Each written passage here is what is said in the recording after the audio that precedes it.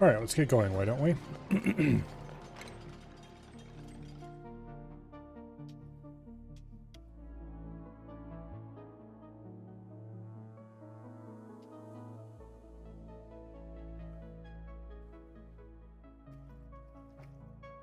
Damn it. Stupid lid. Cap, whatever.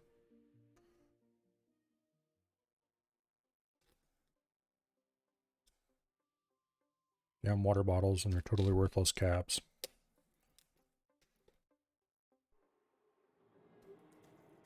There we go. Alright. Give it a second or so to run the simulation for a few ticks. So it updates everything, because saving the current state of the running simulation would be hard or something. Why are none of these alive? Because it's too cold in there. Okay. That will change shortly.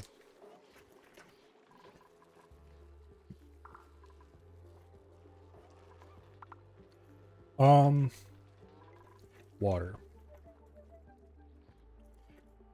I think we need to start working on actually getting this water hooked up here.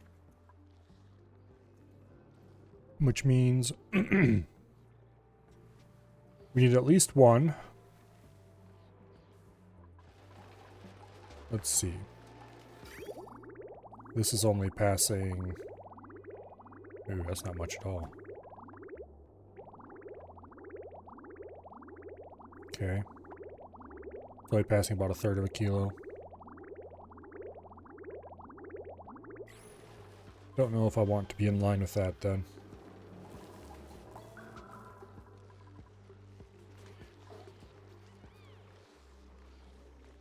No, this has germs in it. Where did they come from? They're over here on the surface, but they're not deep in. And they're not close to the Wheezewort for obvious reasons. Alright, let's go ahead and build another Wheezewort over here, I guess.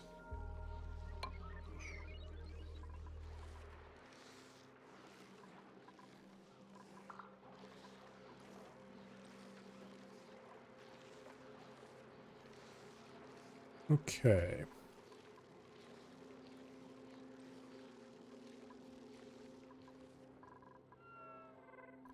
Other than that, where would I have reasonable sources of water to pump from?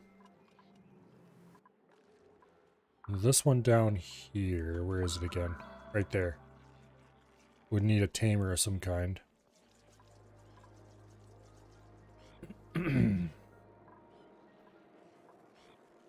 Not much of one.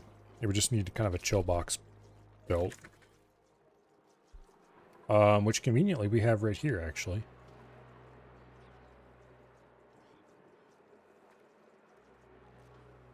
I could pull chill off this steam engine, because it's not working anywhere close to fast enough. So what I really should do is build a box around this and just pump hot water up here. And then something, chill this out.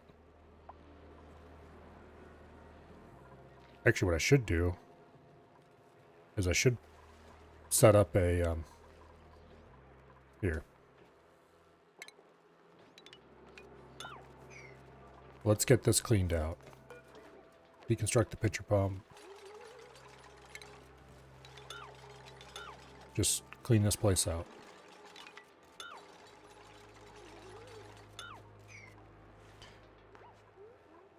Okay. And then we'll put a pump down here in the bottom somewhere. We'll pump this whole room out through a filter complex. We'll sieve the polluted water. We'll desalinate the brine.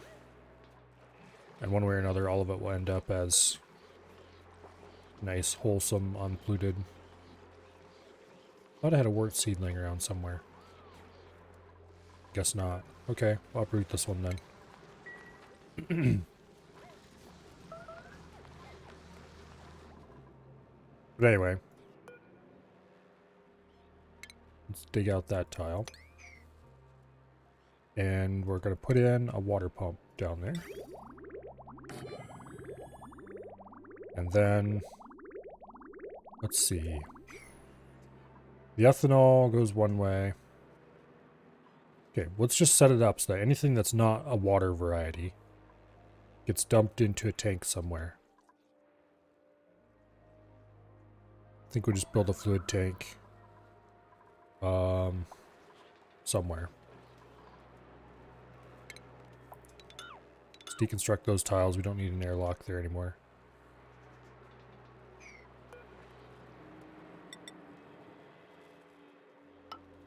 There.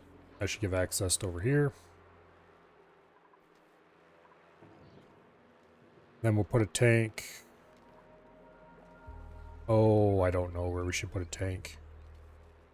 In here, maybe? Just build a floor underneath it. We're gonna need a liquid filter. So first we'll filter out... Okay, first, before we get started building the filtering setup, let's actually build the processing. So, it's under refinement. We want a water sieve.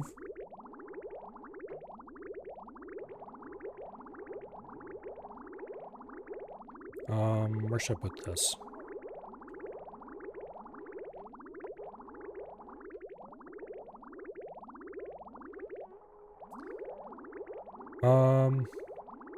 We'll put the water sieve right there.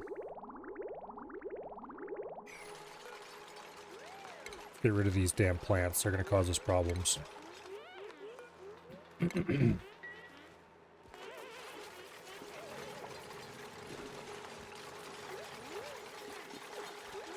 Okay. And then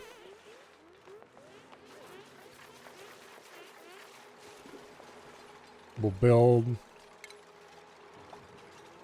mesh tile right there for the sieve. And I'll build mesh tile over here for the tank.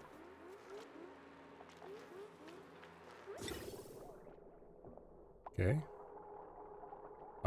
Tank's bigger than expected. We'll have to increase the size of the mesh tile a little bit. Let's see, desalinator's the same width as the sieve? Yeah. So we can build the desalinator there. And the sieve there. We'll put mesh tile underneath the desalinator. We'll run ladders up beside it. And then we'll build our filtering apparatus over here, I think. And our clean water output there. So that means the first thing we filter out is the clean water.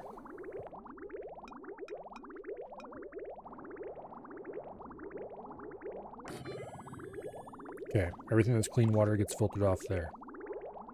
And I just realized these should be reversed if at all possible. Or, better yet,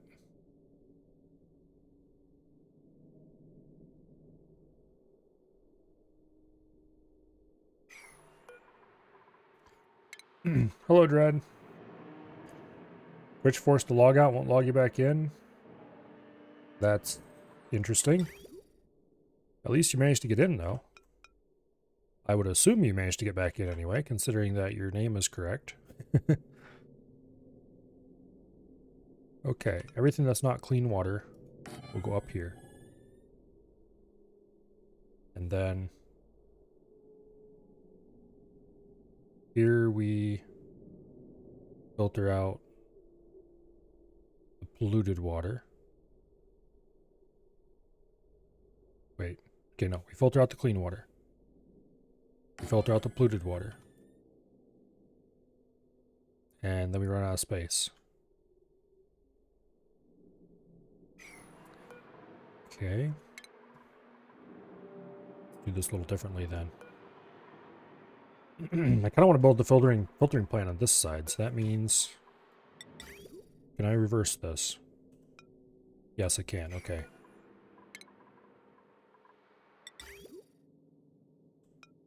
There we go. And as for you, Mr. Desalinator, cancel. Yes, we can flip that as well. Okay, good. Okay. So, clean water gets split off here. Polluted water gets split off there. Salt water gets split off there. And anything that's not water gets redirected back down and into the tank.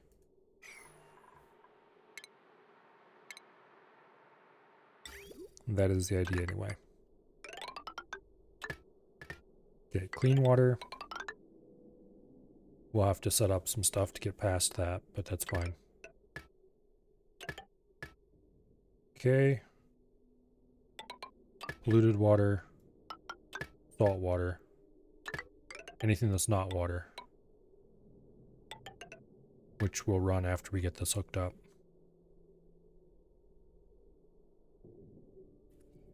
Okay.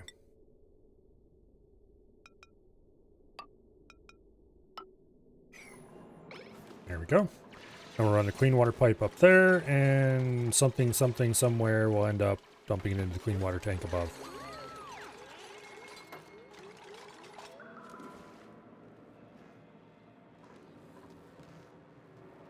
Okay.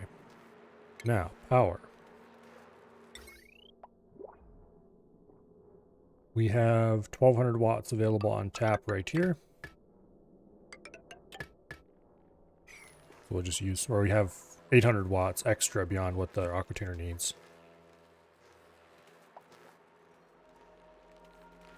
Why do we have a cap of polluted oxygen on top of our steam thing?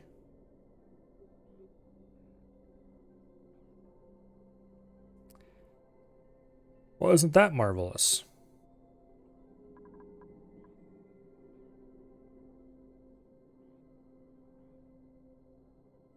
"64 grams of polluted oxygen are holding down 679 kilograms of steam." That's not very likely. Just saying.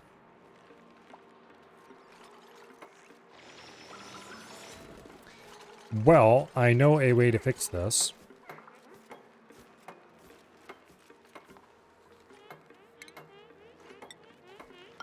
Matter of fact, I know a couple of ways to fix this. Let's try a basic one. We cancel that build. We'll use a insulated tile.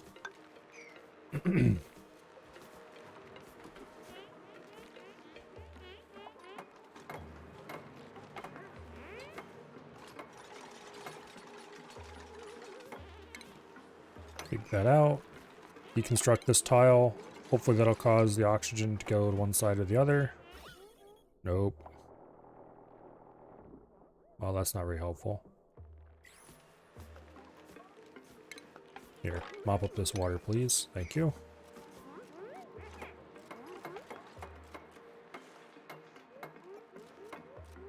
It must have leaked in when I had to open it that time.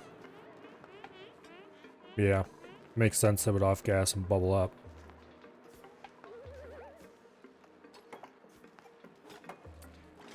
Oh, that's annoying.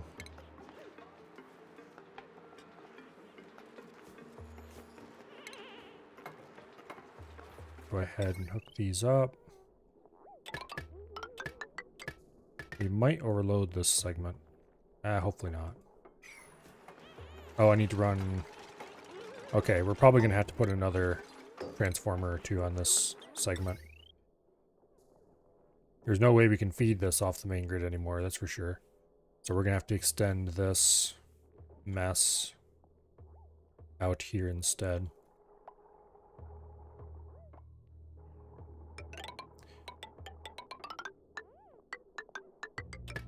There.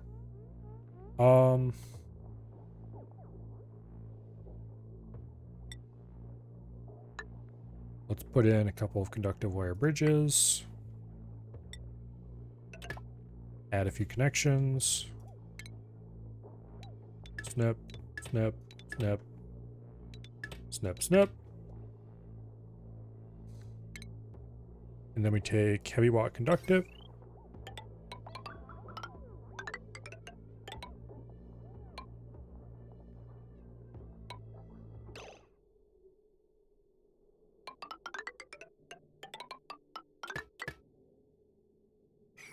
We don't need this bridge. Okay. We do need that bridge, actually. But not hooked up that way. What we actually need is a bit of wire there. Okay.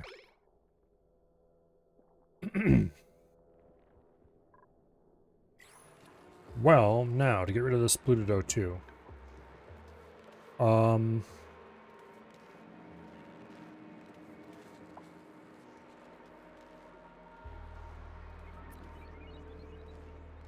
We can keep diluting it somehow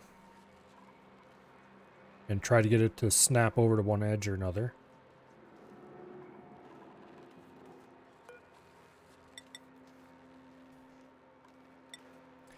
Let's try rebuilding that and just see what happens. Sometimes you make the gases move around a little, they suddenly wake up and go, oh, and zip off to one side or the other.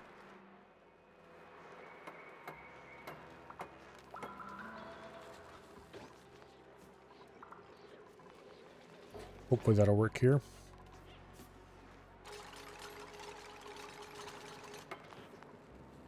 Doesn't look like it.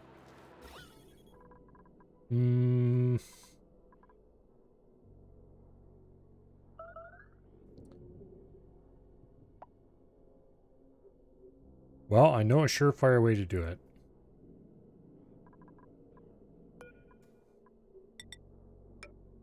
Actually, this will be easier. We can pop it up a tile. Because I can build diagonally here. Should replace this obsidian tile with igneous rock. Get that little bit more insulation.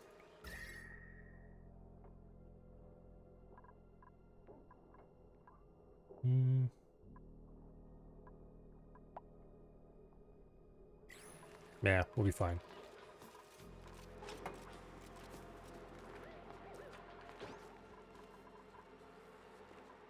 Oh. I needed to put that in there too. Forgot about that.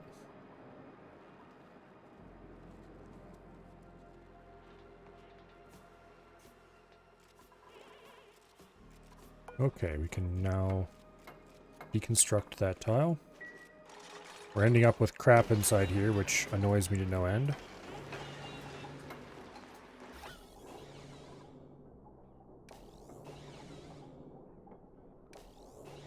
A little bit of polluted oxygen over there.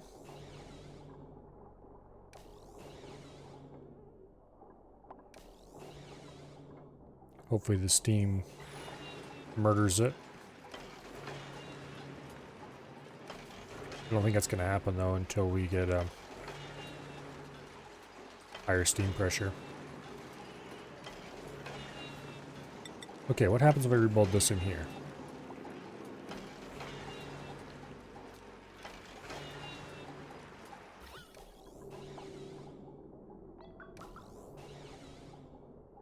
Ideally,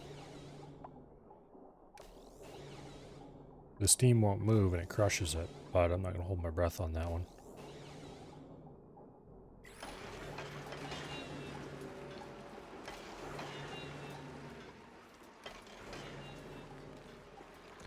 Come on, hurry up and build that wire.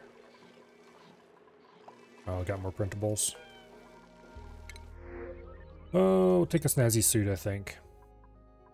Yeah. Who doesn't have one? Survey 2 doesn't have one, and Ruby doesn't have one. Speaking of which... Boom. This should have been stored in there, but apparently wasn't for some reason. I don't know. Anyway.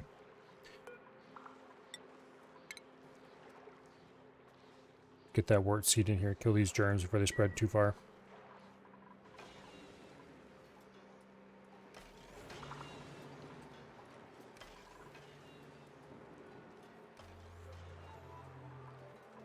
Okay. Now for pipe. Oh, I need to hook these together, don't I? Oh, this is a gas container, you dumbass. Need a liquid reservoir. Okay.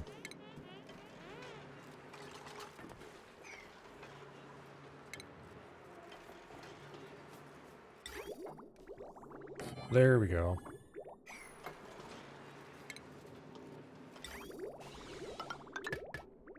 There we go. Okay.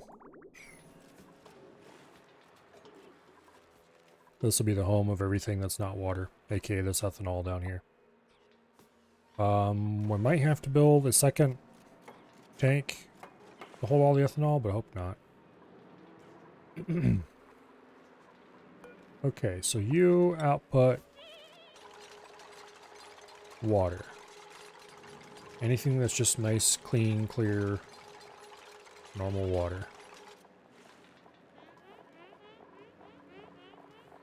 There we go. And you output all polluted water. And finally, you output salt water and brine.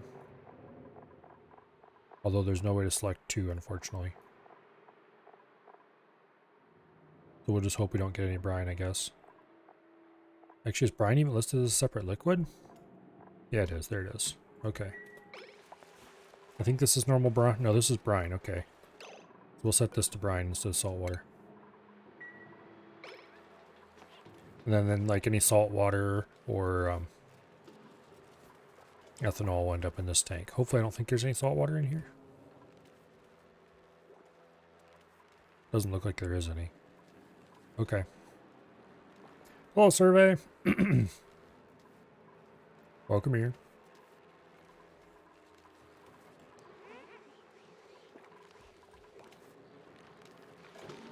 Okay. Have they finished building the conductive wire? Yes, they have.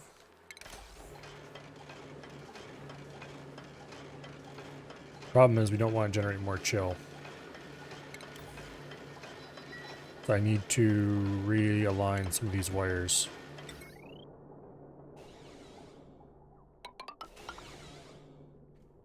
And there we go. Deconstruct that. Deconstruct that.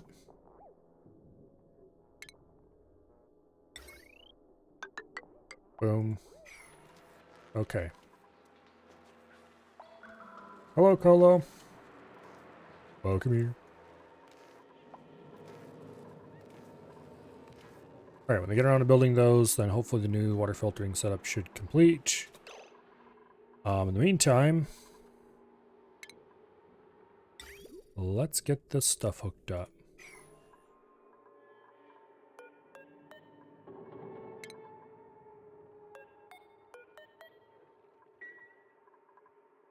Here. Want to snip that line and snip that line. Wait for that to clear.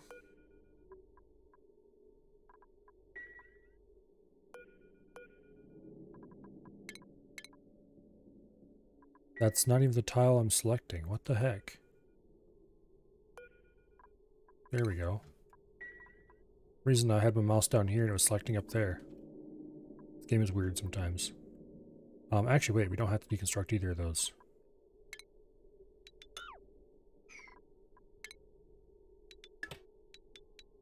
Just disconnect on both sides. And then we can drag right on through. Let's see. We want to dump into this pool. The way to do that is going to be... Actually, we really want to dump into this pool.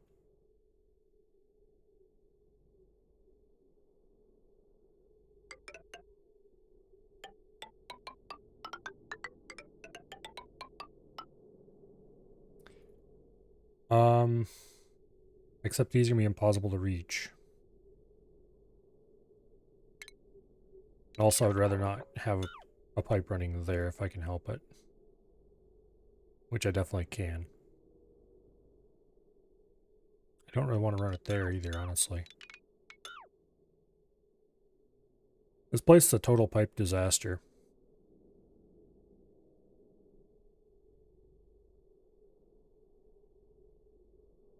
I could run it down this pipe and then filter it and send some up here.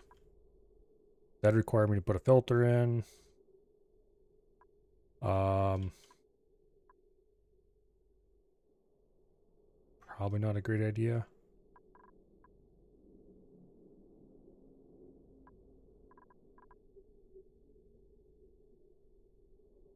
It would be very easy because I could just run it in like right here.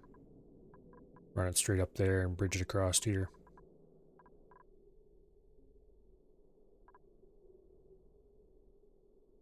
But that would turn this into even bigger pipe disaster.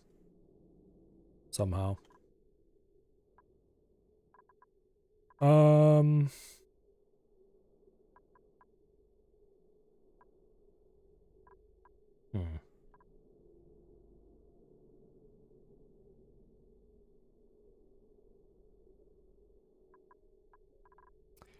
I don't know how I want to run this.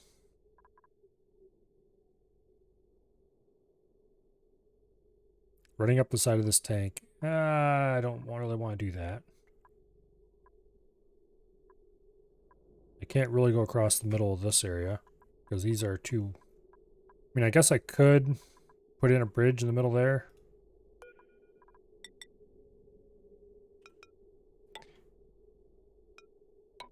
Like that.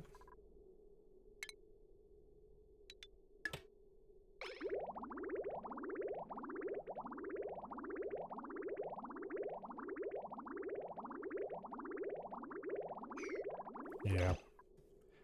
Probably gonna be the best bet we're gonna get.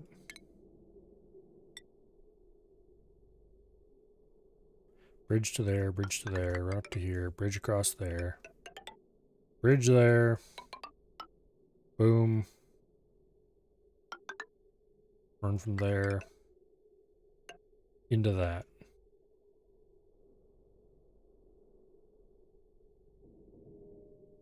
And thereby make the pipe disaster even worse.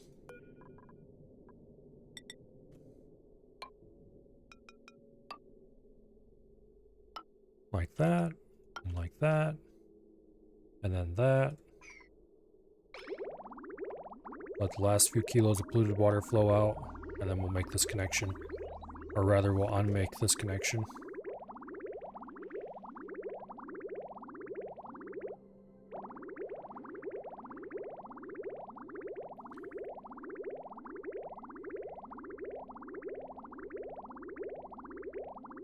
Come on, hurry up.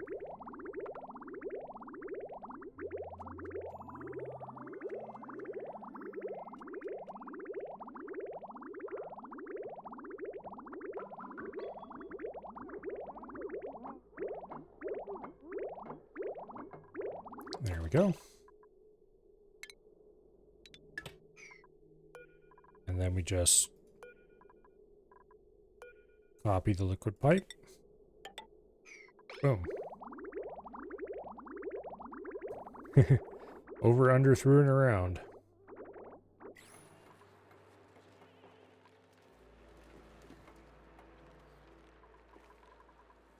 And once they build these couple wires here, the system should kick on.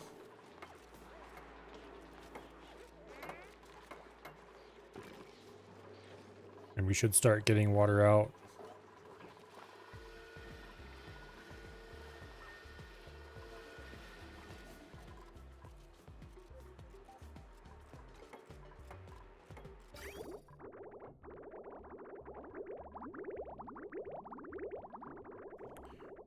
Okay.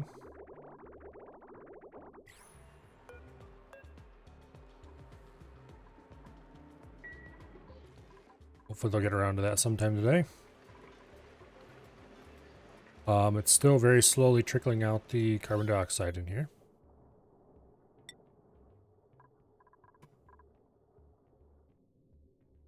Emphasis on very slowly.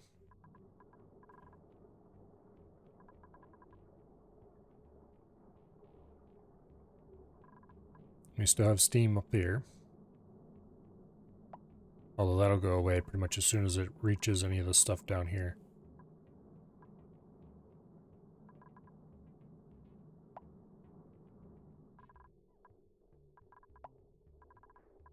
Hopefully.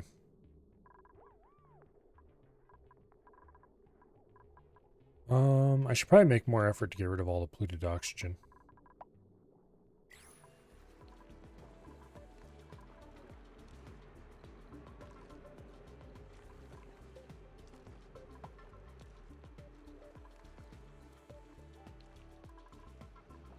Oh, got our first couple fry eggs and our first couple pacu in here.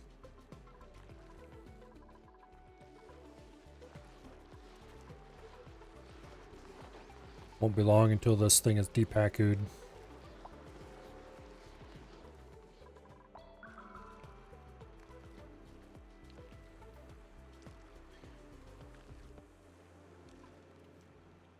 Hopefully it won't be long anyway. And this is now considered a room. That is such a stupid mechanic. But anyway, there are 6 pacu, or 3 pacu and 3 eggs.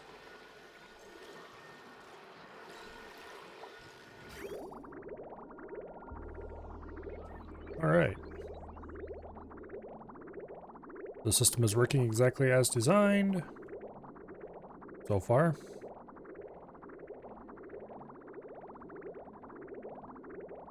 This is almost full already.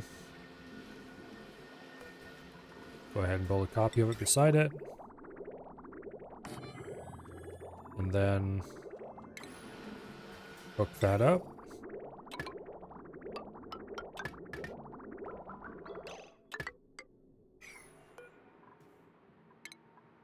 There.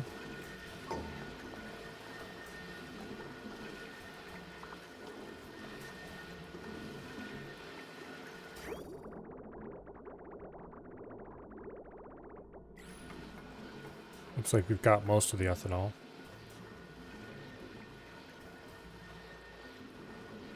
Why is this only running sometimes? Oh, because it's getting small amounts of polluted water.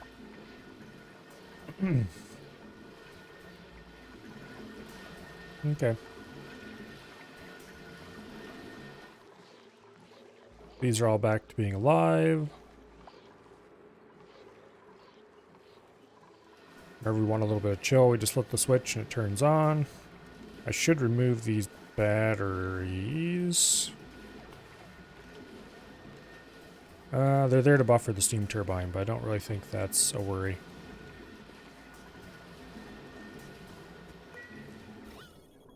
Looks like all that oxygen has gone the way of the dodo. Which is exactly what I wanted. Although now we have random chunks of igneous rock inside of our steam box there, which I do not appreciate. This continues to go down slowly.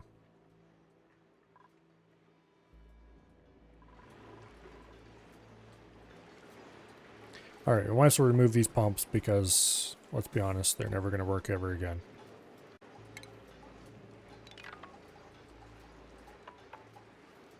Boom.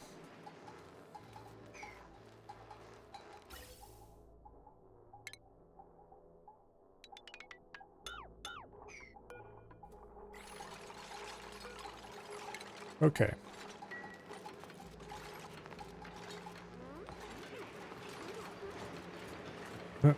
This froze all the water that was behind the steam turbines.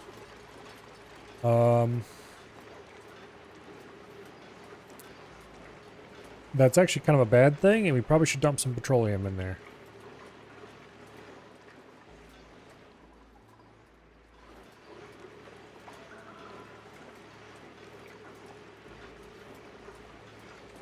The polluted water is leaving at 22 degrees. This is actually going to make these hard to cool.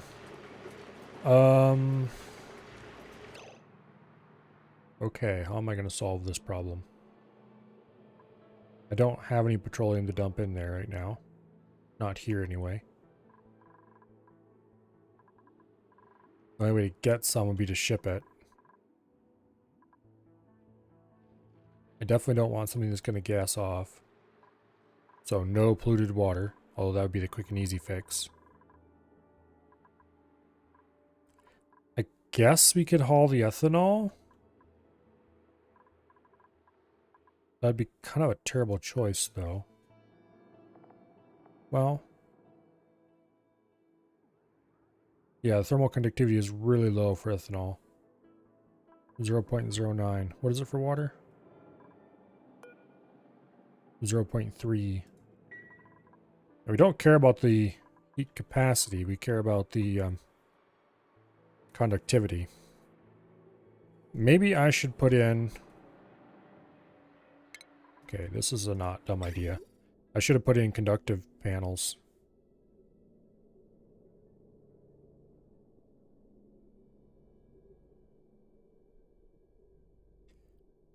Okay.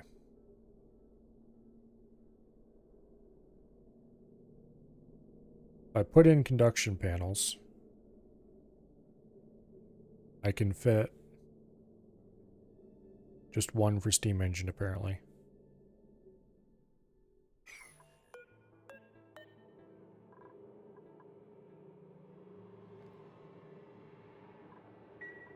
Okay.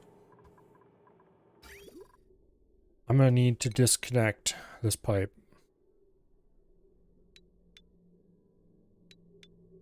Because if I don't, then we're going to have pipes full. Okay, deconstruct that one. Deconstruct that one. We'll add in conduction panels made out of something appropriate. Aluminum seems like a good choice. Or a reasonable choice, anyway.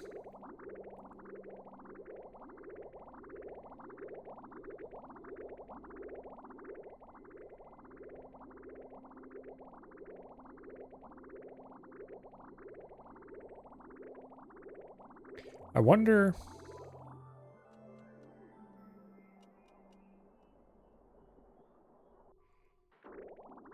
with overlapping buildings, I wonder how well it would work if you use these things in heat exchangers instead of radiant pipe.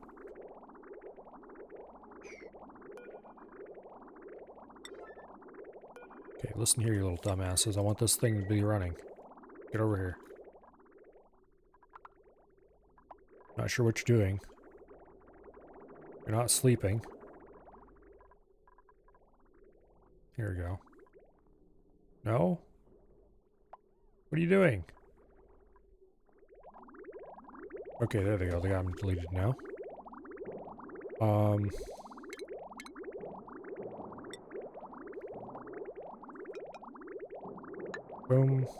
And boom. Then we're going to want to do the same thing down here to each of these. We'll let it start flowing again, and then we'll snip this.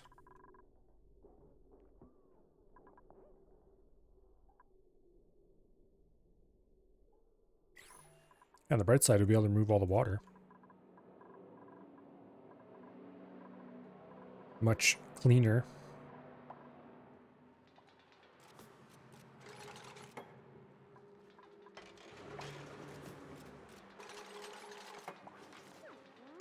And it should keep the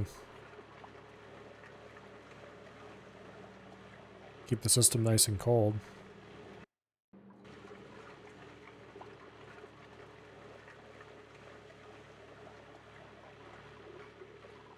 Okay. Now, do another little snip over here.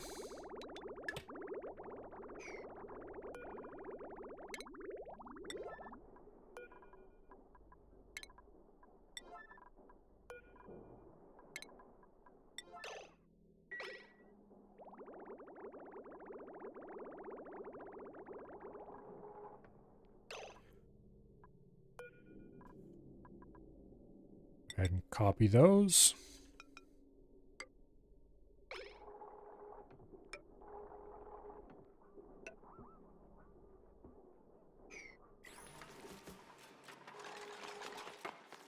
Then once it starts flowing again, we'll have to make another snip and then remove these two. I'm being very careful not to accidentally dump any polluted water in here, because that would be a disaster.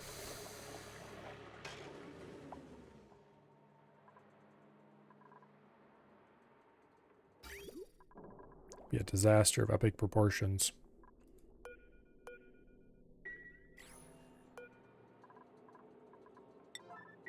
Please build the damn conductive panel, thank you. Yeah, they'll get around to it eventually, I guess.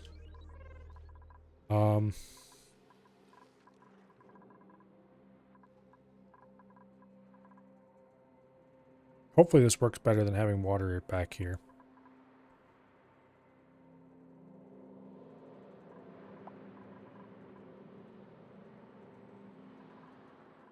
If I can sweep up that mess, that'll make me pretty happy.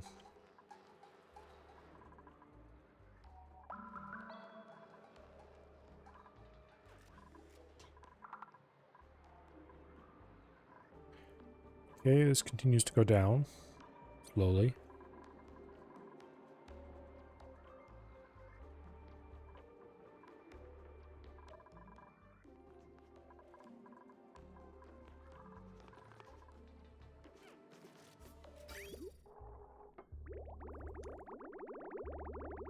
There we go.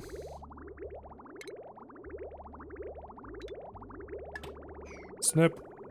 Deconstruct. Copy. And then whenever they get around to this,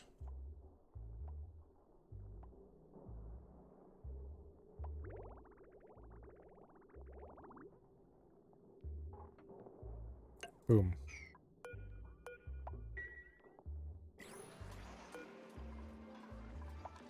Boost the priority, make sure they do that quickly. And that should get the cooling loop running again.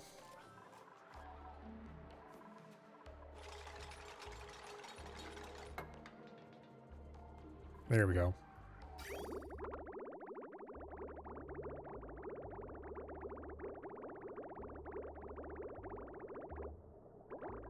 Okay, water's coming out of the system at 22 degrees. Coming out over here at 24. There at 44. Picks up quite a bit of temperature going through this. This is going to freeze soon. And then coming out the other side of this at 47. Alright. I'm not going to remove the water here just yet. It won't hurt anything to leave it alone. I am going to remove the water from over here, though.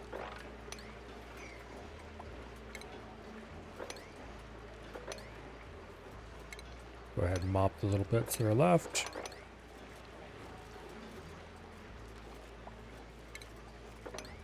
Give everybody something to do.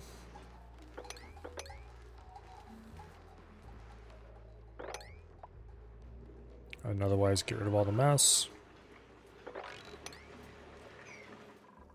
Okay.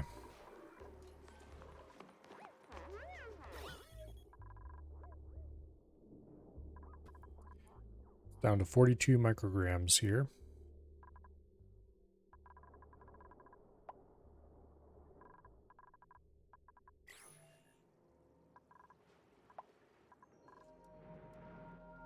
Okay.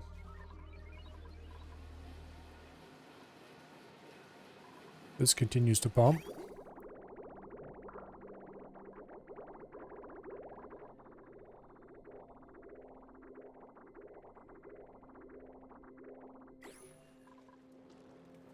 Alright, how many of these little bastards do we have in here now? 11 already.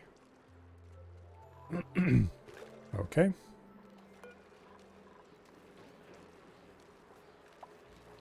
As far as I can tell,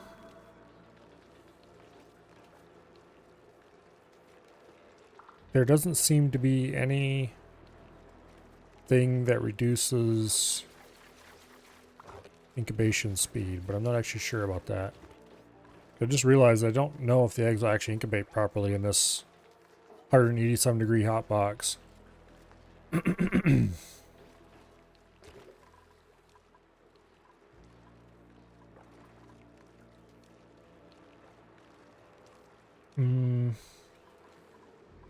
is actually a minor concern.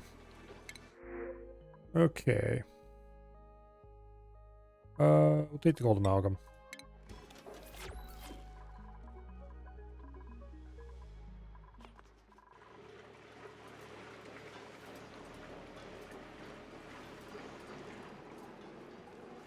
$43 degrees. When I say this is gonna freeze soon, I don't mean it's gonna freeze like right away. But at the rate things are going. Oh wait. This has turned into a vacuum up here. The steam's all settled out. Awesome. I was about to say that the way things are going, it will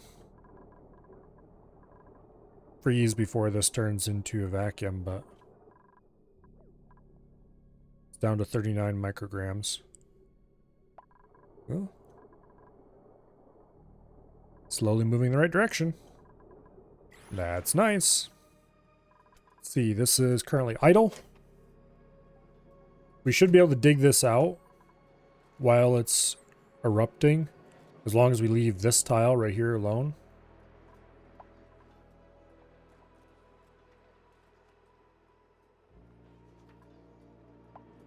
Yeah.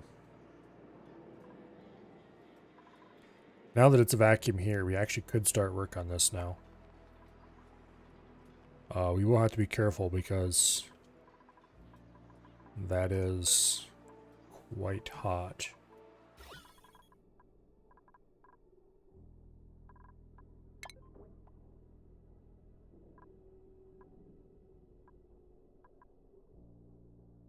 Hopefully by opening another path to vacuum it will... See, every path there is between very low pressure gas and vacuum, it should increase the dissipation rate of the gas. I think.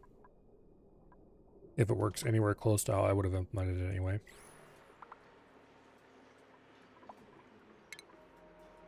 Okay. Let's go ahead. Oh wait, this has to be obsidian. Because this is going to have direct contact with the magma. I was going to close this up and then I realized this is open specifically so they can still get up once this is built. Okay, actually, this gets deconstructed first. Then we build this, because we have to sweep out this area here first. I guess we don't have to, because it would technically melt whatever materials we left laying in there. It should anyway. Speaking of which, these wires are both made out of steel, right? Yes, they are. Okay, good. Everything in here has to be higher melting point.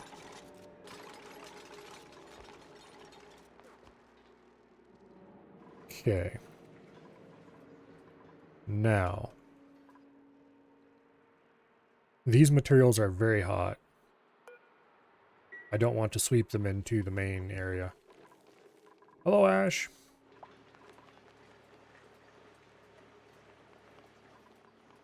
So I think I'm actually going to put an auto sweeper in here. Temporary.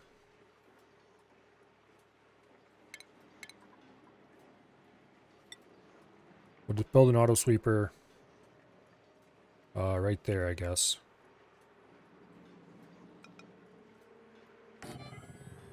And then we'll put on conveyor loader.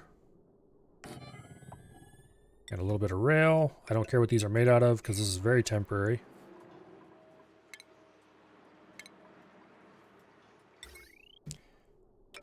Boom.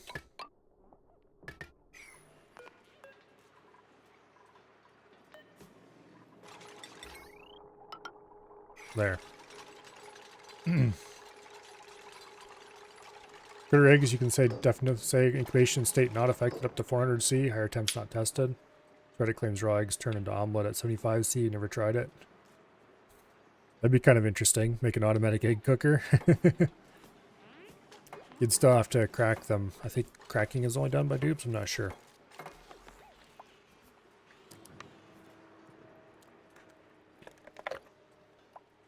Okay, this accepts everything. So this will run the hot rock through the cold box, where it should cool down quickly enough to come out nice and chilly. Yep. Okay.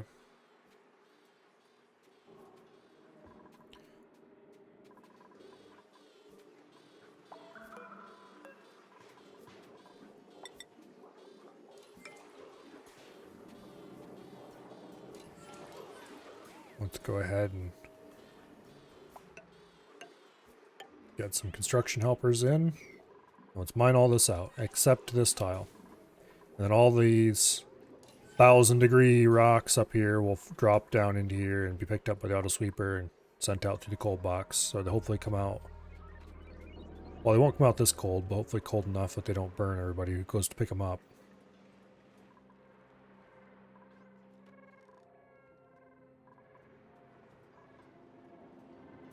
Eggs turning into omelets would save you like 15 minutes every morning. Personally, I don't like eggs. Can't stand the damn things. The only good use for an egg is to make baked goods.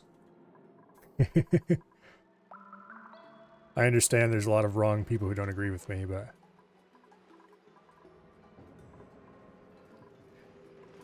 for some reason, I just don't like them.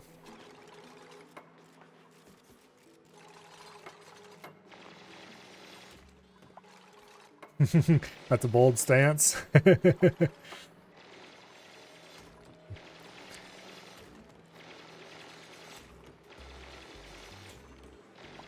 Although I do have to say,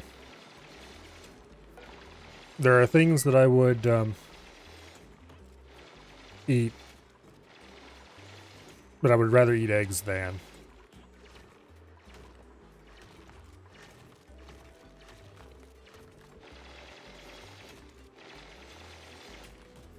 They're not my least favorite food, but they definitely come very low on the preferences chart. Here you go, digging again? Yep.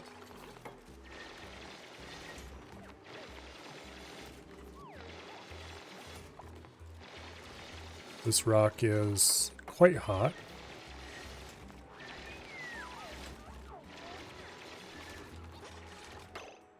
Uh-oh. Something released a bunch of steam. Where did it even come from?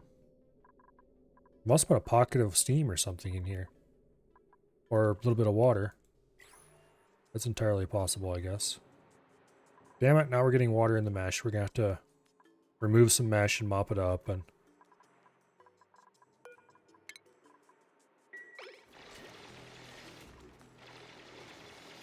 Fun, fun. Okay. Well, there's no point in stopping, I guess. Oh, this rock dropping into the bit of water here is what did it. Actually, this is kind of a good thing.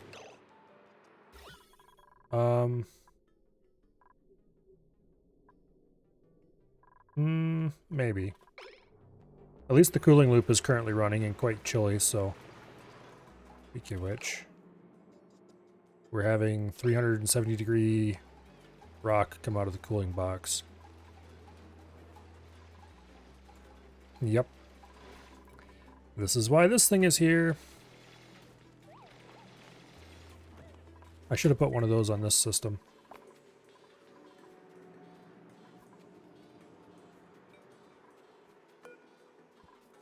Okay, let's remove that abyssalite. I don't want anything sticking out that can hold up bits of rock. We just have to wait for all the water to drip out. Okay. Very tiny amounts of steam in here. Hopefully we won't actually end up with steam in the, or water in the mesh, because that would be very annoying. Speaking of which, all this mesh is definitely steel, right? Yep.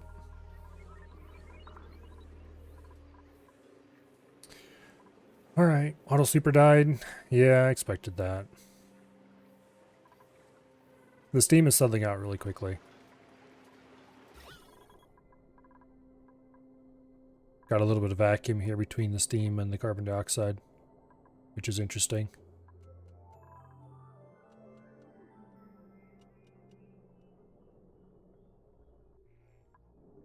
I think it's because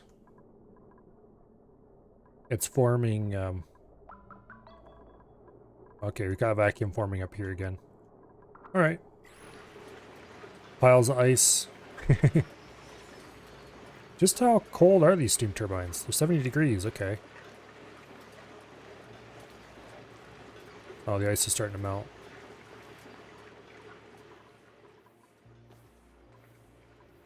Yeah, this hot rock is what did it.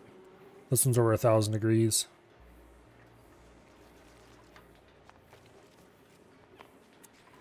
I might have to put in a detector to divert and recycle rock that's over a certain temperature before we go through the hot box.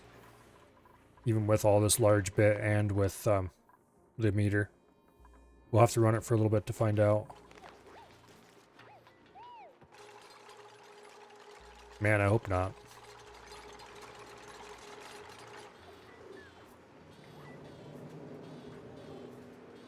Still over 1,000 degrees in here.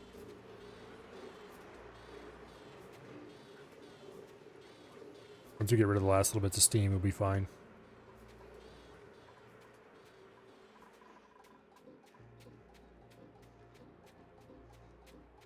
It's gonna get very hot up here soon. Thankfully it's above a cold biome, I guess. We're just gonna be encouraging the cold biome to melt is the problem. I don't know.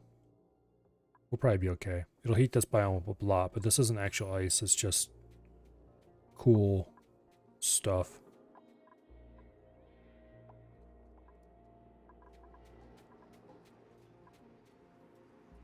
This is why I didn't run this into the main conveyor rail.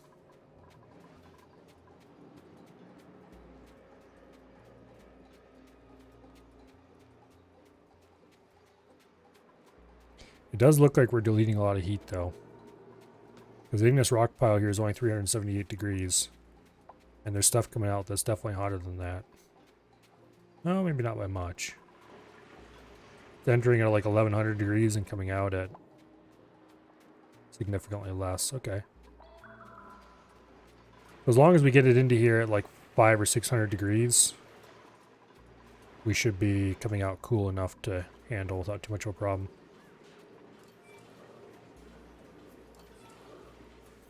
We have to build a bridge in the cold biome with more melts.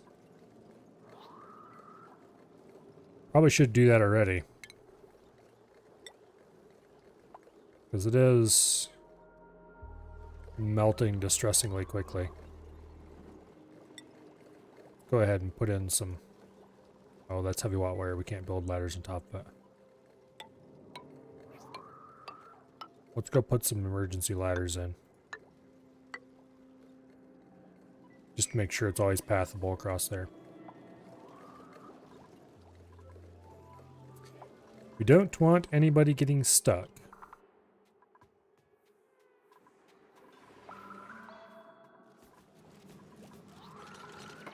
It's not even that warm over here. I mean, I guess it kind of is, but... The anti-entropy thermal nullifier just isn't... I mean, it's making things cold, but it's not... the gas isn't being pushed around, so it isn't making it cold enough. If I had an easy way to pump gas around, just like blow it like a fan from here to there kind of thing, that would be really nice. Unfortunately, the game doesn't really have a thing like that.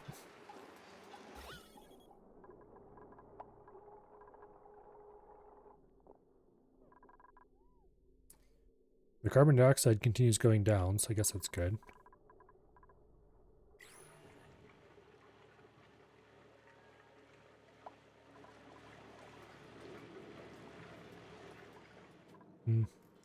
Pumping an area full of steam is a surprisingly good way to get a vacuum.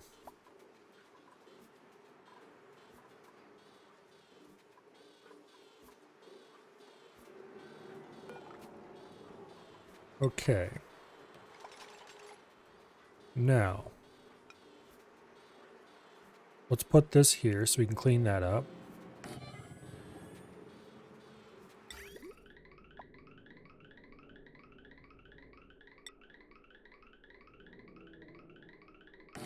Like that.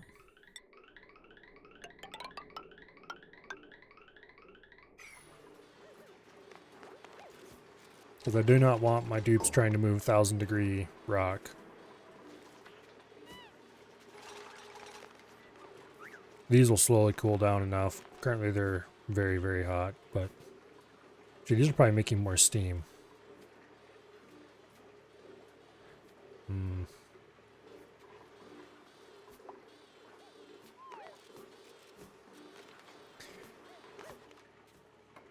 Well, technically we don't need this steam. We don't need this water here anymore. Let's do a bit of mopping.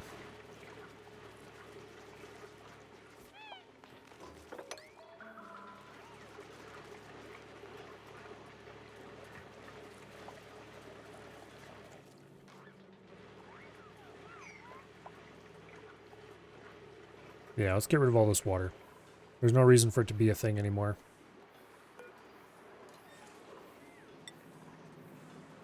Oh, we need to run power up to that.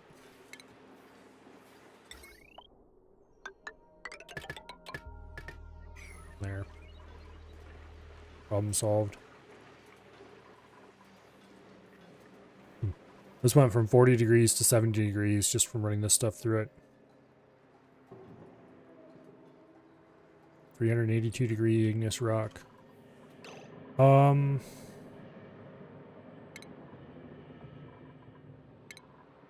Is there an easy way?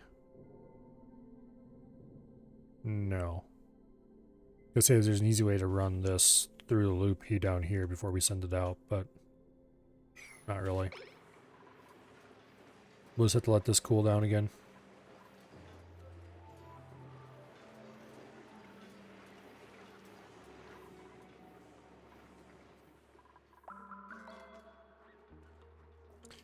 Alright, hurry up you fools, I need you over here. In suits and mopping.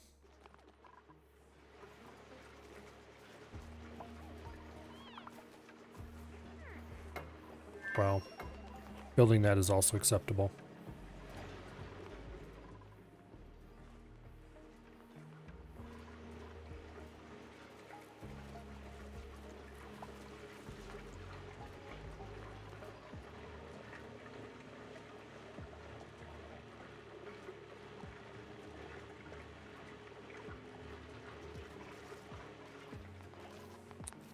Mop, you little fools, mop.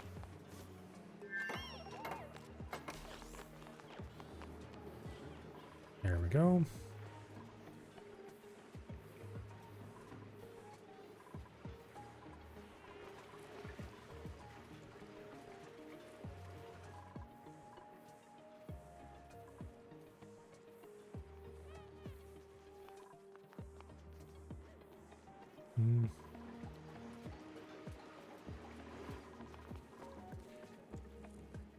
Carbon dioxide continues going away.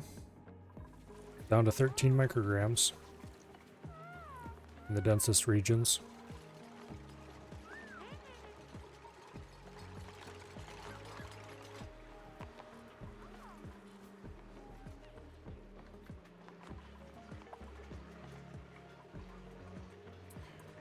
Okay, we'll clear this out eventually.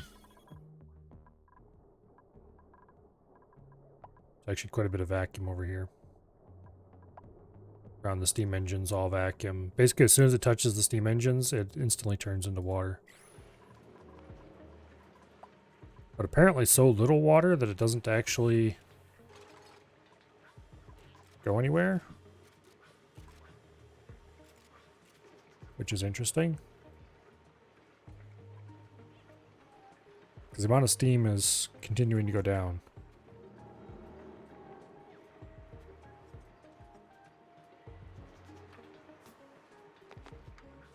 Yeah.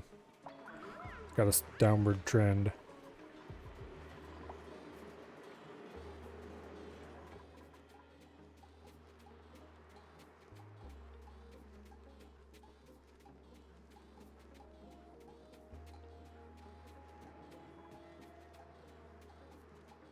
Okay.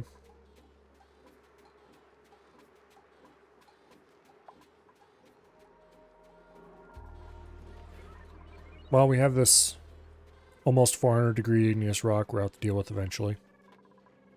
Okay,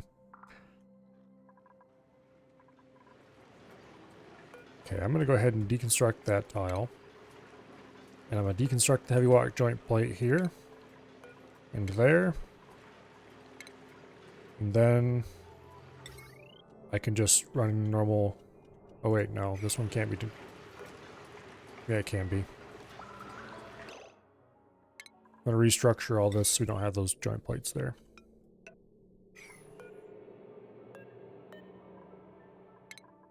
There.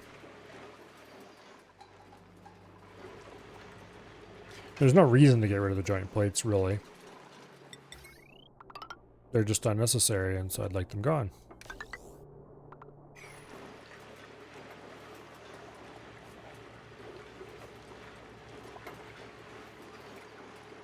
Okay.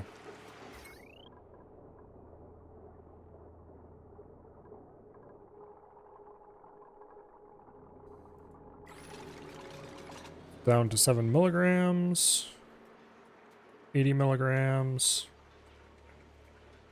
In the microgram range. This is back to being a vacuum again. Mostly. Yep, okay. And the carbon dioxide is slowly retreating down this hallway, so it's almost completely gone. Yay! Victory is ours! Also, there's so little steam in here, it appears to not form water, so that's good. We won't end up with water in the grids.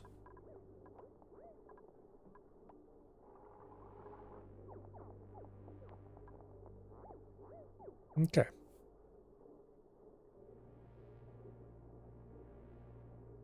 So once we finish cleaning all this stone out of here,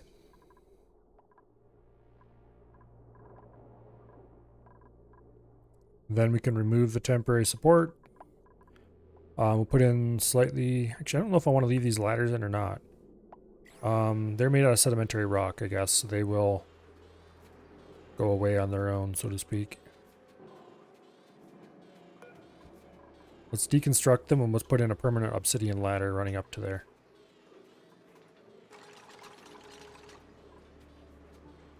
Once we get rid of the last bits of rock laying down here on the bottom anyway.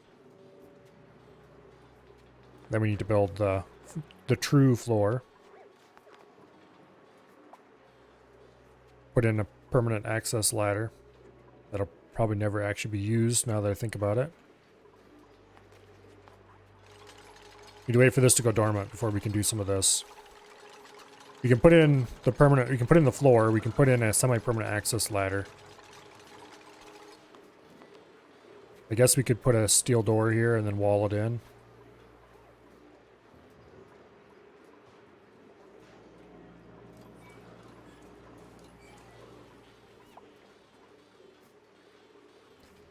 I kind of want to scan it though. Because I want to be able to check it and see how long it's going to be active for and stuff like that. So we're going to wait till it goes dormant. Then we'll dig out this tile.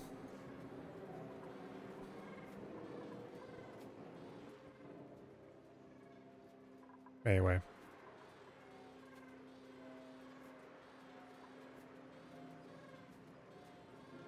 I'm probably not going to bother hauling that rock away because, yeah, no.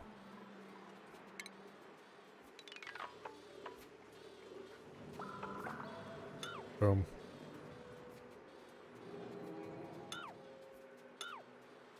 Start removing the ladders from the top down.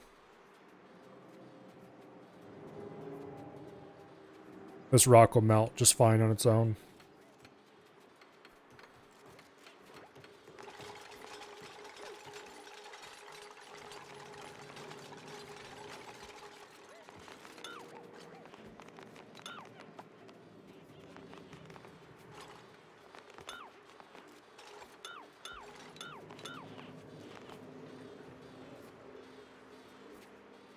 Yeah, we'll run an obsidian ladder up here. What is the cheapest They're not necessarily cheapest, but the easiest to melt ladder we can possibly build.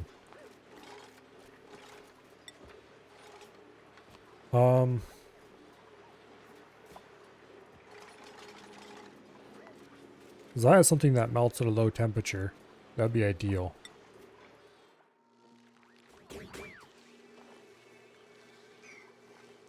This sedimentary rock melts at 1700 degrees.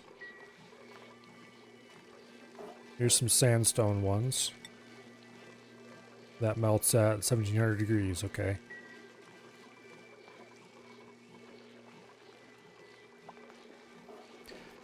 Don't think I have anything that is going to work for this. Actually, wait, plastic ladders maybe. No, because they'll melt into... They won't melt into the rock. We'll take fertilizer. I could build a plastic ladder and that would melt very easily, but that would turn into naphtha and gum up the works. So that'd be a very bad idea. I think I'll just go ahead and build cheap sedimentary rock ladders as far apart as I can. That would be funny? No, it would not be funny. That'd be exactly the opposite of funny.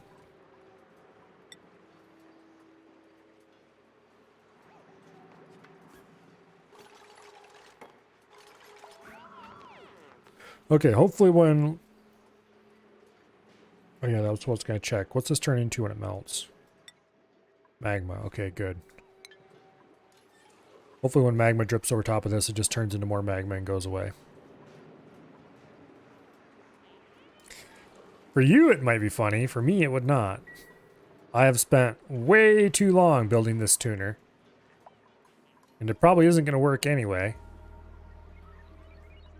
Considering there's a lot of things that can go wrong with it.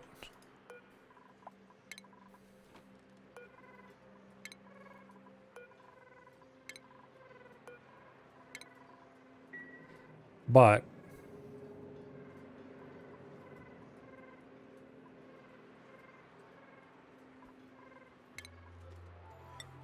okay. This has to be obsidian.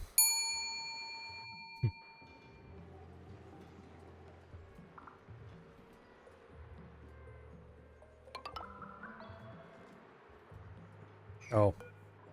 Yeah, that one doesn't get deconstructed, you're right.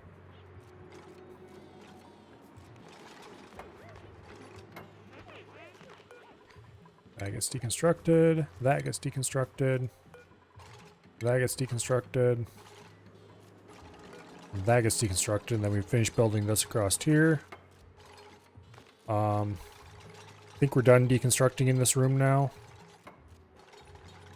So we can go ahead and remove the auto sweeper. And the conveyor loader. Boom.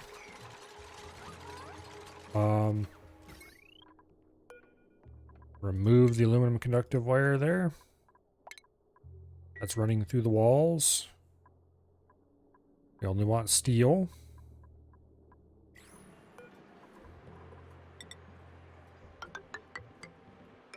There we go.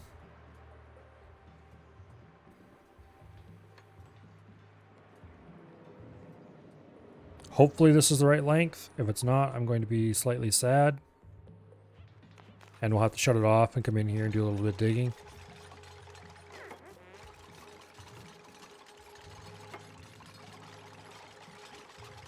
These fools are going to trap themselves, aren't they? Called it. Hey. Rescue Tread, you fools. At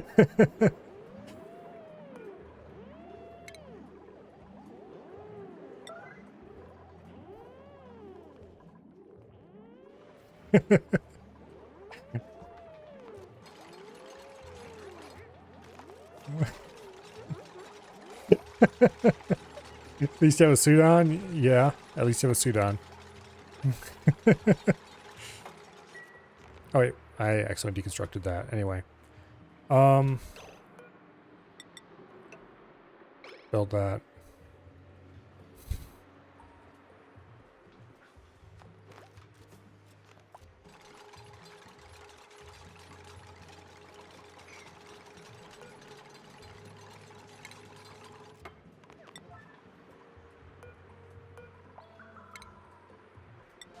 Make sure to sweep all this mess out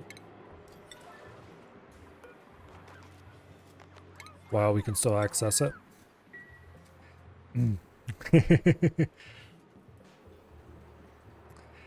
Oh, dupes.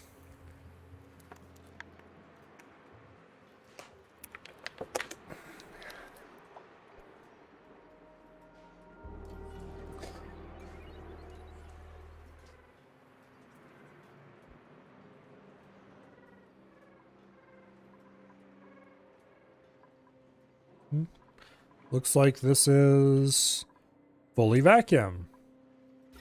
Heck yeah. All right. Now, as soon as it stops being idle and becomes dormant, we'll be able to go check it.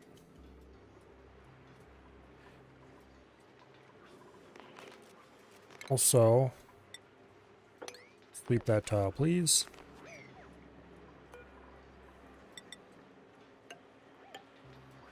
Build those two.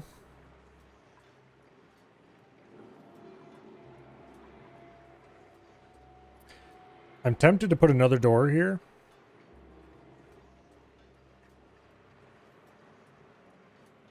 So that I can shut this off in case of emergency, so to speak. So I can still get to this section. Is that spike not too big? Okay, he did get out of that. Don't think so. I think it's supposed to be 10 tiles long.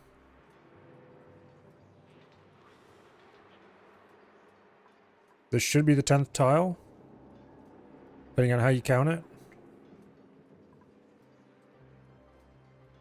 So this should work. I think. So I don't know if this counts as this, because this is the origin tile.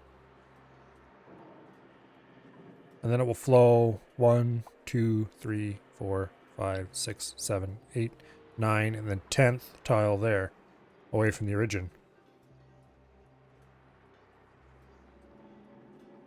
I think. I should probably go consult a video on it or something. Origin tile counts? Well, in that case, we might have to make some minor revisions to the design. Namely, remove this tile. Let me see if I can go find a picture of it, one.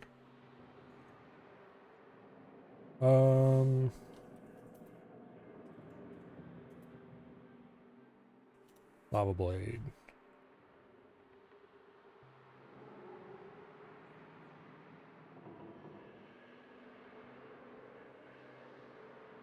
Okay.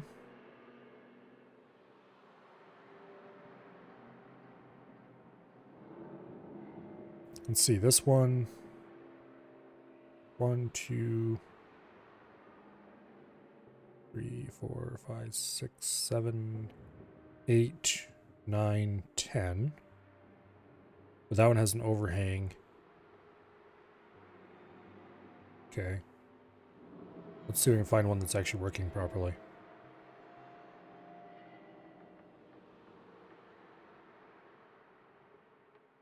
No, I want an actual picture, damn you.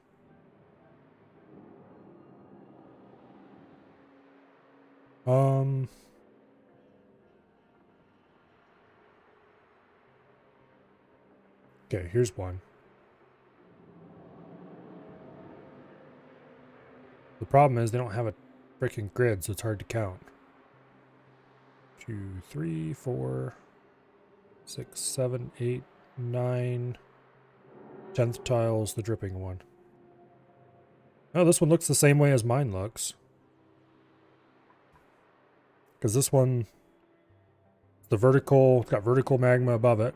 And then 1, 2, 4, 5, 6, 7, 8, 9, and 10. So I think this is right.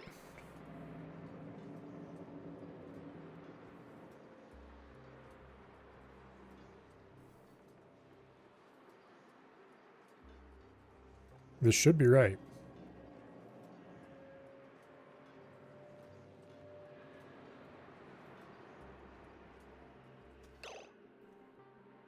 So let me see if I can... Here. Where is the wiki? How exactly do they describe?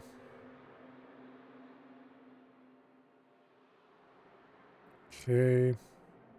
They don't actually describe how far it can flow. That seems like really important information, wiki. That said, I have found things in this wiki that are just flat out wrong before.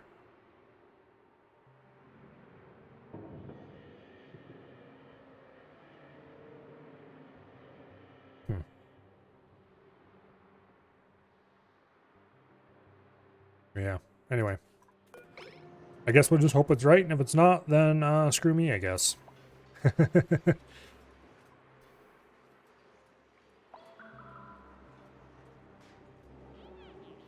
Although I am going to install a second emergency door here.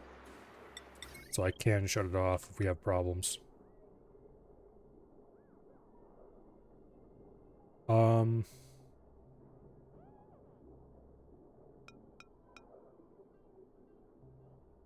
How do I want to build this door?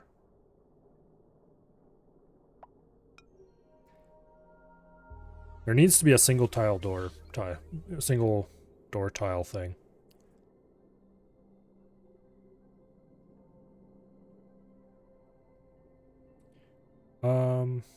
Because there was, I just put it right there. Part of me wants to build it like this, so I can safely get in and remove this tile if I have to make it shorter.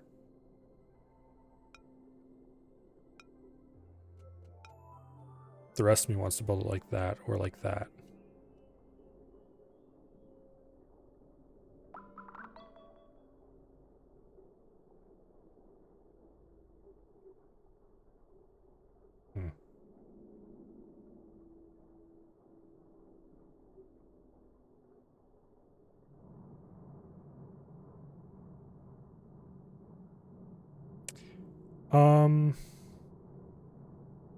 How about we just don't build one?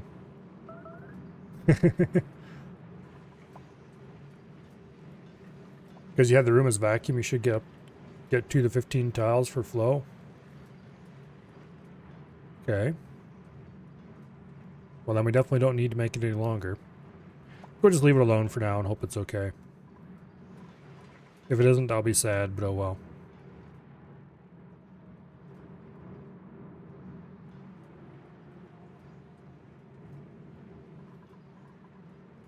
But that's why we have a door here. We can shut it off if we have to. If it's dripping too fast or whatever. If it's dripping too... if it causes to start like dripping too fast and gets all the way down to the bottom here, then we'll be able to shut it off. Dig it all out. Put in a liquid sensor like here or something to shut it off if it starts getting that far. Although that will cause problems of its own. Which I don't know how I would do that. Because we can't put a mesh tile on a liquid sensor in the same...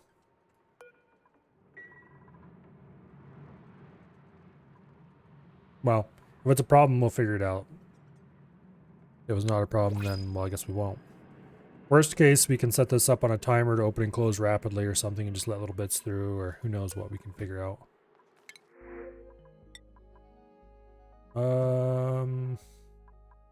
Gold amalgam. And if it's flowing, if it's not flowing at all, worst case, we can just go remove a little bit of the end of it. Or somehow get into here and remove a little bit of the end of it. One way or another, I'll make it work. Looks like most of, if not all of, the Pacu have moved. Okay. Did those little bastards eat the wort seed before they left?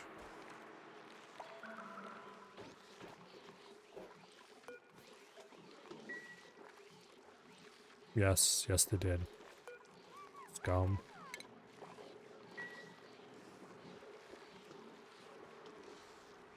Oh well.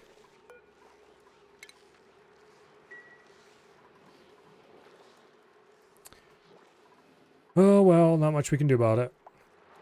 This is getting almost full.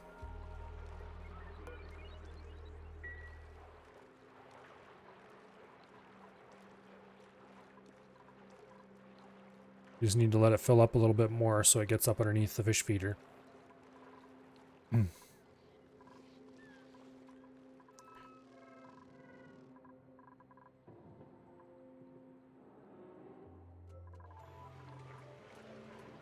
Haven't listened to you to put water from the turbines in the heating chamber? Yeah, I did. This is where the turbine water comes out. Right above the auto sweeper.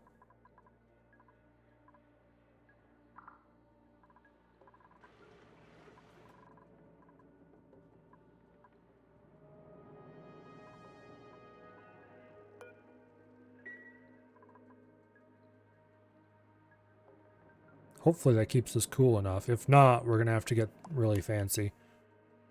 We might have to run a, I'm not sure what. Something to keep it cooler.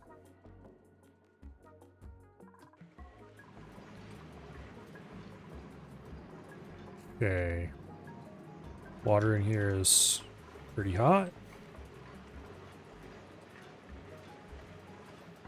Entering at 70 and coming out of there at 90.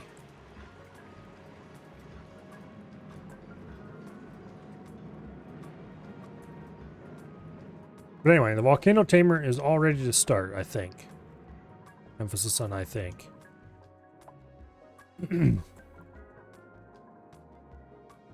Maybe I should add more temp shift plates.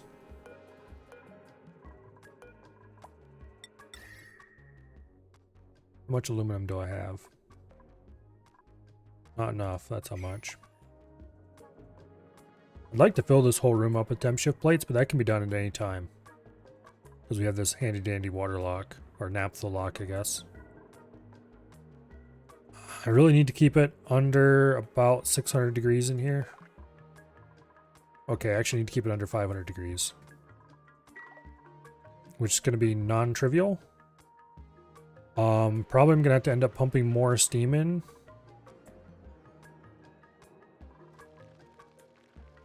I probably should set up the piping to do that now.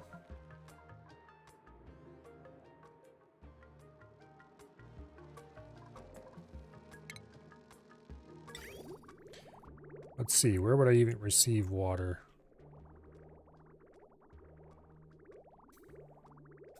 Should have set it up so the bathroom overflow dumps in here. We can just collect the dirt and dump it somewhere.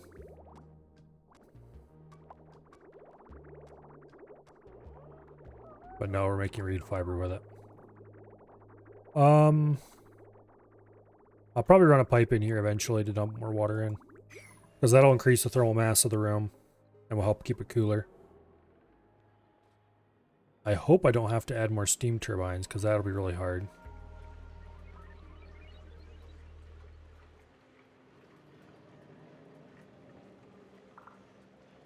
Practically impossible, actually.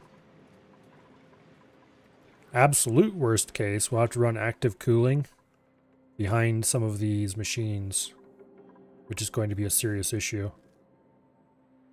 Or should be plenty, I hope. Yeah, aluminum volcanoes produce a lot of heat, so since those could almost run fine on one. If it wasn't with the aqua tuner, like if we had the aqua tuner somewhere else and we're getting cooling loop for the steam turbines from somewhere that wasn't here, this could have run fine without the aqua tuner. And then we would have been able to just run one steam turbine on it. So since these are getting active cooling from elsewhere, namely here, hopefully we can keep this cool on 4, no problem.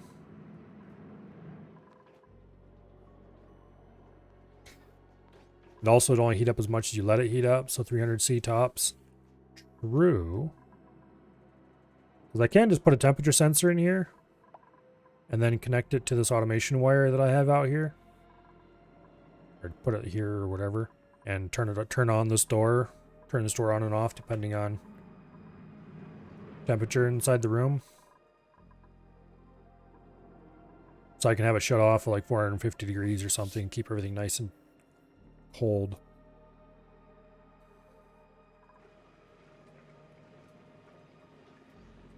I want to change that cobalt pipe drop to steel or aluminum.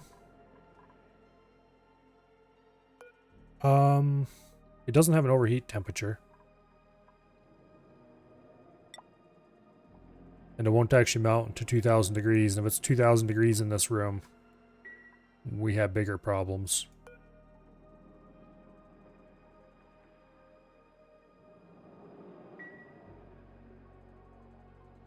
Yeah, for now I'm going to leave this door on manual control. But at some point, we'll probably make it automatic.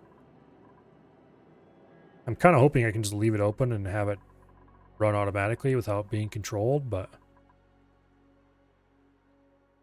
we'll see. Because technically the way this design is supposed to work is you have these stair steps just right off the side of the volcano. No blade or anything like that.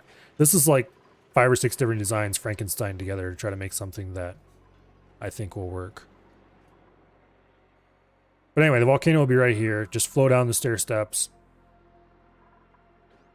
And don't control the lava or anything. You just let it flow all the time. And that drops the hot rock right beneath the stair steps. All the stuff inside this room isn't here. It's just a whole bunch of temp shift plates and tons of steam. And then along the side here, you would have a window type arrangement to get the heat into the hot box or the steam box. And you have these doors controlled by the temperature sensor in this room. And that way you can get the steam exactly the temperature you want, while this room just uncontrollably gets hotter and hotter and hotter.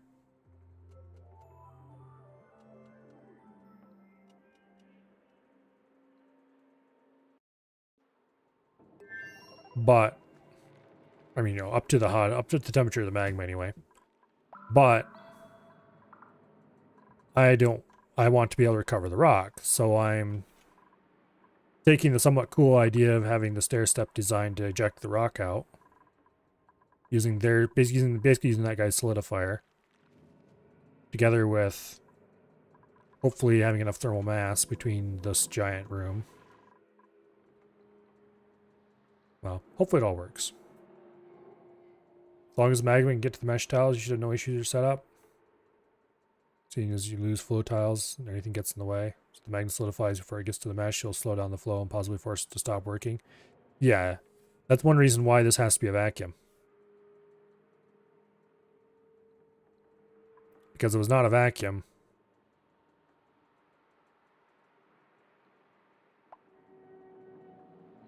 Also not make it all the way open, make it able to open in 1 second every 20 seconds, 100% golden.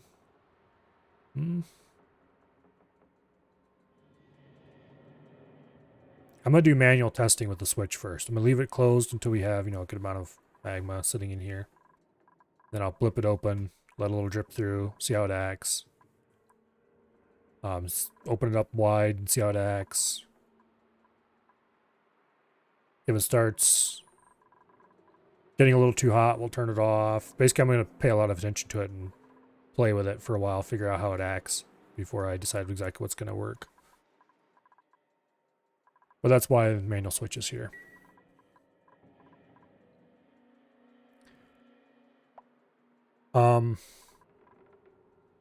There's several things that I know already can break this thing.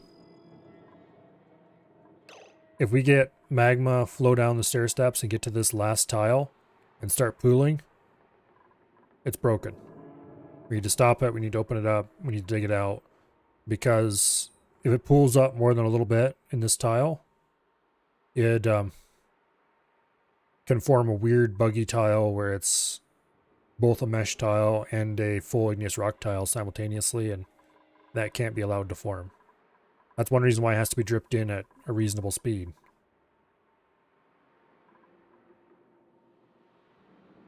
I mean, the original design used stair steps, so they didn't have to drip it in at a decent speed, but you had to make the staircase long enough that it could never drip off the end, drip all the way to the end. So I'm hoping this will work. But experimentation will tell us for sure one way or the other. Okay, why is this still full of crap?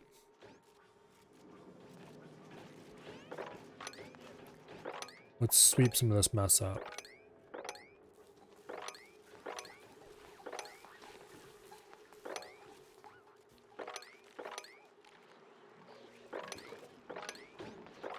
Got clay laying all over the place, dirt laying all over the place. Place is a bit of a disaster zone.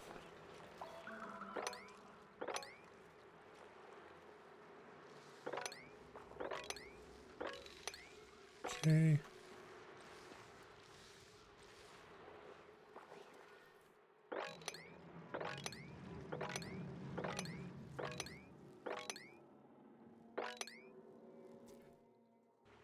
Go ahead and issue some cleaning orders. I don't know if I want to sweep these up just yet. Yeah, 700 degrees, 400 degrees, 200 degrees. That's the ladder, is 200 degrees. Don't think we want to move 700 degree igneous rock out of here just yet.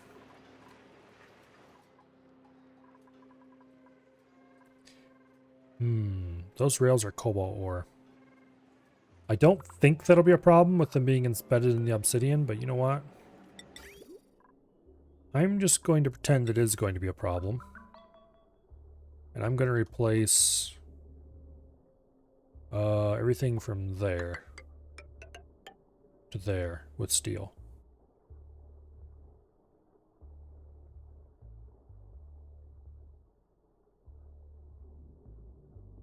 Vacuum so it won't get cooler till it moves. Yes. True. I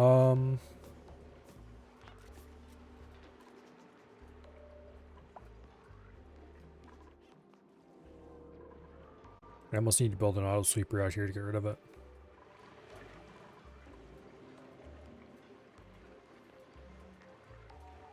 I can always just leave it lay there too. We do have a cooling loop right beside it. So... no, because background... I was thinking temp shift plate, but that won't work because background tiles don't transfer with items sitting in front of them. It will get cooler while touching tiles. Yes, but it's touching insulation tiles. Which admittedly though, that particular insulation tile is a lot hotter than the rest of them. Most of the rest of them.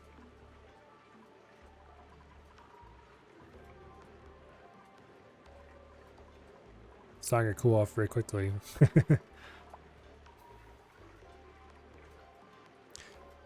These ladder tiles are like 300 and some degrees. That's all steam transfer, I think.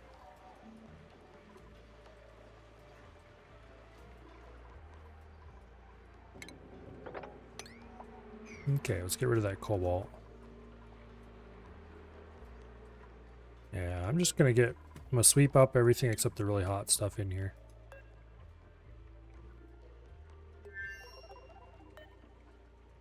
$400 sedimentary rock, 700 igneous rock. We'll just leave them alone for now.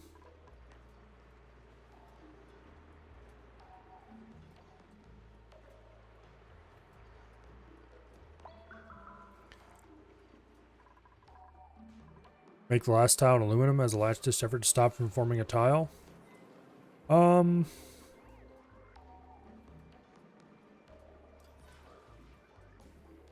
Don't think we're gonna need that. Because my staircase is at least, I think it's a couple tiles longer than the staircase I saw. And if I meter it out, which remember, he wasn't metering it out, he was just letting it go free.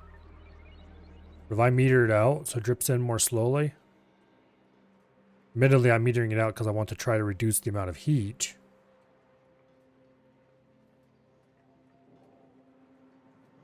But that just makes it even less likely to reach the end. Because I'm going to keep this a lot colder than he was keeping his. So I think I'll be okay.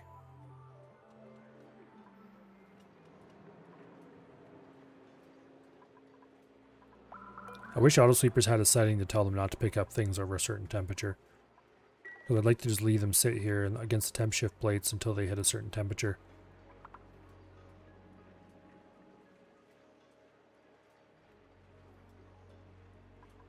Yeah, it'll be fine. It'll be fine.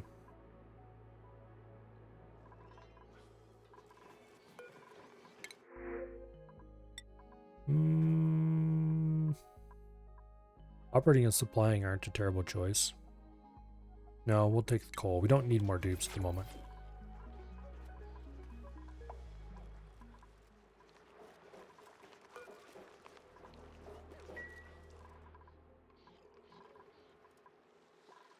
Yeah, we'll be fine.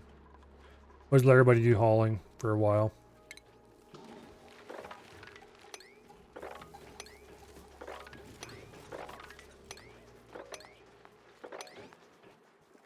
Go ahead and sweep most of the map if we can.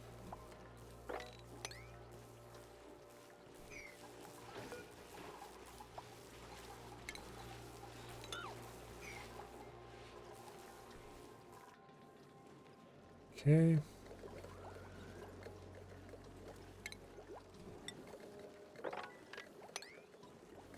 Go ahead and mop this. Don't need flooded buildings. Speaking of mopping, I think this is probably beyond mopping. Yes, it is. Damn it.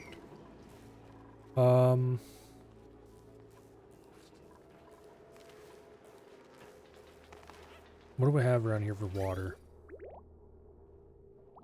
I don't have any good water line or any wastewater lines to dump into.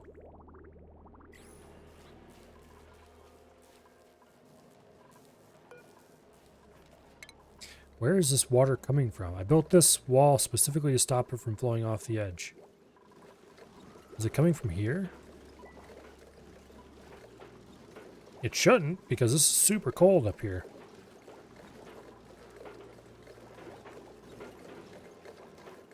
Oh, it must be from here, I guess. But that doesn't make sense. Yeah, I guess it kind of does make sense.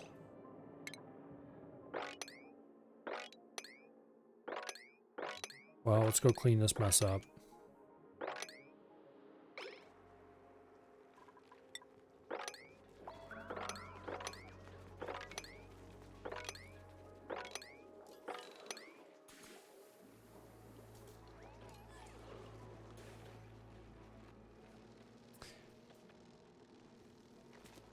We should put in some kind of sump here.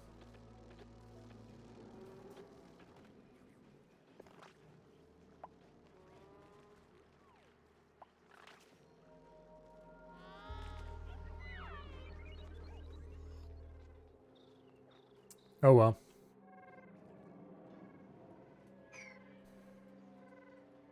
I'd really like to know how long until this goes dormant again.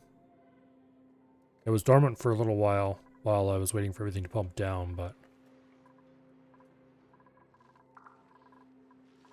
yeah. Alright, now over on this side of things... most of the germs in the polluted water... have not been prospering. Okay, that's good.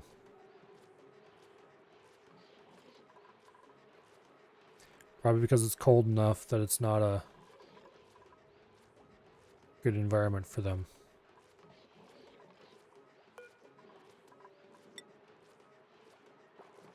Yeah.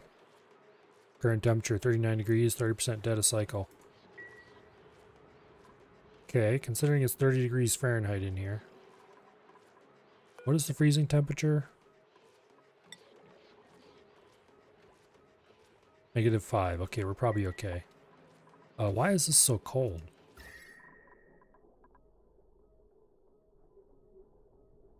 It must be just because of the cooling loop up here. Wow, the whole bottom part of this base is just frigid. That cooling loop is doing work. Alright, not gonna complain about that, I guess.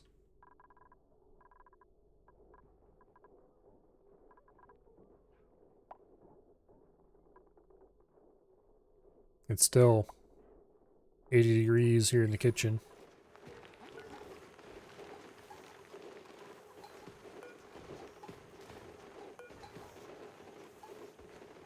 Looks like barbecue is a limiting factor for food here.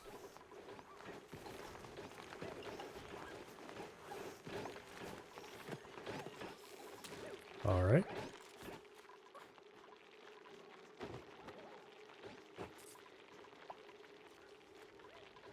Go ahead and order some brutal murder. I should start building automated hatcheries.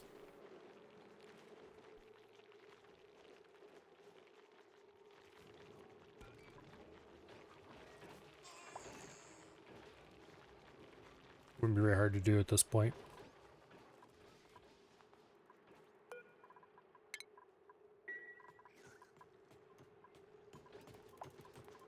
Why do we have this full of sweetles?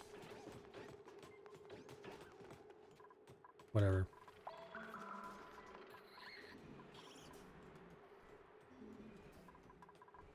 Oh, Paku Take is working pretty well. Although I could build a much better setup.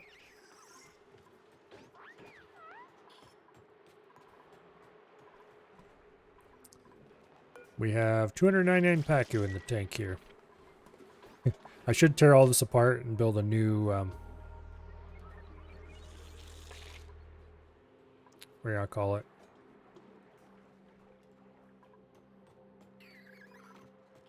New Paku assassination chamber. For some reason, I think those 299 Paku probably aren't good for frame rate.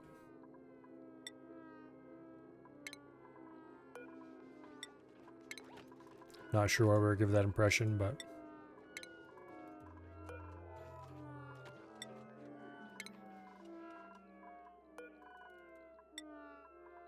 Getting a bit cold up here. 50 degrees in here. What are these? 41 to 86. Why is it so cold here? Are we feeding it cold water? Must be.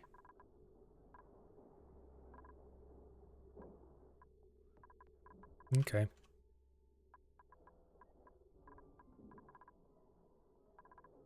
I don't really mind the industrial areas being cold.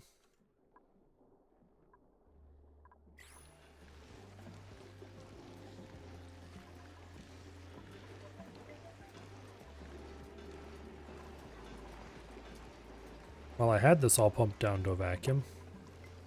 Oh, they must have... This water went away, that's what. Oh well. Not a big deal.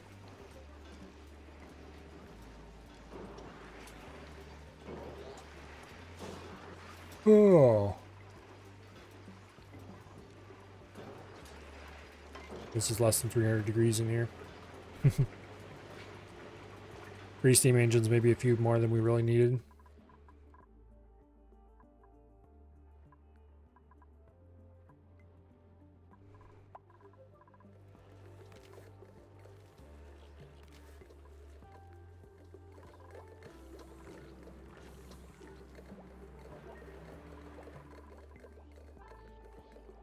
Okay, we finally pumped out all this. That's a win.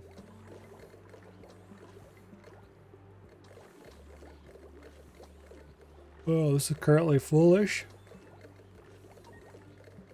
That probably won't last because if I remember correctly, I calculated out that these use more than this produces.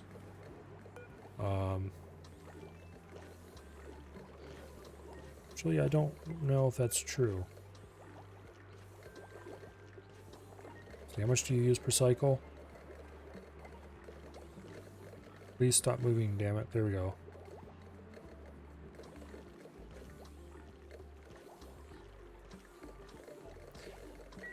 I don't know. Okay, well, I was worried about germs in here. It looks like I don't have to worry about germs in here because I'm supposed to be worried about it freezing in there instead.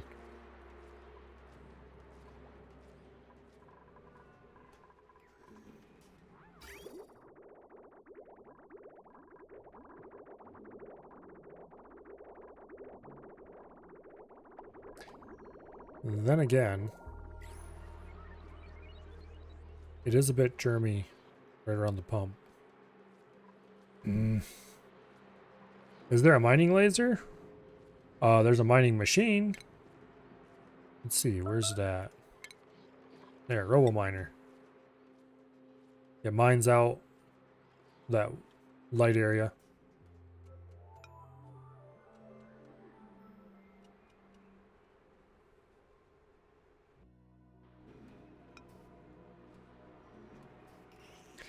Is this a Milo versus Volcano stream? Apparently.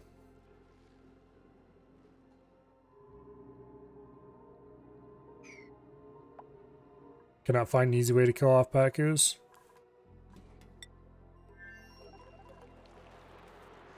I'm hoping this works. It's 185 degrees in here with like a teppidizer. If this doesn't work, then I'm going to have to do some fancy stuff to get it even hotter.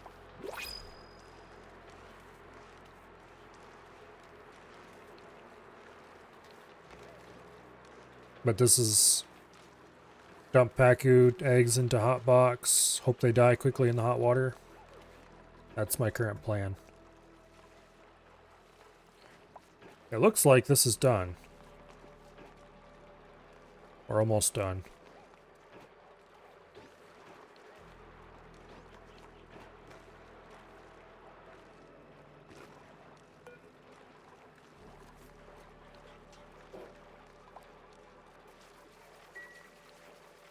Look, you fools. Go get food at the fish feeder. Why isn't the fish feeder working? It doesn't display a seed on its...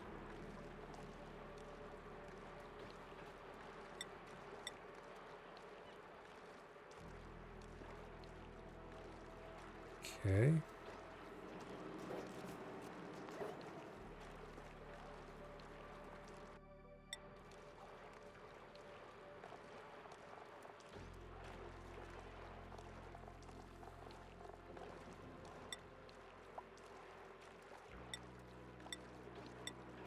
That's weird.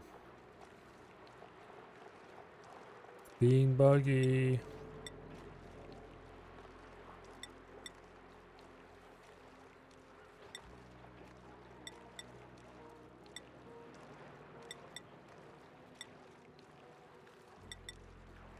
Being very buggy.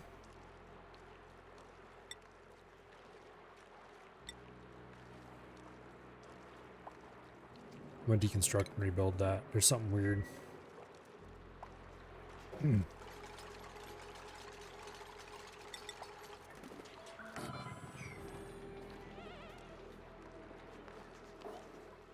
Okay. Pacu should be willing to swim up here. Also, let's go ahead and deconstruct the automatic dispenser.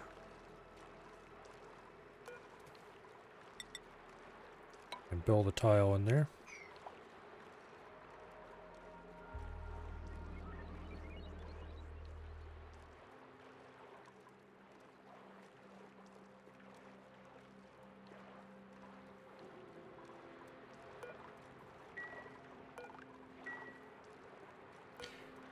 Come on, go build the damn thing.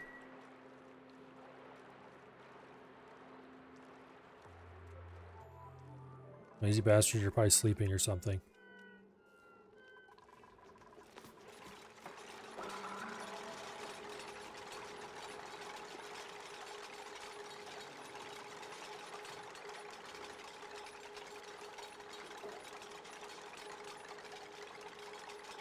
Okay, as soon as this is finished building,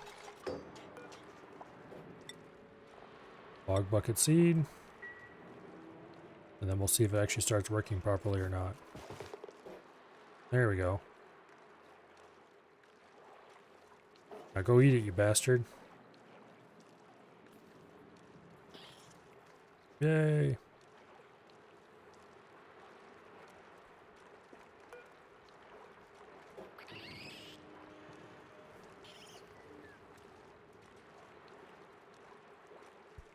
All right.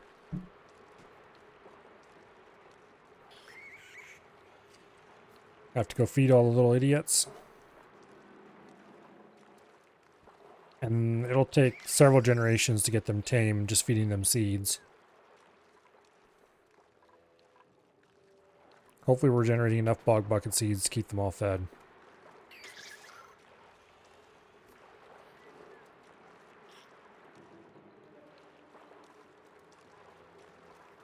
Because their wildness decreases at negative 20% per cycle.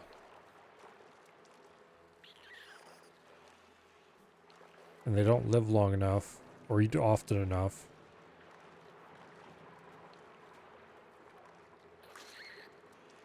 Yeah, we're at 244 seeds. Hopefully that'll last.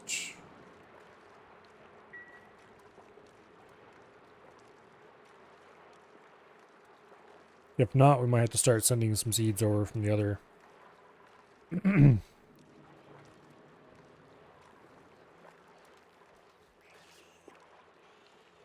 Like, what all can these little idiots eat besides just seeds? I think it's just seeds and algae.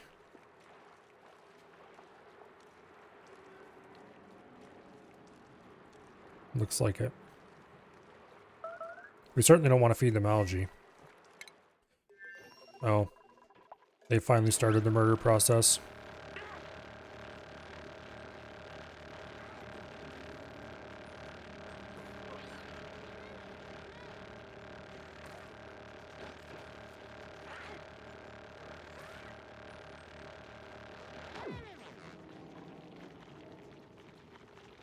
And we should call him Treebeard the Ruthless.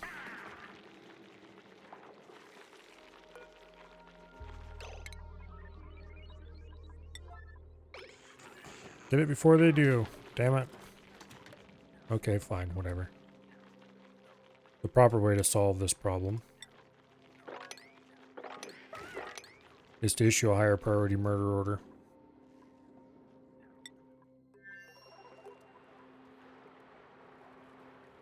Yeah, hopefully I don't need to make a seed farm, because that'd be annoying. That's idle. Okay. Need to wait for it to be dormant. Like this one. Hurry up and go dormant, damn you.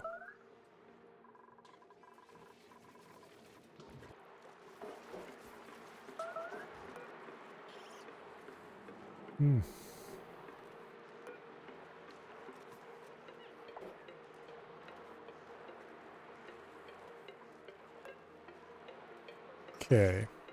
So like this one's elderly.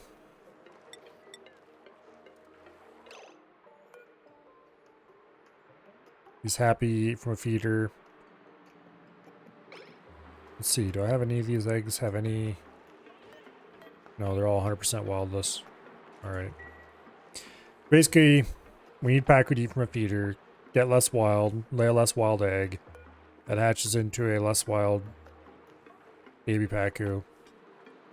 It takes several generations just feeding them off seeds. I don't know if algae works faster or not. Or at least it took several generations for the other pool. And then we'll finally get to see how well this thing works.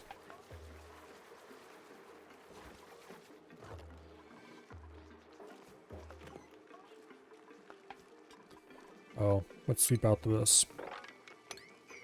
How full is this top tile? It looks like it has indeed stopped working.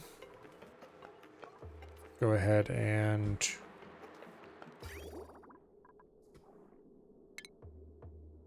disconnect. Then we'll let this flow out backwards until it's empty, and then we can remove that. We'll leave this liquid vent alone, though.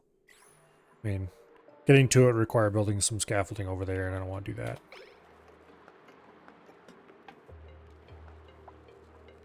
Fully domesticated Pacu over roughly 10 cycles. Maybe. We'll see. It seemed to take a couple generations last time I did it. Because they don't appear to be that hyped up about going to eat as soon as they're hungry again.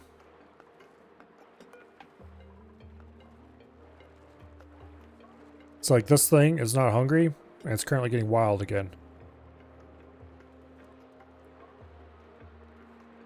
At 5% a cycle, but still. I don't know. We'll see. Doesn't much matter because it'll take a while whichever way. Okay, this is down to 80 degrees. 1400 degree abyssalite. How hot's the igneous rock? 387 still. It's not transferring heat with the surroundings very well. That's probably a good thing, honestly.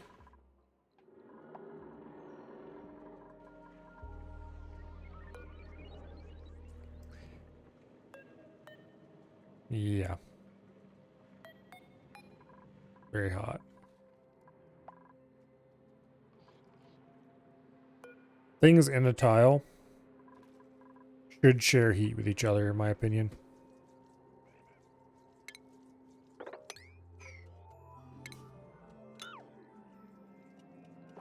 Deconstruct, not cancel. There we go. So, like, background tiles should share stuff with foreground tile. Not sure why they didn't make it work that way.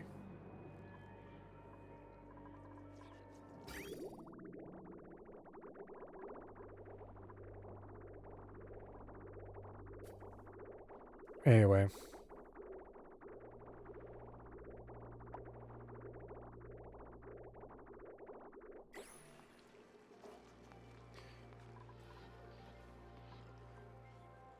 I guess we didn't actually have to rig up this geyser after all. We just pumped this out.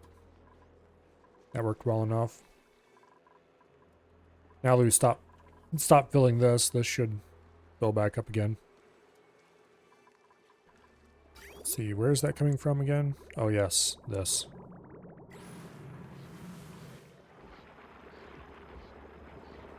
Conduction panel's doing its job there.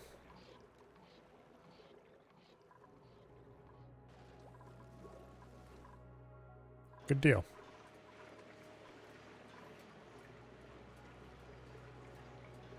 Yeah, having conduction panels instead of having a pool of water seems to be working pretty reasonably. What's the exit temperature? 57, 60 by the time it gets over here. These aren't getting hotter, are they?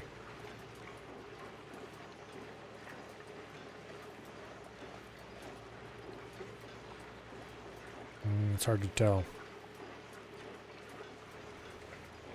Not sure if it's going down.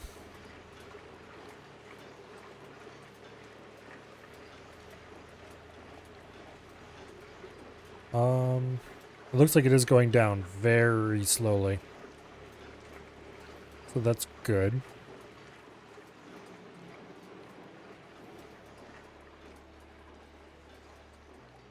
At least it's not getting hotter is the important thing. When we start dumping more temperature into the loop, that might change. But hopefully the cold box will actually be iced by then. And hopefully we won't be dumping quite as hot of stuff in as we were earlier. Because we're dumping them in at 1100 degrees and I don't want to repeat that. I'd rather it be much less than 1100 when it comes out of this. And I'll be dumping, currently I have it set to do 1 kilo units. Or 1,000 gram units, I guess, well, how the game would display it. So hopefully that means that we won't be dumping heat in as quickly. Guess we'll find out. Anyway, new printables. Sweetle eggs, I don't want those. I don't want any of these things.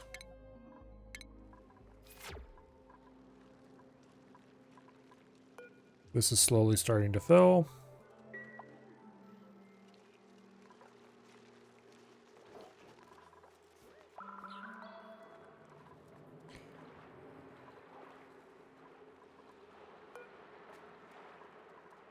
Okay. Progress is being made in the right direction. This one's wildness 92, that's wildness 90. Okay. Things are working. Hello, Mr. Calzone. Doing quite well. We are about one tiny step away from getting the volcano into operation. Well, 2 tiny steps.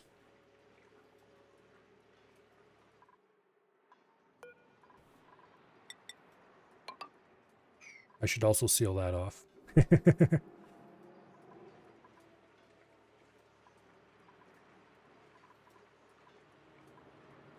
So why did I use sedimentary rock to build all this? Oh well. We're not changing it now.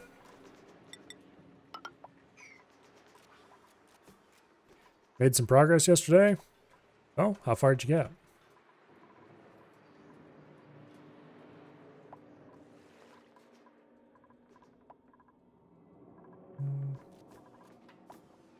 Yeah, I do believe this is almost ready to operate.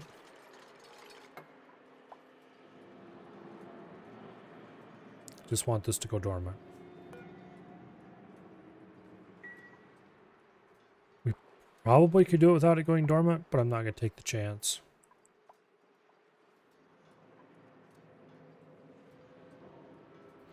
Only a few misfortunes away from the next area? That's cool. I understand the ending of the game is going to change for the next version, but I don't know what the current ending is like versus what the new one's going to be like. There's an arbor acorn. They're probably not going to plant anything else in here. They've had access to other seeds for quite a while and didn't plant them anywhere. If you uprooted these plants over here and dug it out a little bit, we might get them to plant something else, but meh. That's why you're pushing the end to hit 1.0. That's why you're pushing to hit the end before 1.0.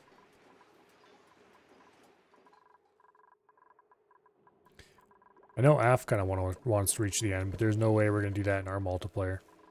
He might get it in his single player, but...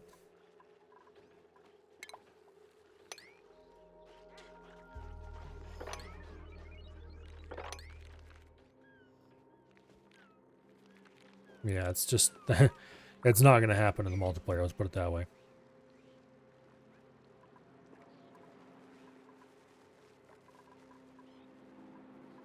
Cool if it did, but it's not going to.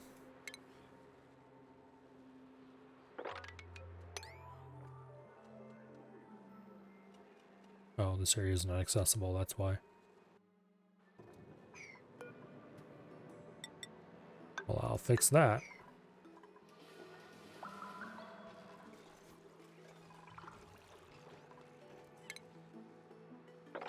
Mop all that up.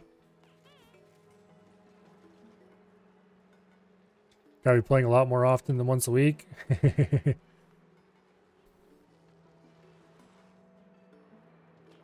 Yep. It's not gonna happen though. Unfortunately. Well, I shouldn't say unfortunately.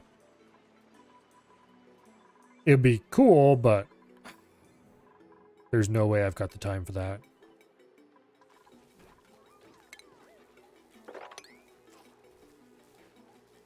I have too many things going on to have long late night borrow sessions. More than once or maybe twice.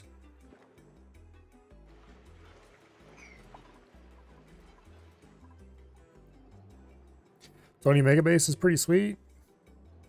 This is the small side of things. Here's the actual base.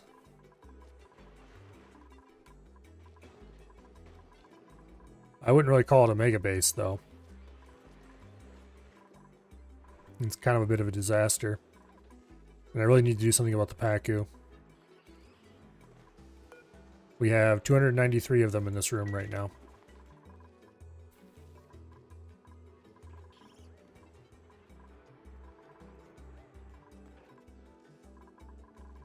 Here's the material processing area. This is probably the best designed thing out of the whole area. Everything else is a bit sketchy.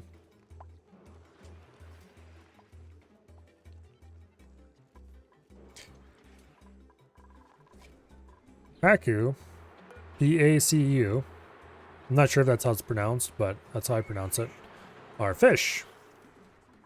And we have like 30 of them in this big tank that are all tame and producing eggs. And then all the extra eggs get dumped into this,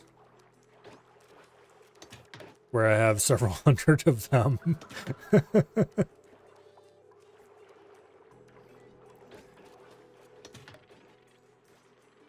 Lowering the maximum for the feeder to the point where one Pacu eats and is still hungry will eat more often and tame much faster. Possibly. I would say actually probably. Because I did see somebody do something similar in a Let's Play. The thing is, I have 1,100 blossom seeds over here, so I definitely don't need to worry about that. And over here, we still have 240 units. We've been feeding them just as much as they want for a while now. So I'm willing to just have patience. It'll take a while, but we'll get there. Like this little bastard is still 100% wild. Okay. How about you? 94% wild. Yeah, it'll take a little while, but we'll get there.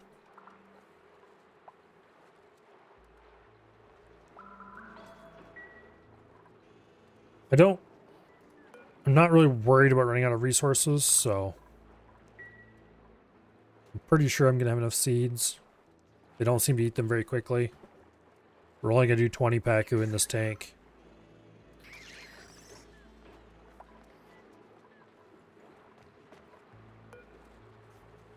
Like this one's going to start at 70% wildness already. Yeah. A few generations will have tame Pacu all over the place. Why would one want a herd of tame Pacu? Just the food? Just the food. Hopefully this ranch will be much more efficient than the one that's over in the other asteroid. Because I have a room here that's heated to 185 degrees Fahrenheit. Where the Pacu will hopefully expire much more quickly than they do over there.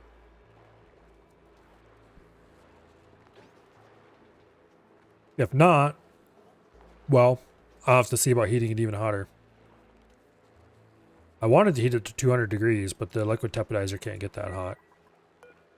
So you would have to use a combination of tepidizer and, what do you gotta call it? Thermal aqua tuner to reach those kind of temperatures.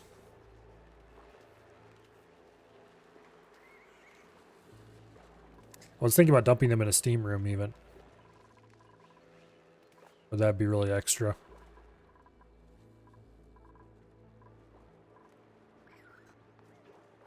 But anyway, let's see. We're currently at 18 Pacu out of 20 that we want to have in this room.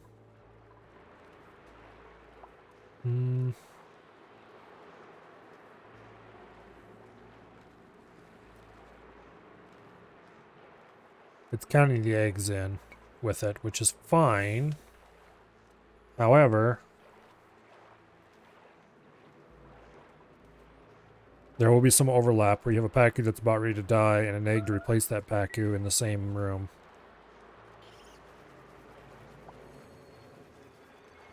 Later, it won't be a problem when they're all tame and producing tons, but it still won't be a problem now. It's not like we're going to run out of Pacu. Also, we're getting loads and loads of polluted dirt dumped here. Let's go ahead and put in a deodorizer.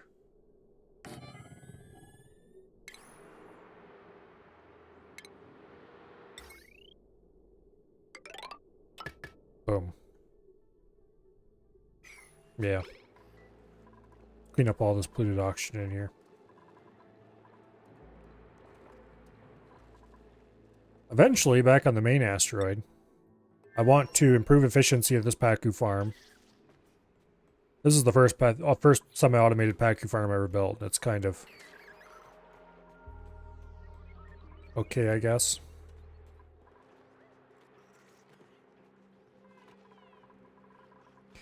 I almost want to start over so I can use all the stuff I've learned. Go issue a murder order here. So I can use all the stuff I've learned to build a better base from the start.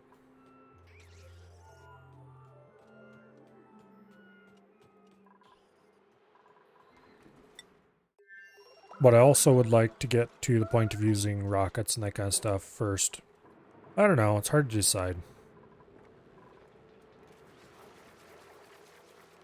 Part of me wants to just say screw it and start over. The other part of me wants to actually complete the whole run. I don't really want any of these. We'll take this.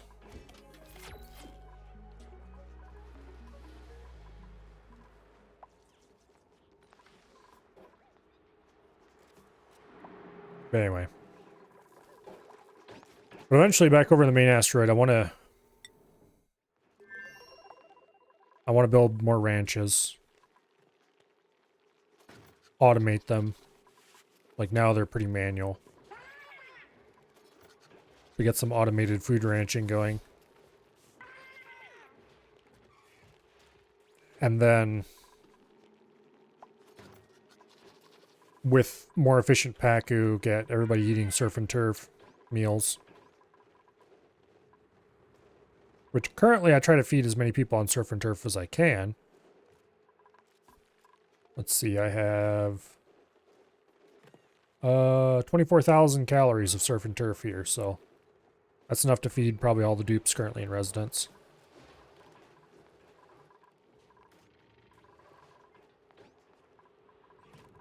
Anyway. But I really need more ranches if I want to keep up anywhere close to the amount of Pacu we're getting.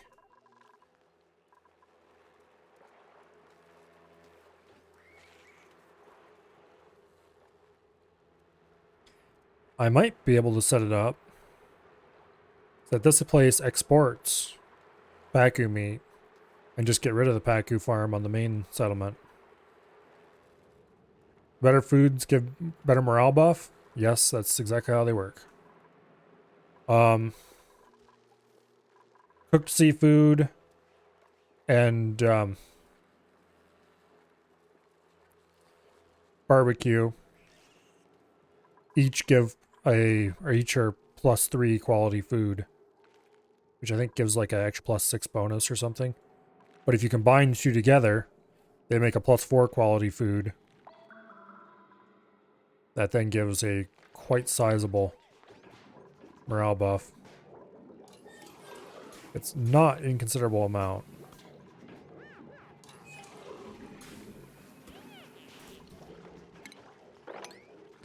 Sweep up this mess in here.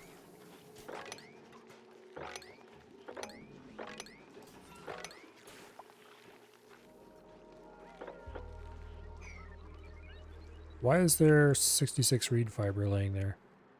Oh yes, that's right. We sent some reed fiber over because reasons.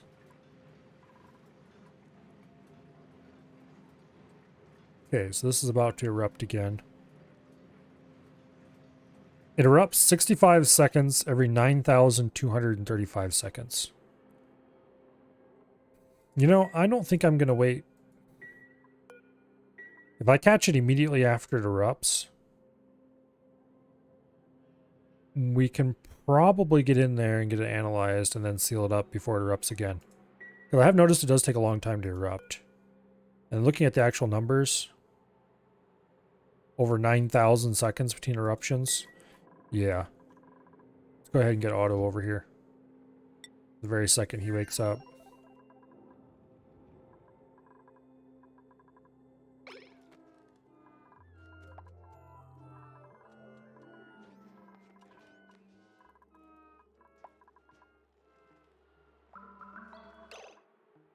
Okay.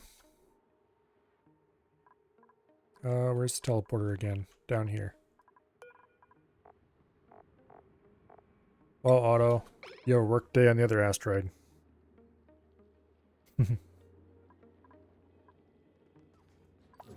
There's a lot of guides.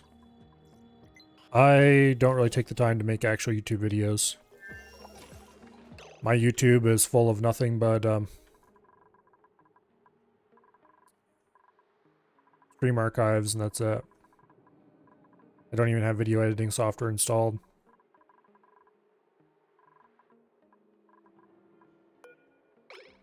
Okay, we need to wait for this to actually erupt. Meanwhile, Otto will be staying here in the temporary cots. Let's go ahead and add another table for him.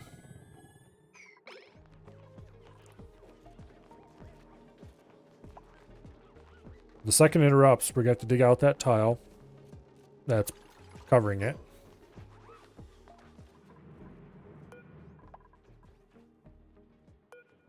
We have to get Otto in there and start researching it. And then we need to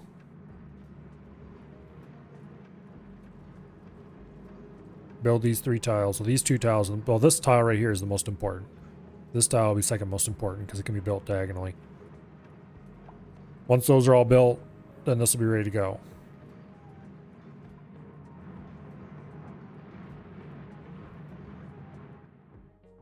In a way, these volcanoes that are filled in with magma around them are going to be the hardest because getting in there to research them is nigh and impossible.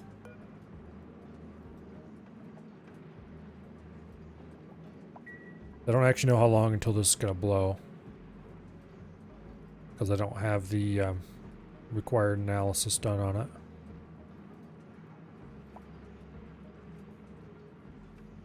But hopefully soon.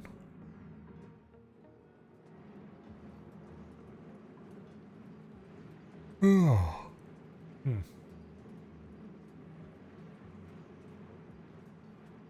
Can I sand fill block that open volcano? I don't know. If there's a tile right there, I know it blocks the volcano. But I'm not sure what options are available for blocking one that's already been dug out. You can't build natural tiles. And I don't think there's any buildable tiles that can be dropped. However, there are some things that can turn into a tile if dumped in the right spot. So I don't know. Yeah, but you can't build a sand tile is the thing.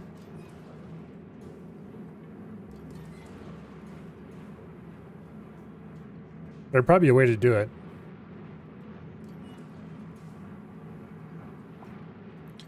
Like, I know if you drop dirt in and it gets hot enough, it'll turn into a sand tile sometimes.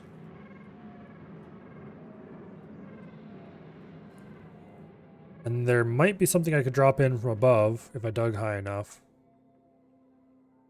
But I'm definitely not going to do that because I don't want to puncture this abyssalite. I like having a really nice thick insulation cap around my volcano.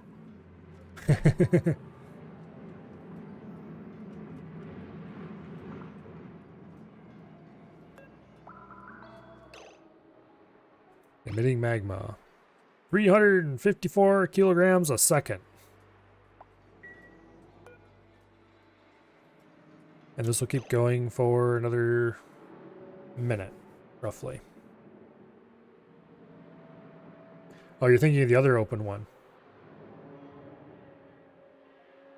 A thermal plate made out of coal. Okay. That might work.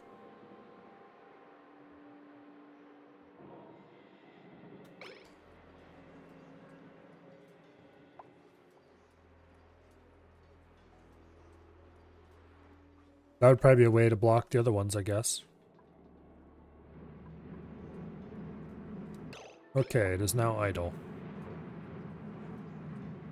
Or so it says. I would like it to stop wiggling in place before I go digging it out, though.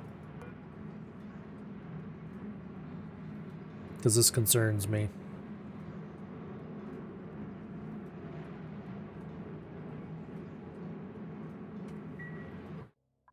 Let's save our game, just in case we totally screw this up.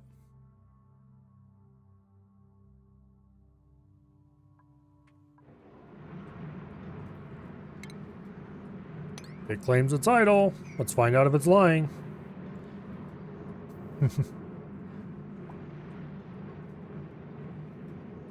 Make a new save too, just in case.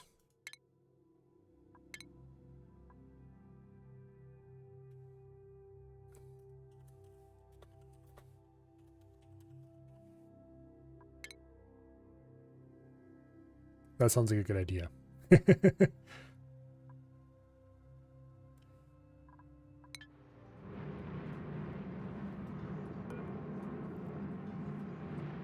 far as I can tell, it's made out of abyssalite.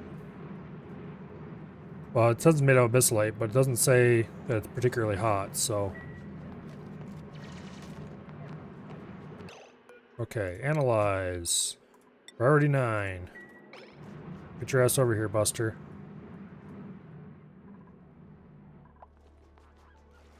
That better be auto. Yep, that's auto.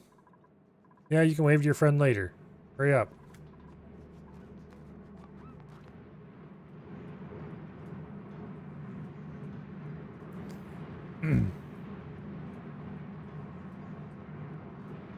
Now that I've removed that block, the next time it erupts, it will spew magma all over the place.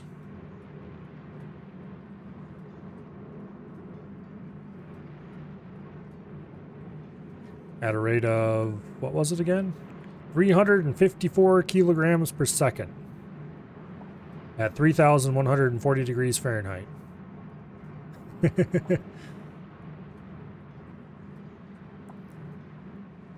This is all obsidian. We need to remember to build obsidian in these 2 tiles, or else we will have an exciting time. Everything around it is built out of steel. Or obsidian, or both.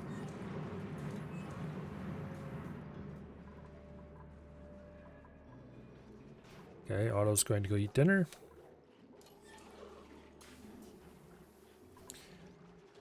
Gonna take a couple days here.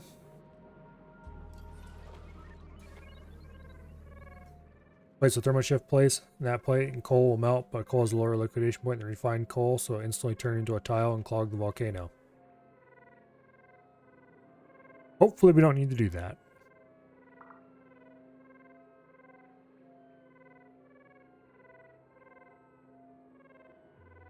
Because it will still be exciting.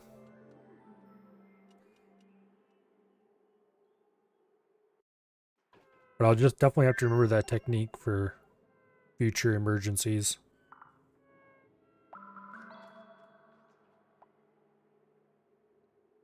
So we should be able to analyze it before it starts going active again.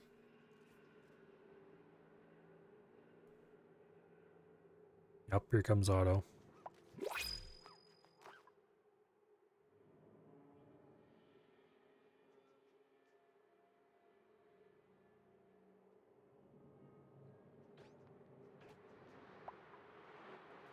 Work faster.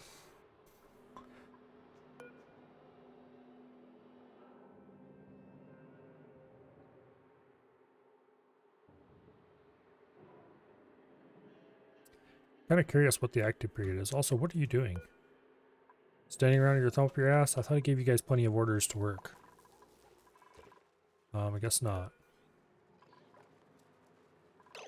Well, I'll fix that order. Clean that up.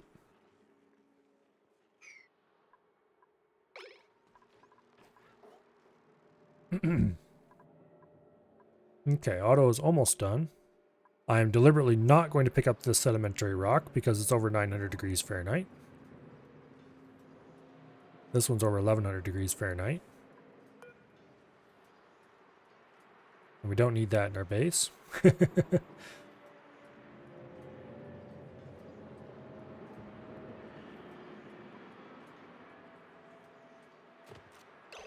Active period is 99 cycles out of every 135. Next dormancy 40 cycles. Average output 1800 grams a second. Okay, that's not too bad. Just build those, why don't you?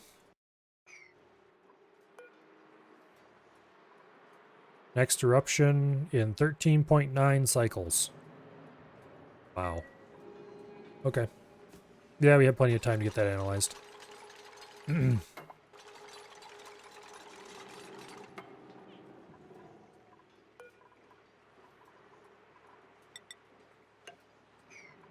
Okay. This has got a really long period. Or, you know, cycle time.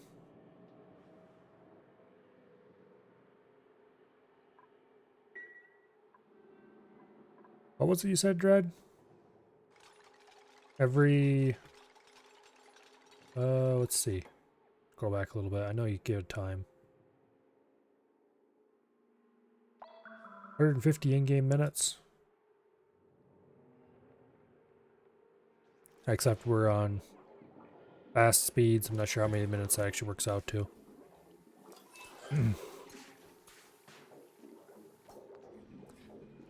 Alright, in 13 cycles, that'll erupt. And then we will get delicious, delicious magma dripping into this chamber. It'll drip down through this long thingy here. And when I open this door, it'll drip through the hole into this mesh, flow down the stair steps. The reason for this long thing is to meter it so only a little bit drips out at a time. It'll drip into this mesh, cool, try to form debris. The debris can't coexist in the same tile as the mesh, so it'll try to form the debris above it. Oh no, there's mesh there as well, so it'll try all the other tiles around it. Fail each time except here, and so the debris will just magically pop through the floor. The debris will fall to the ground, where it will heat up the surrounding steam. This auto sweeper will pick debris up, put it into the conveyor loader, it'll run down to the conveyor meter. The meter will dispense it 1 kilogram at a time. Although I need to change this to 2 kilograms at a time, otherwise it'll never keep up. Because lifetime output is 1.8 kilos per second forever.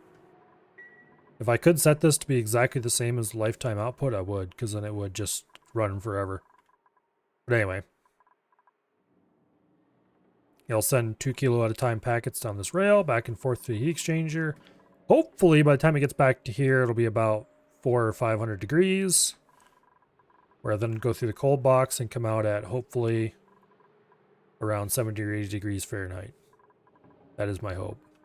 In reality, the temperatures are probably going to be wildly different at all different stages, but anyway, we'll see.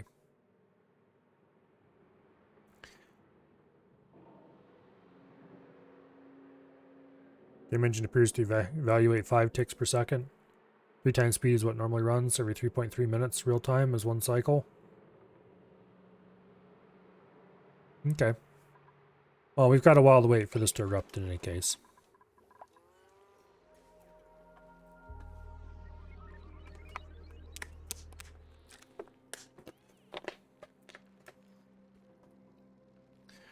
I need to send Otto back home.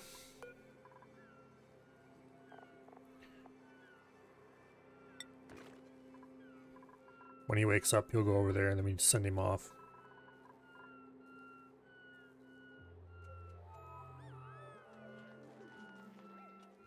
Not sure what his schedule is, but it's different. I have everybody spread out a bit through the day. See ya.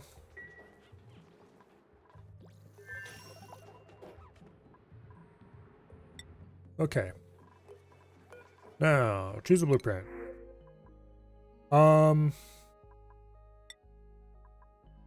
We'll take the pinch pepper seed. Who knows, maybe I want to grow a few of them over here.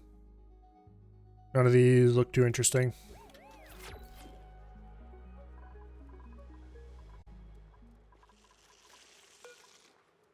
Let's see, this guy's at 70% wildness. That egg is at 80%. Okay. So they're getting there. Slowly, but surely.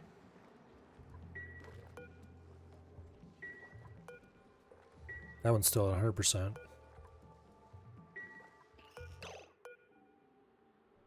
That one's also at 100%. 70%.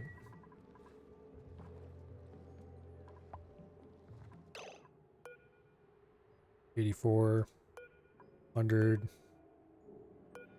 85, 85, 100. Yeah, it's gonna be a while before they're tame.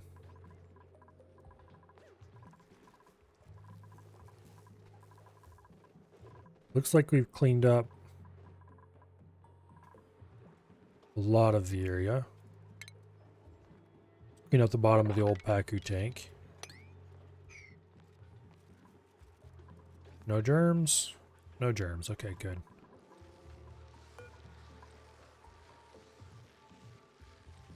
Go ahead and replant our wort seed over here.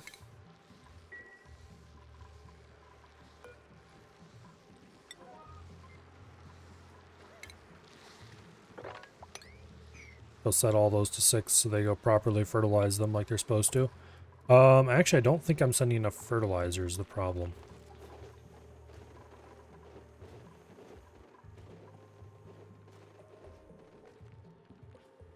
Yeah.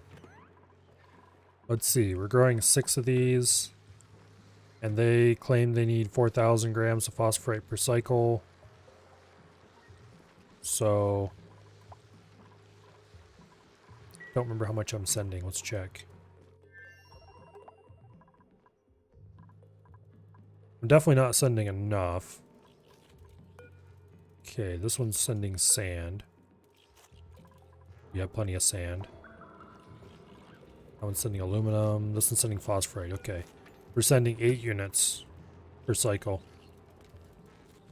Let's go ahead and double that. Because I think it lies about how much it needs to send. Or how much they consume per day, because I've not noticed it using that much.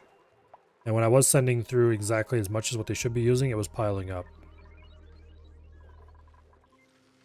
I don't know. But anyway, the whole reason to build this volcano tamer is so I can get free sedimentary rock out of it for feeding tame rock hatches. For full restock of them, it's 4 kilos, but they don't fill it every day.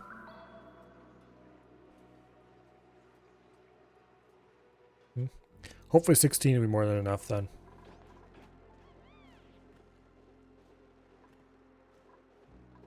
Because it did say 4,000 grams per cycle.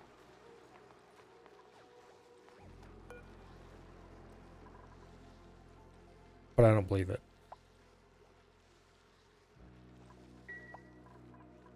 There's something weird going on with those numbers.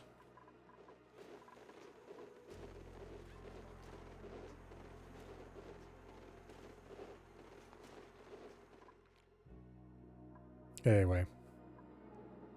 Do I have an ice storage anywhere? I thought I used to have one somewhere. I don't know what I did with it. So now that I think about it, the old ice storage used to be in here. But then this cooled down enough that I didn't want to keep storing ice there anymore, and so I deleted it, and I don't know what happened to it from there.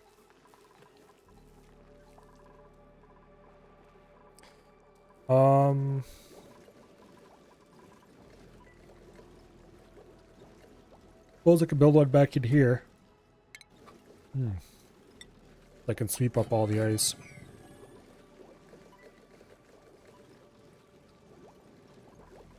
Yeah.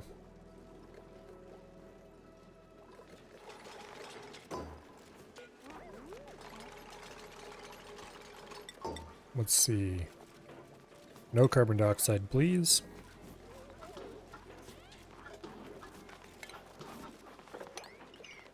There. Now we can sweep all this mess.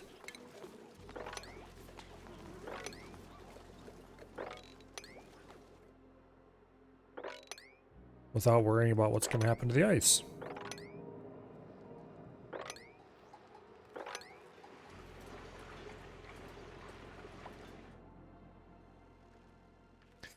Also, I need a place to dump brine. Well, I know just the spot.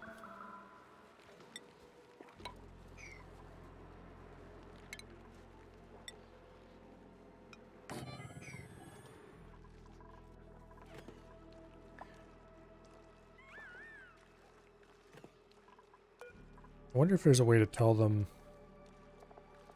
Not to dump anything that has germs in it, but I don't think there is. Okay. Oh well. Oh well. Back on the main. Okay, so this place is done until this erupts in 11 more cycles. I probably should get a telescope going.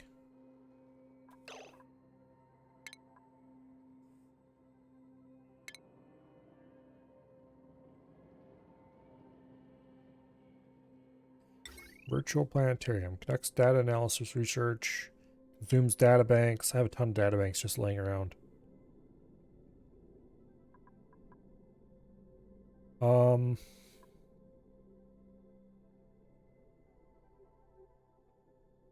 Maybe I should go and set up an actual science room somewhere. Okay, here. Let's move the crafting station. And put it down here.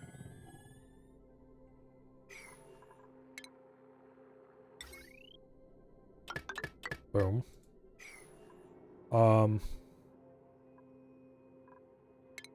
Let's build the appropriate rooms.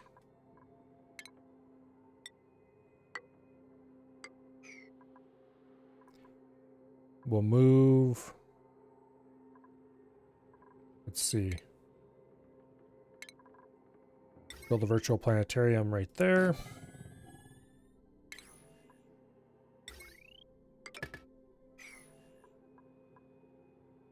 That doesn't really have a reason to exist here anymore.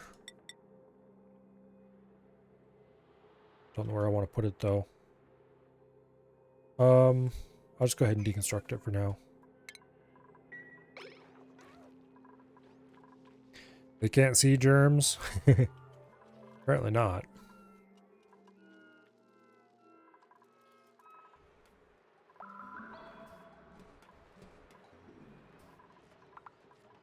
But I can though.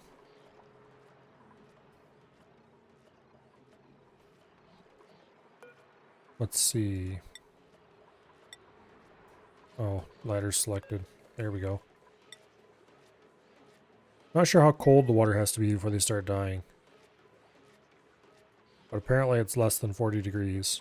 Or maybe it's less than 45. Here, 44.9. Let's see.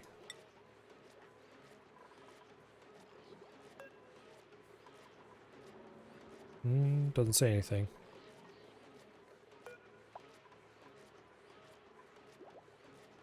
Okay. Yeah. Apparently less than 40 degrees germs die, so we need to get this colder. We wanted to have that happen. Problem is we're dumping hot water here, which is why that's hot. Let's go ahead.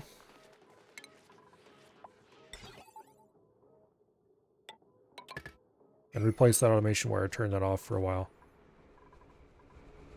Because we don't really need to have gas burning off right this very moment. We're not really pumping much gas in here.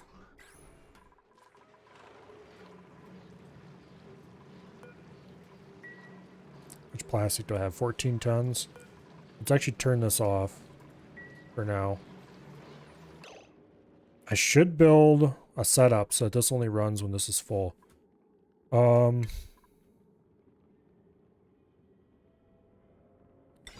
Hydro sensor there.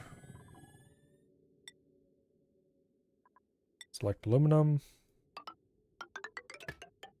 Oh, we don't want to hook to that.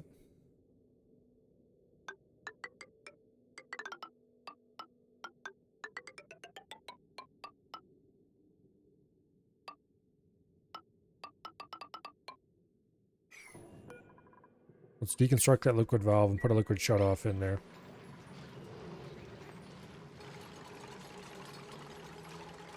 Wait, what am I doing?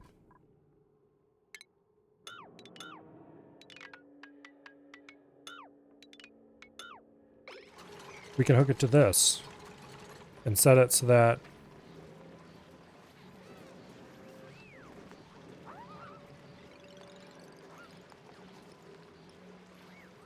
It only runs when this is full.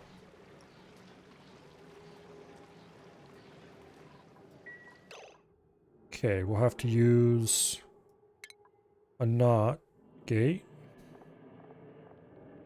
Here. Liquid shutoff. Boom, we'll have to run some electricity to that, but that won't be a problem. And then we switch over to automation. Grab a NOT gate. Boom. Automation wire.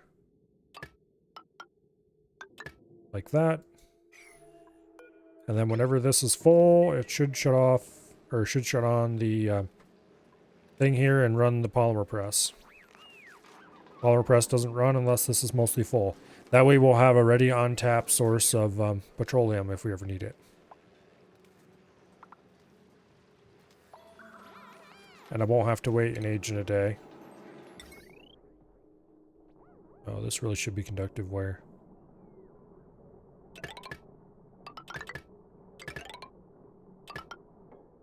Not for any particular reason except that I have a ton of conductive wire, or a ton of aluminum, and may as well.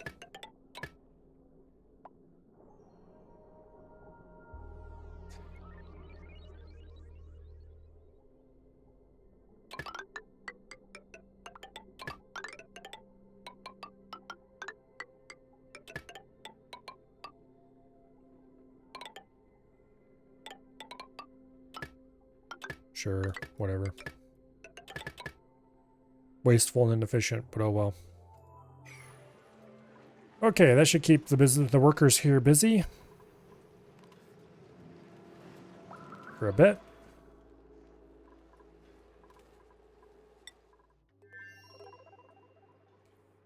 .3 cycles to eruption.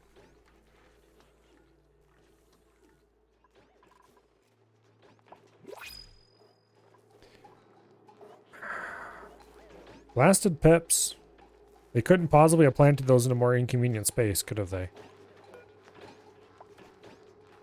Very little bastards.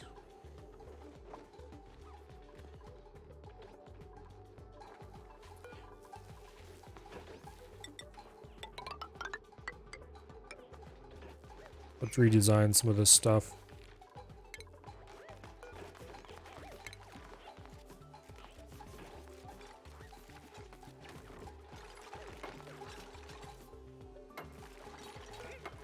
They can still get down through here from elsewhere, so it's no big deal.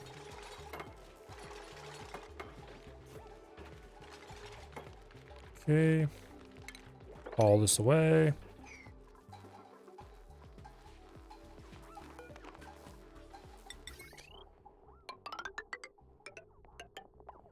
Restructure this a little bit.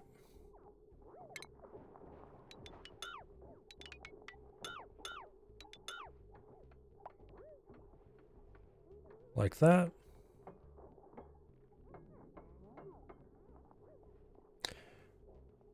Why did I have this wire running over here? I think it... Oh yeah, there used to be a deodorizer over there.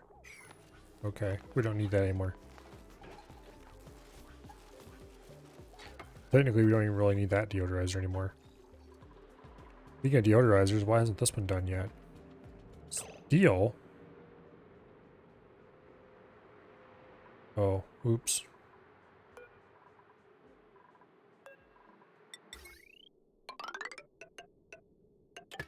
No steel conductive wire.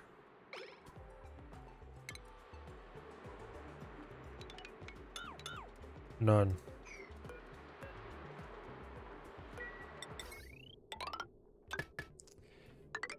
Big waste of steel.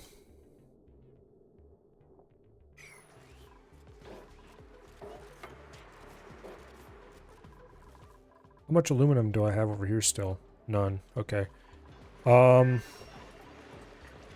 This is currently dormant and will remain so for the next 22 cycles. So we're probably going to have to... I think we still have plenty of aluminum exports to keep these guys fed.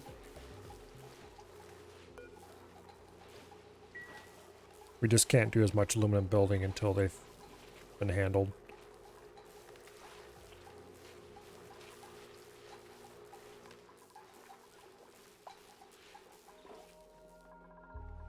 Okay.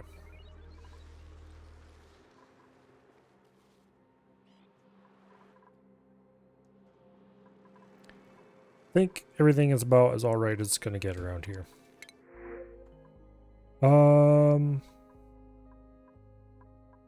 We'll take the brine. Speaking of which, this takes brine. And technically we could dump polluted water, salt water, all that stuff in here. Not salt water. This will take brine and ethanol.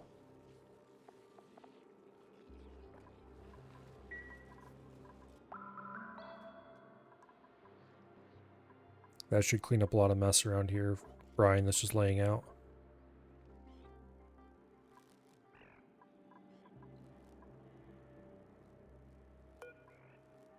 Go ahead and open up that hole in the floor so they can get down there. That is on the right side of the vacuum barrier, so it's not a problem. Or, more correctly, the left side of the vacuum barrier. Think they used some steel in the rewiring of the first droid? Possibly? No. No, it's aluminum. The two asteroids maintain materials for building separately. I didn't notice that before.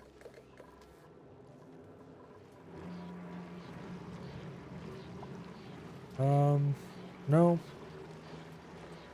No, it's all aluminum. This side still has 3.7 tons of steel, so...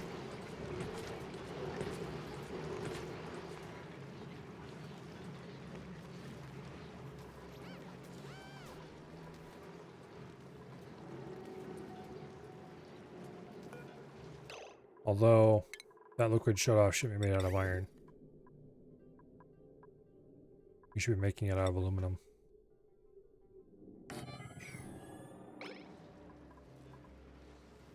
All the wires made out of aluminum properly, though.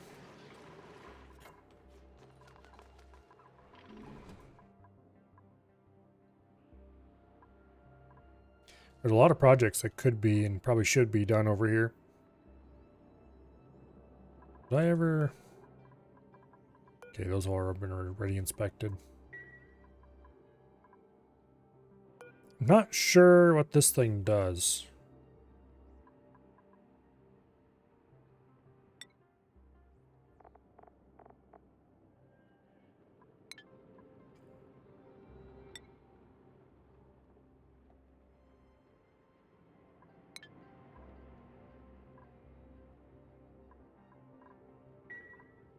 It's open. We could go ahead and check it out anytime we want it, but...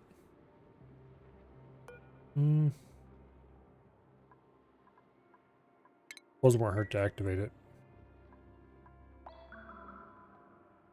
Hello, Ludus Artifacts. Welcome here.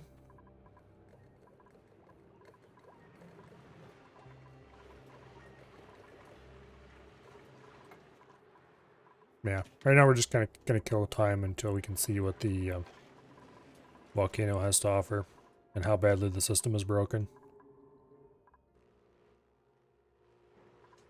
I probably should start tearing apart a lot of the obsolete systems. For example, there's no reason to have this gas cooling loop anymore. We should get rid of all the stuff in here.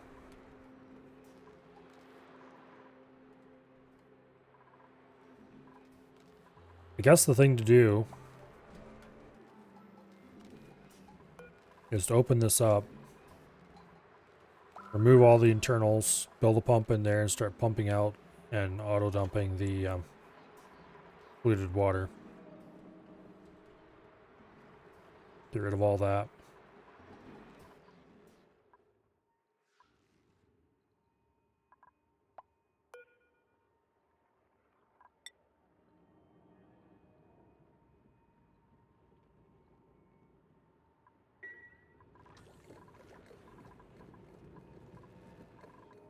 How cold is this over here? Not quite cold enough to freeze.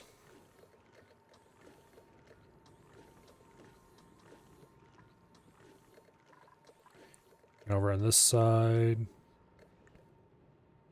pretty darn cold. Oh.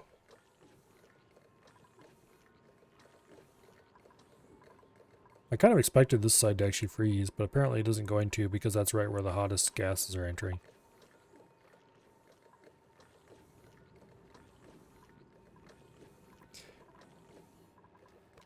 However they simulate...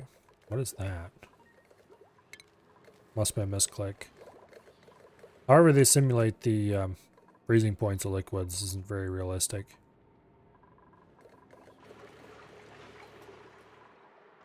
I mean, it does have to get a little colder than the freezing point to freeze. But, yeah. Gives a buff to your dupes for the dream journals. Might be worth messing with that then.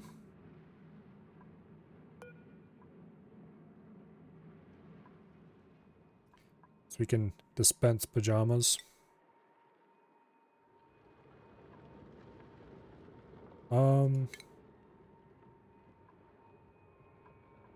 Let's give an order for one unit just to see what they're like. Also, let's buff up the priority on that very slightly. This is all carbon dioxide down here. I do still have a mask dock there, though. What are you doing, you fool? Oh. He just hit the end of his cycle just as he got there. Well, that's inconvenient.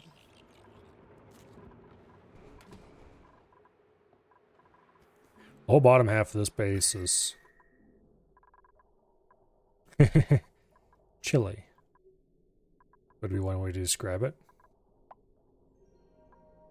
32 degrees, 31 degrees, 29 degrees over here.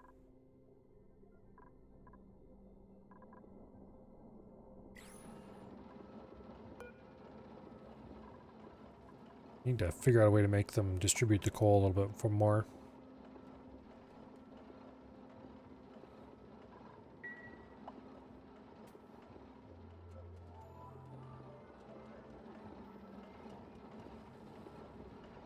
Need production of 6 dupes constantly sleeping.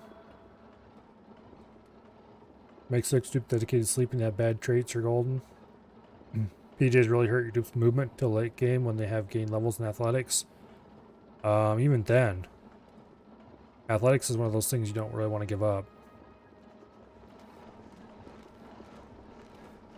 I'm going to go ahead and build a deodorizer right there.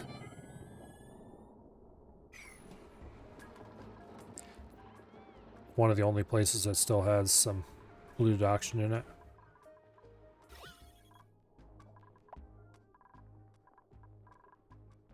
I think I pretty much exterminated polluted oxygen in the main areas. There's a few little tiny patches of polluted oxygen still around.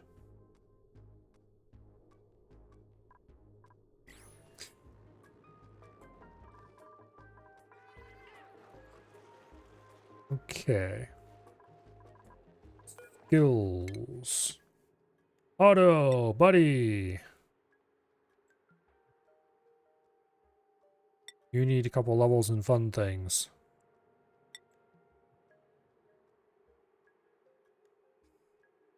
Okay.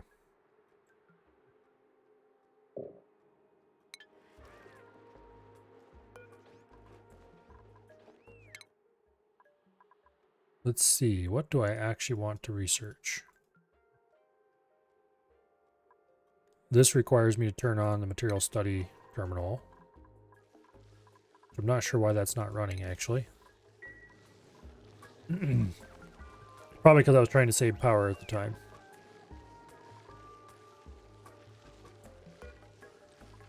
This will take a little while. Takes a dupe 300 seconds of sleeping to generate one dream journal. And one dream journal adds 60 seconds to the cycle to synthesizer. That's not a particularly good.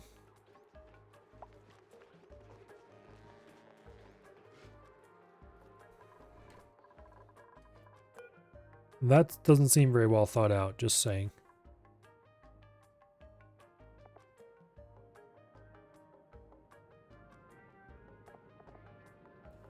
Yeah, that does not seem very well thought out.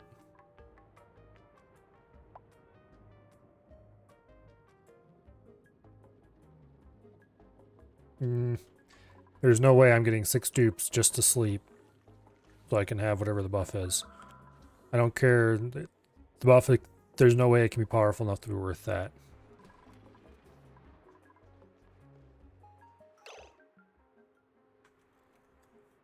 I'm going to look up exactly what the buff is.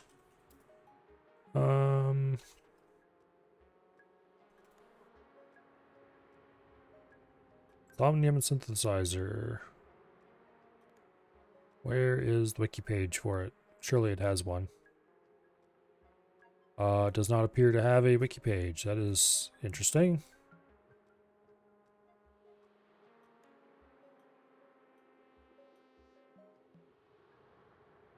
Okay.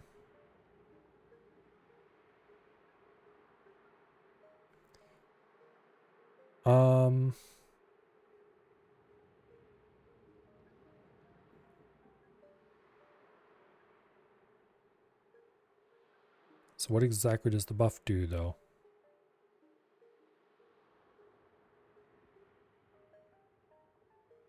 Does it just make everybody happier?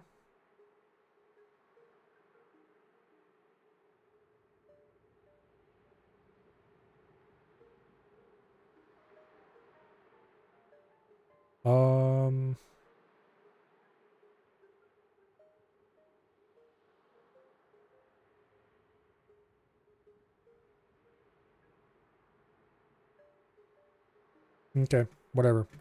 There's no way that it's worth it. And I can't seem to figure out what the buff is because nobody seems to say. They all act like everybody should know.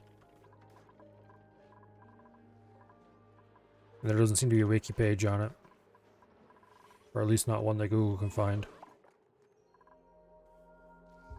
Anyway. We have 12 dupes total. There's no way I'm picking up another 6 worthless ones and providing them rooms just to get a buff that I'm not going to use.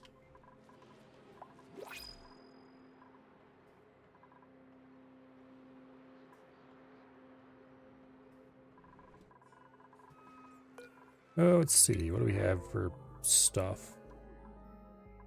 Nope. We'll just take copper.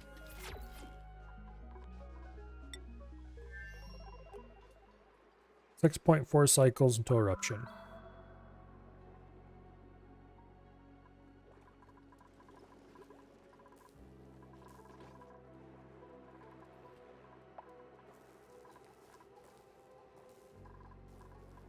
Looks like we got a bit of water spill up here.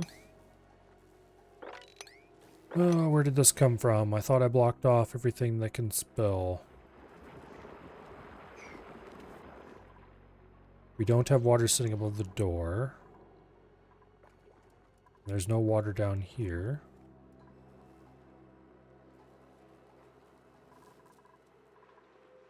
Where did it come from? I swear, sometimes I think there's just something around here that spontaneously generates water. Like, you'd think it'd be stuff melting up here, produce ice. Okay, that makes sense, but except no. Unless there was some ice laying around here from earlier. But I thought I cleaned all that up. Guess not.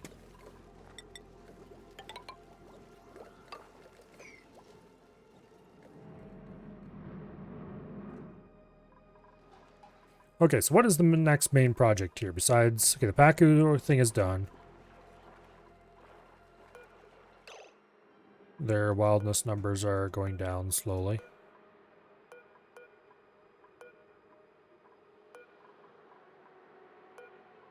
.63 looks like the best one. We just need one to become tame, and then they'll start cranking out more tame eggs.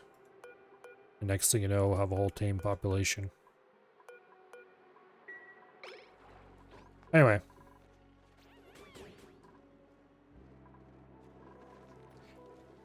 We have more seeds than we started out with, so apparently they're not eating too many. Maybe I should puncture a hole over here and put in a second feeder.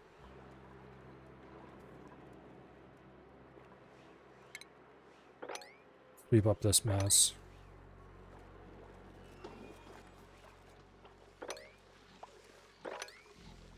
Looks like we've got most of the area swept.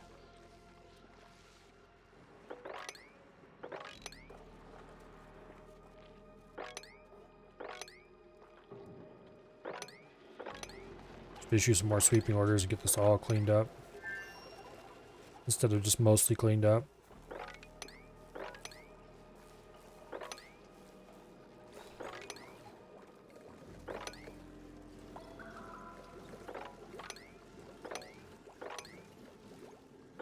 Okay.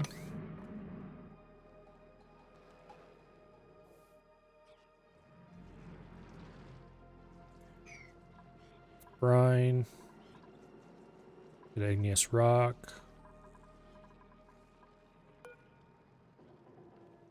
That was from deleting the tile, so it wasn't marked to sweep yet.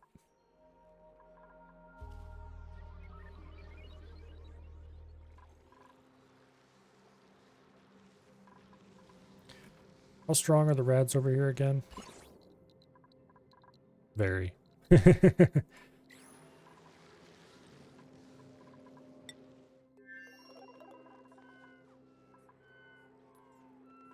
How close are we to done with our current research?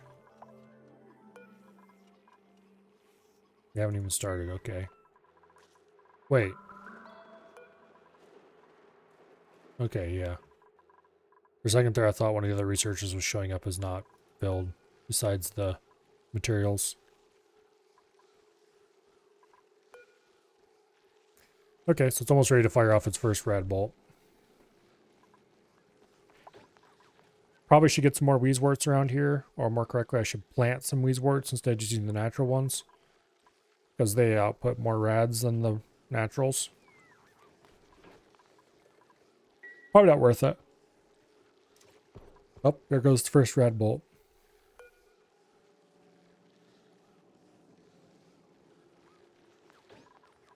Alright, Otto. Get your lazy ass over here.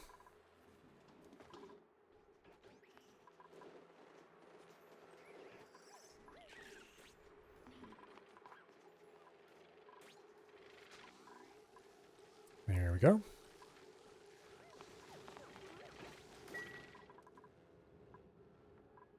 I think it takes 10 rad bolts to generate a single point of science, so this holds 100, so we'll get halfway there, and then now I need to decide what the next science I should do, now that I actually have the ability to do a little bit of data analysis research.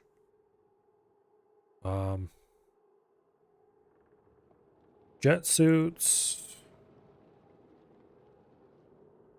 seem interesting and weird.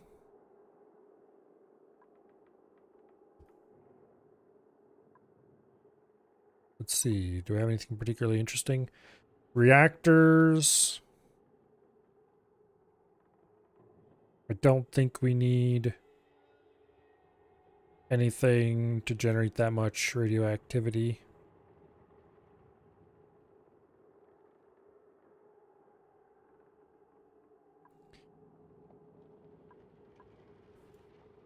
Cryofuel will be for liquid hydrogen. Yeah.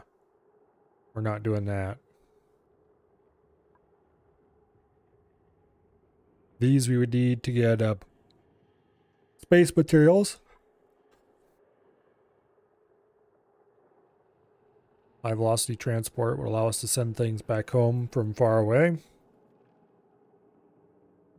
Probably not worth it at the moment. Diamond press. Don't think we need that right now. Although we would be when we get around to doing drill cones. I think those are made with diamonds. Small petroleum engines. and petroleum engine. Somnium synthesizer gives maximum aptitude. Stress minus 25% per cycle. Athletics plus 5. Strength plus 5. Science plus 5. Piloting plus 5. And machinery plus 5. That's sizable, but not worth having 6 dupes sleeping all the time. If I already had a huge colony, well, even then I wouldn't want to do it because, yeah. Just doesn't seem like a good idea.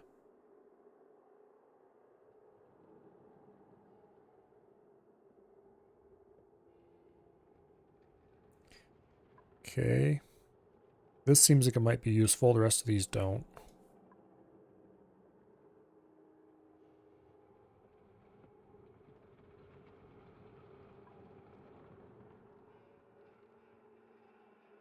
Okay.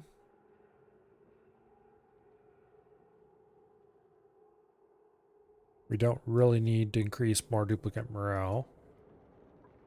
Just trying to decide what we really need to focus on next. Most of this stuff seems a bit extra for now. Actually, here we go. Solids filter. I want that. So that'd be the next thing to go for. What are we currently researching though? Because I do want to finish that research.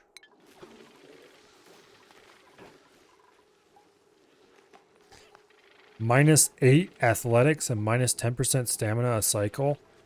Yeah. No way. No how are we doing that. Let's not even dispense any.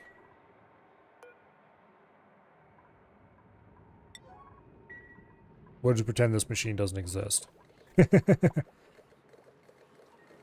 Maybe if I have a much larger population at some point, we get a few bad dupes and stick them in a corner somewhere. But, yep, not right now.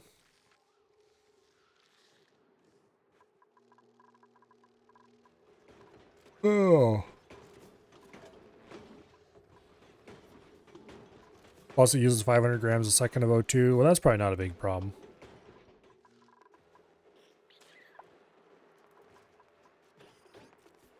I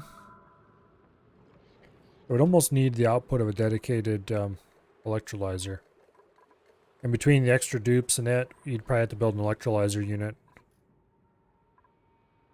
Another one.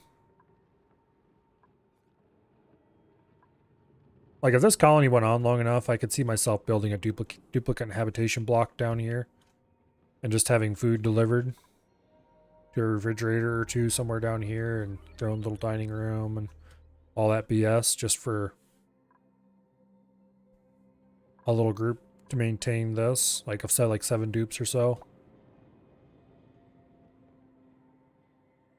You know what this reminds me of?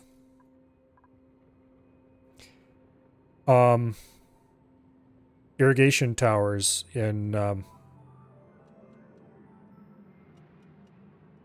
Timberborn.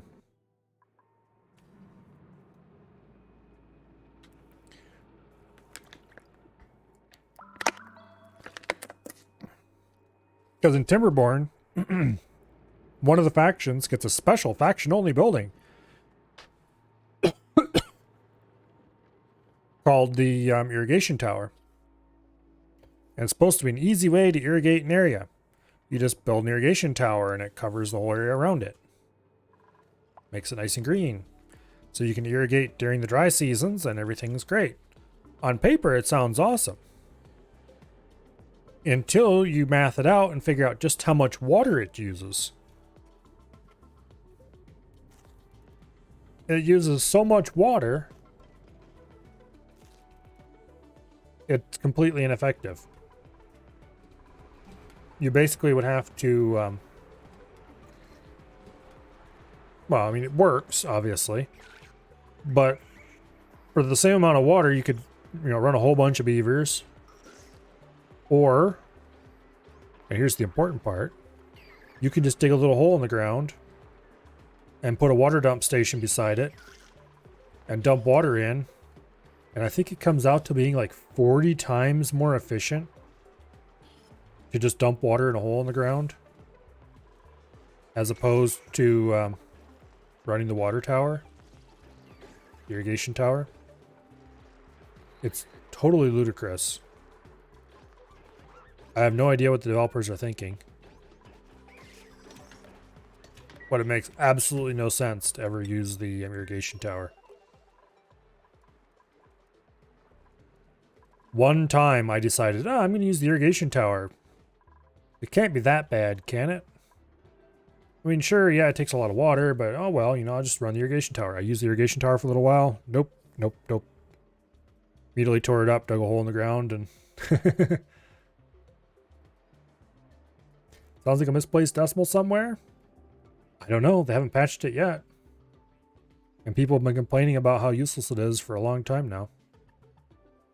Hello, Treebeard. Also, hello, survey? I don't think you said anything in chat yet today.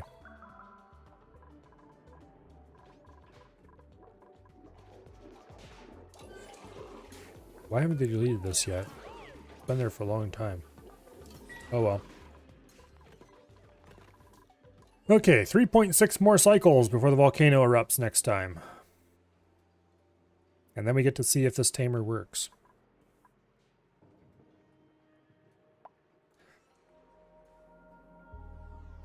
Yeah, it's... I tried using... I only lasted for one dry season before I immediately tore down that irrigation tower. Because it was sucking down my water so quickly that I was in real danger of having dead beavers at the end of my dry season.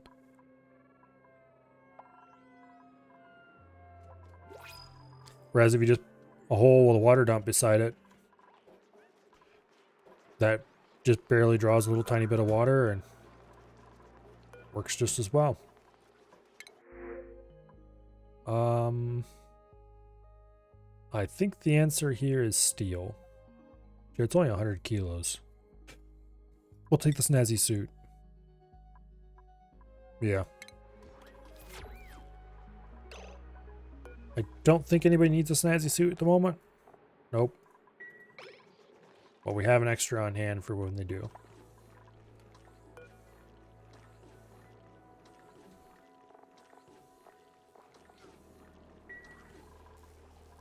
Okay. So it probably wouldn't hurt to start looking into what I need to do to upgrade the snazzy suits to the better quality.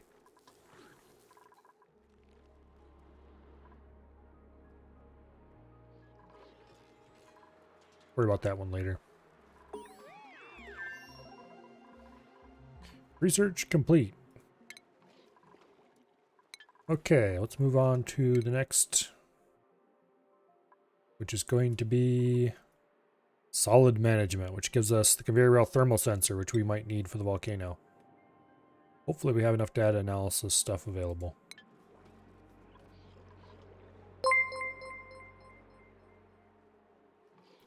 Thank you very much for the follow, Moist Discharge. Greatly appreciated. That's a name for sure.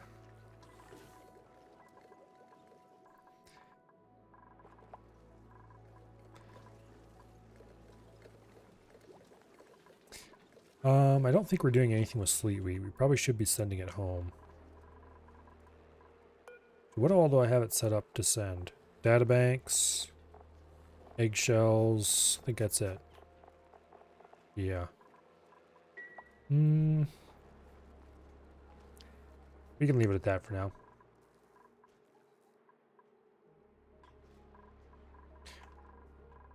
How much longer? 2.9 cycles. So about 10 minutes. A little less than that. How is the taming of the Pacu coming? 58%.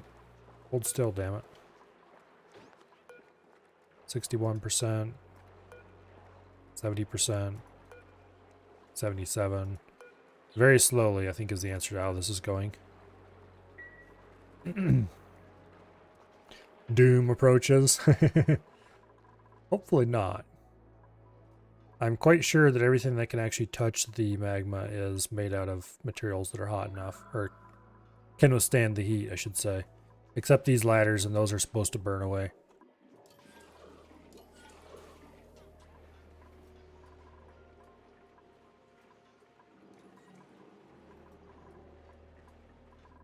Yeah, hopefully we'll be fine.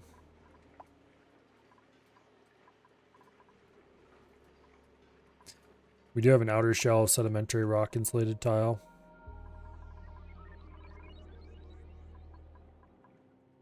But everything that comes in direct contact is obsidian. Or abyssalite or steel.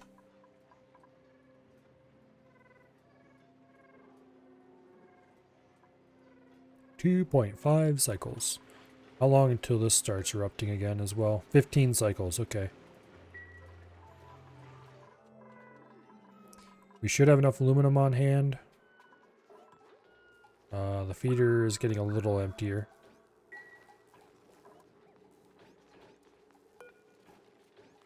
Worst case, I can empty this feeder out and move it over. But I think they'll be fine. We're sending over 5 kilos a day of aluminum, which is definitely not enough, but... How many slugs do we have in here? Only 3. Okay, we need to move one of you.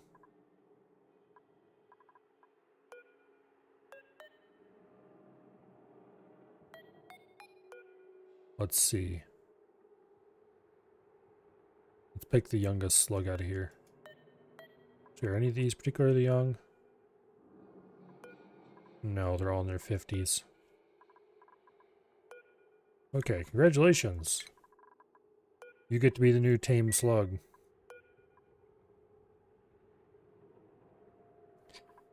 Really, let's go ahead and grab both of these.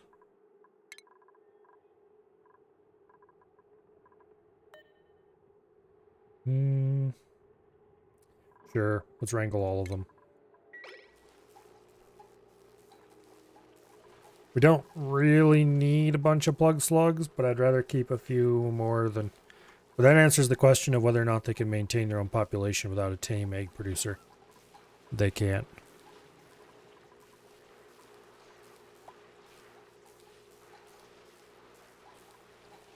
So...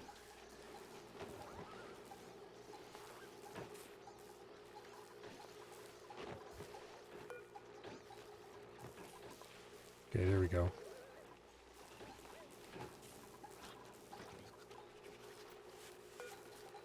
They picked the starving one.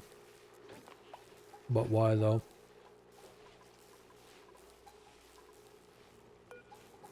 Oh, get over there and eat, you fool.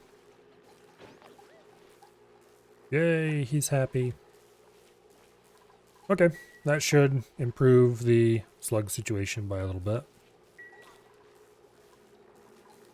These are all glum, but otherwise fed. Yep. Okay, good. We will have to start sending over more aluminum, though.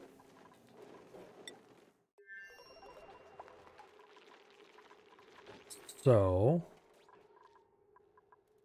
let's see. That's the steel pile. This is the aluminum one? Yeah, it's aluminum. Okay. We'll send over 150 kilos a day.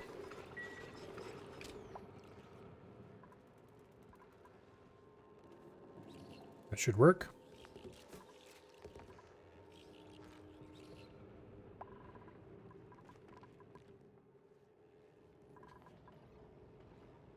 Okay.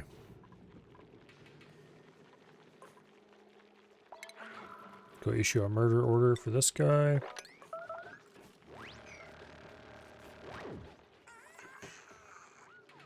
Free food.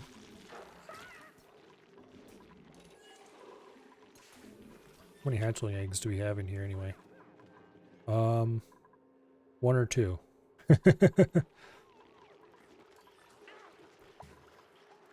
Getting dinner ready?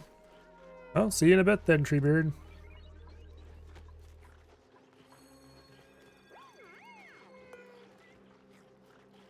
Okay. Applied Sciences Research. Wait, this conducts data analysis. I thought that was... Okay, that conducts materials. Oh, this doesn't use materials at all, does it? That's weird. No, it does. Yeah. Okay. Alright, we're fine.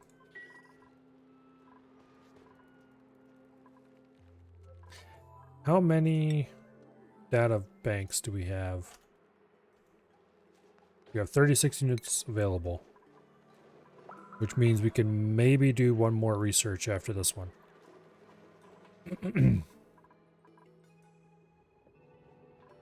Okay. Before we do any space stuff anyway. Speaking of space stuff, let's go ahead and build what I was originally going to build before I got distracted by the virtual planetarium, which is clothing refashionator. Okay, that's nope, don't get distracted, Milo.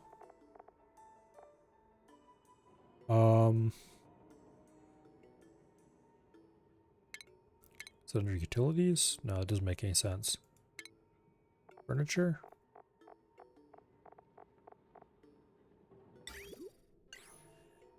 No.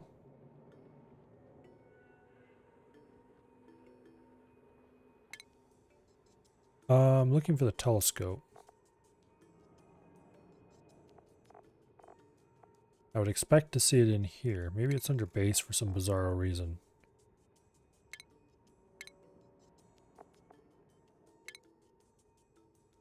I thought we unlocked that already.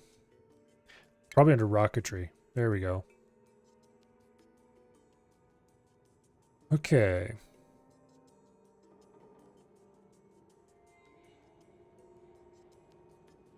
Building must be exposed to space to function. I'm not sure why you'd ever do this one when you can do this one.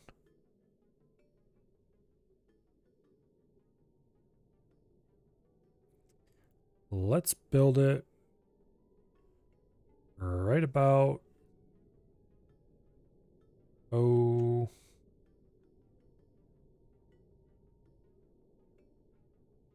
I wonder if I can build it below these and still have it work. Actually, does it have to be built up here with no background wall?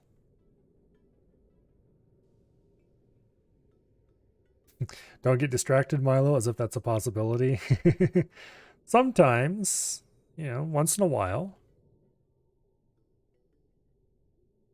Not very often, but once in a while.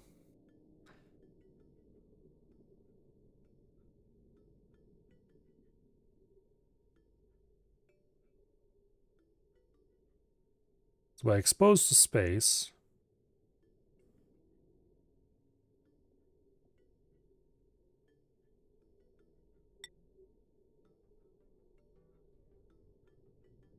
like this planetoid is really weird because it's got a considerable area of background wall that extends up above the regolith, which I'm pretty sure is not normal.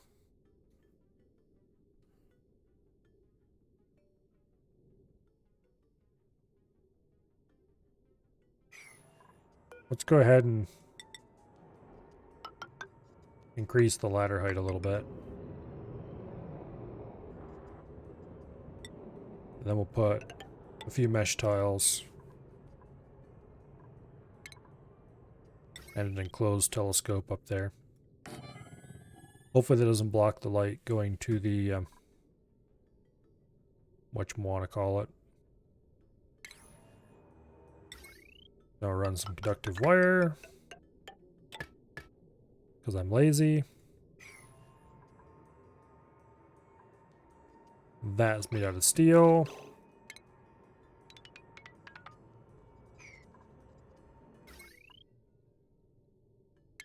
How about no?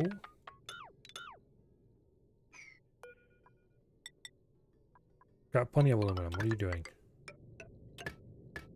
Okay.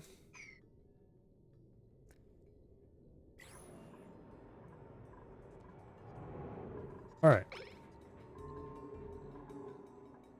We'll see.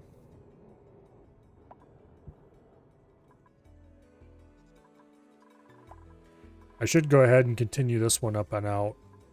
Move some of these solar panels over to this side and start thinking about building a rocketry complex right over here. Well, that, or I could dig out an area here and put in a suit area and then airlock it and then put the ladder up there and put the rocketry area in here. It'd make more sense. Because this isn't really meant to be the main exit. Does this need to have oxygen hooked up? Yes, it kind of does. Okay. I do have a pipe ready for that.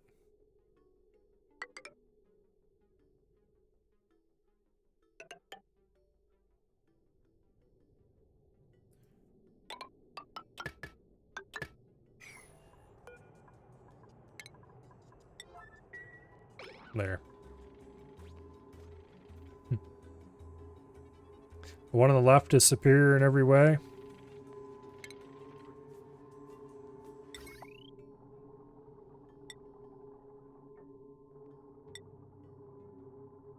Oh, I'm going to have to cool this, aren't I?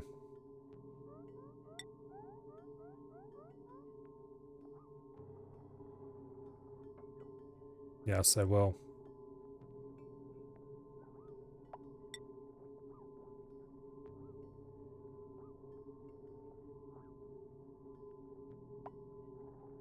No matter which one I choose, I'm going to have to cool it.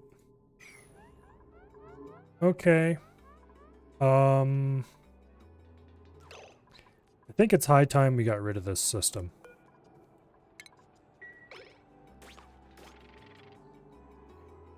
No, you don't? It's in vacuum. And it says it outputs heat. Just buy a new one? That is one way, but it is not the Milo way.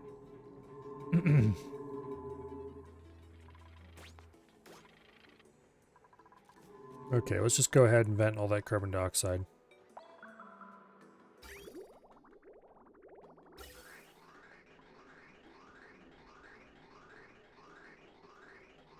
And then we can remove all of this mess in here. And we'll run a really simple cooling loop.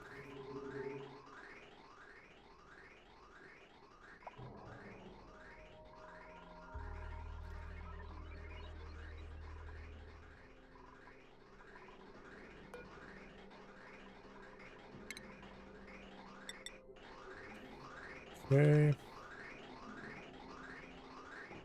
Build a gas bridge across there. We'll keep a pipe running up to the surface to dispose of that gas.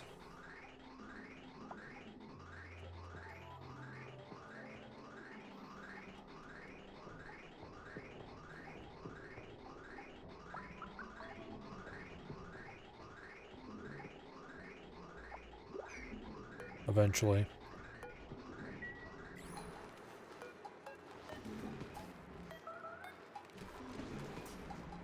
Bump the priority that up a little bit.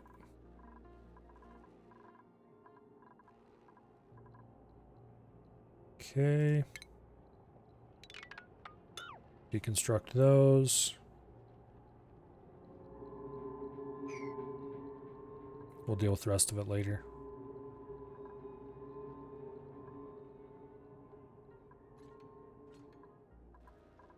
Okay.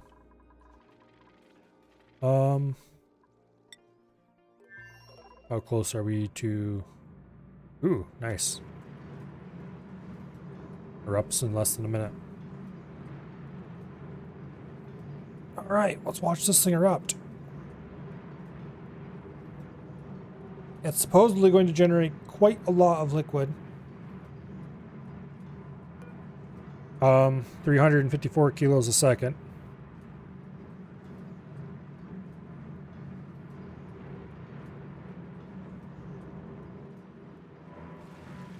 There we go.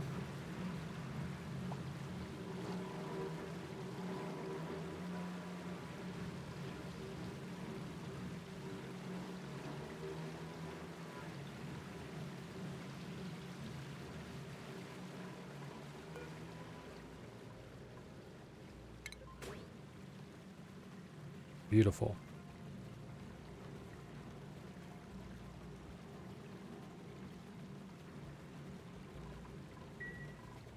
Exactly the way it's supposed to work. Okay, it's entering the system at 800 degrees, making the first turn at 200 degrees. I don't think we're going to have any worries for a long time to come.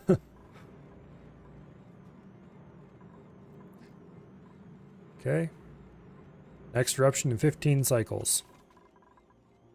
I think we can just leave that door open and let it run full speed.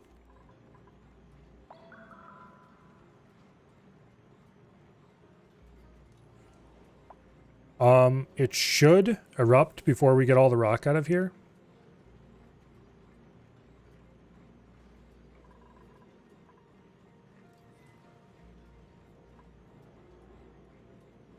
Yeah, it's coming out at about 220 degrees, 226 degrees, something like that.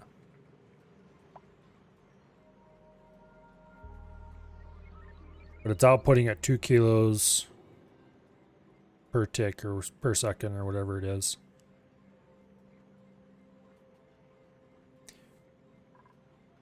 No.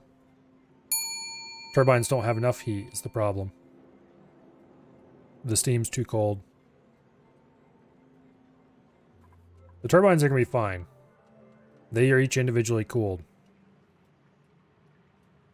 As soon as the autosave is done, we can turn the plumbing overlay on and show it. They each have their own temp shift thingy. Not temp shift plate, whatever it's called. Conduction panel. And they're currently at 55 degrees each. These have been running using the same system for a long time now. That's vanilla? Yes, it's vanilla. I don't know when it was added, but it's a thing. Let's see, right here, conduction panel. Carries liquid allowing extreme temperature exchange with overlapping buildings. I looked them up on the wiki, and apparently only this center tile exchanges heat with whatever it's attached to. But I have, these are cooling the turbines here. I have one up here that is cooling a power transformer. Anywhere I have to have a building that's in vacuum, I can use those to cool it. Since when is a good question, because they've always been there for as long as I've... Okay, I shouldn't say as long as I've played. They've always been there since the last time, since I started this run. And I don't remember them being a thing before, but then I didn't really play much before this run, so who knows? I suppose you could probably dig around change logs and figure it out. Anyway, we have igneous rock coming out at 51 degrees. All right, good deal. Let's go ahead and connect this rail to there. And we'll put in a high priority deconstruct order to get rid of that before it causes too much problems. Because I would like to have the nice cold rock be delivered to the main base. No! I thought I ordered that removed already. What is it doing there? I forgot to remove it. That's what it's doing there. Oops. I saw it right there. What was I thinking?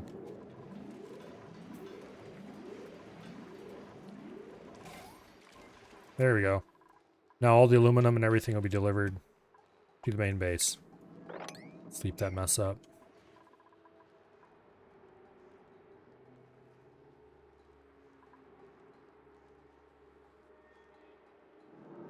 Okay.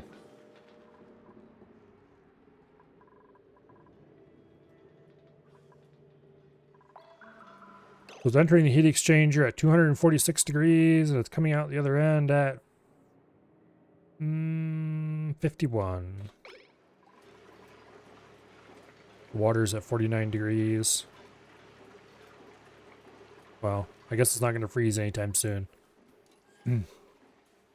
December 15, 2022. Okay. Well, it's a fairly recent addition to the game then.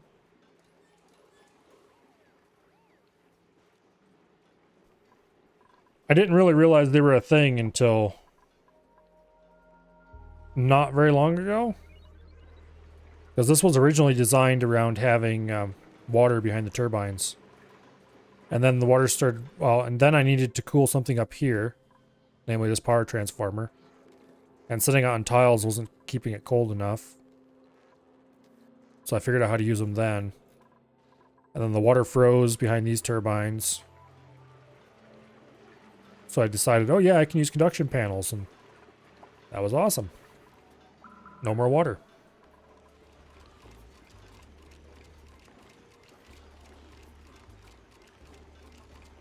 Anyway, this should not empty out before the next time it erupts, because it produces 1.8 kilos a second as lifetime average, and I'm taking out 2 kilos a second.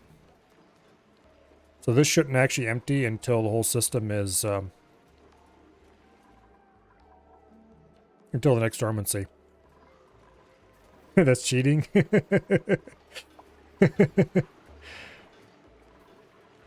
Tell you what, it makes running steam engines in a vacuum so much easier.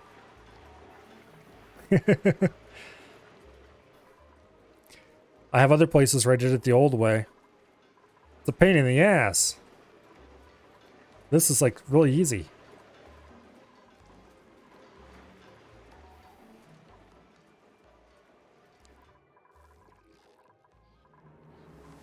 Power transformer in a vacuum.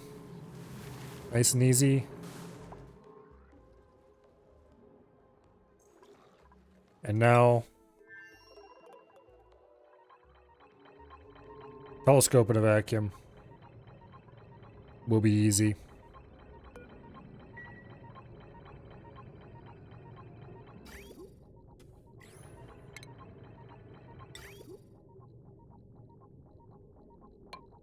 Just put that right there.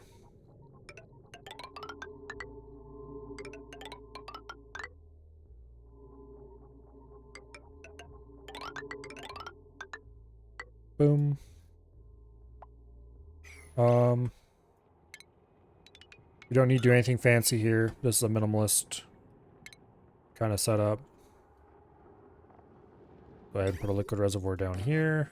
It's just to keep the thing from overheating. Doesn't have to be anything fancy.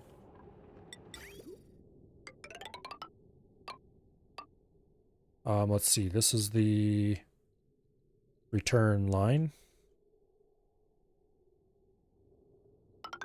So that goes into there. And then we just go ahead and grab a little bit of radiant pipe, which used to be incredibly expensive and now is incredibly cheap. Thank you, aluminum volcanoes. And boom.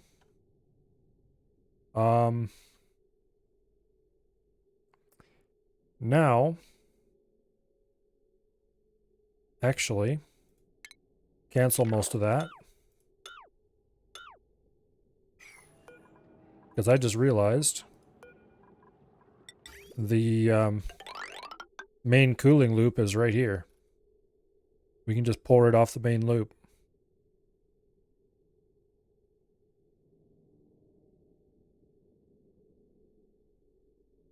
We'll have to make some modifications. Namely, let's get rid of this because we don't need that anymore. This would be used if we wanted more steam or whatever. I don't think we need that.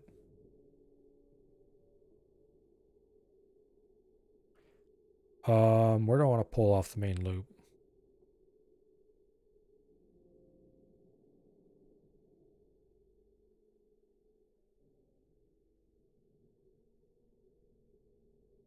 Probably right here.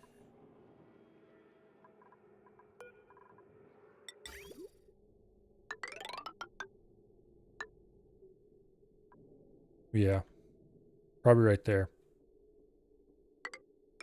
We just have this connect up to that. Let's see. No, that's too tall.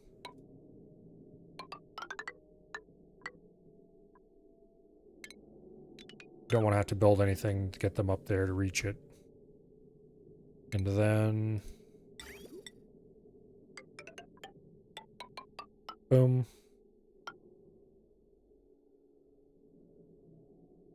And we'll just snip the connection.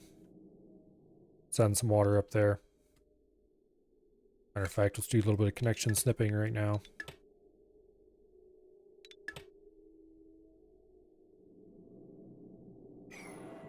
Okay.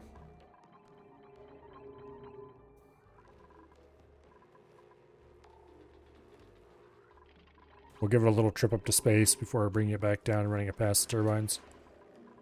We should have enough water in the liquid reservoir. If need be, we can just turn auto bottle on here to fill a little more in.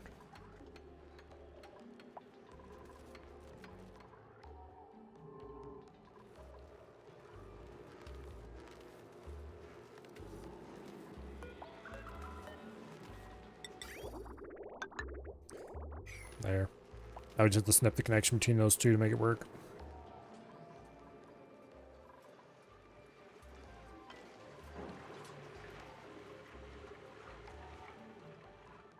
Perfect.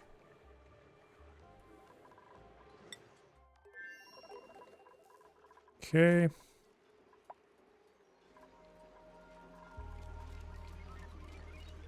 So the awesome thing about having igneous rock available is that now we can start doing hatches in industrial quantities. Because we have infinite food for them. We have infinite building materials now. You know, up to how much the volcano produces at any given time.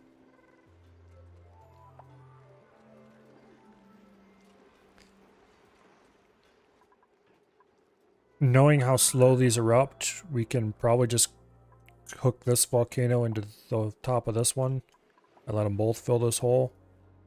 To do that, we would want to dig out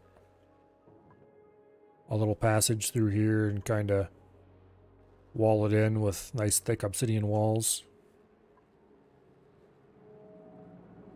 Drain it. Put in a little door up top here. We can get in and analyze it while it's idle, and then you have to try to figure out a way to get somebody in there without burning them up. It is, after all, a little bit warm.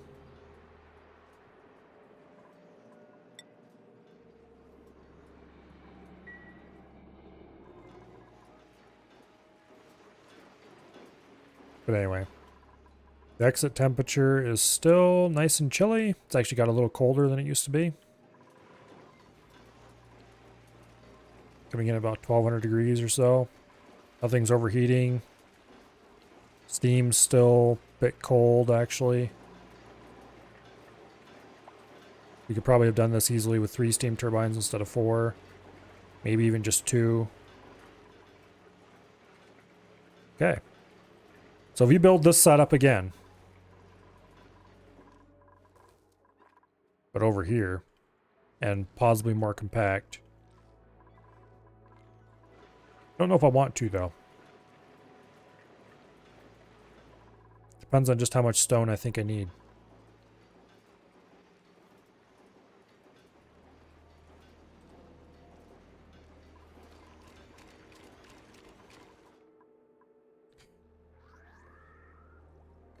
But probably the next step is to get this volcano dumping into here as well.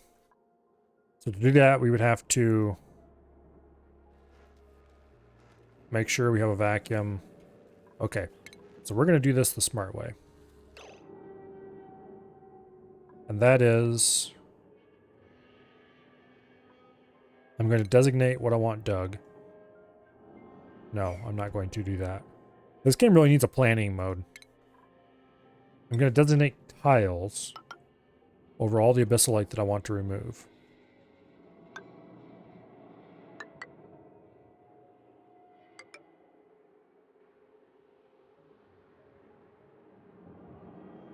Let's see.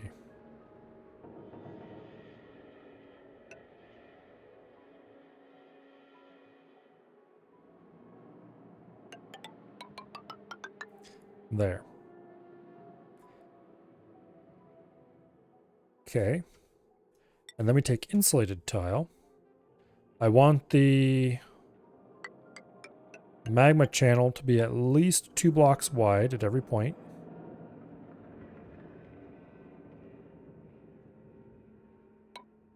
So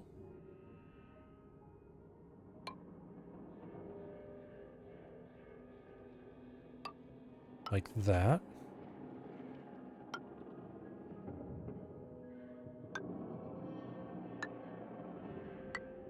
Yeah.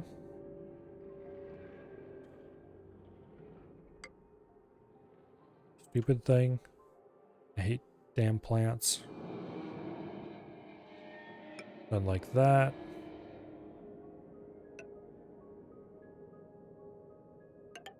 Like that.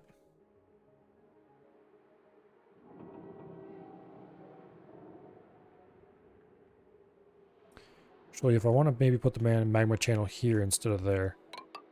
Do like this.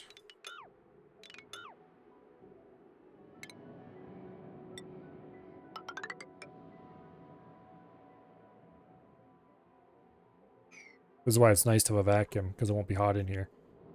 Something like that. Okay, the important part is, though, we're not going to dig this out until I have the outer wall built. I'm going to build the whole thing up. Here. Put tile like that.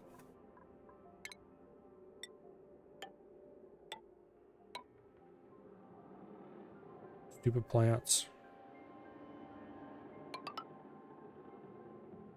Then we'll define... Actually, this is sedimentary rock, you fool. Needs to be obsidian. Fine.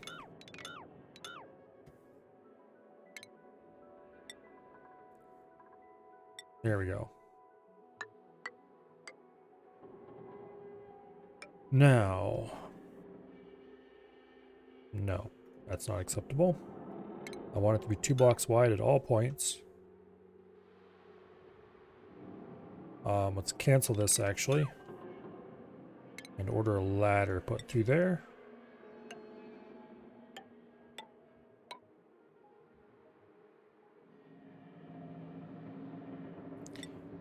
Then tiles. This isn't actually going to be dug out like this at all.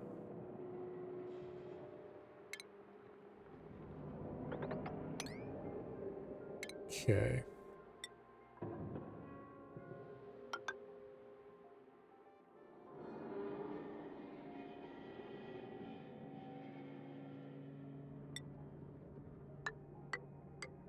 I'm going to define the entire area we want to dig out as tiles. That way it'll be easier to keep track of it. Except the areas that are obviously going to have to be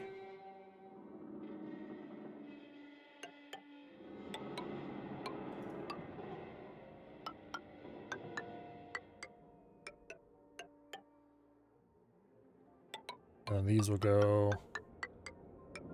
right up into the magma chamber like that. Then we do an inner layer of insulation.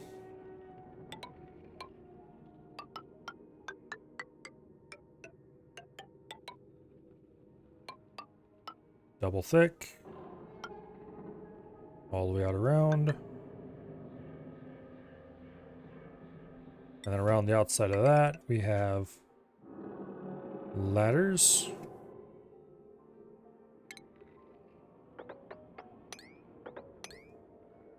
And we dig it all out.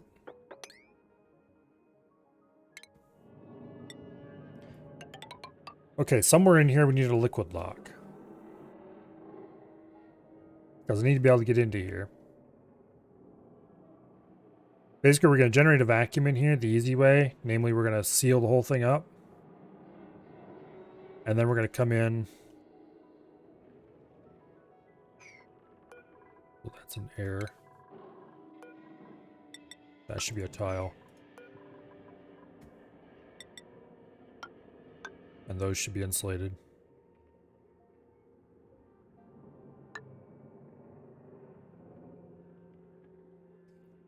And that should also be insulated.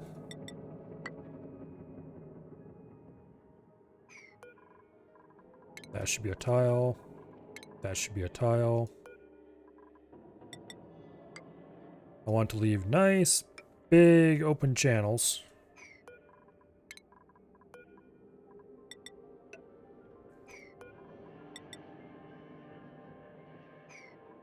Actually, this... No.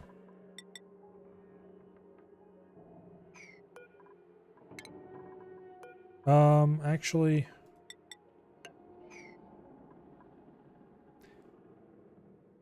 No, I don't want it quite that large. We'll allow single tile like that.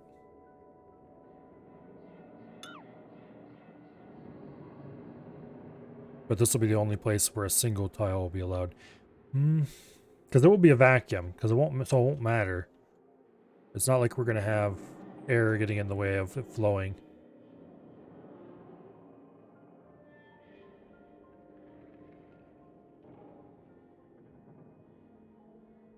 Then again,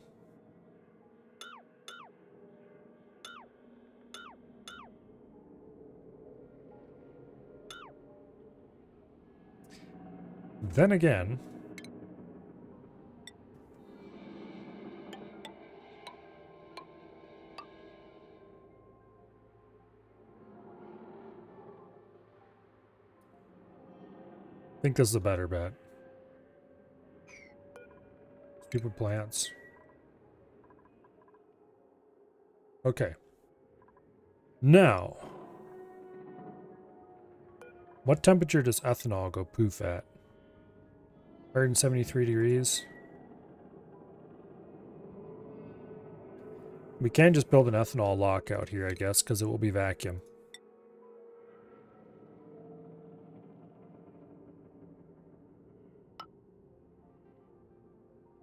Stupid plants. Man, I hate plants so much.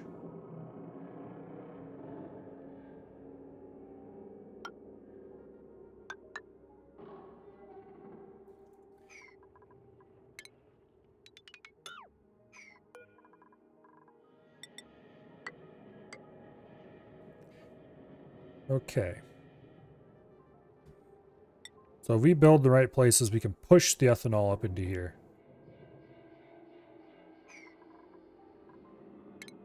So let's cancel all this digging here for now. And we will dig in right across to there. No, dig, you fool. Like that. This will be the initial entry hole.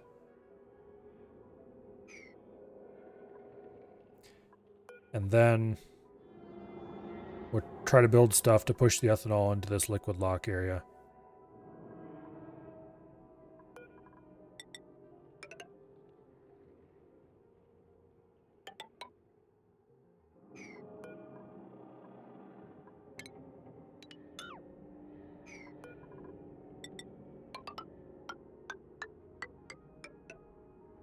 Like that. Once the liquid lock is full, which is probably going to take some doing. Once the liquid lock is full, we'll let everything out, make sure it's all sealed. And then that'll allow us to dig this area out. We'll have to go through and we'll have to seal all these holes up, but we can do that from the outside easily enough.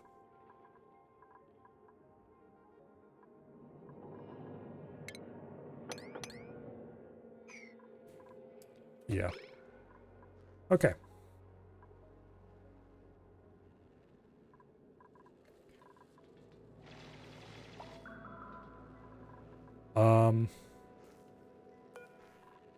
Additionally,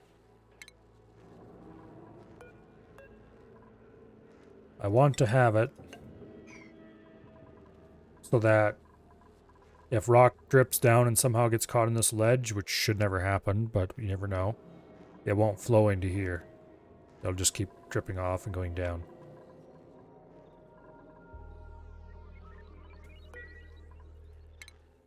Then we will do...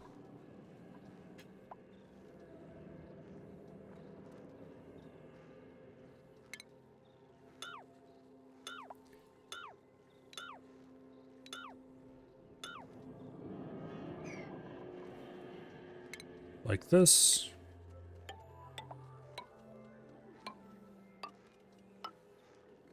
To get up inside.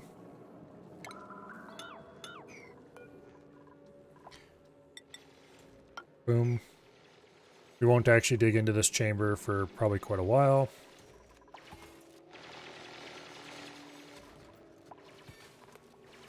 But we're not, probably none of these tiles are going to get built. They're just there to show where, like the ones that are in holes here are going to get built. They're just here to show where what needs to be dug later.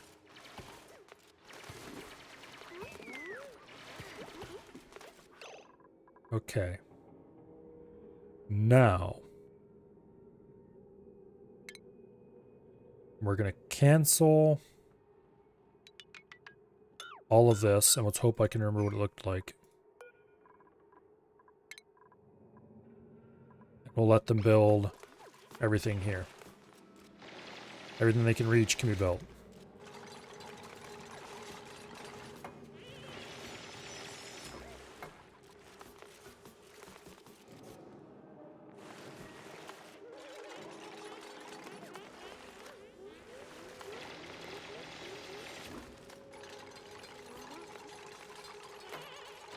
Have to keep a close eye on them, make sure they don't get themselves stuck anywhere or anything annoying like that, but...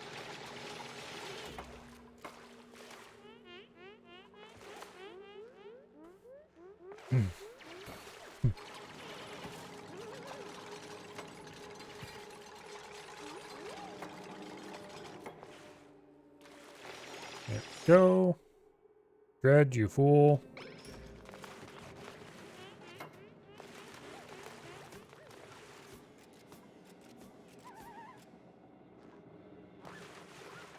Okay, there we go.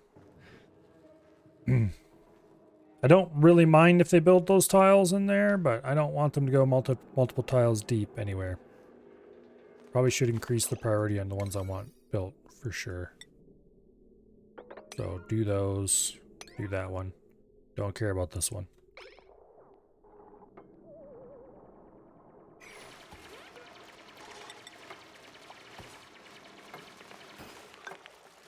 There we go.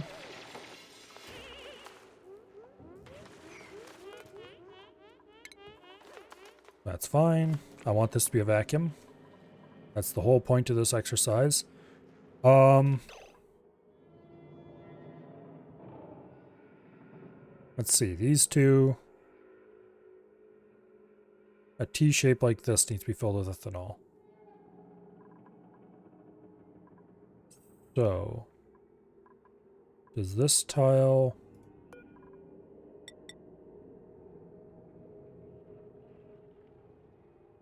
This tile gets to be insulation, I think. Yes. As does that one. And that one. And that one. And that one. And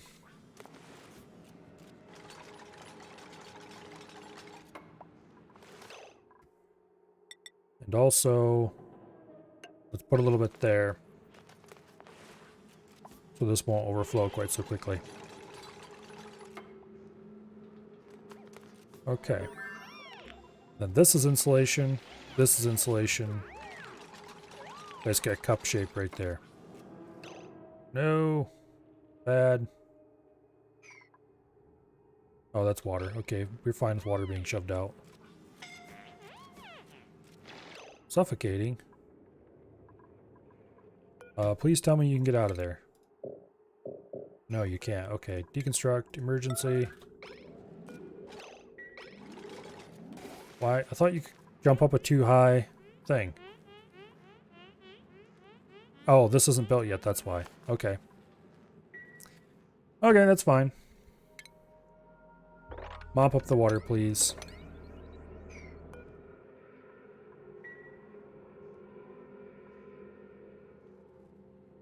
Yeah, we'll wait for them to build this.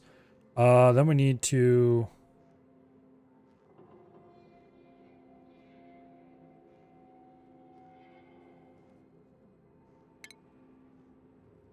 dig out those 2 tiles.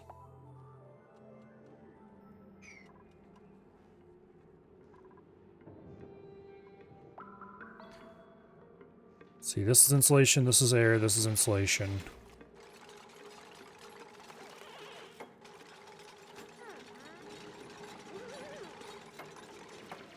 Trying to push the ethanol exactly where it has to go is going to be interesting.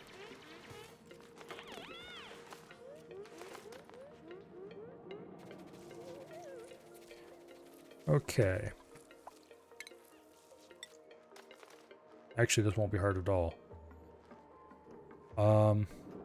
This is a tile. Okay, we'll build like that.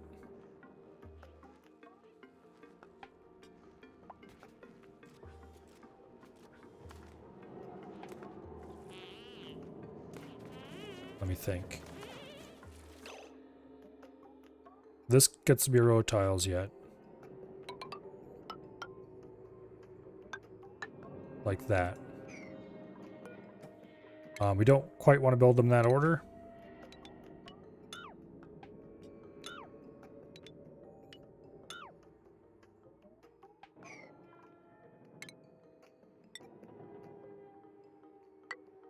We'll put that there for now.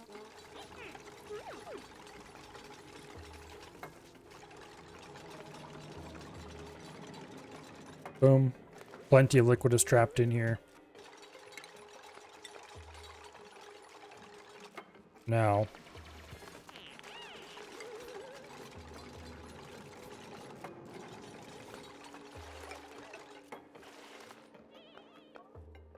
we'll do like that for now.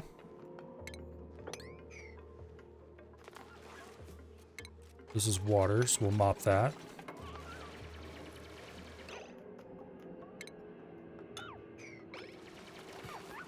There's still a little bit water. There's still a little bit of water around here, but hopefully it'll all get shoved out.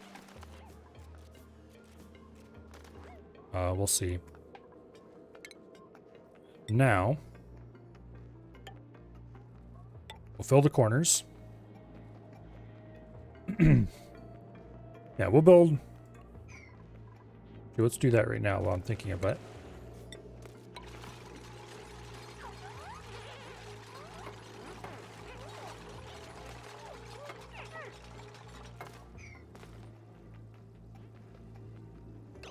Okay, let me see. This gets to be liquid, this gets to be liquid, and that gets to be liquid. So I build there, then we go ensure vacuum. This is vacuum already. Okay.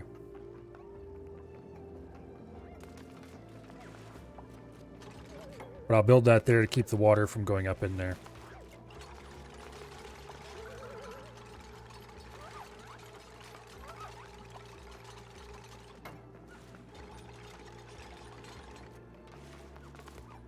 Because we don't want water going into here at all. Let's order this mopped again. Go ahead and mop this before it becomes a bigger problem.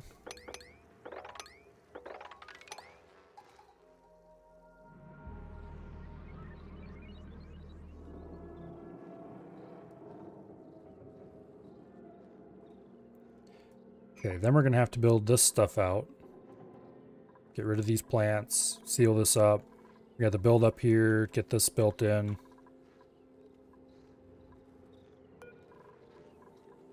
Cancel that.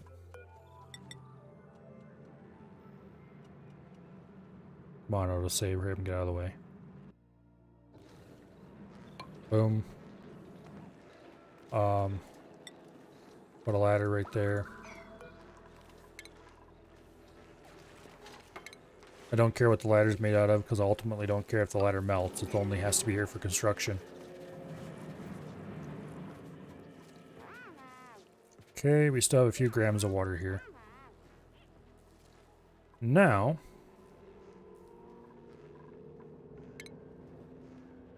we build a tile right there. Right there and right there. So we'll start with this one here in the hope that it pushes the water out. If it doesn't push the water out, we'll build a mop on top of it. Yeah, I'm going to get rid of the water.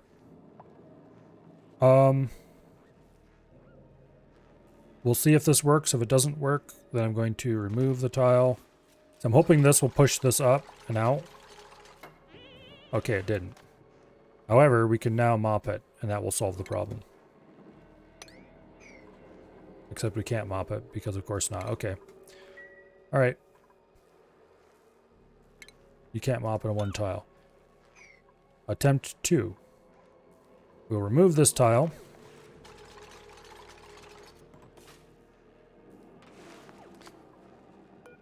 And we'll build that tile there and see where that pushes the water.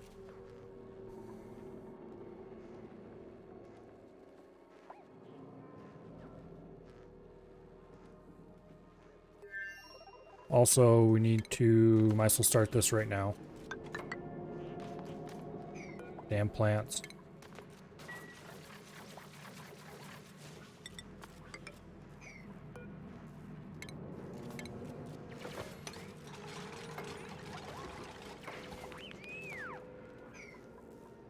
Okay, I don't know where the water went, but it's not there anymore, so that's good. Deconstruct that. Now.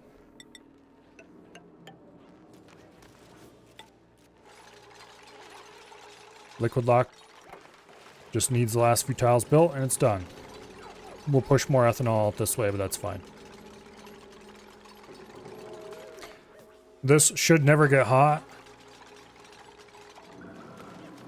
But it's better than water. If it ever does get hot, it'll probably go poof immediately into gas and create a huge problem, but it should never get hot. Also, after this is all built, I will put a manual airlock probably right in here somewhere. Maybe over here somewhere, just in case it ever does go poof. It at least won't let. Actually, will it even matter? Because if this goes poof, we're screwed anyway.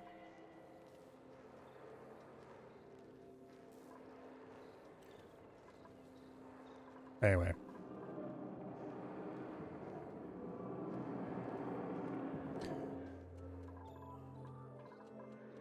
How long do this erupts again? 8.8 cycles. What? Oh, yeah, we could do just put a... well... yeah. We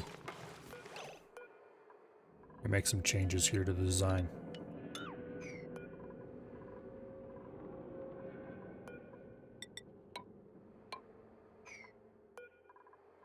Cancel that.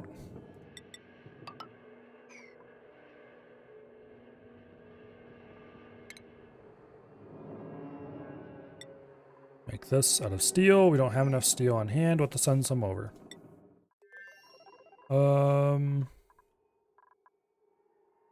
Which one of you is steel again? This one.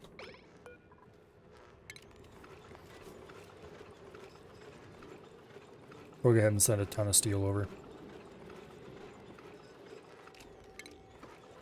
That should be plenty of steel for future building.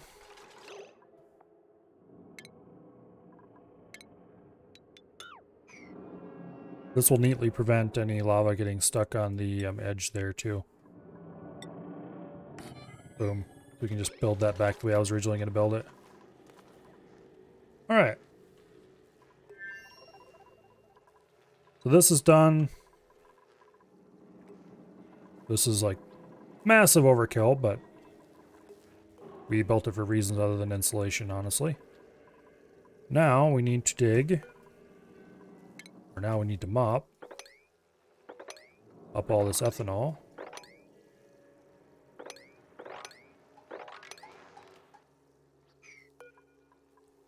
Dig that out so they can mop it.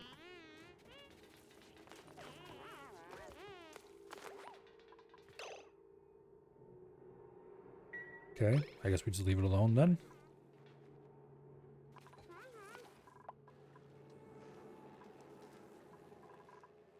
Alright, now we need to dig out...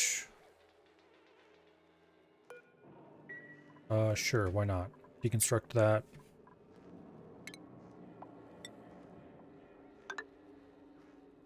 Put a bit of ladder in there.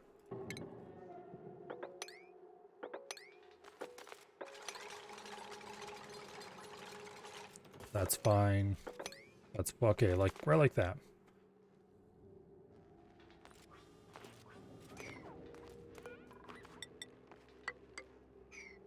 Boom.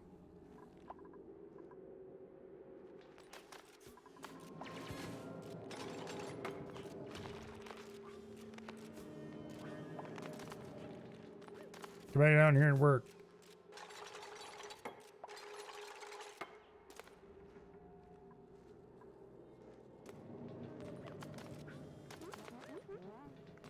Well.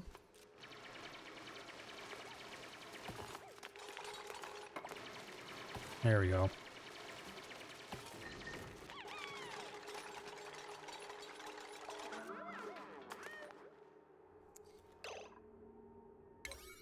Go ahead and let's see, this actually needs to be an insulated tile, doesn't it? Yes, it does. Boom. So that means we need to dig out that. Those two are insulated tiles. These three are insulated tiles. So that needs to be dug out. Alright.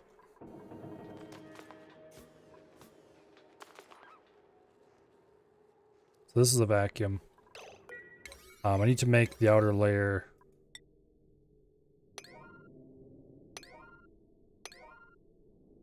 much higher priority.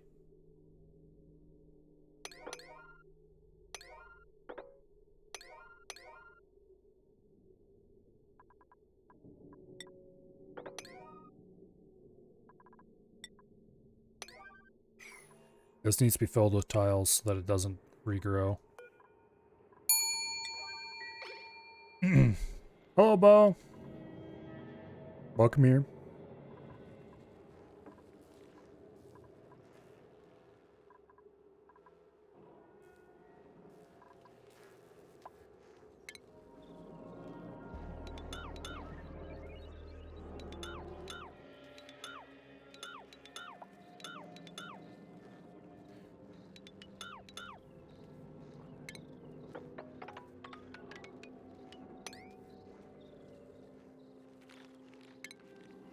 Okay, like that.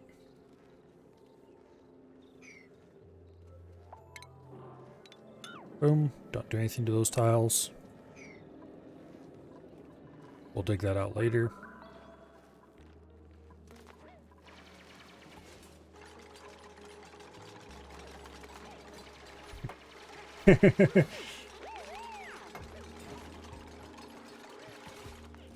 Red's got all the answers.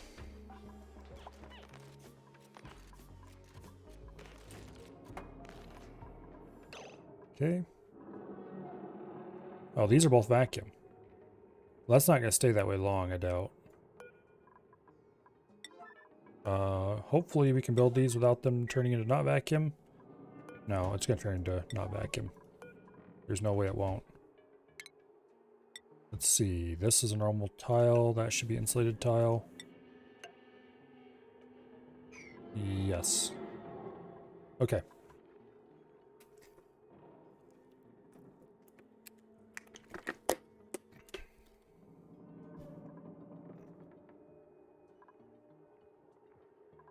Okay.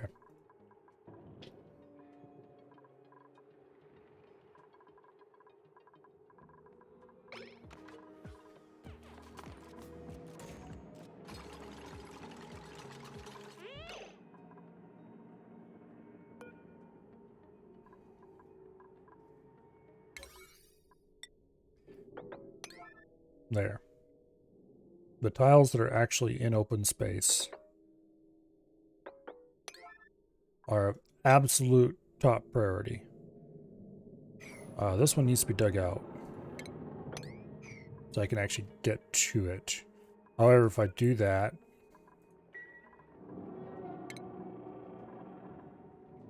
I can't. Okay, here, fine.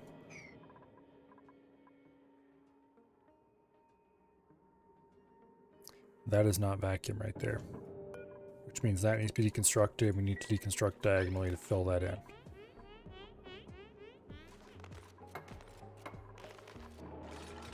Okay, they can still build this.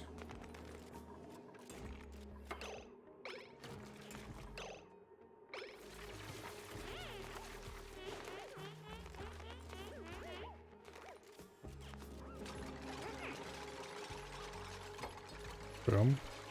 This is chlorine again. Which means we need to build this tile. Boom.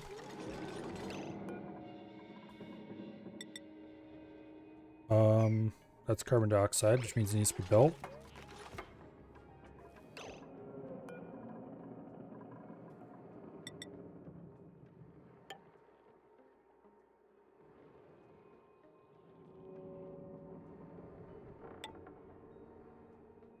Okay.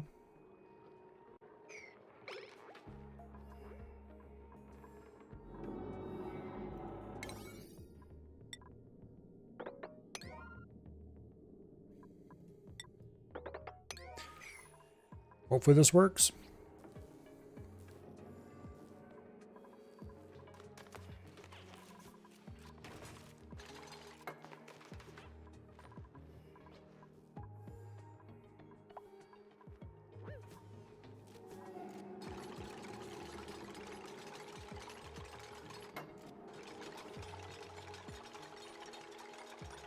Need to get these bleach stones out of here.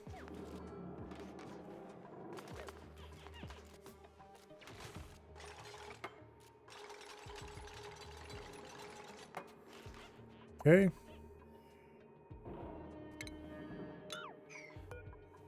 Deconstruct that, I guess. These need to be done first.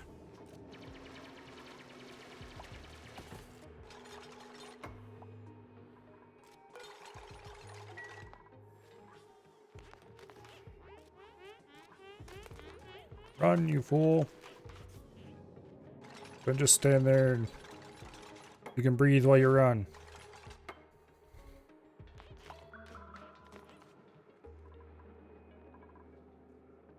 Well, they all ran off to go to bed. Okay.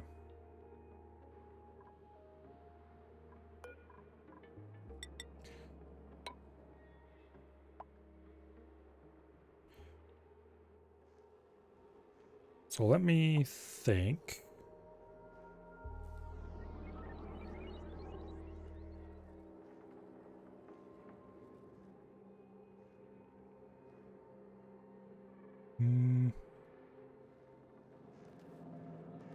Yeah.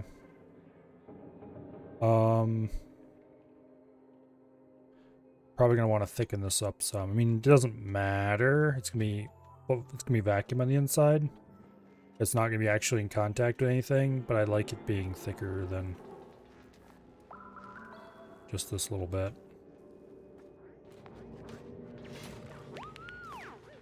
I'd like it to be too thick in every single spot.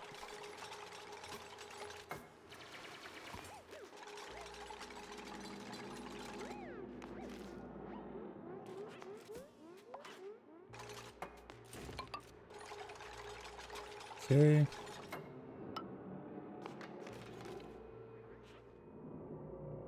So technically we can start working on the inside now. It's sealed.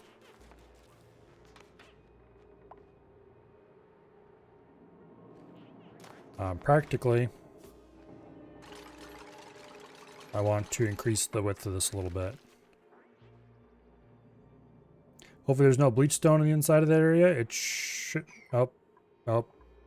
Damn it. Okay, well that's an easy fix.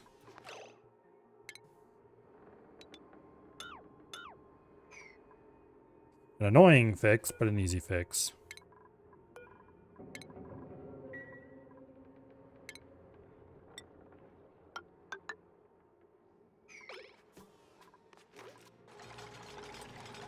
Thank you for the reminder that bleach stone is bad.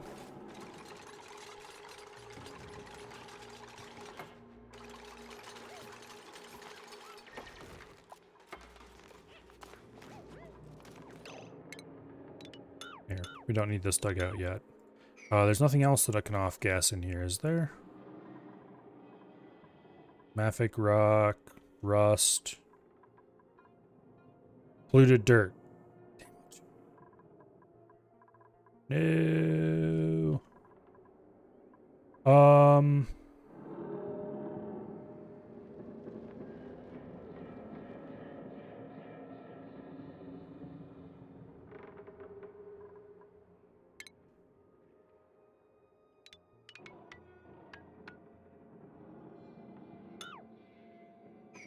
I guess we'll just have to come at it from the side.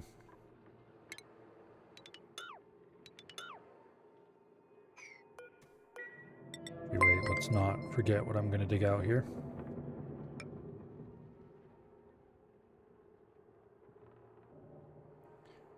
Okay.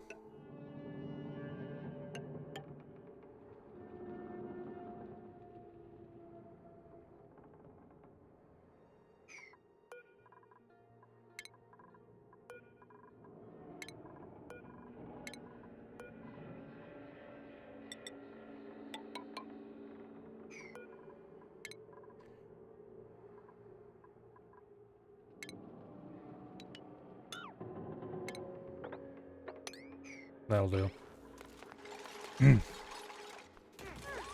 Thank you very much for the follow, Learnin. I'm not sure how you want that pronounced. I guess if I mangled it, you can provide a pronunciation guide. So hopefully I got it right.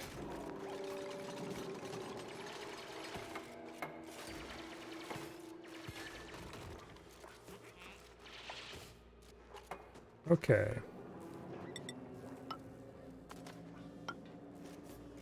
That was perfect. Awesome.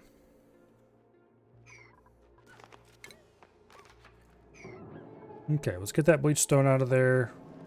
Let's just keep building back out of here until the polluted dirt is gone. There's no other polluted dirt in here, is there? Doesn't look like it. Okay. This is definitely the lazy but easy way to do a vacuum. Wish today was Tuesday, so you didn't have to go to work tonight. I wish today was Saturday, so I wouldn't have to go to work tomorrow.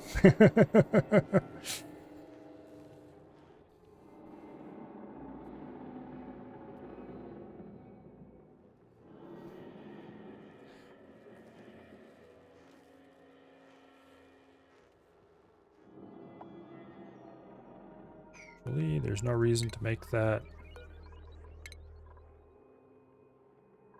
And we can just put in a tile.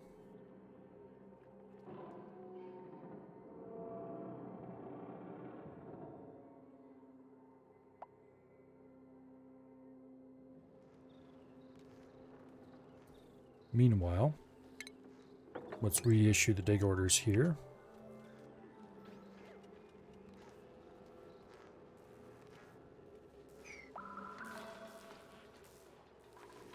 Let's see what's going on in the rest of the base. We're at 15 Pacu fries.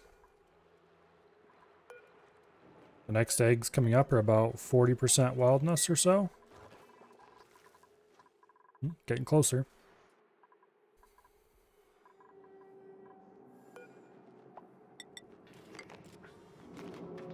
Okay, let's see. This tile is then insulation, I think.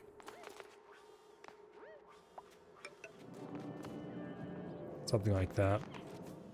Also, these two are tiles, these two are insulation, I think.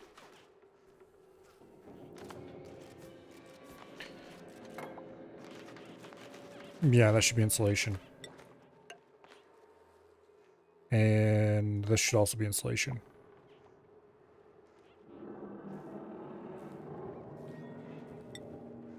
Okay.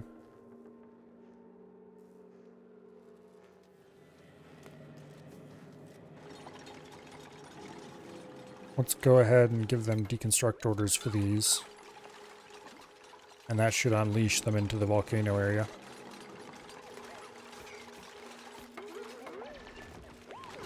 Having this whole thing be vacuum, we're probably going to have to build a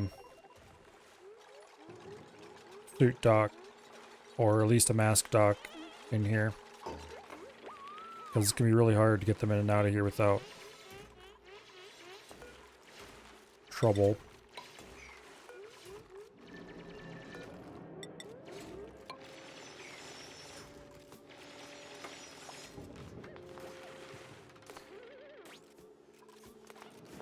Yeah. Mask breathe out CO2. Ah, yes, I forgot about that. Good point. We definitely do not want CO2 in here.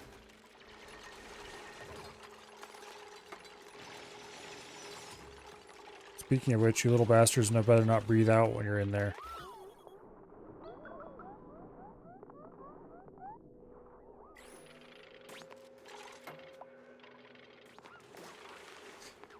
Okay. For suits, we're going to need oxygen, which actually I think we have an oxygen pipe right here. Yes, we do. Lucky me. We'll just put in a simple one with like 2 suits. Because we don't need much.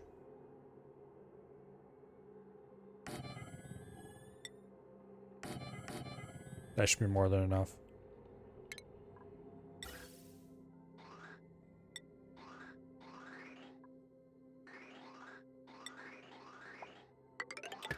Boom. And then power. Let's see, I think this is heavy watt.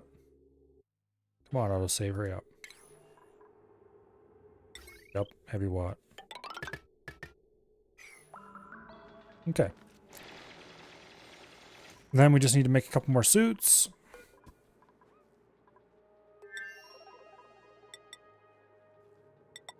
Actually, where's copper? Not copper, aluminum. Are we out of aluminum? Sure looks like it. Okay. We don't have enough copper here to make 2 suits. Ah.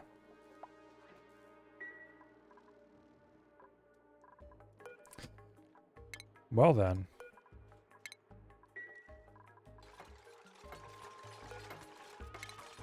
We'll just steal 2 suits off the main dock for now.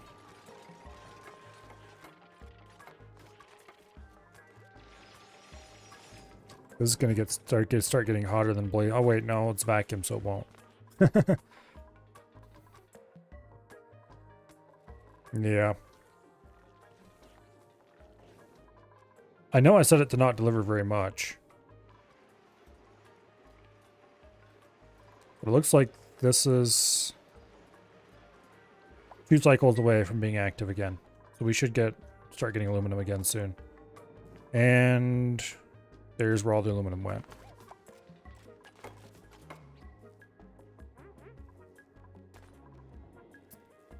Well, actually no, these are made out of iron.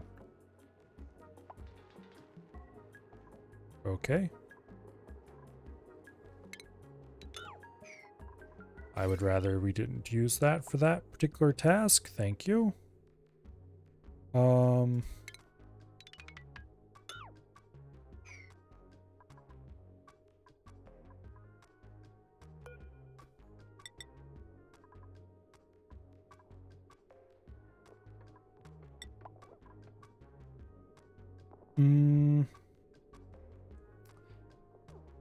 I suppose we'll just have to send through a bunch of aluminum. We should have several tons over here. 36 tons, yeah, okay.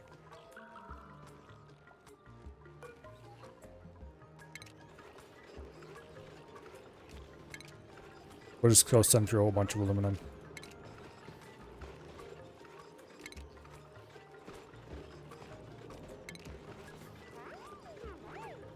Probably should turn up the send amount by a little bit, but now the volcano's going to kick in a day or so, so.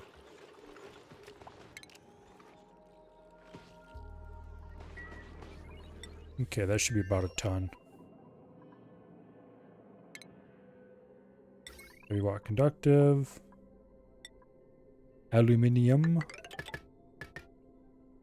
Ta-da. That won't be enough to make any suits, though.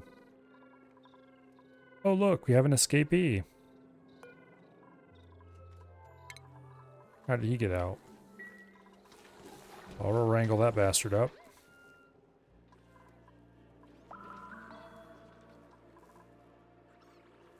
We don't want wild slugs roaming around.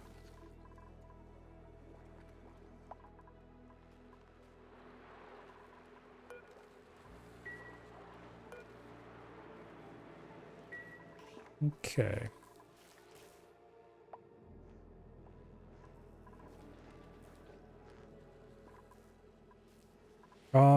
Let's see. I think the rest of this is all insulation.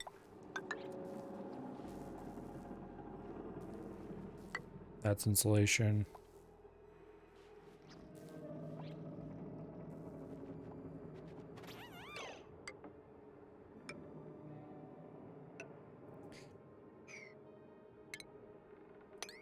Go ahead and dig this out a little bit more.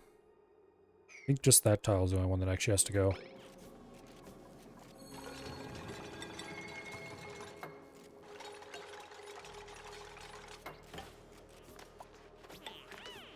I don't know if that one's safe.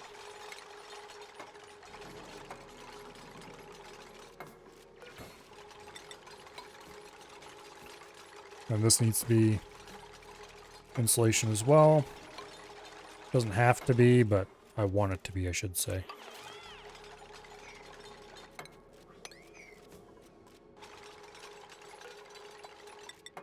And that gets to be insulation. That and that. This gets dug out. And they should just be able to squeeze through here now. Okay, good deal. 2 tile thick insulation everywhere except right here at the airlock, I guess. Oops. Oh well. And this right here, which is vacuum on both sides, so it should be. Opening up this hole is going to be a very exciting job for somebody.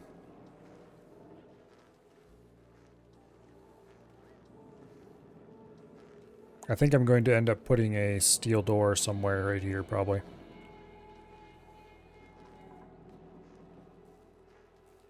You did not invite me to borrow. Let's see. Could maybe make that.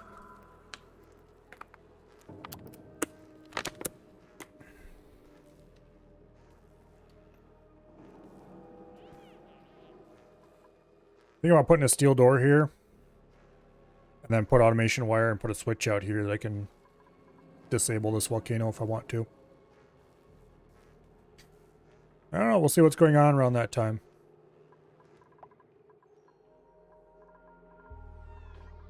Who knows, I could be deep into it could be deep into a thorny problem and Oni again.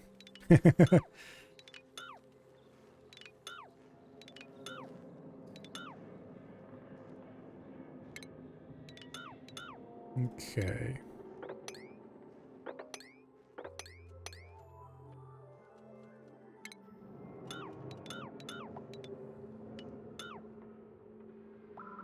Cancel this.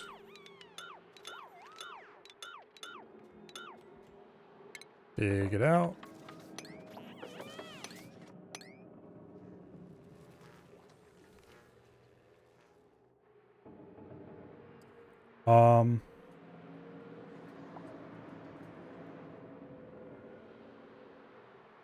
We're going to drop Abyssalite down into here. Is there any way to avoid that?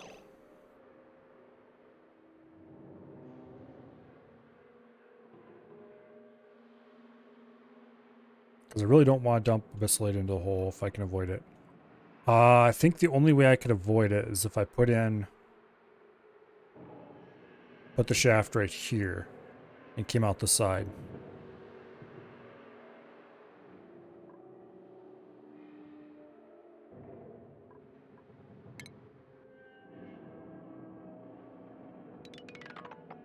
You know, I'm weird.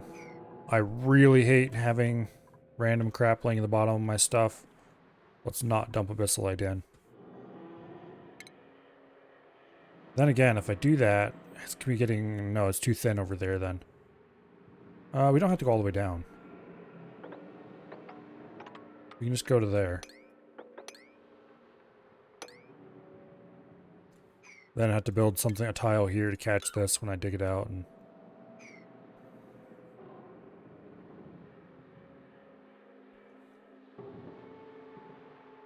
I think we'll do this.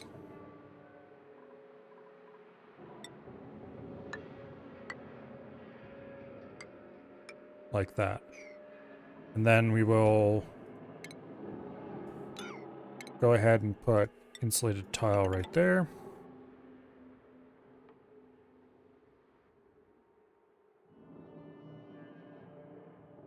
Yeah.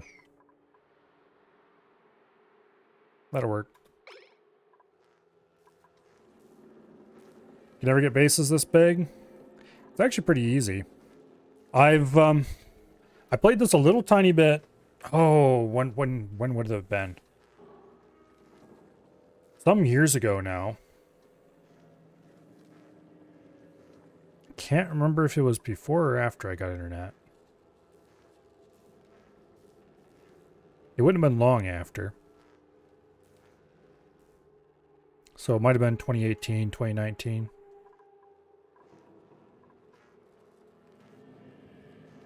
And then this run, which started like a month, maybe 2 ago.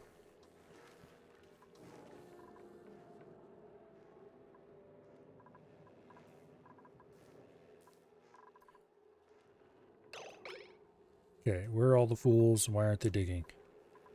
Oh, because I removed that ladder. That's right. Oops. But then why aren't they building that one?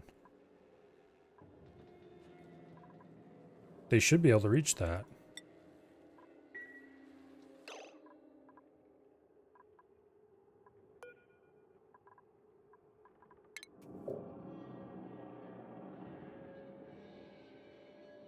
They can reach it all right. Okay. The suits are probably reserved or something.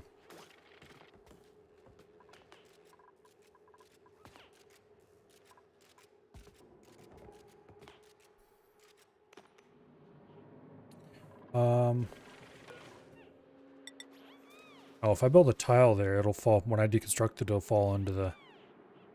As long as I use a crap rock,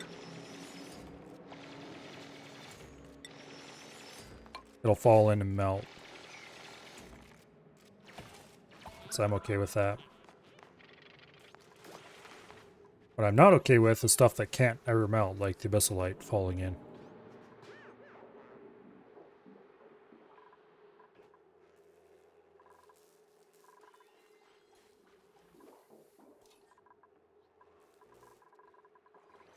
Yeah, okay.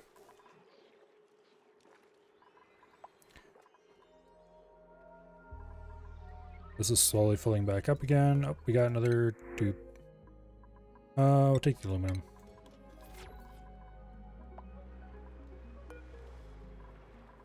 "55% wildness, 57% wildness, 34% wildness, 26% wildness." That one's 65. 19%. We're really close to getting Tame Paku.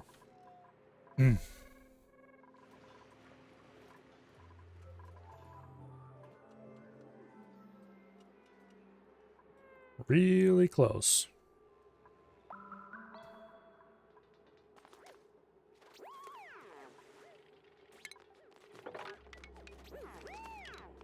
Also, I should start issuing sweep orders. Get this area cleaned up.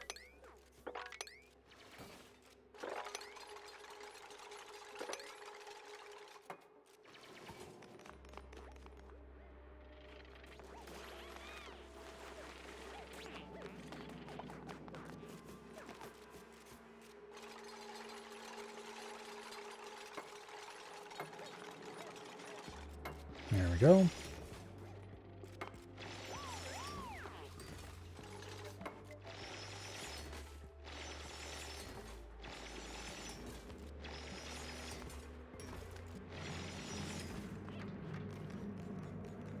Okay.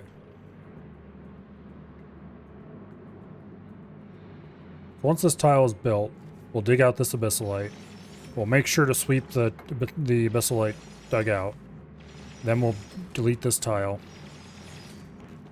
And that should result in some 200 kilograms of sedimentary rock dropping into the magma and going poof. Also, this is going to erupt in 1.4 cycles.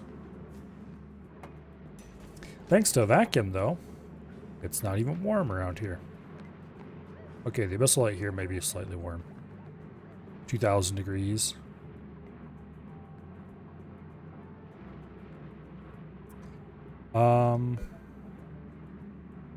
Thankfully, its thermal conductivity is really low.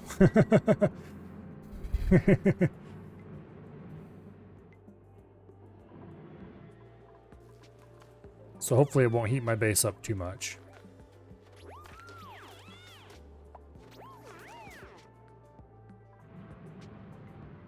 Okay, now dig that out.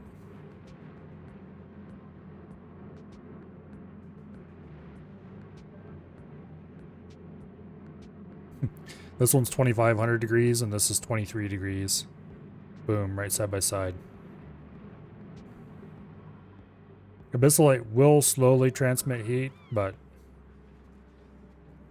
well, the operative word is slowly.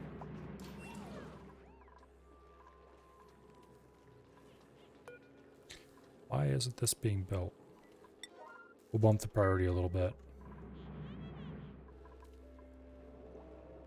So when this gets dug, we're going to have a whole bunch of magma pile down here.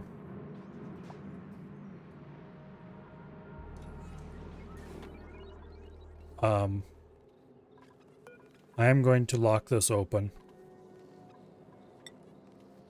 so that when this gets dug out, the dupe who is running away from the magma chasing behind him can hopefully get through here before any problems result.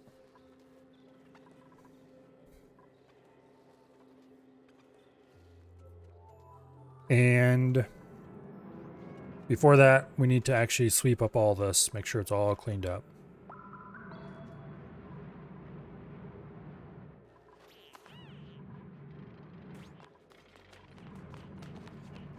So to that end, get these, get those. It's all extremely high priority that the stuff in here is swept. This is obsidian. Unfortunately, there's nothing I'm going to be able to do about that. Actually, there is.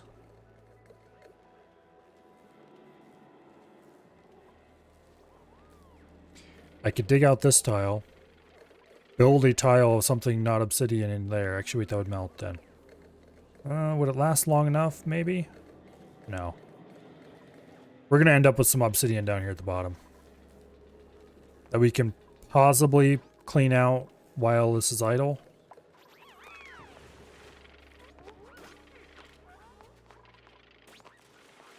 We'll see. Well, we'll definitely save before we dig through this, and if it ends in tears, then we will reload and try a different approach. Because I've never tried to dig into a pocket of magma like this. And so I'm definitely going to have to mess around a little bit and figure out what the best way to do it is.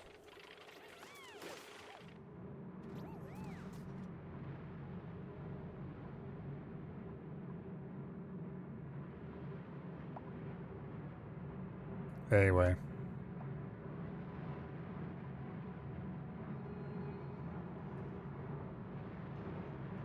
Wonder if there's any way to dig neutronium.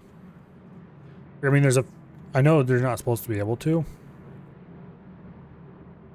But in a lot of games, there's usually some bug or something you can exploit to dig undiggable materials. Wonder if anybody's found one for Oni.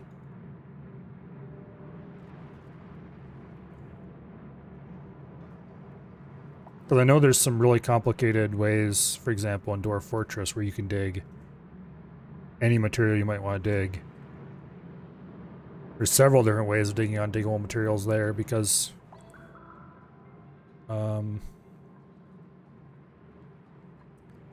contents empty. What?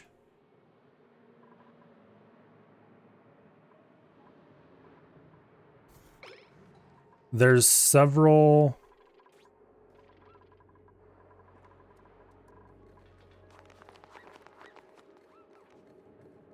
There's a whole bunch of empties. Followed by aluminum. What? Can they dig it from inside another tile or structure to buy them some time? The pocket, you mean? Possibly. Also, this is just erupted again.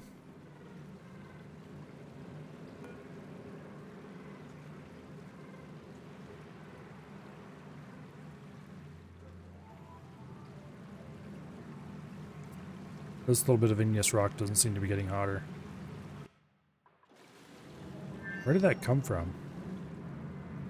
Surely it didn't just melt.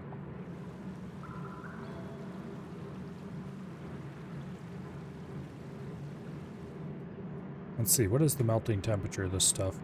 2569? It's 2490.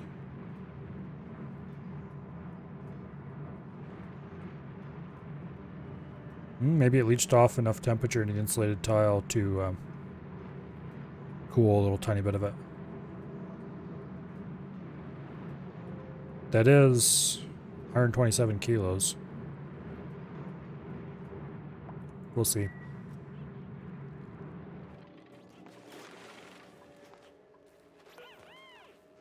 Go ahead and sweep that up. Why is this not being built? Because they can move up to this tile. I've checked.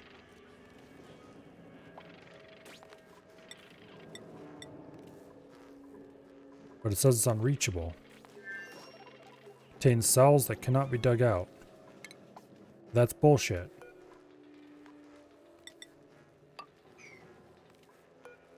Try that again. Hello, Treebeard. Welcome back.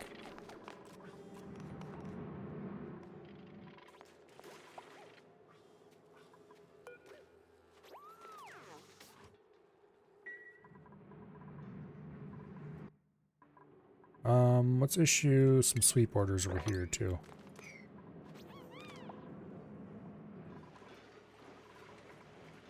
Anyway, rock production is going again. Domestic aluminum is going again. What is the temperature in here? 35 degrees. This might ice over before too long. You must away, cats to herd. Well, see you later, Mr. Calzone.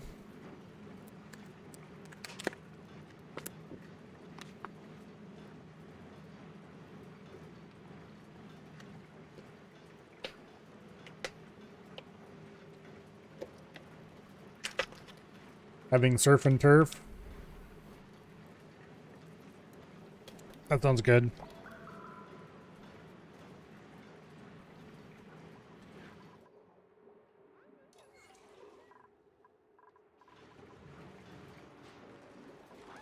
Okay, so this is functioning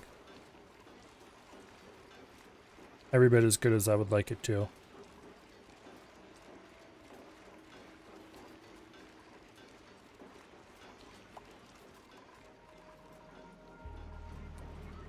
Okay, what's the temperature in here? About 400 degrees.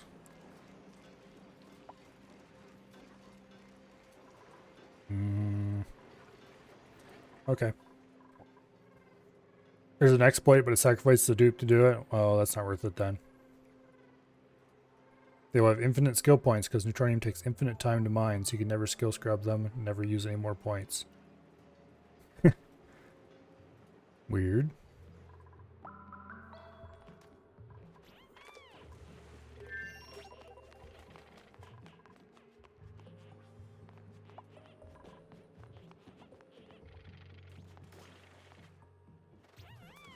Okay, so this is currently idle. 60 seconds every 7,733 seconds. So it erupts more often than the other one.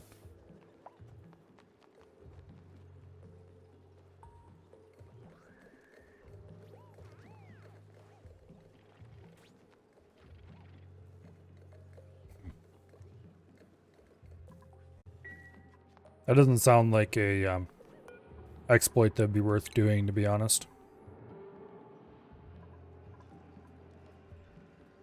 Just to remove a little bit of neutronium. I guess unless you really, really wanted to remove a little bit along an edge or something.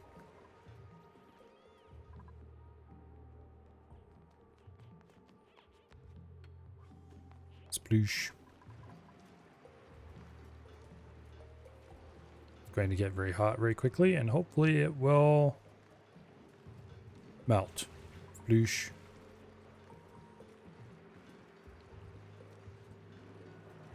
Did remove a little bit of temperature out of this, but it'll be fine.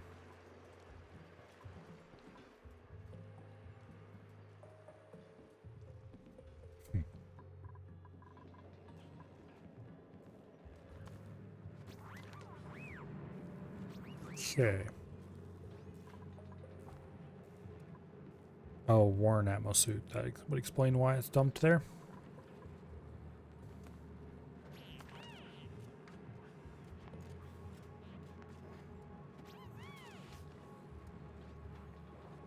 That sounds like a interesting and weird bug, Dread.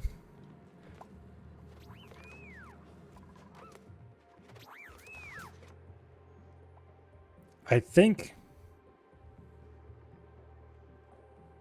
there was actually one of the methods of mining through SMR in Dwarf Fortress that you literally had to sacrifice a dupe for. Or, you know, not a dupe, but a dwarf. You had to dump them into the lava. Kind of. You could send them down, you had to send them down to dig out a tile, but then they couldn't get back out. 2+ billion skill points sounds like it reaches a integer cap. Because that would be... Oh... I don't remember what the number is off the top of my head, but it's one of the powers of 2.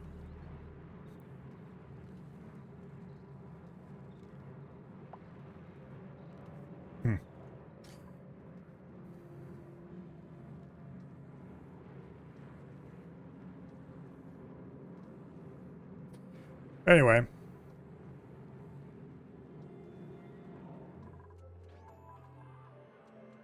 So I do believe... Except this little tiny bit of mafic rock here. Which I would like to get out of there, thank you very much.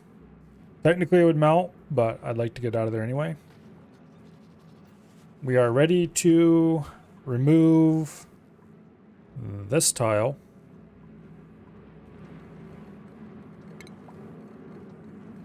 Okay, I'm going to try something. I'm going to dig out this tile. Which should be safe to dig. And then we'll remove that obsidian. Which can be very hot. And then... 3,000 degrees, actually. Hopefully that doesn't cause any problems here for my hot area. Or not hot area, but my base. Although it will very shortly become the hot area, I guess.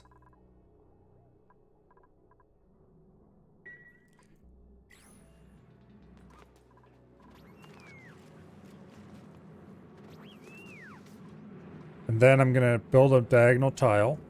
And while we wait for that tile to heat up, we'll dig out this tile. Or we'll see how quickly the tile is heating up. If it's heating up super quickly, we'll immediately dig out this tile and have the dupe run. If it's not heating up very quickly at all, then I'll reconsider.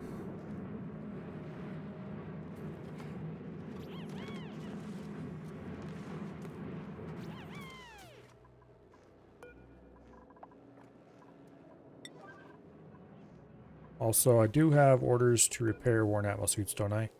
Yes, I do.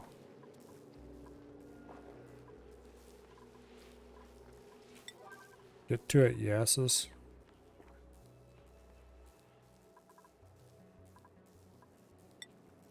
You need worn atmo suit and reed fiber. We have tons of both. Well, we only have one worn atmo suit. It says they have 0, but there's one right there. Right there. Come on. Let me click on it, damn you. There we go. Let's sweep it. 39. Lobster tail and flat iron steak. I don't think I've ever eaten lobster.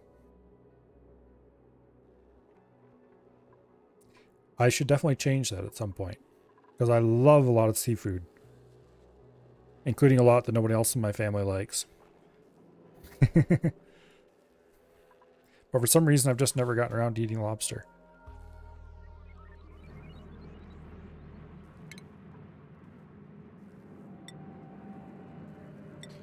Okay, so we definitely want to use sedimentary rock.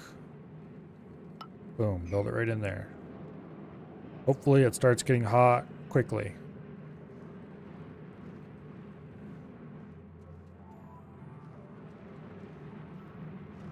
It should melt somewhat rapidly, but hopefully not so rapidly that we can't order a dig issue for the obsidian and then run like a little girl.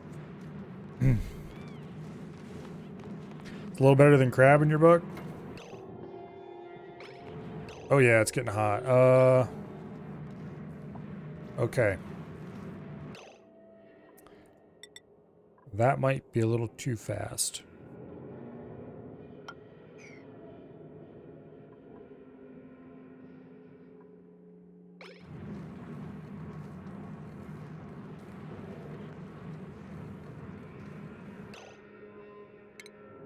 Well,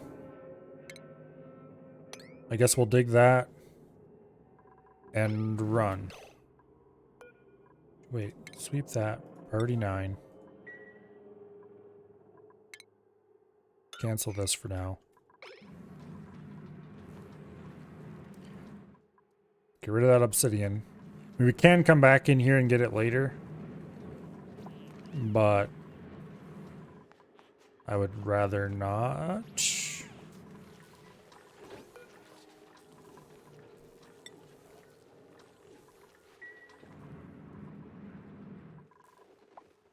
Where's that atmo suit?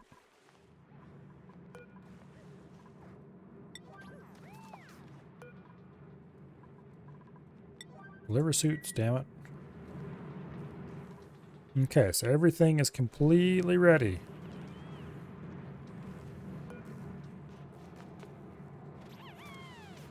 All right. Let's dig that tile. Trying to combine the lava flows? Yep. All right, Dread. Nope. Nope. You're going to go pick up some stuff.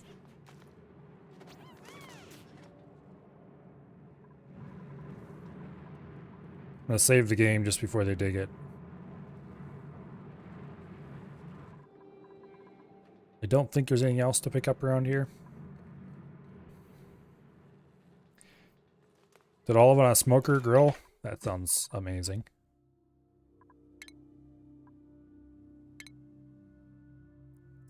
Let's overwrite that save, and then we'll overwrite our original save as well.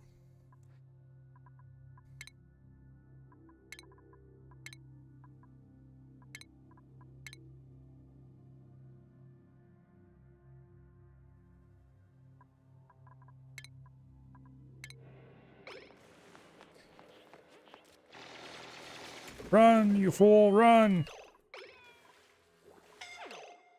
Get the hell out of there. Oh, the ladder's all disappeared. Uh-oh. Okay. Let's reload that game. And let's build ladders out of obsidian in place instead. I did want those ladders to kind of go away, but now I'm reconsidering.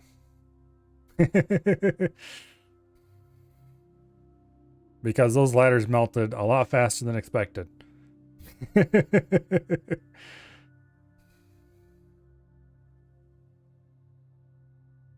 No, I'm just gonna, well, Other side, yeah.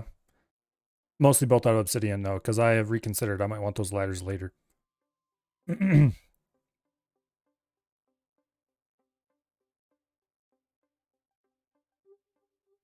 Okay.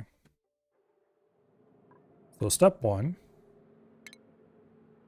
Cancel that. Step 2. Obsidian ladders.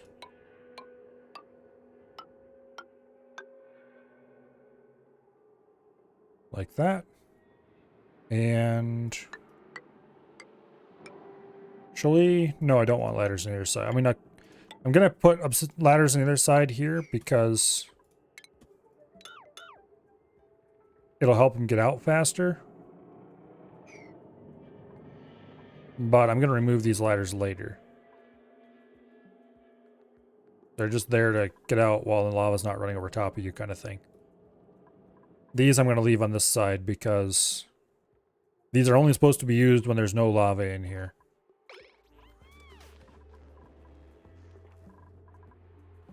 And while I'm at it, I might as well go ahead and put obsidian ladders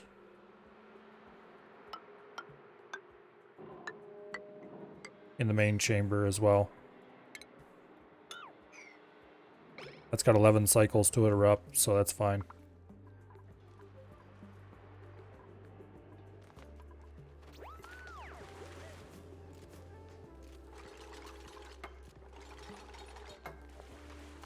Okay. I would like to remove all the sedimentary rock, but we'll wait until after they're done.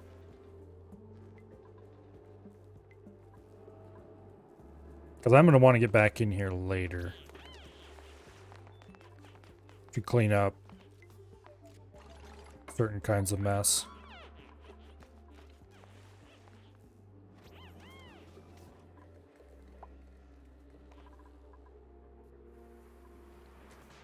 Okay, that rock that was in here finally melted, so that's good. What lulled me into a false sense of security with these ladders is the fact that these ladders never melted. Because these were sedimentary rock ladders as well, and they also had lava dripping over them. But apparently it didn't drip over them fast enough that it was not a problem. Whereas these dripped over them much greater quantity, much more slowly.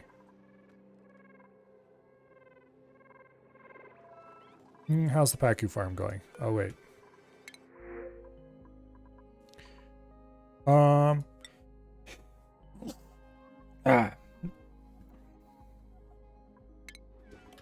take curative tablet. Okay, do we have any of these bastards who are actually tame yet? Doesn't look like it.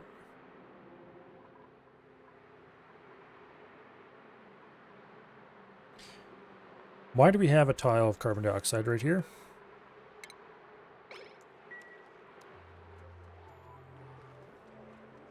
Actually, I don't want to... Here, cancel. Let's put in an airflow tile. There. They must have let out a breath underwater or something. Okay, how wild are these? 38, 44, 33, 4%.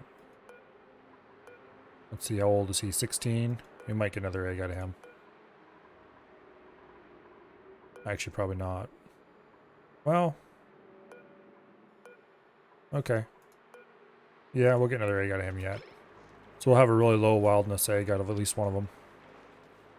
We're getting quite close to finally having tame Pacu in here.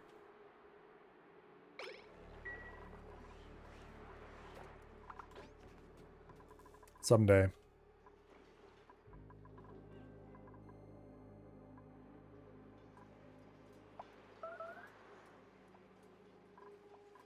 Oh. Radiation alarm means they went over here and fertilized some of these plants.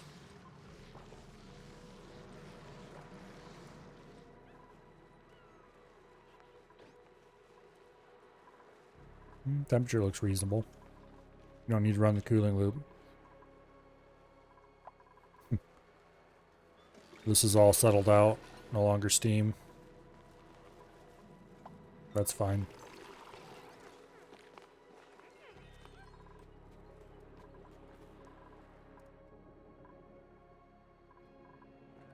Okay. Looks like everything's going reasonably well. This is still processing rock. I'm going to have to increase the speed this feeds through. If I put a second volcano in, I'm probably going to have to go up to 4 or 5 units. Let's try going up to 5 units now and see what happens. Damn it. Oh, this stupid bug. There we go. You can't change the number while it's being fed through because it resets the number every single time. Okay, these are coming out at about 2,000 degrees.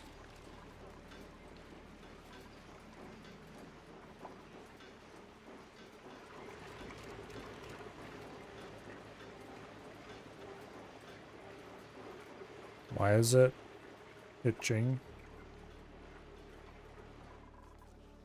Oh, because we're getting some aluminum fed through. Well, that's going to kind of screw the experiment up.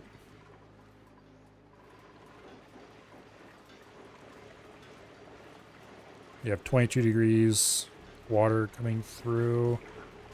What temperature is it returning at? 42. Alright. Alright.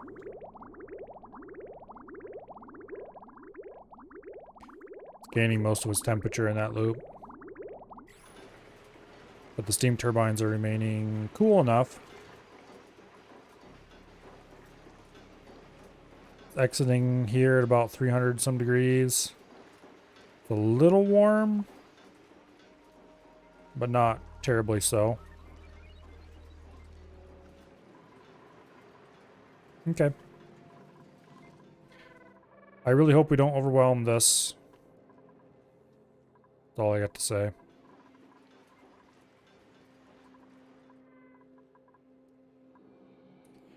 I should put in a shut off right here. Let's do that actually, before I forget.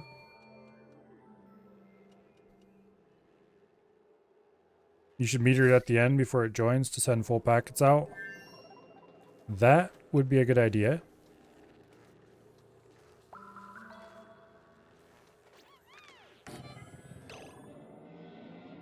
That's made out of the wrong material.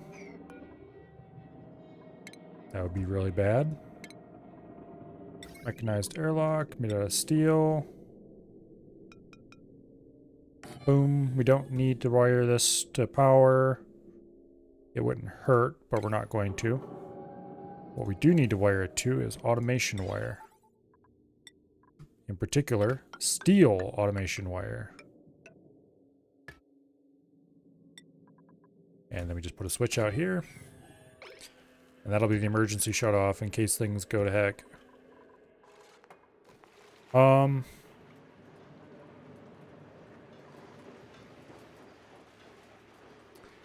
Meter at the end. Yes, we can do that.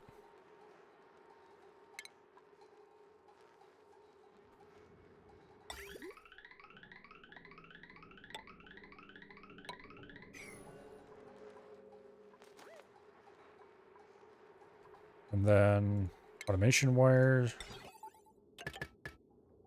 Not steel, aluminum.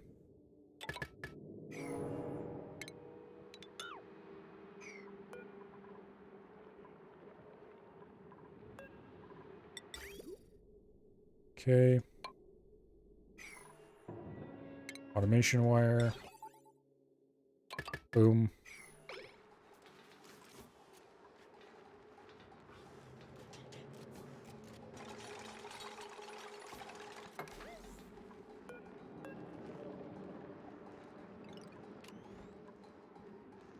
Let's see. 20 is the max packet size, I think. Boom. I don't know if this is going to properly combine packets. I guess we'll find out.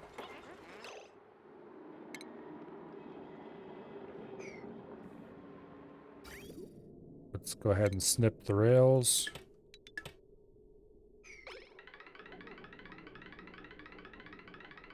It doesn't appear to be properly combining packets. Apparently, it doesn't work that way.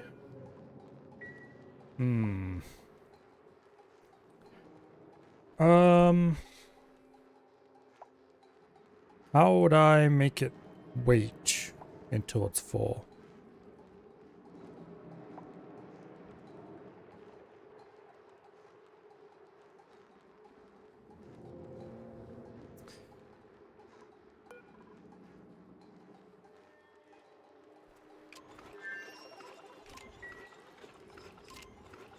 It will still combine packets. It just won't combine them unless the railhead is full, I guess. I think. Guess we'll find out.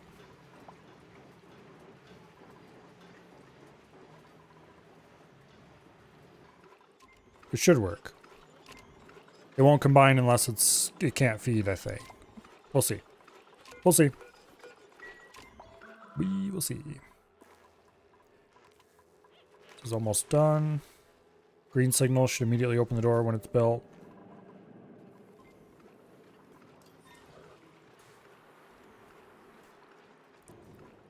That's 9 cycles waiting to go. Do not, whatever you do, pick up that igneous rock. It's 2,000 degrees.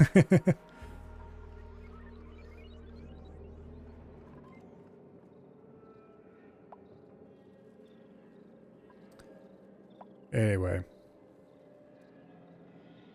As long as we dig out this side and then run down this side, we should be able to get the dupe out, no problem. It's being touched by... where I call it doesn't instantly kill you or anything.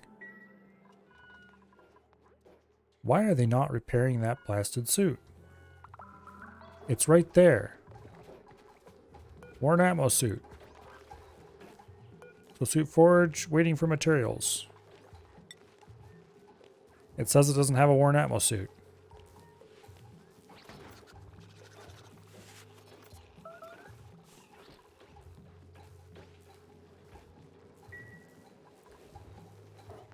They can reach stuff that's in this pit.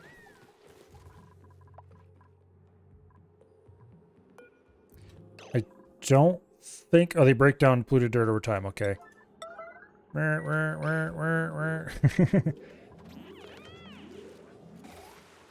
Okay. Problem solved. Sweep that. Sweep that. And sweep that. These are all built. They can get up and down in here as much as they want. As soon as they finish building this mechanized airlock, then we're ready to go. They can't reach the crafter. Oh, sure enough. When did that happen? Okay, just build these out of plain old boring sedimentary rock.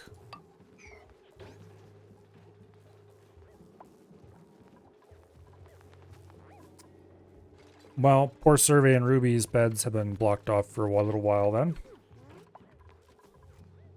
That must have happened when I was reorganizing the electric in the area.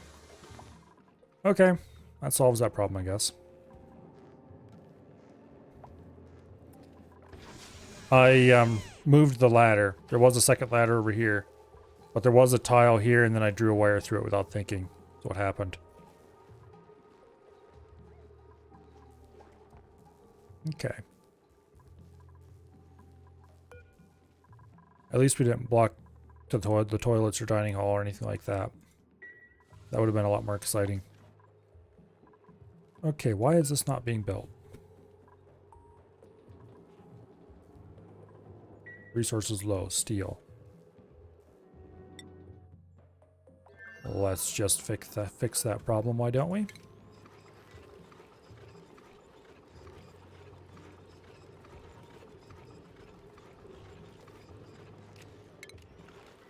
Send over 1 ton of steel.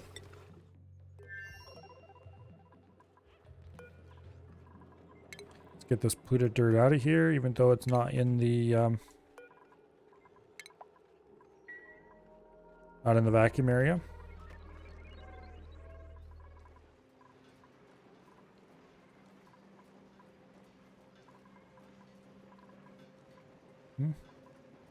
This tile was like 1,000 some degrees. Now it's nicely cooled down thanks to temp shift plate.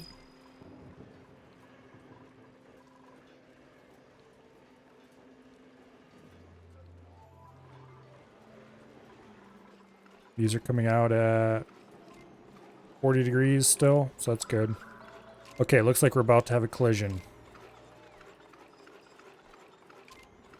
And it does not work at all the way I'd want it to. Damn you. Is there any way to make it work the way I want it to?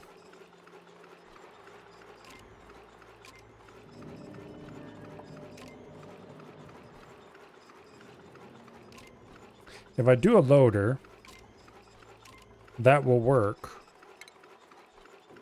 But then I'm going to need a loader sweeper combo.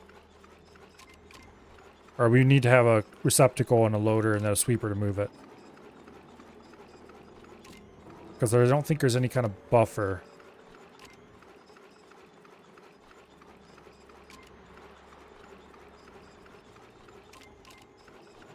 Yeah, we did replace these with receptacles. And then put a loader over here and put a...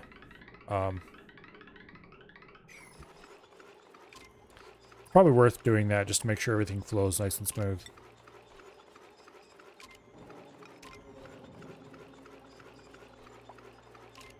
Put that there.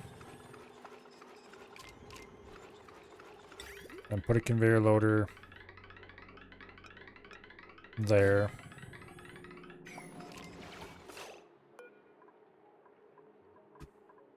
Conveyor rail from there to there. Deconstruct those conveyor rails. Deconstruct these meters.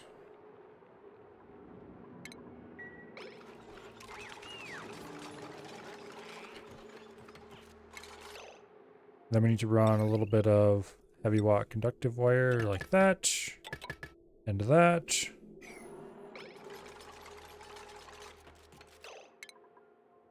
Then we do conveyor receptacles.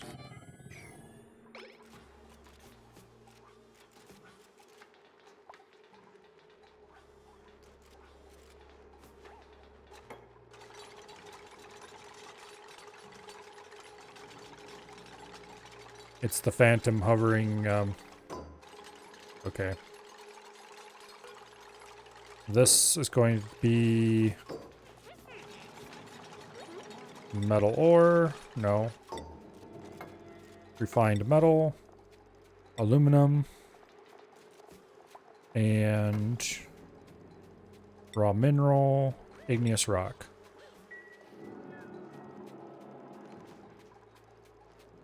And it can't take out a receptacle, damn it.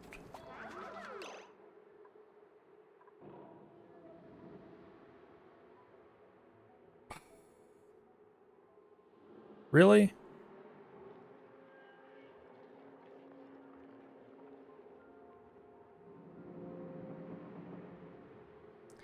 Or do we need to have a... Or does it need to have a storage container beside it? Here, how do these damn things work? I thought they were just containers that attached to the rail.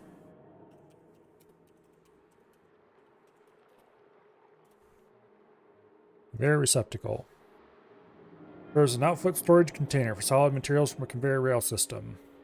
Can be removed from conveyor receptacle using an auto sweeper with storage bin nearby if the container is higher priority than the receptacle. Oh, we need to change priorities then.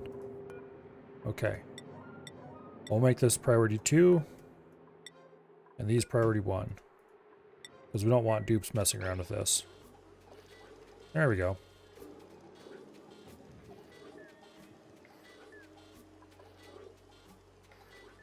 I would like if you removed some from here, thank you.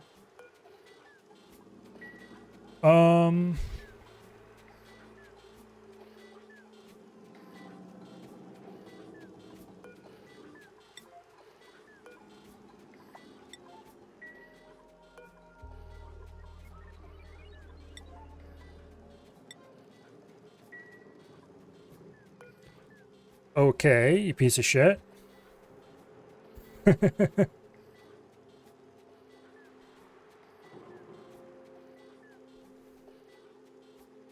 Pick the fuller one. I don't suppose there's any way I can modify that behavior at all. I can tinker with the priorities, but that does nothing. Okay.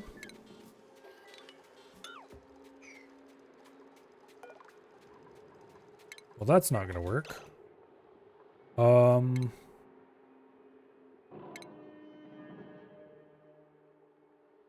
We could probably do multiple auto sweepers, or, and this is really stupid,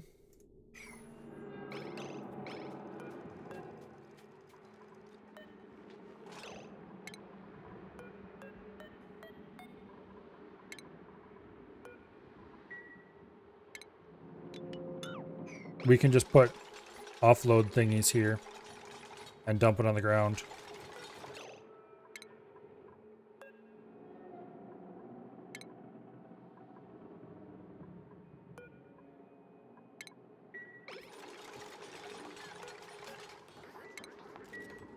Okay. I need to put the auto sweeper back. Oops.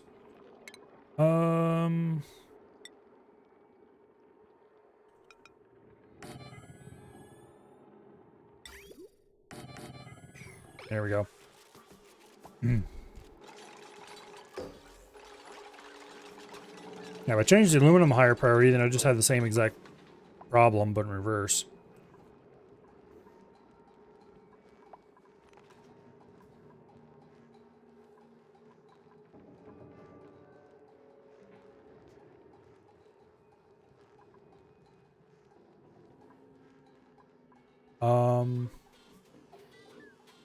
Yeah, I was gonna say, where's that aluminum going?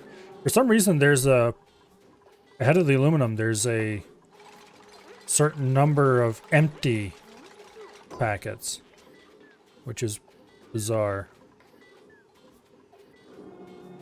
Now it's gonna refuse to move the aluminum as long as rock is coming out.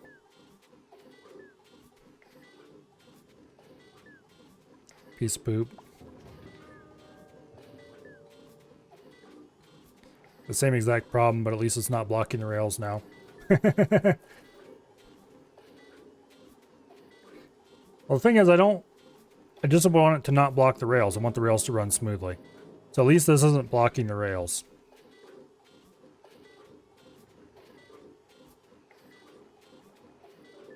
And it will eventually move the aluminum, I hope.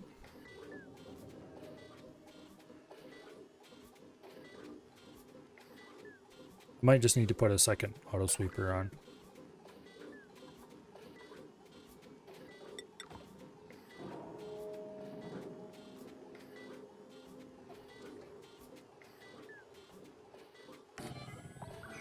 Let's engage in some silliness and see if this works.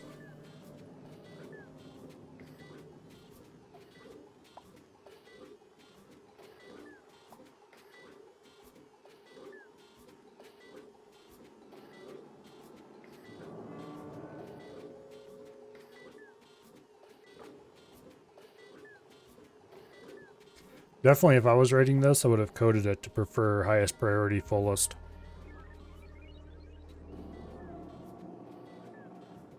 Or emptiest if it's trying to put somewhere.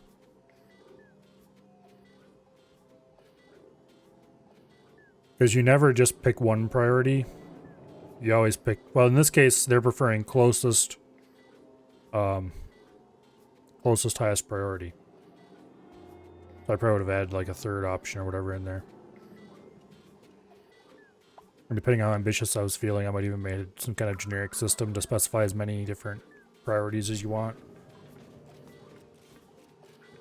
In the code, not for the user to use.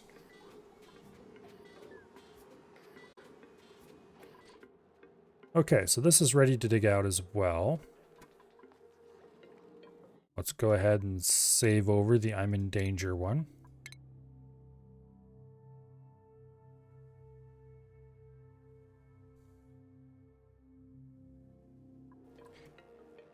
And then let's dig out this tile right there.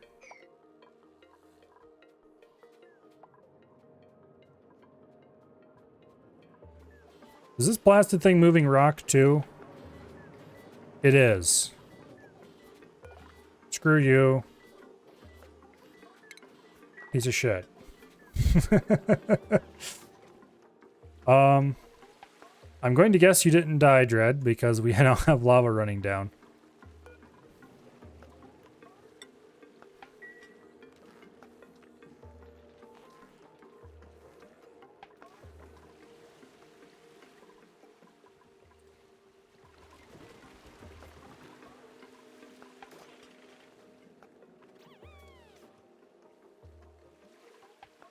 Let's see if we can just run this all in without getting too hot.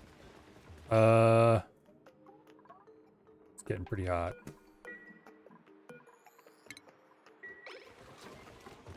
Let's just shut that off for a little bit. 560 some degree steam. At least it didn't quite get that hot down around the auto sweeper. We want that temperature to spread out a bit. Okay. So is there any way to combine... I'm gonna look this up.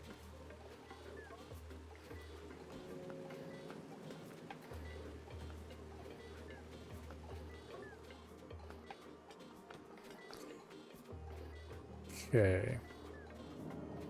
How to merge packets. You can use a bridge to merge packets of the same type. That's for liquids. I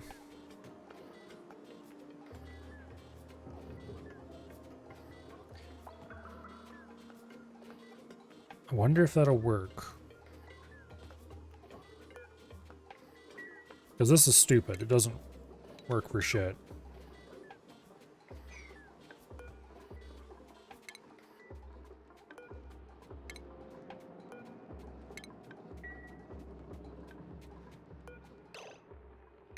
Actually, let's cancel the construction on that. Cancel the construction on this. I did definitely select aluminum, right? Yes, I did. Okay.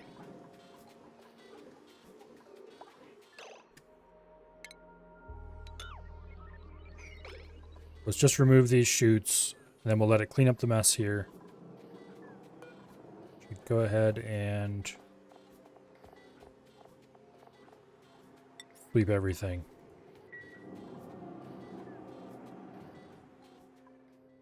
Whenever they wake up. Might just have to run 2 rails. Nah, I'll figure it out one way or the other. If I have to make it, if at the end of the day I have to have it so the rock is stuttering, then we'll just have rock stuttering.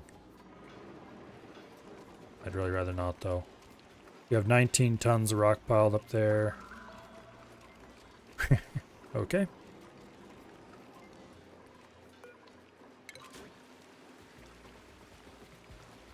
Let's go ahead and make some more very hot rock.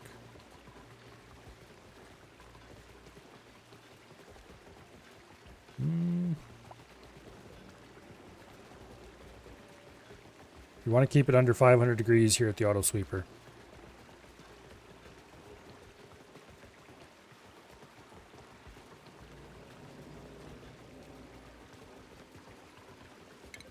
That's probably good for now.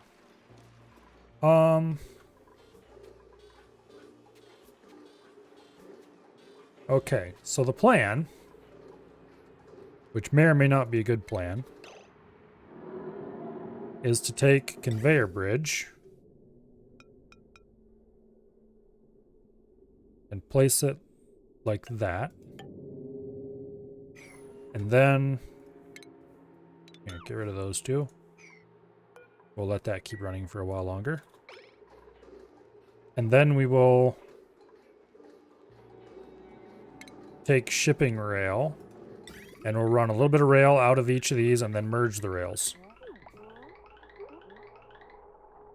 So hopefully the packets will combine when they cross the rail.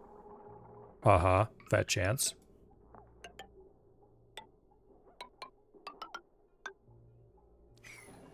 Okay.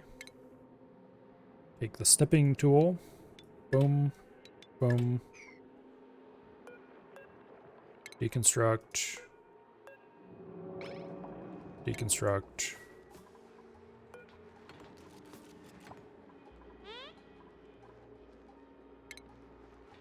Deconstruct.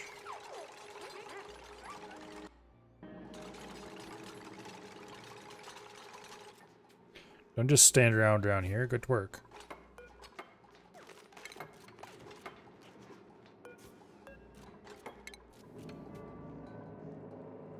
Okay, next time we get a load of aluminum showing up, we'll see if this works.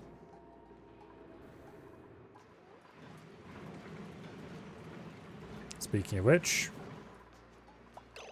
why does it send a bunch of packets of empty before it actually starts sending packets of real stuff? At least the packets of empty are disappearing at the bridge. Nope. Doesn't work. Apparently these are fundamentally different enough from liquids that you can't merge them using this kind of system.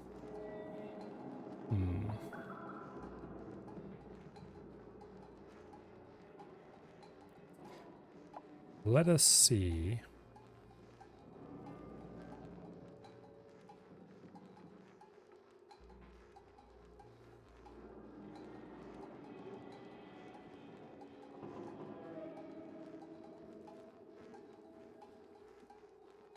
Okay.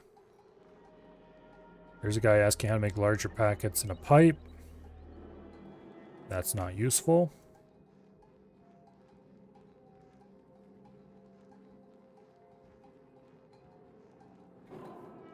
Well, I guess we're stuck with this then. Gotta be a better way to do it though.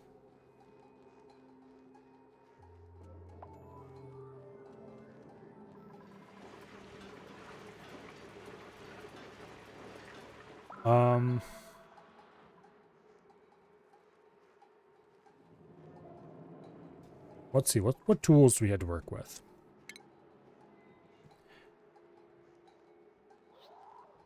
We can feed them into receptacles. But then we can't get the blasted thing to feed out of receptacles with any kind of consistency.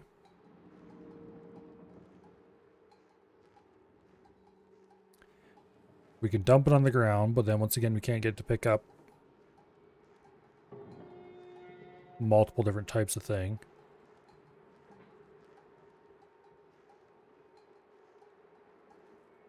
With any kind of consistency.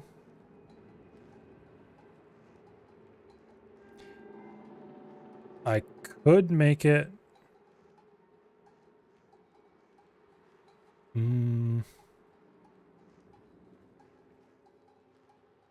No, that won't work for shit either.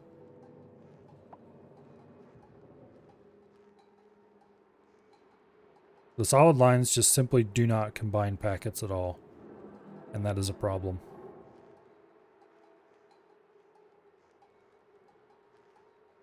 I guess if we want to do it, we'd have to build packet combiners for each individual one. Using an auto sweeper type setup. Which is ultimately pretty dumb.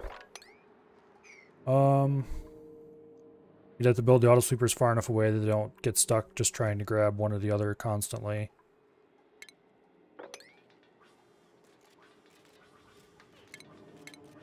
Go ahead and dig that out.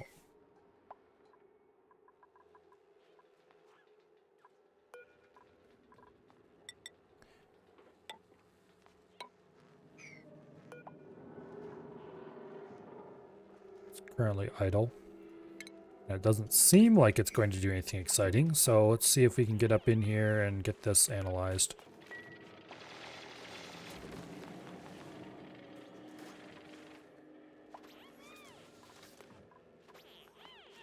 Also, I would like to sweep this obsidian. How hot is it in here right now? It's cooled down considerably, so let's go ahead and open the door again. I should automate this at some point. Put a temperature sensor like over here or something and have it shut off at 400 degrees.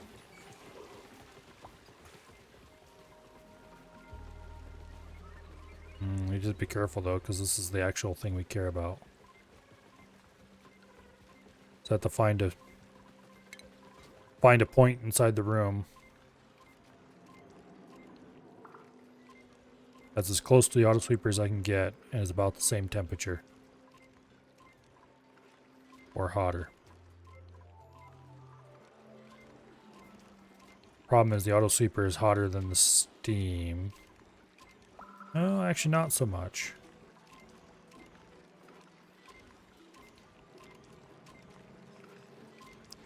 I guess if we measured the temp shift plates and tried to keep them under about 400.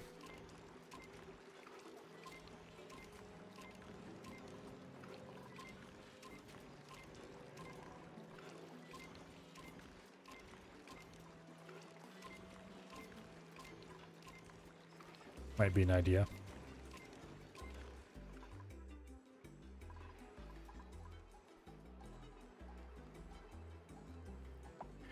What if we only tried to combine the aluminum packets?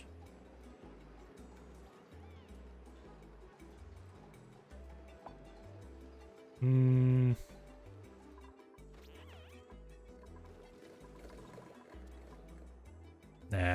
not worth it. We could run 2 rails, I guess, but I really don't want to do that.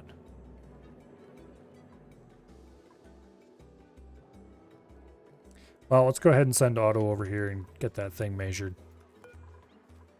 Go ahead and take this. Let's see, it's about the middle of the cycle. That's fine. Otto, you are being sent off to strange new worlds. Never mind the fact you've been there multiple times already.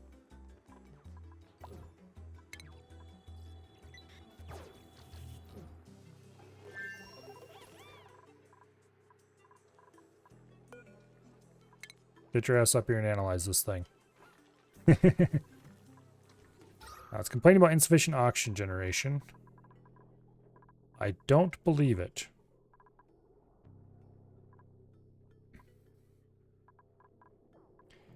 It's a bit thin, but everywhere where it's thin is where there's polluted oxygen layers.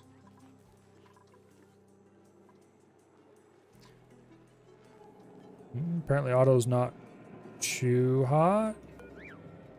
It's complaining about toasty surroundings.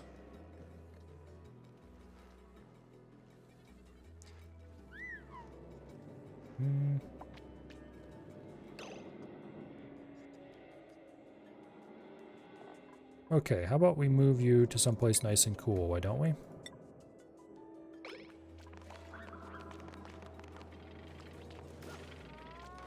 No. Stay in the pool of cool liquid for a bit.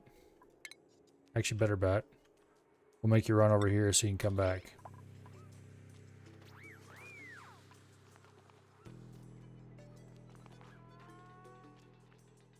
There. We'll have to watch him carefully.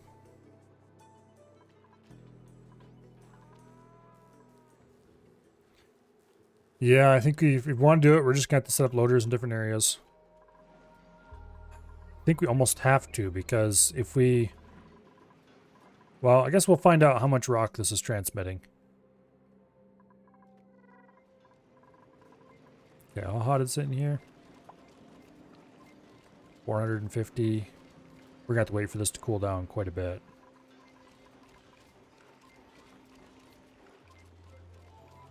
About 15 to 1700 degrees exiting that. And entering here is about 400, close to 500. Exiting here, 45 degrees. Water is 38, so the water is slowly getting warmer. But not so quickly that is causing a problem. Okay.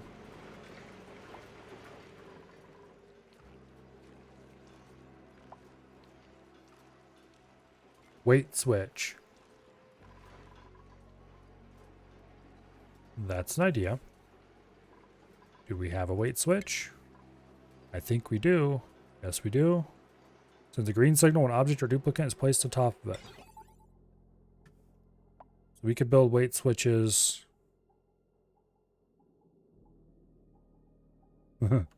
We can use weight switches together with doors.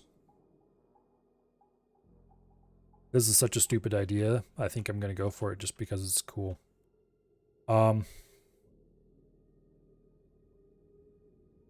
a little room in here. We'd have a weight switch.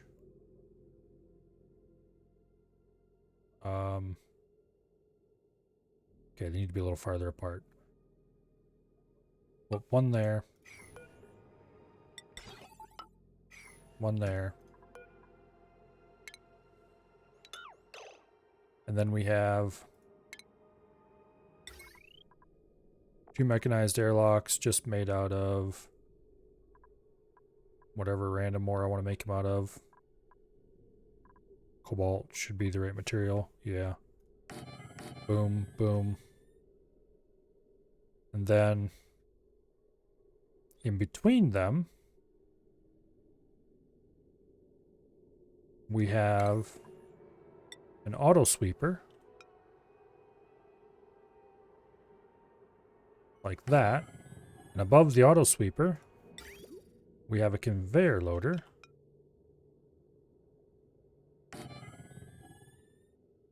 And a conveyor rail.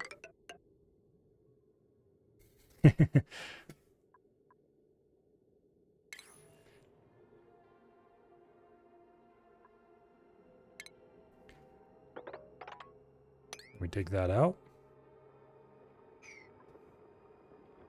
A little bit of automation wire.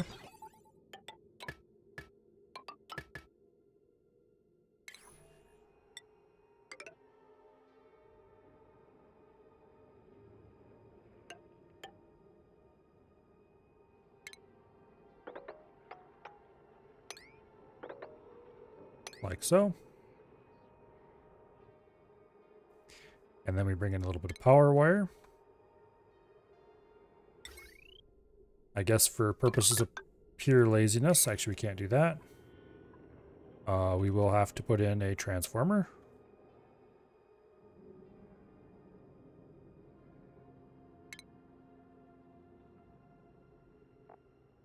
Just put in a basic power transformer right up here.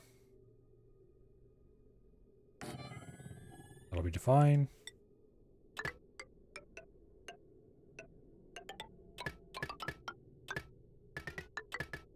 Like so. We want conductive to there.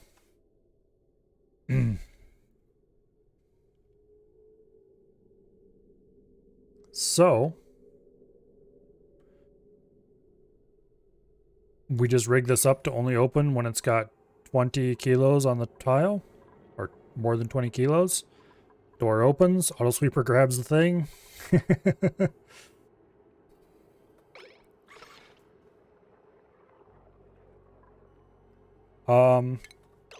We will have to run more than one.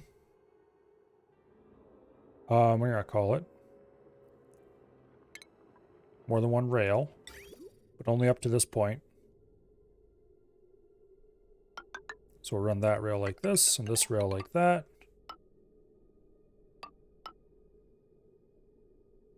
Boom.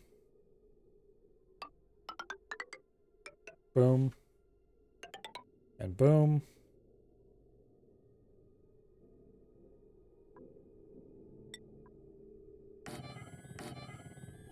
There we go.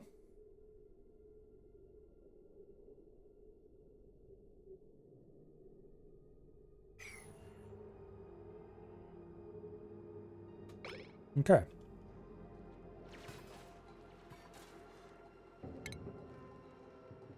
Snip those two.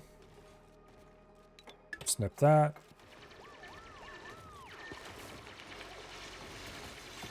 Snip that.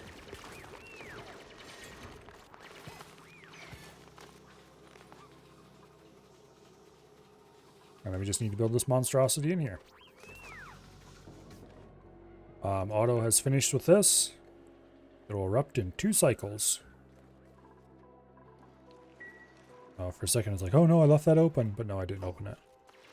Okay. It's at the right door to shut the left, so they're forced to move the aluminum first, and then has the amount lower than to open left door. I think we'll be fine with this way, because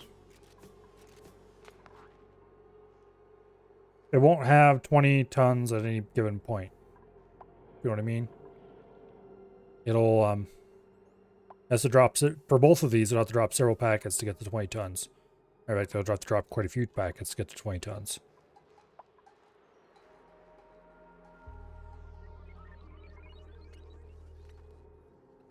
So we should be okay.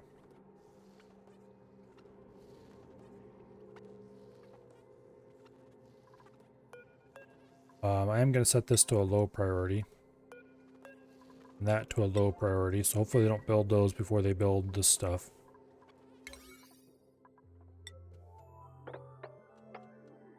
Set that stripe to the highest priority so they build this back in here before they lock themselves away from it.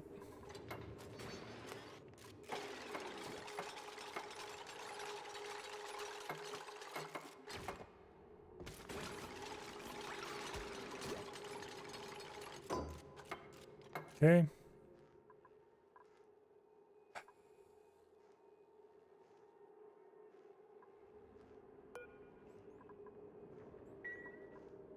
How even? Okay. They got out. Alright.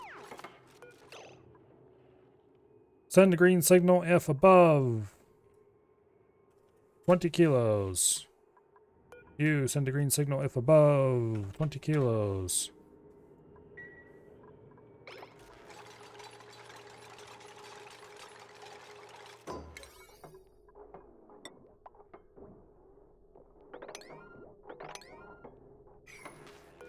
Okay, the actual doors can just be priority 5 because nobody cares.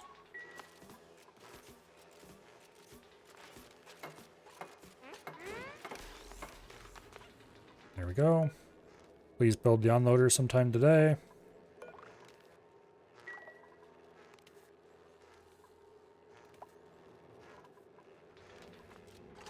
Why do they have conveyor packets sitting on the rails not moving?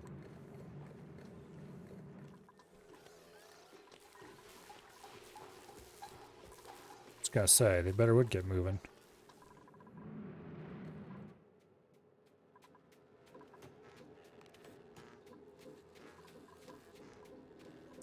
And for you, pick it all up. I don't care what it is. Get it out of here.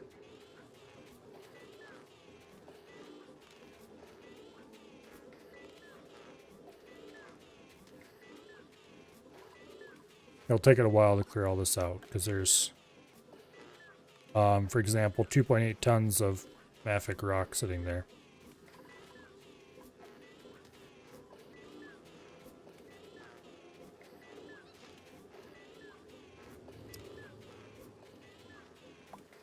Disconnected the power under the ladder? So I did. Oops.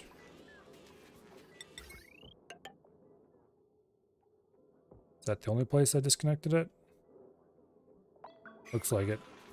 What else is running through there? Gas pipe. Oops.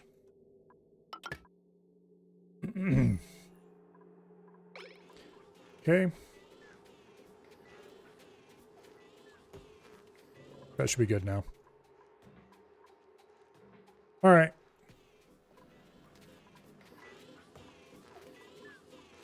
This is going to take somewhere around a year, is my guess, to slowly clear this out.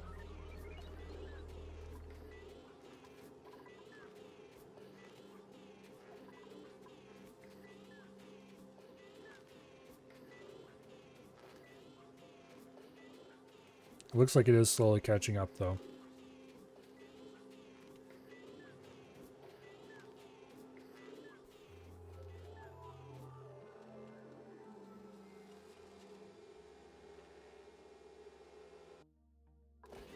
Although we might need to adjust this side a little bit to get it to clear the other side out first.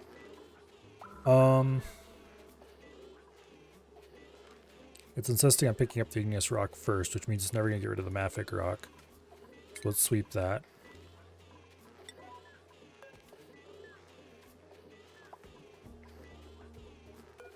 And the rust. We'll sweep that as well. And the iron ore.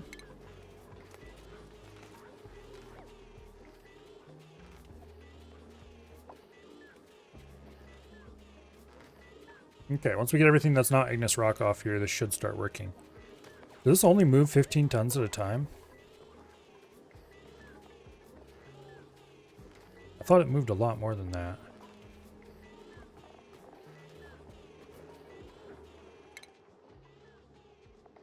They don't say how much it can move. It's not very helpful. Well, once we get everything that's not igneous rock off there, then the door should start closing sometimes.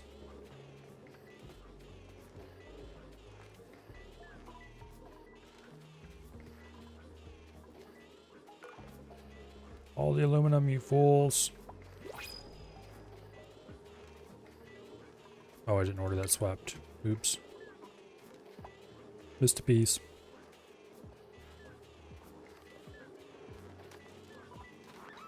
There we go.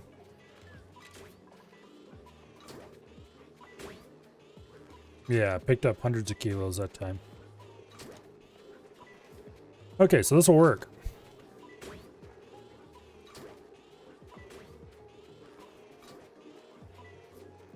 Technically, we only really needed the one side, I think. But eventually it will clear up all the crap laying around here.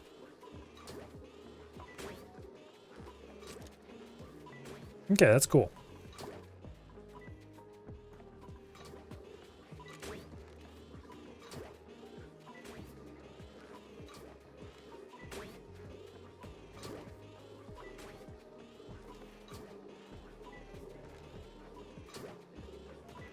Putting it in here faster than I can pump it out. Let's go ahead and issue a sweep order over here so that it cleans this stuff up sometime in a reasonable amount of time. And let's also go ahead and sweep this tile too, because I personally would find it mildly annoying. Got to wait for it to get all this out.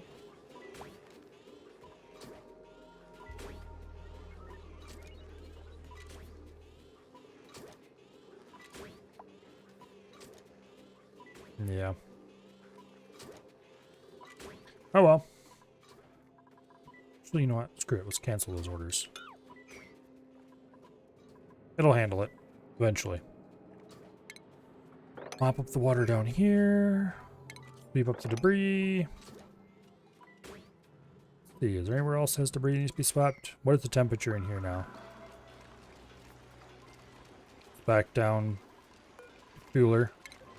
Means we can let a little bit more stuff through. This is going to take a very long time to get anywhere close to used up all of that magma.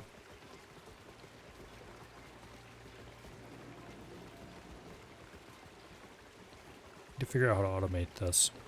Like, where exactly do I want to put the sensor?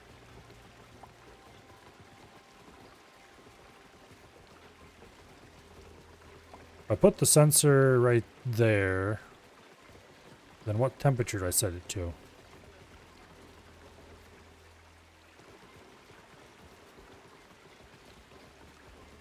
I think I can probably just run it manually for now. The problem we're having currently is that we have a giant backlog of magma.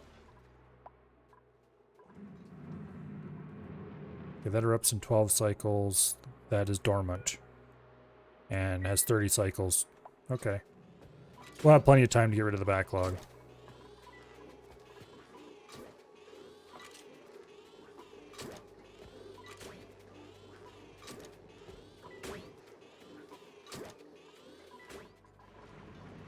We'll have plenty of time to get rid of the backlog. Speaking of which, 50 tons of igneous rock, 25 tons, 24 tons. No.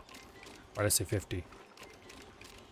Looking, oh no, yeah, 49, 4,900. Okay. 4.9 tons.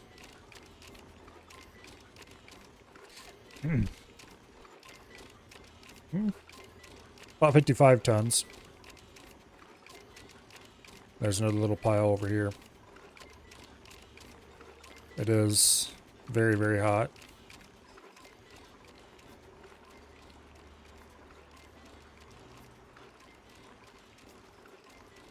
Okay, the problem is if I put it anywhere I put a temperature sensor that's not right on one of these tiles is going to be a lie. Basically, I think if I put it right... I need to put it in one of the hotter regions of the room. So probably up here. And then set it to run at about 600 degrees. What's the overheat temperature for these things again? 527? If I set it for 500 degrees, it'll get too cool.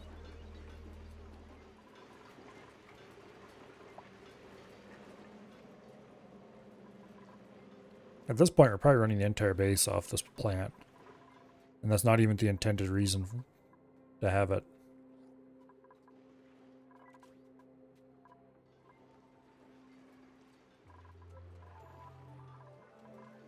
Let's see, how much do we have? Power consumed is 2 point some kilowatts. Power produced is 5. And that was during the night when none of this was on. We can definitely stop it with the plug slugs if we wanted to. I wish we could teleport power to the main base.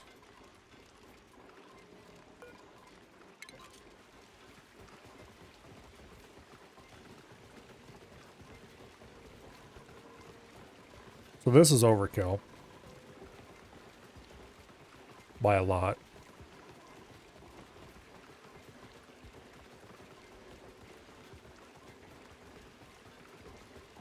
So we could build a much smaller solidification chamber in this kind of setup. Kind of like the ones that you see for the small power plant type things with controlled inputs. Speaking of which, I'm not going to have to turn this input back off. Because we've flooded it all out. Okay.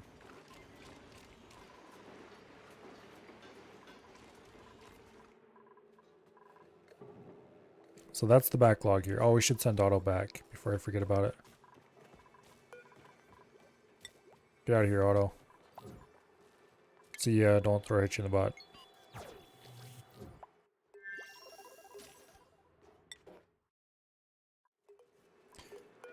Okay. If this was digging instead of digging or any of one of several other skills instead of doctoring, I'd take this dupe, but no, take this one. Actually, digging, tidying, and supplying.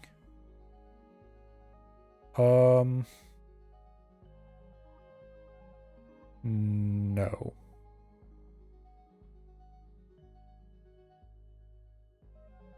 Yeah, no. Close.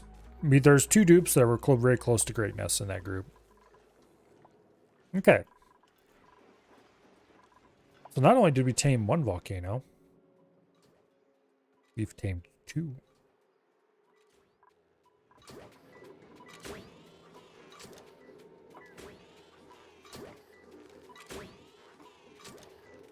And this system looks like it's working perfectly.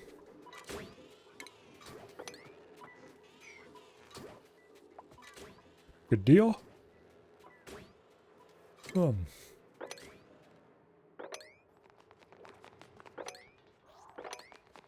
ahead and sweep all this crap up.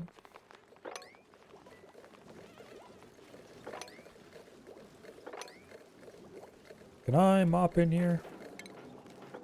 Nope. Okay. The idea of pressure plates worked? It did indeed. That's working very well.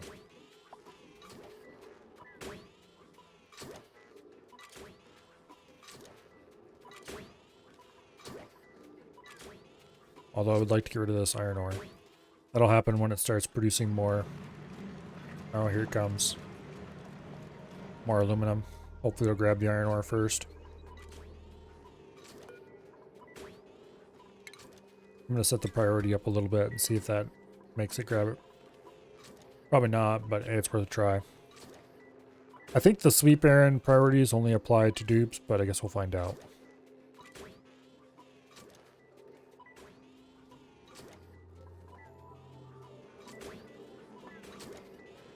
No, don't pick up the aluminum.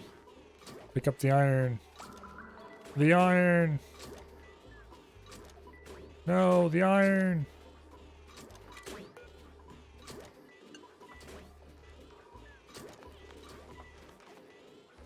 Okay, they grabbed the iron. Managed to keep it open just long enough for them to grab the iron. Okay.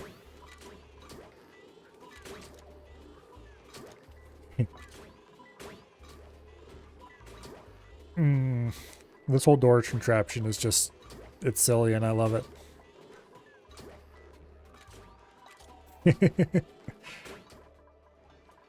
But hey, everything flows smoothly. What's the temperatures? 50 degrees, about 50 degrees. 47 degrees inside here.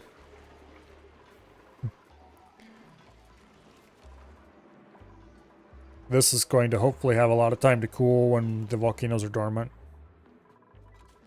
Now that we've stopped dumping heat into it for a while.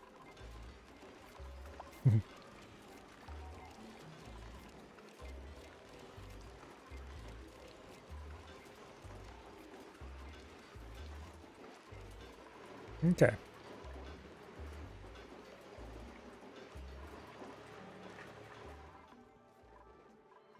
Well, power problems are solved.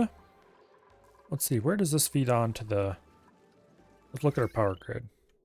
Not that we were having power problems for a while, but anyway. So this is the after slug and solar part of the grid. And the slugs and solar part of the grid also feeds this half of the base. So we have a weird disconnect where this half of the base is fed by a ton of steam turbines, but its only output is into this grid. And this half of the base, or I mean, its only output is into, you know, like this, the tuner, the tamers, I mean, and the main base. And then the slugs and stuff, they feed a completely separate. Yeah. We should probably do some reconstruction on this whole thing. I would like to run a spine down here and across to there, and then remove this part of the spine.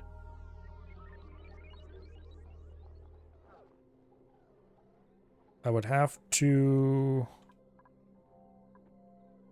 It wouldn't even be that hard to do.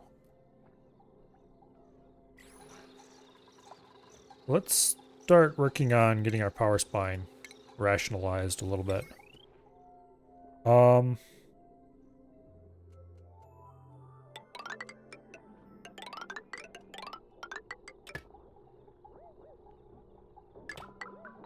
There. And then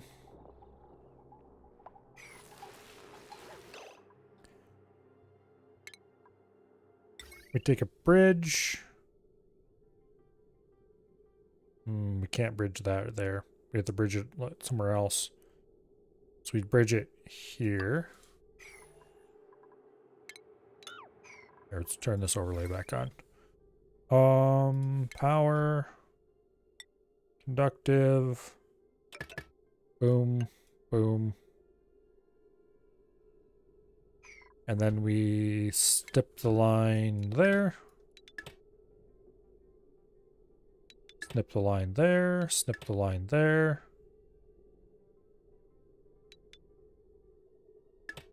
There for now. Deconstruct that.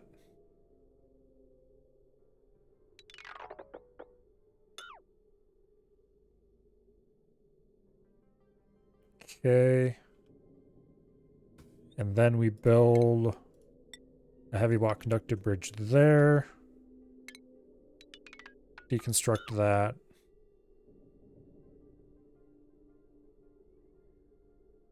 A little more efficient. And that will allow us to run right through here with a heavy watt line, which we can then take up through here and connect to there. And then we can snip it here, delete this. Let's go ahead and do this right now. Delete that. Then we take our heavy watt conductive. We run it right on through here. We need to remove that door, but that's acceptable because I'm pretty sure that door does nothing. It was just there when I was experimenting with rooms. Okay. And that will put all consumers, except a little bit up around this area, onto downstream of the slugs. How is ruining the colony going? Quite successfully. We have a second volcano hooked up. And are producing vast amounts of rock.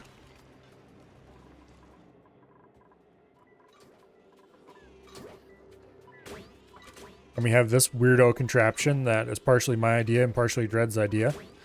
To make it so that we get larger packets coming out instead of having these lines back up a little bit.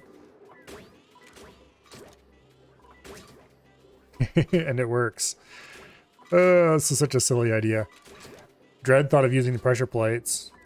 And I was like, oh yeah, we can just hook the pressure plates to doors, and then this is the crazy result.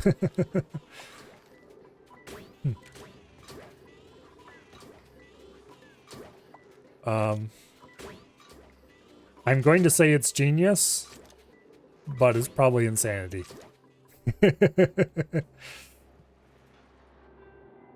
My favorite kind of contraption. Power loop detected. I thought I snipped that already. Well, now it's snipped. Oh, we need to remove this door as well. That's another one of those doors that was put in temporarily while I was figuring out how rooms worked.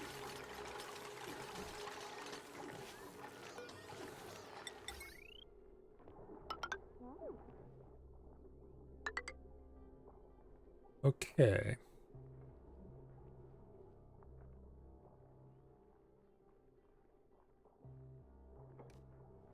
Our power spine probably should be called more like a power tapeworm, honestly. It isn't really a spine.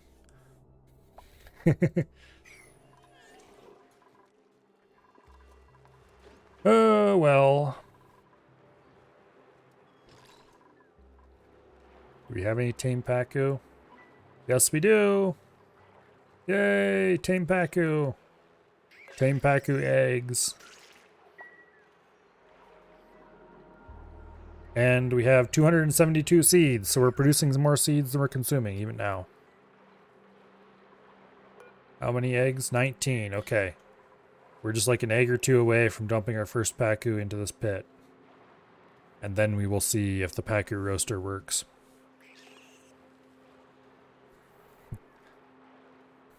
Closer to a coil.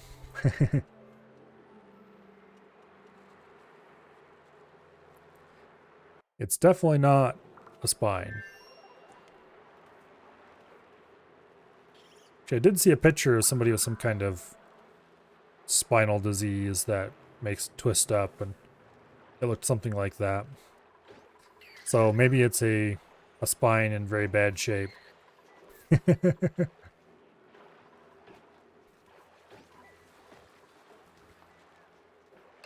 What? Oh, I set this to everything. No. It needs to be set to everything except eggs. Just in case anything gets in here by accident. Let's just change it to just dead Pacu bits. There.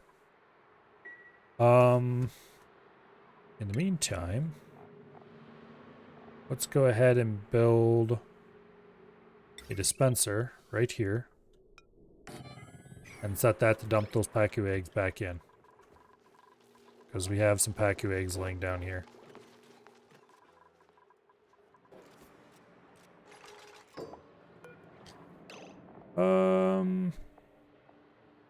Critter egg, fry egg, gulp fry egg, and tropical fry egg.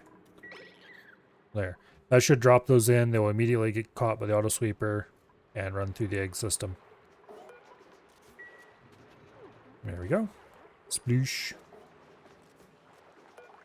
Go, auto sweeper, go.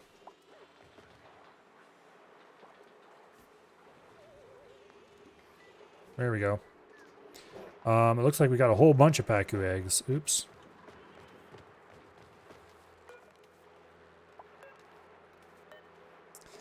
I guess we get to see if the Pacu roaster is going to work now. Hey, knock it off, you. What do you think you're doing?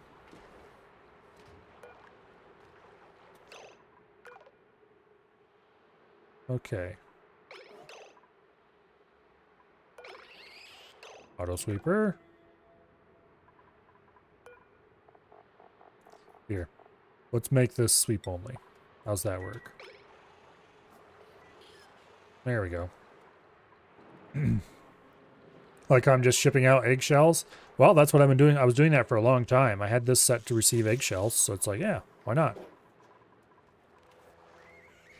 Although, now that I think about it, we're going to have eggshells in here, too. So I'm going to have to deal with those. So we better set this to grab eggshells as well. And I probably should set it up to sort the eggshells out. Let's see. Actually, where is this dumping?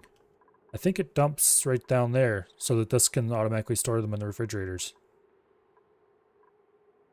Yeah. It dumps them right here so the fillets can automatically be stored in the refrigerator. So I guess we now have the sorter.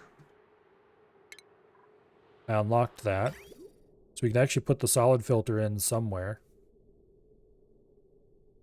Make a little diversion here.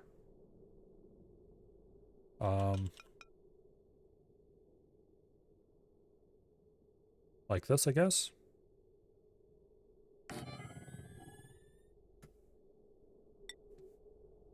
Boom. Boom. Boom. Yeah, that should work.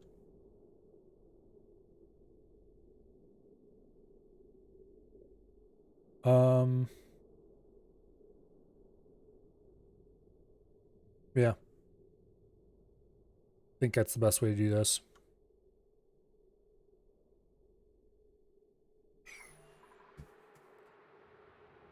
And then for power, I think it's probably already hooked up. Yeah, it is. Good deal. Then we just tell this to sort eggshells out, and we send eggshells that way, and Pacu fillets continue onward.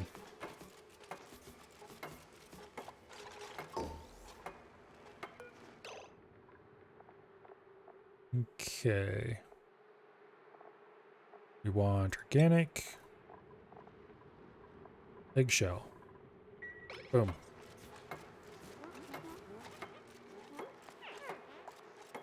There. Thank you for mentioning eggshells. It reminded me that I was forgetting something.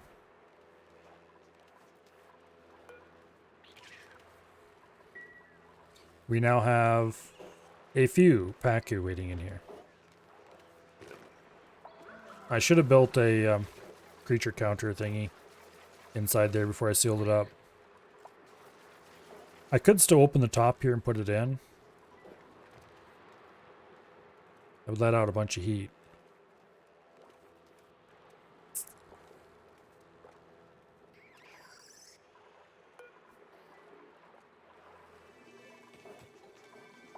Go ahead and deconstruct this. I'm pretty sure we don't have any more Pacu eggs in here anymore. Oh, what do we have? Dirt. We'll take the dirt.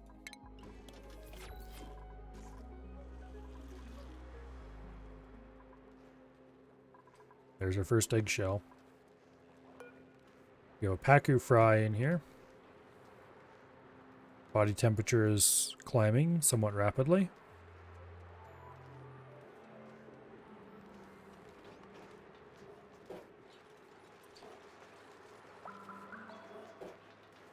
Let's see how well this works for roasting Pacu.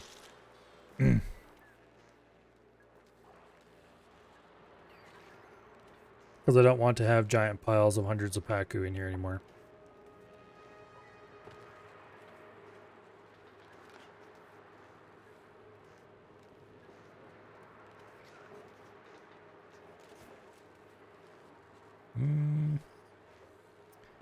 Slowly. 99. I think it's like 157 is the highest temperature they can survive. So I wonder if they just keel over dead instantly when they hit that temperature, or if it takes a little bit.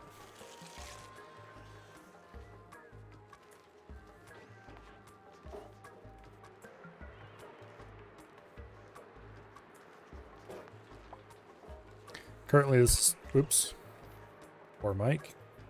Got thumped upside the head.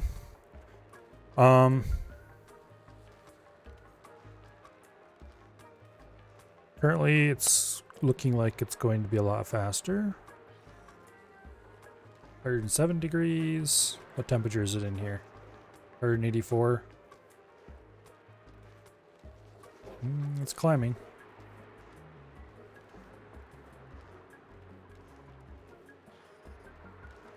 $110. Let's see, it's 157 is the most a Pacu can survive.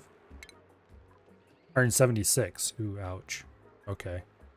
140 is their comfort range. We might need to rig up a better heater system.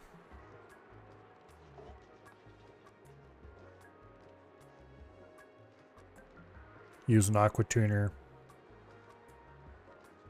And then some kind of liquid that can get to a higher temperature. Unless we plan to fill it with high pressure steam, which is entirely possible.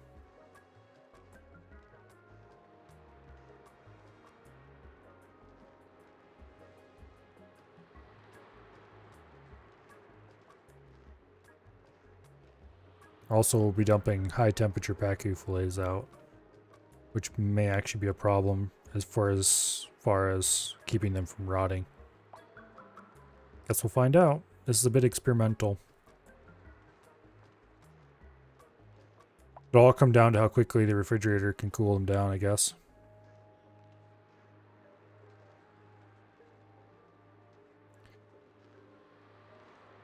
Let's see, 176 degrees.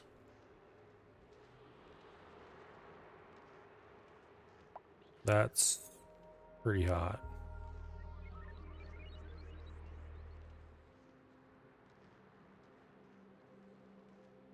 But as long as it takes less than 25 cycles to kill a Pacu using this way, it's a bit of a victory.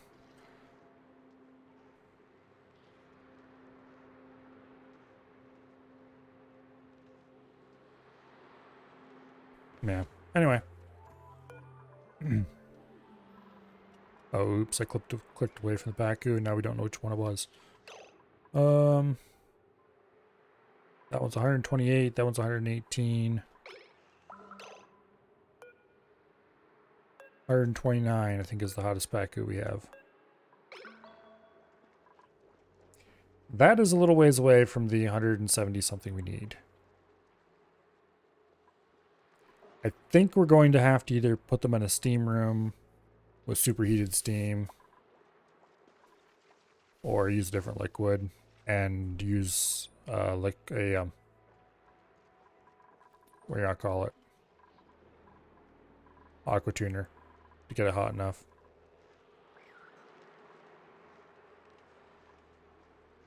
So you'd have to have a cold box that has has a tepidizer in it to keep them getting too cold. Super coolant and freeze them out. -4.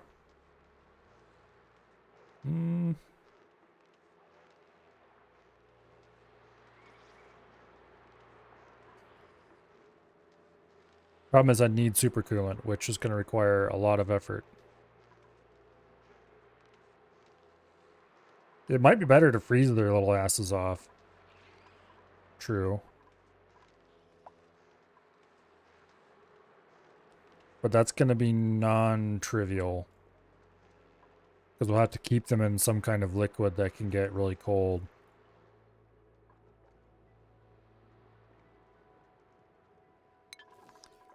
How cold can ethanol get? Because we have easy access to ethanol. Negative 173. So we ran ethanol through an aqua tuner for a while. And had like an ethanol pool full of Pacu.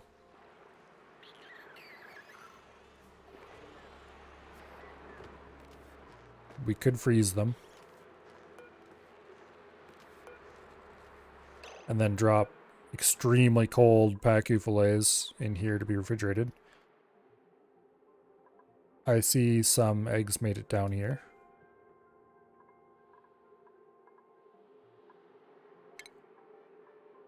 Let's go ahead and issue our murder order. Okay, I see a lot of Pacu made it into there.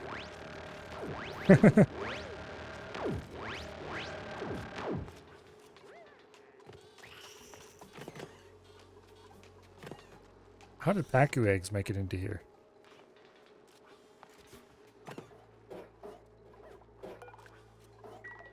Okay. Whatever. I'm pretty sure I didn't allow Pacu eggs in any of the refrigerators.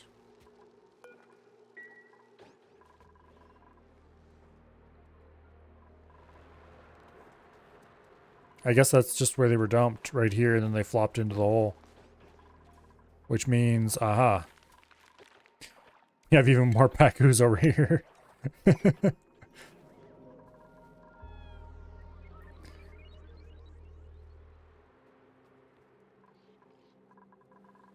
Yeah, I don't think we could do a single tile of super cold ethanol. It'd have to be probably more than one tile. Well, I guess if we did a short cooling loop that had a temp shift plate and a tile of ethanol with a temp shift plate and a thing running through it. We'd want more than that, though, just because of getting the auto sweeper and stuff in there. And we'd want the whole thing sealed up to keep the cold in.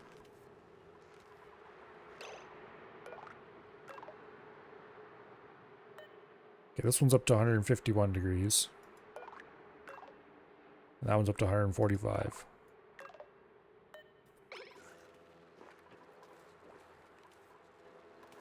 It is possibly taking a little while. Also, let's just set this to 200 degrees. Not that it makes any difference, but...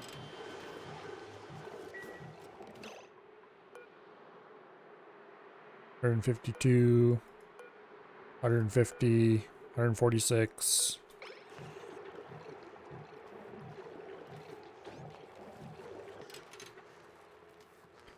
I wish I could ignore the max temperature of the tepidizer if it was hooked up to a thermal sensor. Basically, we need to have a second box built that has a tepidizer in it. That's the cold side, or no, cold side. And then we aqua tune the liquid from that box. For simplicity reasons, we'd probably want to just have a heat exchanger in there with it. And then run that loop up and heat exchange with the actual cold side box. I don't think anything has a minimum temperature. Everything has an overheat temperature, but there's no minimum temperature that I can see. So you could use an aqua tuner to cool it down until just before the ethanol freezes. Doesn't have to be a fancy aqua tuner. As long as you have a way to keep the aqua tuner itself cold. Which... put it in a pool of liquid and keep that liquid cold somehow. If we opened this box up, it's currently a vacuum, so I would not like to do that. But if you open this box up and built a second aqua tuner in here, for an ethanol loop. Let's see.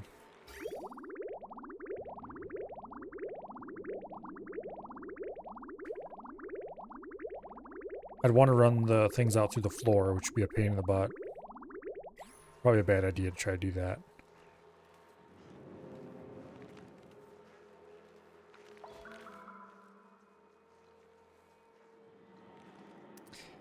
We could build a liquid... Well, we're kind of really crammed for space in here, so this is a bad idea.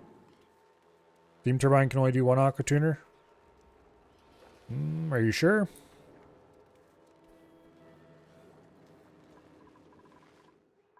Because I'm pretty sure they can run more than one.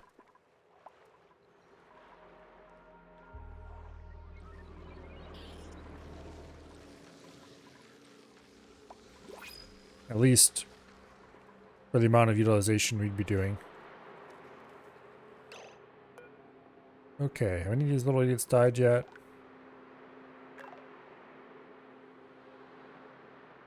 Yeah, this is definitely not hot enough. It'll probably work eventually.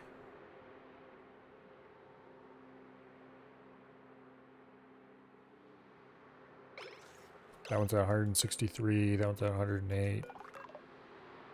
See, that's the 163 one, 159.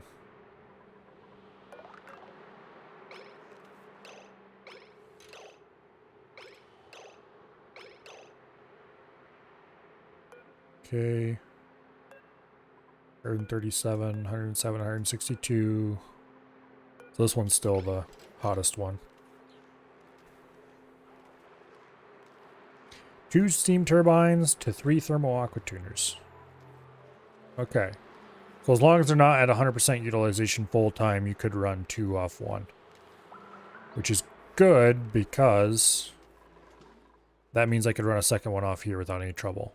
Because this one is, most of the time it spends sitting around not running. That's just here to cool this in emergencies, so to speak.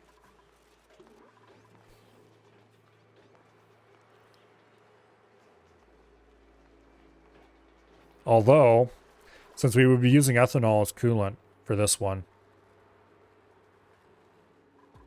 that would actually make it even easier because ethanol has lower thermal mass.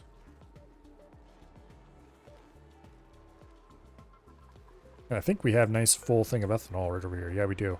5 tons of ethanol right there. And then another bunch there. Okay. And if we need more ethanol, we can always pump it out of there. Like, put a pump over here or something and just pump it out of the bottom.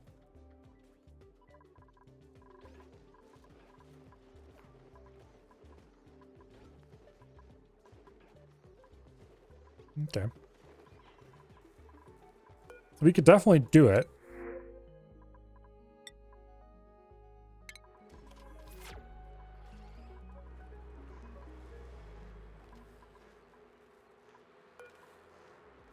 What is standard Pacu body temperature? Is like 70 degrees. So we don't have to lower their temperature. We'd have to lower their temperature far less than we'd have to raise it to kill them.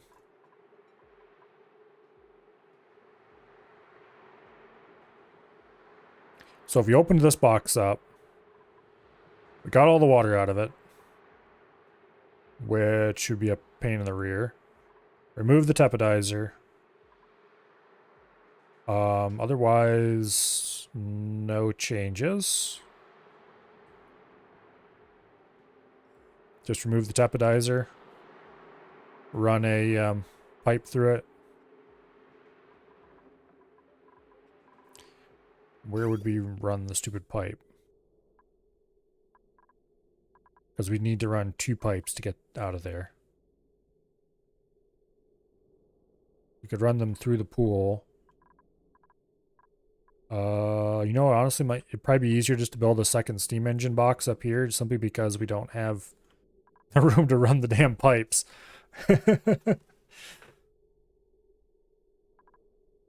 Although we would still have to run a pipe somewhere to get the ethanol up there.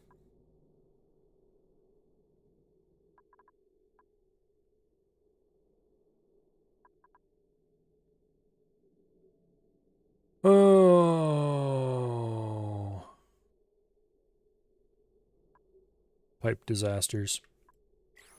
Speaking of which, why is this backed up?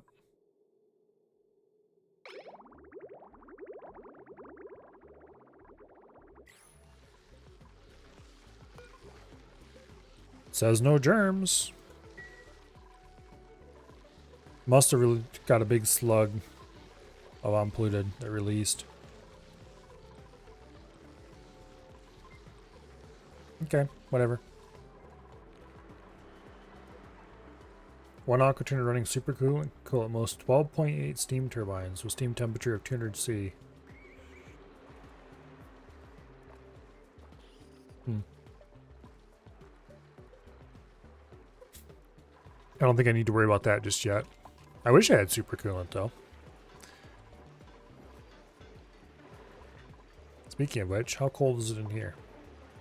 Water is 67 degrees. That's not great.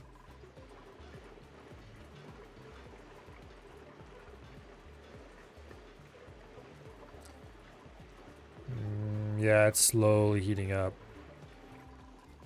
How are we doing in igneous rock here? We still have about 50 tons worth total. This isn't going to be active for a long time. This is erupts in 3.7 days. Okay. Yeah, what is the total output for this? 1.3 kilograms per second.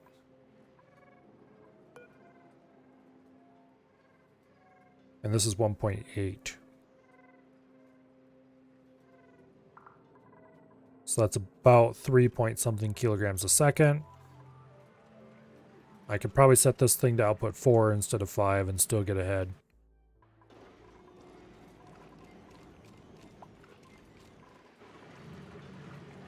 I think I'll leave it alone though.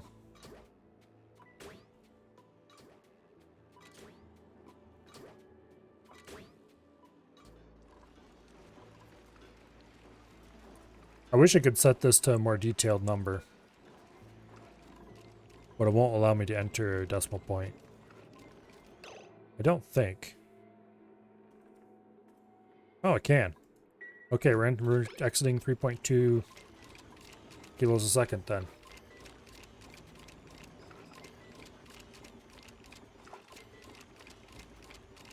$3,200 grams of igneous rock.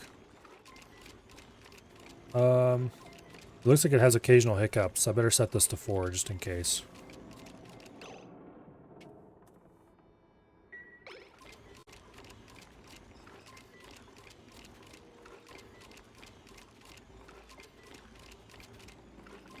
Because sometimes it doesn't output the full amount. Let's see.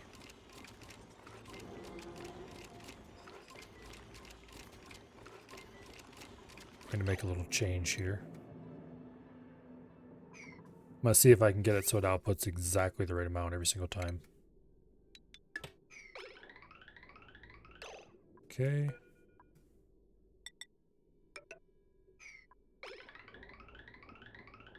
So it should output. Why does it do 4,000, 4,000, 4,000, 6,000, 3,400? Oh, I need to reset it. That's why.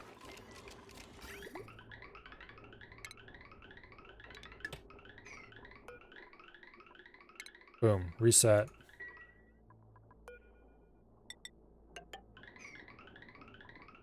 Now it should output 5. Okay. As long as we make it into a unit that is evenly divisible, that evenly goes into 20, then this will run smoothly.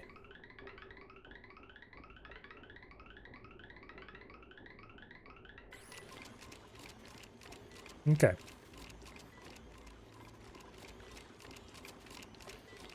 If I do it unit that isn't smooth, once again we have the can't combine packets problem.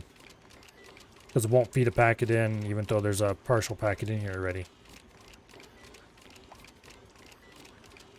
Which is annoying, but oh well. I'm not sure how or if you'd even be able to fix that.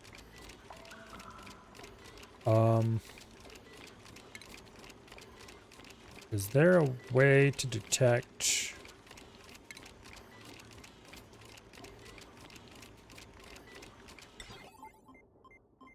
Okay, there's no way to detect how much of something is on the rail. You'd have to dump it out and measure it and put it in. Okay. There's no way to tell it to only output when it has at least 20 waiting. Eventually this will screw up. Maybe. But if I set it to exactly 3.1, then it will slowly pile up rock in here. Because it won't actually output it exactly 3.1 every single second. Which is unfortunate, because I'd like to have it so that it output rock continuously at the same rate all the time, no matter what.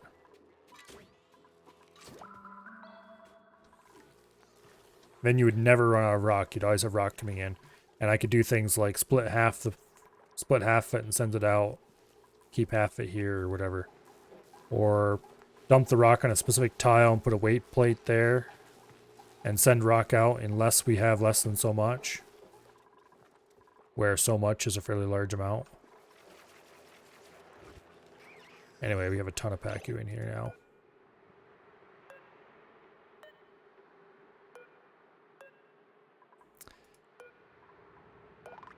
Don't think there's any actual adults. Let's see if we can find one who's feeling hot. That one's 170. That one's 160. Uh-oh. Tropical Fry might throw a wrench in the gears here. 212 is their livable range. Okay, we need to start freezing Pacu.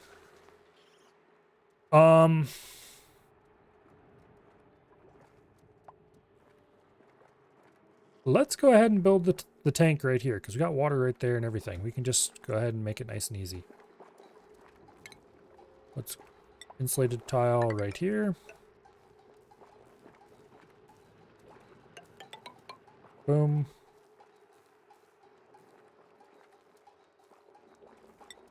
Put a ladder right there. I think they're 5 wide, if I remember correctly. Boom. Yep, we can put the steam turbine right there like that.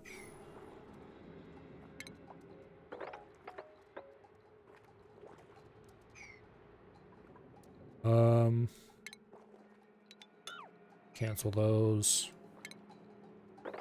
Dig that. I want this to fill completely with water. To that end, let's just dig a temporary access path right here.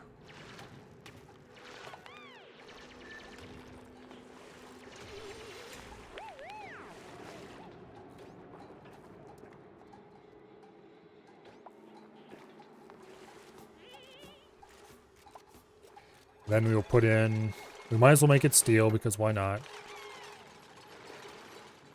And we'll build a Pacu freezing chamber up here. Get rid of this one. Build a new one up there.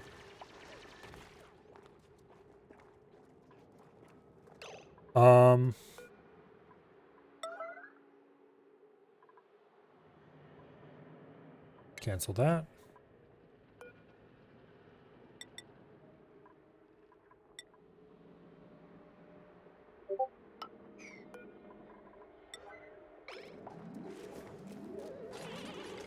Gather, you fools.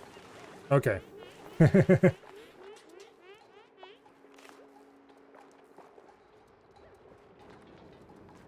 this is nice and full. We're going to have a... Well, let's just say enough steam.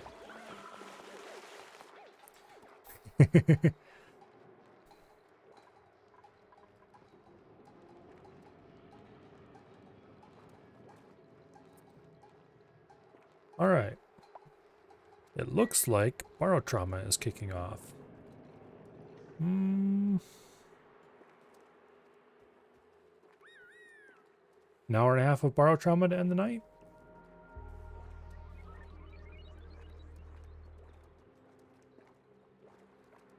And we can leave Pacu freezing for next week? But realistically, we're not going to finish that today anyway. Or more Oni?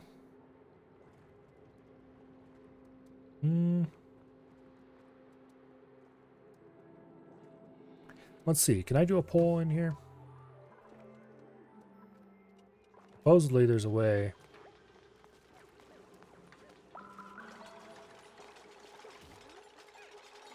to create poles in here, but I've never poked around with it.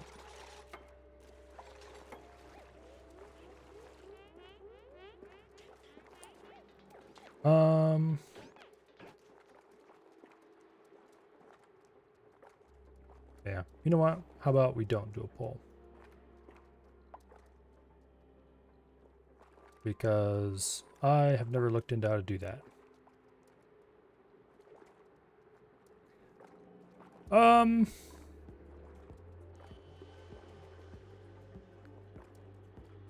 really want to freeze Packer right now. I want to see the little bastard freeze and fall over. You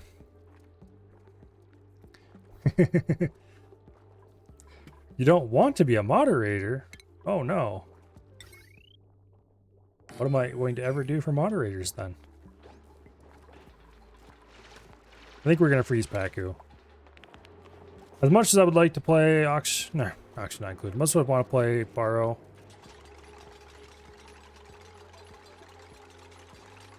I heard he plays so much of it on Thursdays.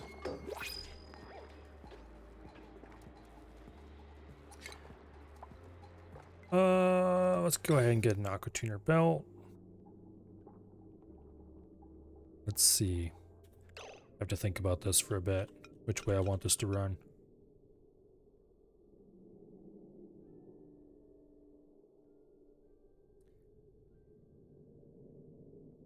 I think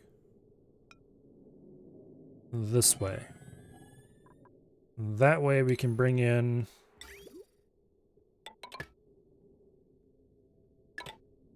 we don't want to use that liquid pipe. That way that can come in like so. And then the overflow can run to there. And then we have the output to here.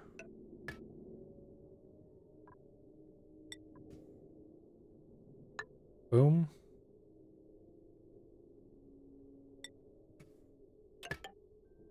Like that. And then we run some radiant aluminum pipe behind the steam engine.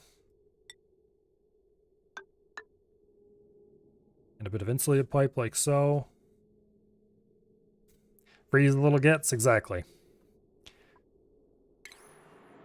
They shall become very freezed very quickly.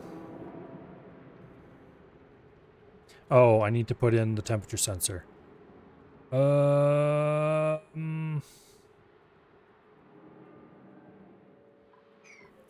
There's actually going to be a very easy way to do this.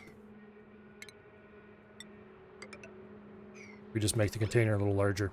And additionally, we can put in the liquid reservoir right there. Boom. And then we'll have incoming and outgoing freeze the liquid. And we can just make this into the Paku chamber. We just have to gut it.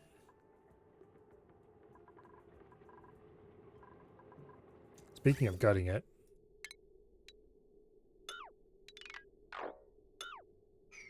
go ahead and remove some of that. Anyway.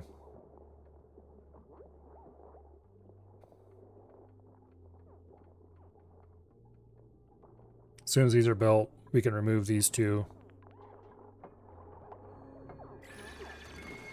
This is obsidian insulated tile. Let's change that, why don't we?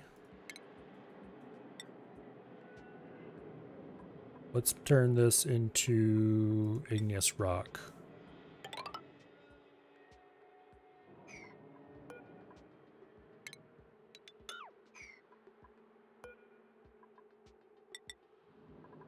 There we go.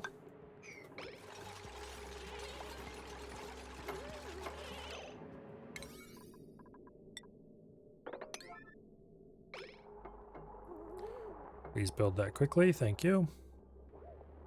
I'd prefer you did it before all the water leaked out.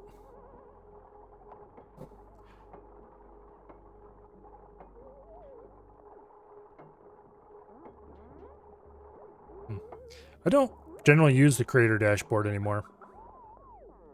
I used to. Matter of fact, I have a tab with it open on the other monitor. I just don't show that tab anymore. I probably should use it because it does have some handy dandy buttons for doing useful things.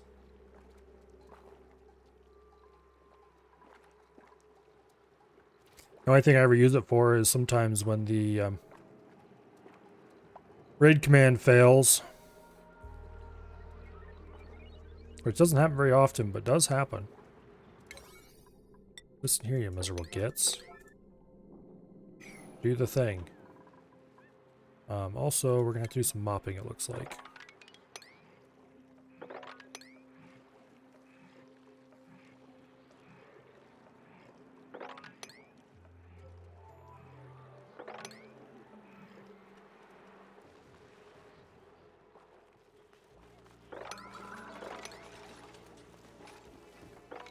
Uh-oh. Damn it! Okay. I have a solution to this problem. It's not going to be a fun solution, but I have a solution.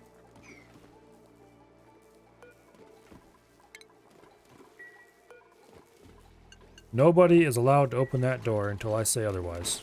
Okay, it didn't work anyway. I was hoping it would sit on top of that door, but that doesn't work.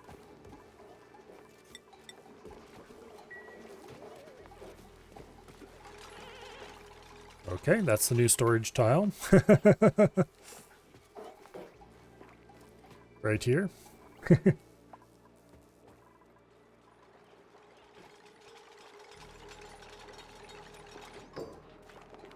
We're going to have a lot of steam in this pit.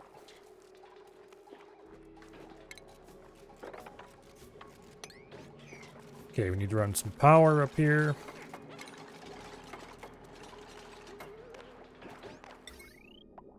A little bit of heavy watt conductive wire. And then... boom.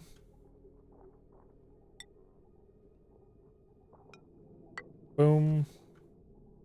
Oh, wait.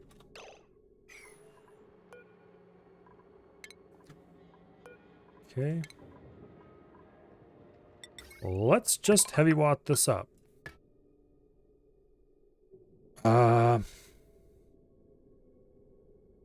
Because otherwise we're gonna... okay, no. We'll do it the right way. We'll do it the right way. Otherwise, we're going to have to build some contraption in here to get stacked, where are columns?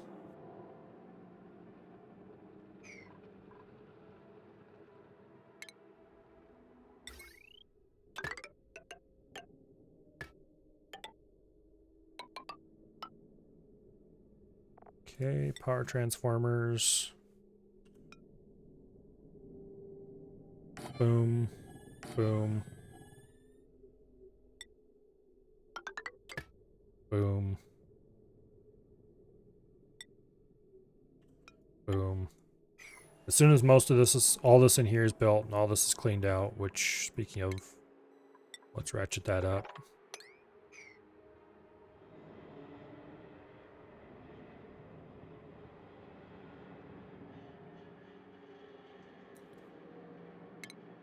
Go ahead and mop up this mess as well.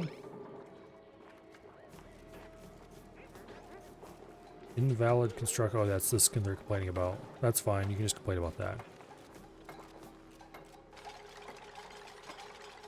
Also, let's go ahead and put tile in there.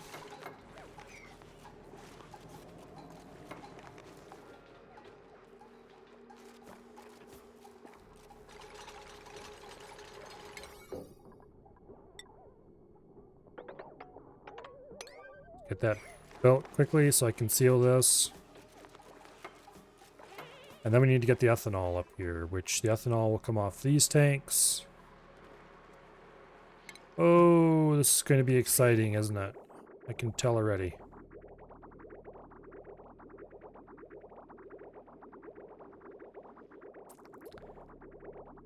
Um, I don't really see a path through here that doesn't involve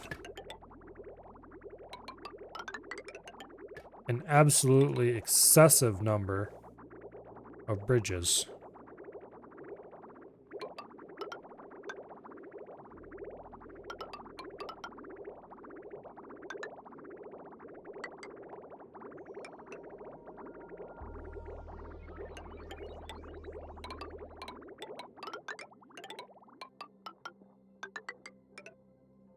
Okay.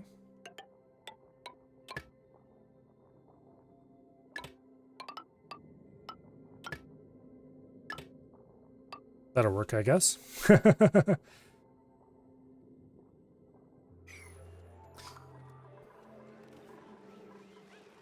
That is a couple of bridges.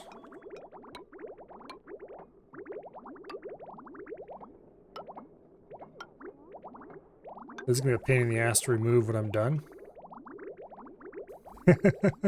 Also, oh no.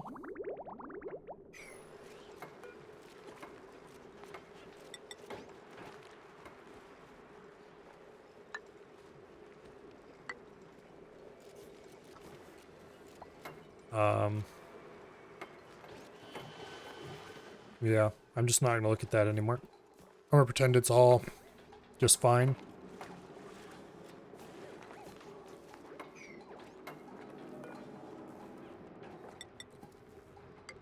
Nothing to see here, folks.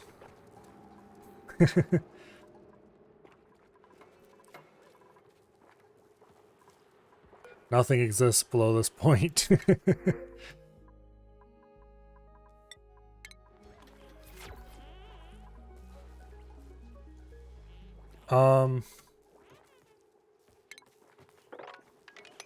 What video was that? I think it was one of those I think it was that methane. I think it was that methane base video that I posted in my Discord a long time ago. By Francis John? He was showing off a bunch of bases that people had made using 1 kilo per second of natural gas or methane.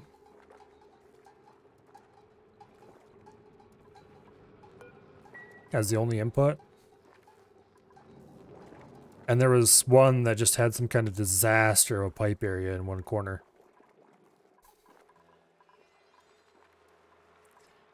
And so he's like, there's some kind of bug in the game. He doesn't know what it is, but it makes a weird noise every time he opens the pipe overlay, so he's not going to do that for very long. And so you open the pipe overlay and it's like, ah! And then close the pipe overlay.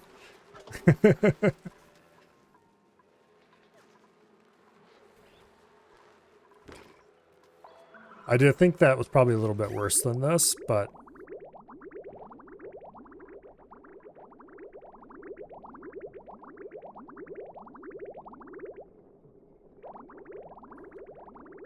why is this sitting here and not going through?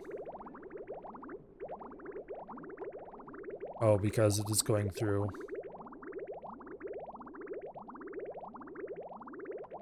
Okay, it's not flowing upward because this isn't hooked up yet. That is what the deal is.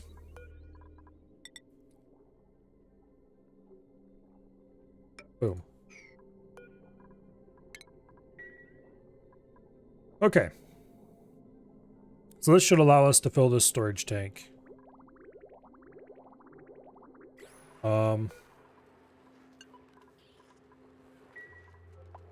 Let's go ahead and open up the tank.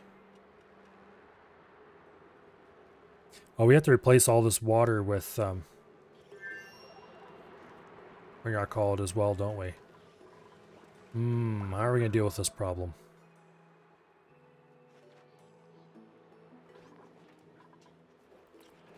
Well, part of me just says open the bottom up and let 180 some degree water just cascade down through the base.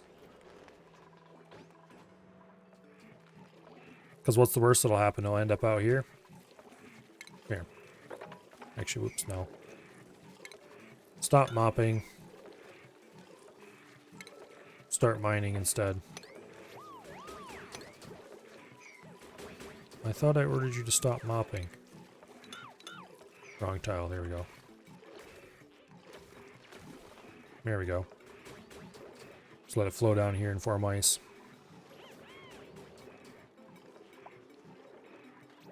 March 23rd, 2022 is the earliest follower I could find for me. Huh.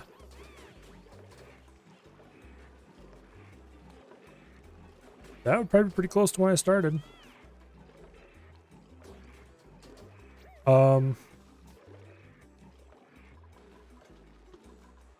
Yeah, I don't think I put the date. I don't know what the date for my first stream would have been because I don't think I put that date, saved it anywhere. It would have been a couple days before the first VOD, but Twitch would have long deleted them by now. I'm just going to open the bottom up and let the water flow out. This is going to be a disaster. Okay, what are you guys going over here for? Oh, to pick up ice and stuff like that. Okay. I'm going to temporarily order no leaving. Enter only, please. So that way we can dump hot water down here without creating any problems. Other than, you know. Run, Ruby, run! No, don't stand right underneath the hot water, you dumbass. I guess if you want to shower, that's fine.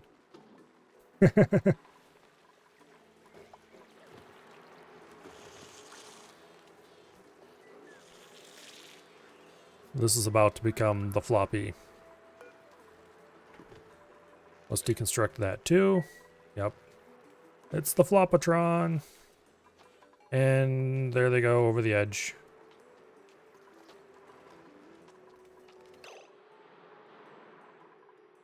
They're going to end up down here eventually. Well, that's fine. We'll just order their murder later. Once this is deleted, we can sweep this out. We'll deconstruct the liquid tepidizer, deconstruct the thermal sensor.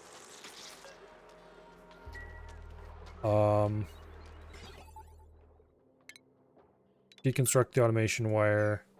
We want the conveyor loader and the sweeper there. Conveyor chute there. Otherwise...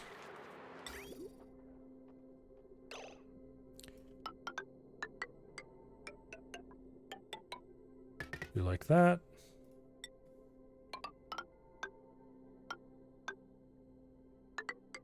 Insulated pipe nubs sticking out the top. That'll be hooked into the loop, which we will run down here eventually. Okay, that's completely full.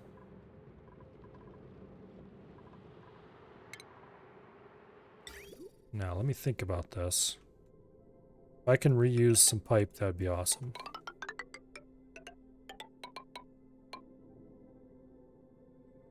And then the other one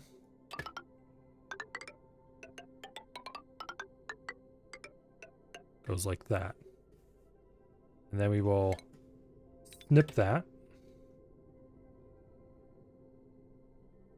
And snip that.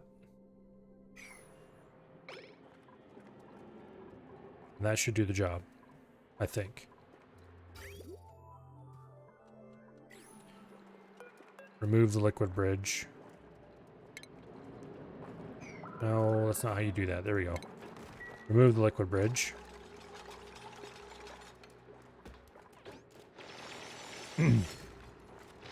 Yeah, we need to dump this full of ethanol as well.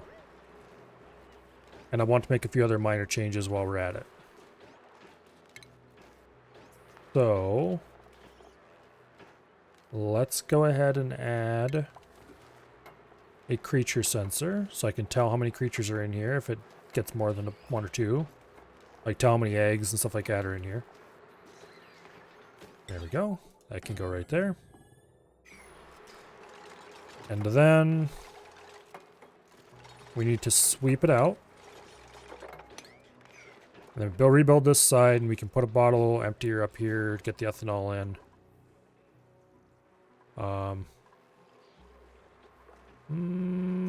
Actually, we have the ethanol pipe running right beside it here. We can just get that in and put a liquid dumper above it, dumping through a hole in the floor.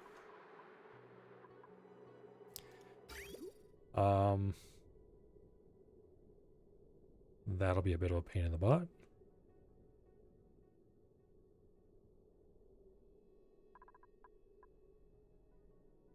I just realized. Because some fool. Okay. Let's go ahead and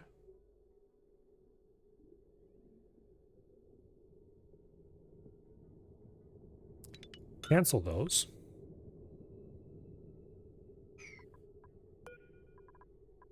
Actually, don't cancel those.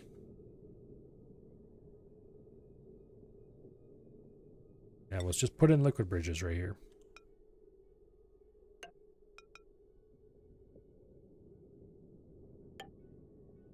That should be the right direction. Yes, that is the right direction.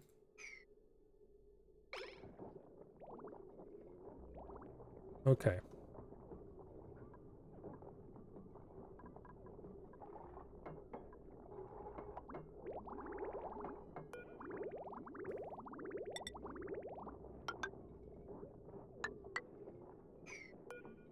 Replace this, damn you.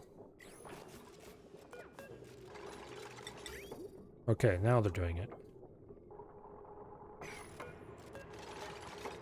Deconstruct that liquid pipe, please.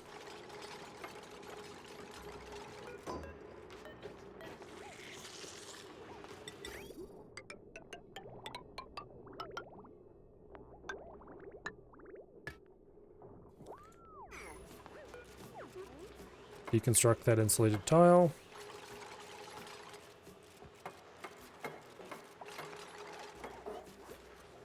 We might have the fishy freezer done before tonight yet. We need to build everything in here before we can close this off.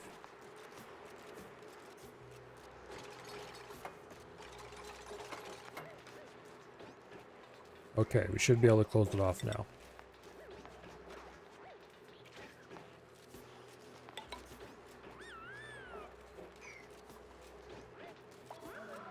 Stay out of the blasted.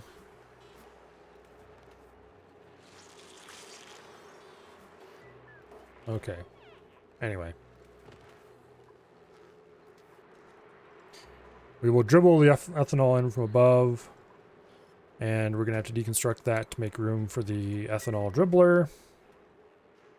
Because I don't think we can build that. Yes, okay.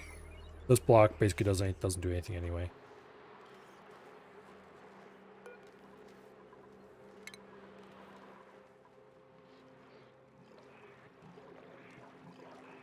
There's a bit of overheating damage going on down here.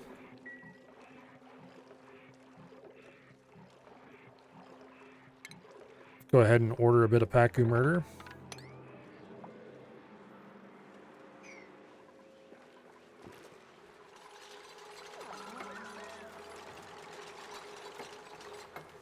Okay, good. I hope they can pick this aluminum up still. If not, we might have to do some adventuring. Okay, here. You're now allowed to pick up aluminum, okay? How's that sound? Not metal ore. Refined metal. There we go. Ah! I can't turn it off until it's all gone.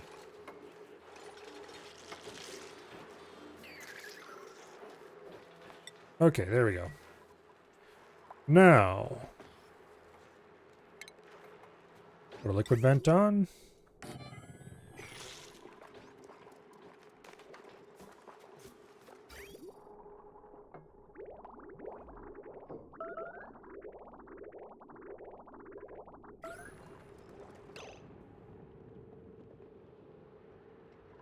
Okay.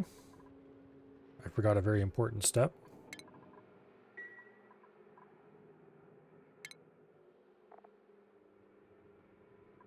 Good thing I can open this back up because it's not Steam yet and fix it.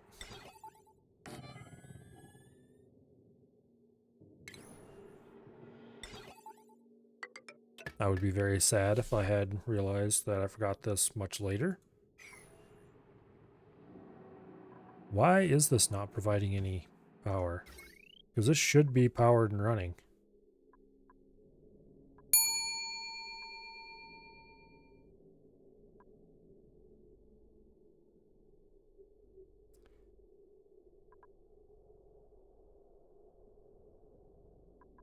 They can't reach. What can they not reach? They can't reach this, yes, but it doesn't make sense why this one's not powering it at least a little bit. I guess there's no batteries, so it can't.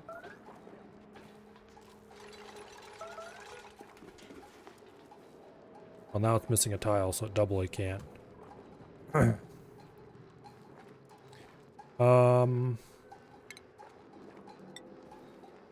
gonna have to ladder him down from above because there's no way we can get ladders in here.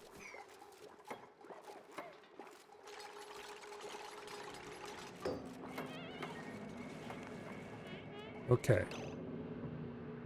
Now, what is the freezing temperature of ethanol? 173 degrees. So we do not want this to go less than 150 degrees, negative 150 degrees. Boom. Send green signal of above, negative 150 degrees.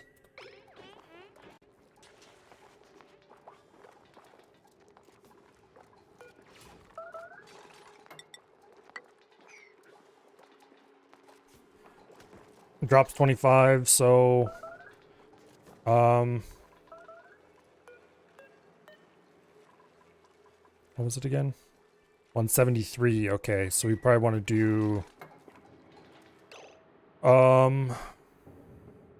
let's do 140 for safety. Piece of shit. The way they wrote their editing control is so stupid. It edits the number after you type it in to add the unit. But then it doesn't let you type it in if it has the unit. Let's see, 40, 50, 60, 5. So that would give us about a little bit of, give us enough headroom. 145 would probably also be acceptable, have enough headroom, but I don't want to have frozen ethanol causing problems. Much safer this way.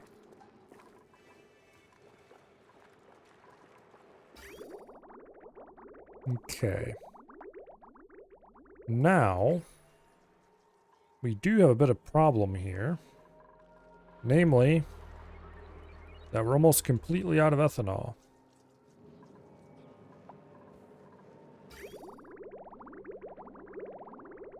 In our little pump system. Oh shit. We're accidentally pulling out of the... Oops.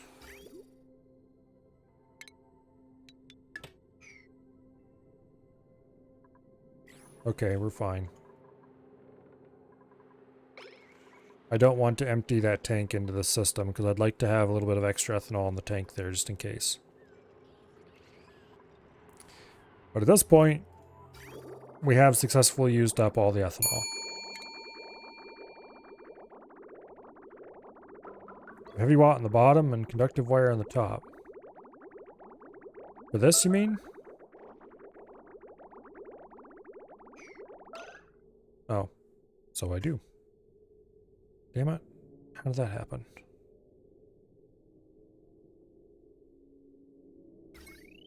Well, let's fix that problem, why don't we? Not cancel, deconstruct. There we go.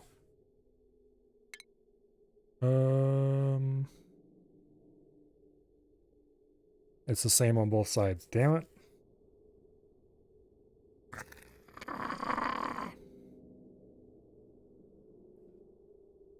Okay. Well, let's just deconstruct all the wire in here.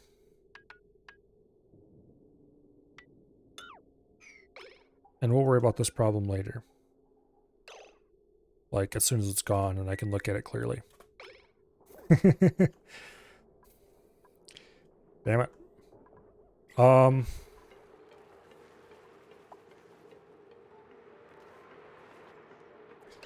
now, let's also go ahead and deconstruct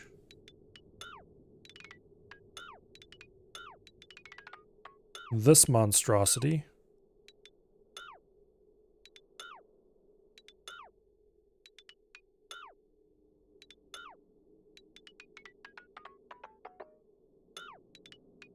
Boom. And then let's consider getting some ethanol out of here using a pitcher pump.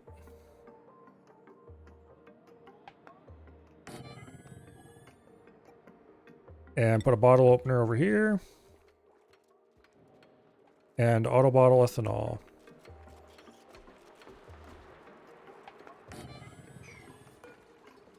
Deconstruct that.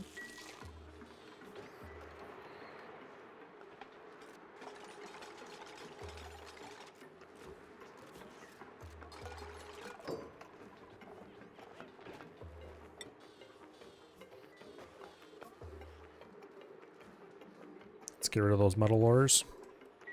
KU, liquid, ethanol, enable auto bottle, priority 8. AK, do it all the time, damn you. And that's going to take a long time to fill up. But the good news is, we don't have to wait for that. We can start chilling it before we dump it in. So we just need to get this disaster zone working. So we do heavy watt conductive to there and there. And then we do conductive bridge. I'd like to do it here, but we can't because screw you, that's why. Boom. There we go.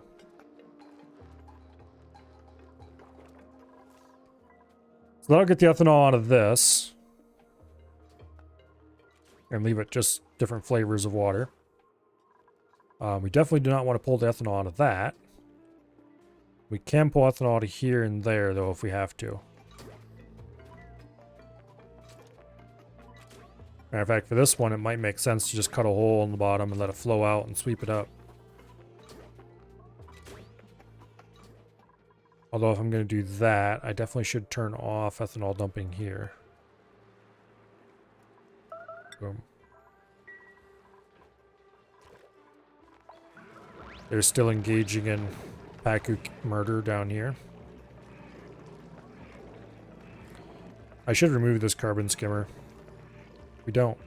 Actually, do we use that carbon skimmer? I think we do, actually. Because I don't have a carbon sump otherwise. Okay. We'll take the rust.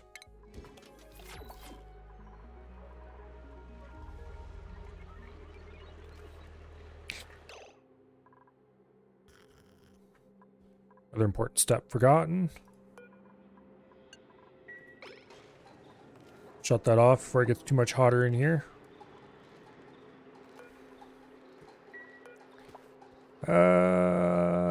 Okay, let's sweep this up so we don't have a messed up dump into here. So let's go ahead and do that. Priority 9. We'll have to remove this tile. I forgot to put in something very important. Let's see, we'll put it right there.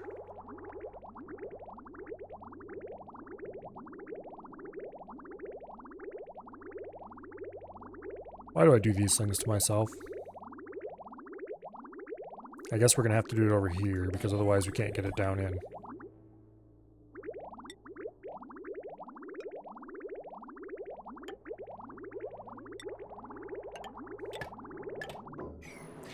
This particular project was not the smoothest.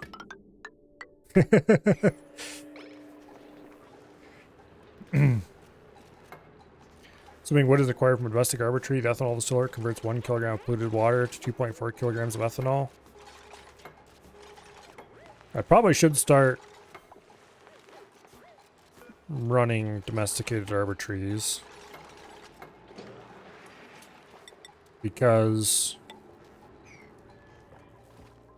I do have quite a lot of polluted water available. Generally, I would not think about doing such a thing because water seems like a constant problem. What exactly do arbor trees take again? I think they take more than just water, though, is the problem. They also take dirt. 10 kilograms a cycle. So we would need to produce dirt from something.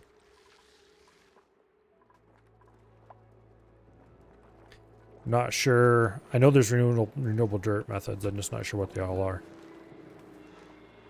Okay, what is your problem? All inputs blocked. Not enough steam. Okay, so you just need more heat. A lot more heat.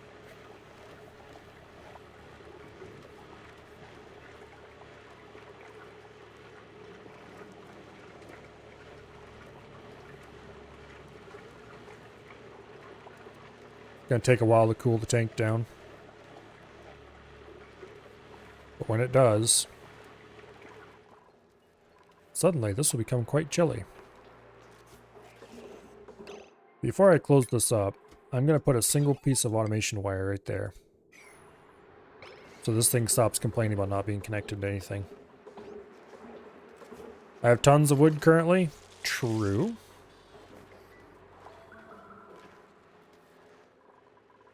Actually, how much wood exactly do I have? I'm sure tons is probably literal in this case.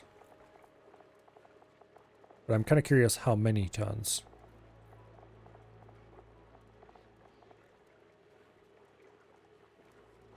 $63,000 units. So like 6 tons or something like that.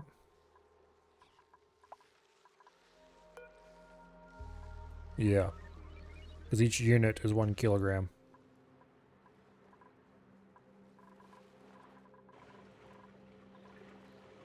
What's an ethanol distiller take? Let's see, that'd be under refinement, probably. Yeah, there it is. It produces ethanol, polluted dirt. Actually, this might produce enough polluted dirt to keep the trees running.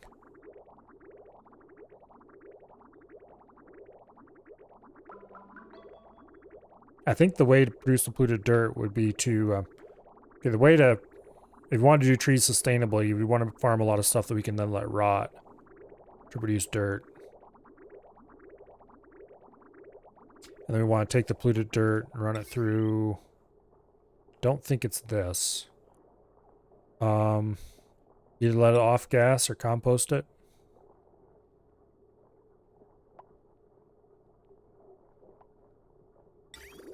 Anyway, this produces ethanol, polluted dirt, carbon dioxide, and heat.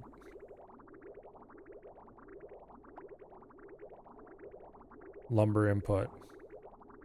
And 240 watts. Don't think we need the ethanol just yet. We'll see. This whole thing doesn't need to be full. I'd like it to be full, but it doesn't need to be. And the only reason I'd like it to be is because I have more thermal mass. We can get quite a lot of ethanol out of here yet, though. Bomb lilies require no inputs to grow, even when domesticated, and their flowers can be composted in dirt. Yeah. I think that's what I'm growing to feed hatches currently. No, there's bristle blossoms. Okay. Bomb lilies. I think I have seeds for that.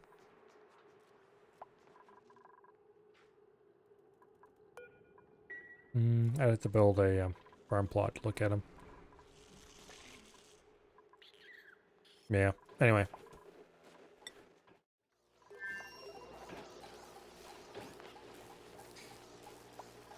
The Bristle Blossom farm.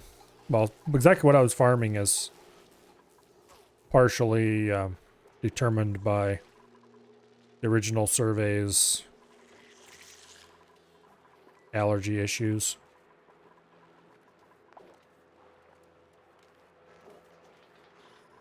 Okay. This is getting warmer. This is getting colder. It's going to take a little while before the freezer's online.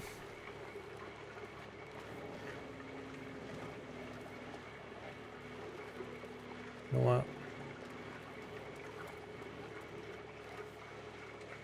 There. I turned on mod view so I could look around some stuff, and it just makes chat smaller.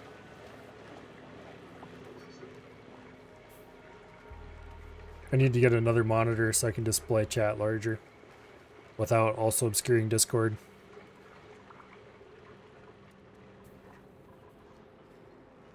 I already have 3 monitors. A portrait mode one over here that has Discord on the bottom and chat on the top, and also my monitor stream. And over on this side, the other monitor is just normal landscape monitor that has whatever I want on it, usually videos. Although when I'm streaming, it often is open to just some random thing that's not actually showing anything useful. Except if I'm streaming with somebody and they don't have their Twitch stream up. Sponge slugs. How about no?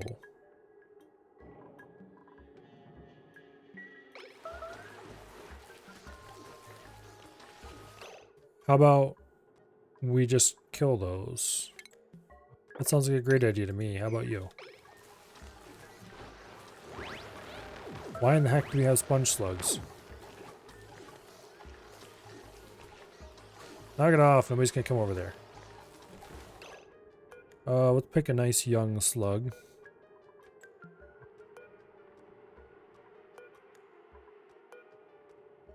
Looks like one of these is the right one. And we'll wrangle them into here. Once we get rid of these sponge slugs, wherever in the hell they came from.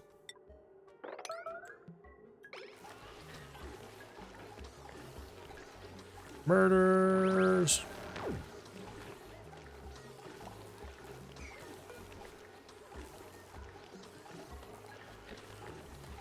There we go. I don't know what you think you're doing, Nicole.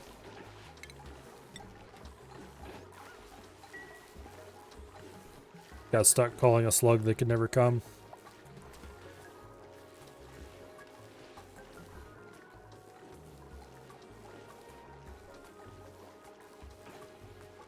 But anyway. Let's see, how cold is it in here? 48 degrees, it's getting there slowly. The liquid reservoir is both a good and a bad thing. It's bad in that it makes it like it's coming out of here at 25 degrees, but it's coming out of here at 36 because it's averaging the temperature out inside the tank. Sieving polluted waters get you some dirt. We're getting a lot of clay also from it's like a surprising amount of clay from the deodorizers. And we are doing a little bit of sieving, or at least we were. But that consumes sand. However, sand is easy because we can just make sand out of our infinite volcano production.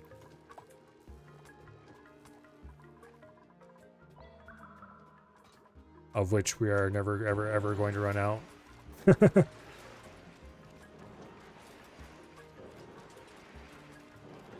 Looks like it's about 450 degrees in here or so.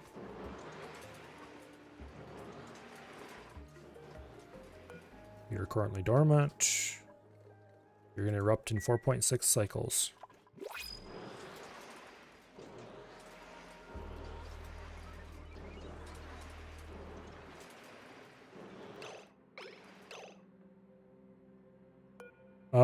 Steam turbine is getting a little warm. That is bad. This is not keeping up with the cooling.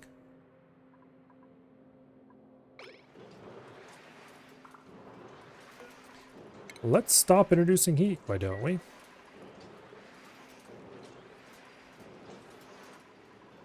Coming out of this side at 99 degrees. That's too hot. We need to keep it cooler. How much rock do we have piled up? A lot.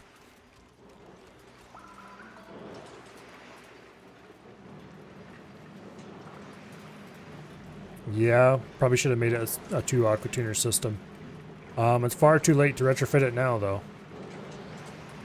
I guess we could put in a temporary liquid lock down here. Somehow. We'd have to put in... how would we even do that? I guess we could build like a tile here.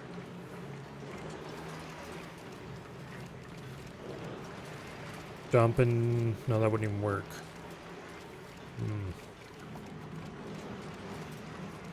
We built a tile over here, and then built a liquid lock assembly up here and kind of walled it in. We can still get inside. It would reduce steam pressure inside, means they'll probably have to pump in a bit more steam.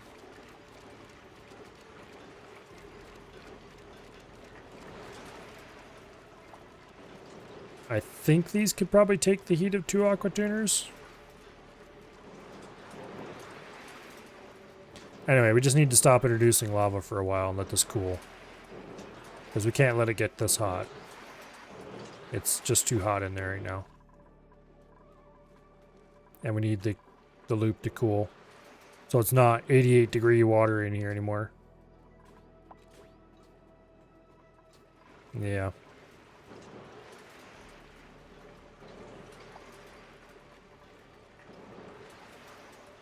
Okay. The chill box got too hot is the problem.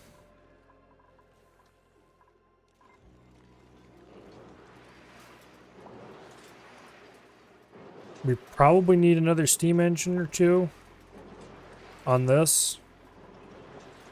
And we definitely need another steam engine and another aqua tuner on this.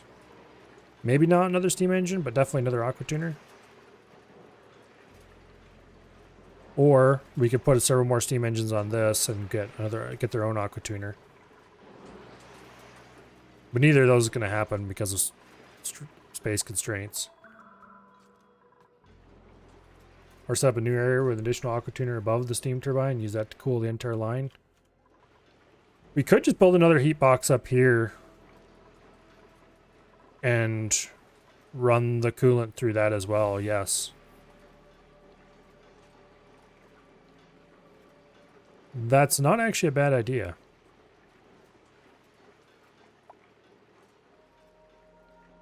That way we could have effectively 2 aqua tuners on the system. We can just cut the line right here and run it right into the system.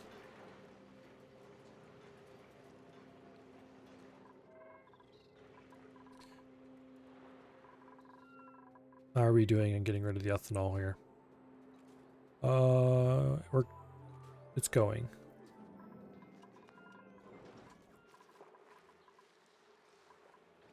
And how cold is the ethanol? 42 degrees. Okay.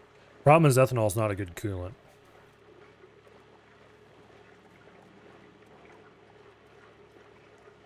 But we need it so we can get it super cold in there.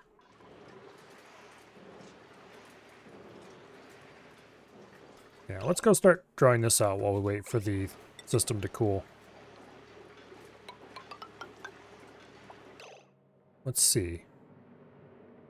If I do it right, We can fit 2 more steam engines in here. Or make the box large enough to fit 2 more.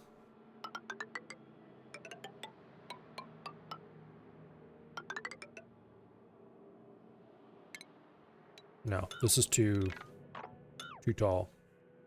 We need to do it. Let's see, steam engines are 3 tall. So this is all the higher we could do.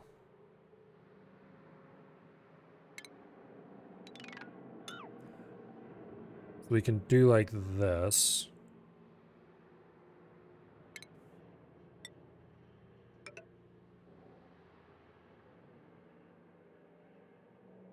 And that would give us 2 steam engines of possible space in there.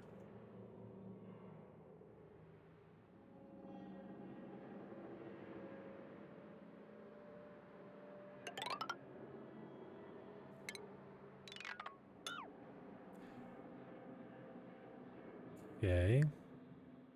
I would like...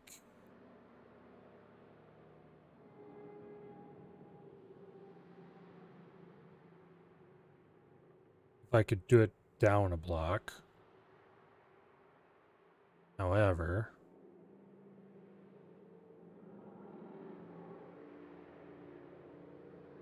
because this isn't going to work very well.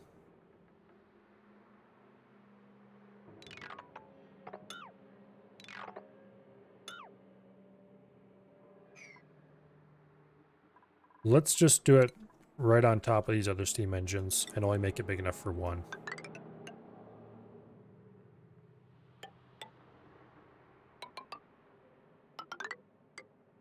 Like that. But I can't move it up without cutting away Abyssalite.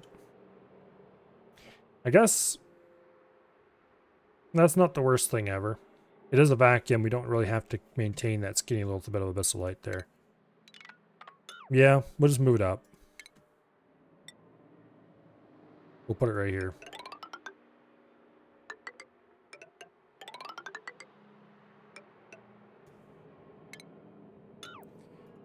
Okay. Then we will dig away the Abyssalite. It's a vacuum, so we don't have to worry about actually transmitting heat through. I'm going to remove these batteries. They no longer really serve a purpose. Boom. And we'll lay down a new layer of insulated tile across the top. Except, you know, obviously not blocking that tile.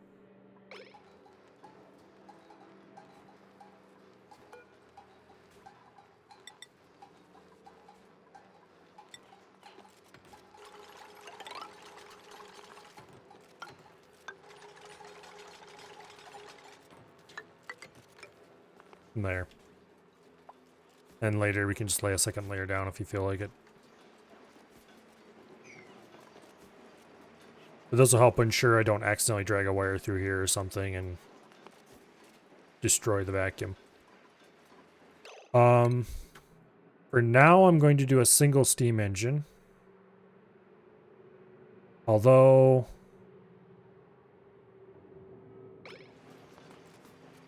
we don't have any plastic or refined metal. What? That's interesting. Do a flip? I don't think I could do a flip even if I wanted to.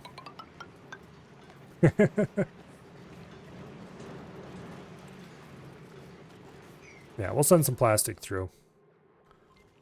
I should have plenty of that available on the other side. Let's see. Oh, also we need to do some murder orders here, apparently.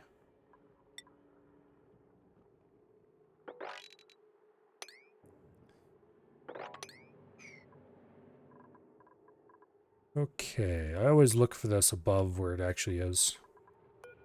We'll send a ton through.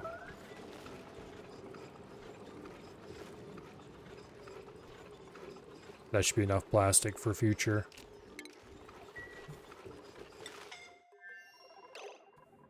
Who's getting their asses scalded?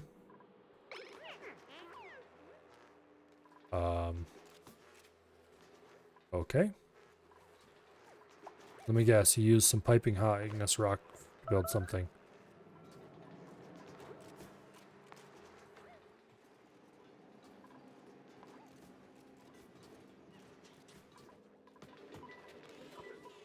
It's coming out at 90 degrees. That's a bit warm. But not enough that I would expect somebody to get scalded.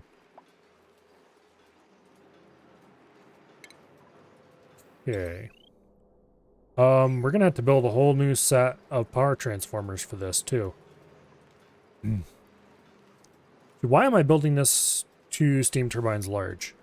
Because I'm not gonna be able to run more than 1 aqua tuner off of it anyway.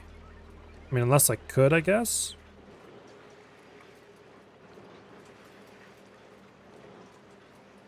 I could build 2 aqua tuners in this box and just have them chain one right after another.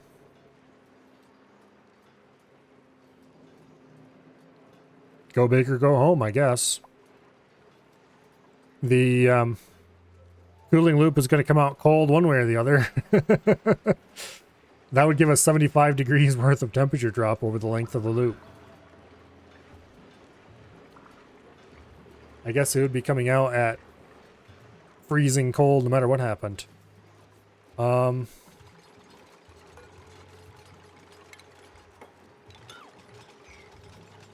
Okay. There's a way in now, Bo. I built it just before I saw your message.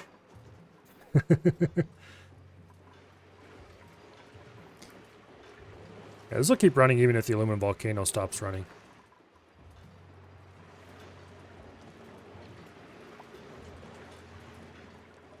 Yeah, let's do that. Go big or go home.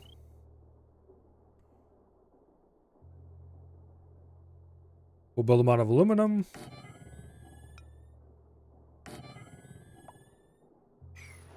And then we'll build the aqua tuners out of steel, of course. Sometimes I wonder why aqua tuners are available to be built out of anything else. Okay, we need to send 1.4 tons of steel over. We should have that much on hand. 1.7 tons of steel. Okay, we're actually getting low on steel.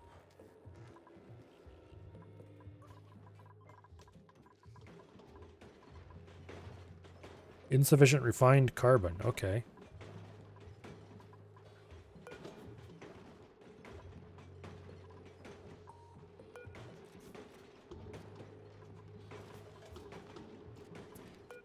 I believe that this one is one that's supposed to be making refined carbon. We don't have any coal. Okay. We indeed do not have any coal.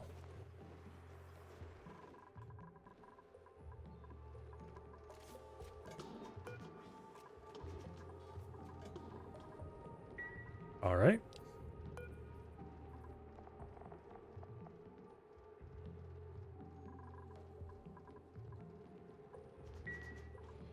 Well, we have enough steel for now. We'll just have to worry about that later. Namely, that we are definitely going to need to get more refined carbon, and we're kind of out of coal. I probably should ship all the coal I have on the other map over here. For now. I'll go ahead and order that when I get back. So you ship the phosphorite. You ship steel. Okay. What did I say we needed? 1,400 units? Roughly? So I'll send 1.5 tons.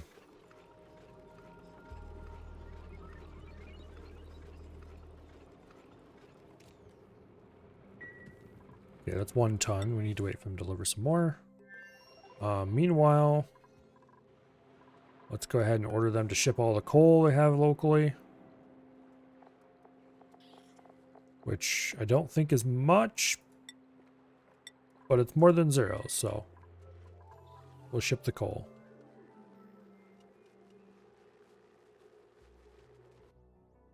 Yeah, this will, having this loop being chilly cold all the time will help a lot with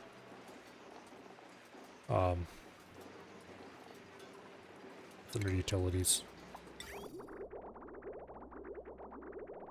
Okay.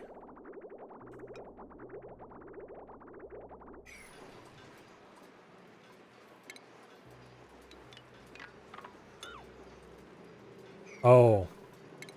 Nothing's getting built over here because I turned this off to stop them from going down there to pick up ice. There you go.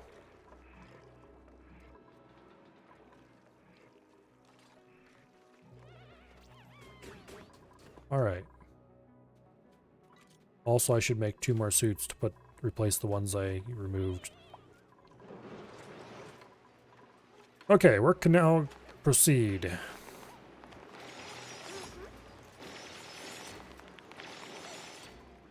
No wonder nothing was getting done in here.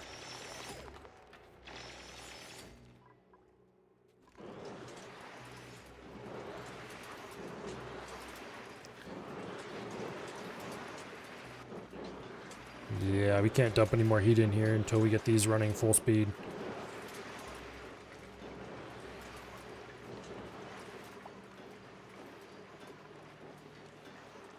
Invalid construction location, that's fine.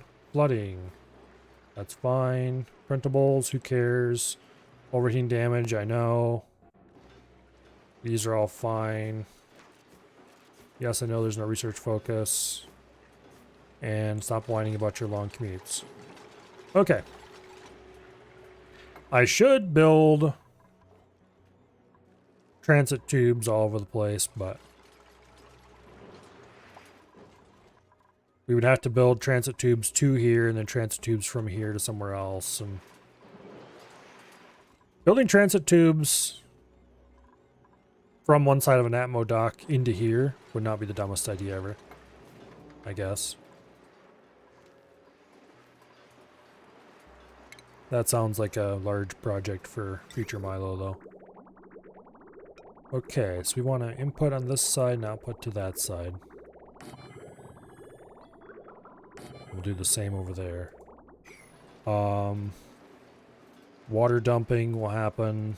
This time I'm actually going to remember to do it ahead of time. Will happen there.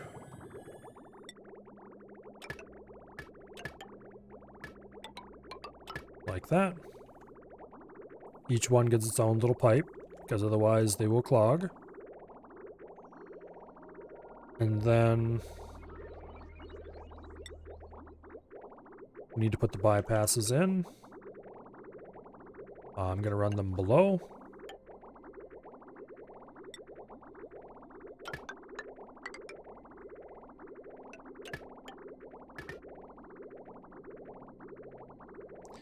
Okay.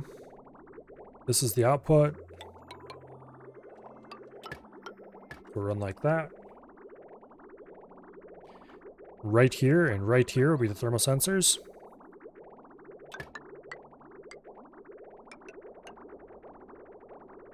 Here is the output.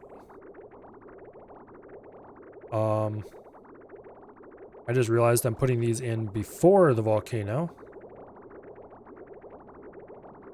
That's good, actually, because these will run before the volcano, and the volcano might not need to run at all. So we'll feed that in like that. And then we can just remove this center section, feed that in. Boom. And then we'll take over instead of the volcano. That's built out of cobalt ore. No, thank you. I just realized.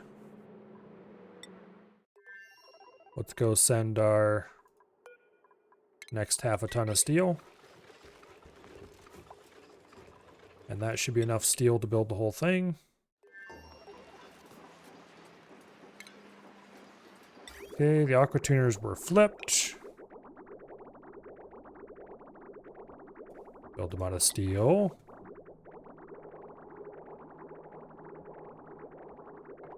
$23.45. Damn it. Let's send more steel. Goodbye, steel.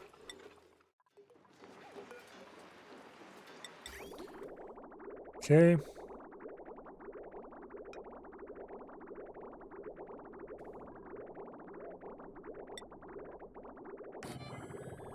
There. That's not right.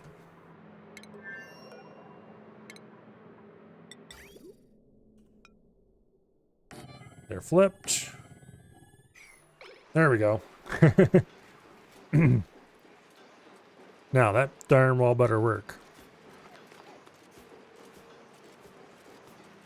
Now to get the liquids into here, we are going to have to... The water is no problem. We don't need to do anything special for that. For the cooling loop. Because it's just a little piece of the cooling loop. We have a completely full liquid reservoir. No problem. Although, before we get too excited about this, let's put in the temperature sensors before I forget. Because knowing me, I will forget.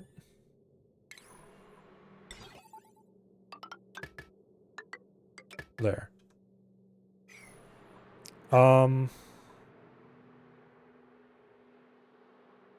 We can just drip the water in through this because it's already a vacuum. So we can just run a pipe in from above.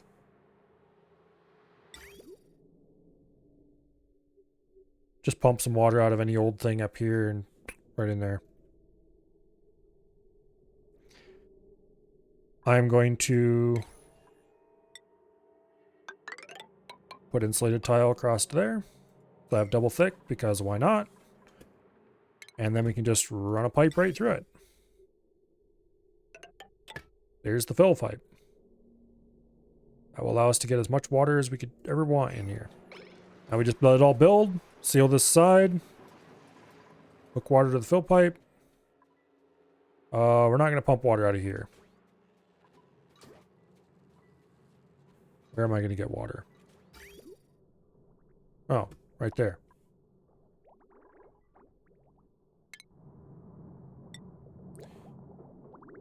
Except we can't run through here because there's no entrance to this.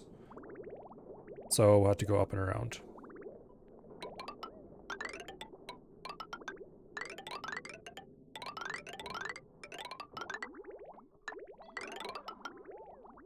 There we go. We can hook that last little bit up later. And this will be hooked up using a bridge because that seems like a reasonable thing to do, I guess. I don't know. Just screw that. We won't use a bridge. Power for the tuners. Yes, indeed. That is going to be interesting. Now, the cool thing is, since this is a vacuum, we can do this the easy way. I love vacuums so much. I can just put in a heavy watt conductive join plate and run the power straight in like that. I'm actually going to put it over here, I think.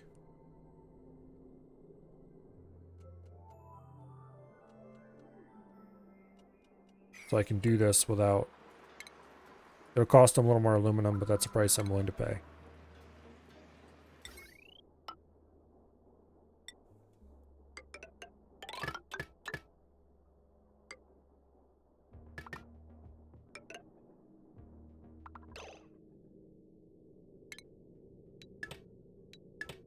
Snip, snip. And they put in a wire bridge. Boom. And then we run a little bit of conductive heavy watt wire right through here.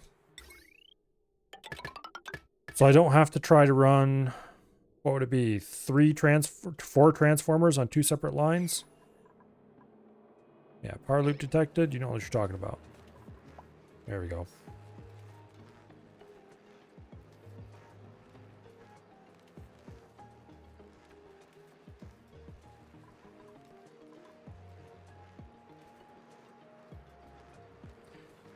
Okay. Just need to wait for this to all get built. We can just do a little bit of connecting and let this fill until it's full as I want it to be. Which honestly, since there's no reason not to put a little bit of water in, we might as well put a lot of water in.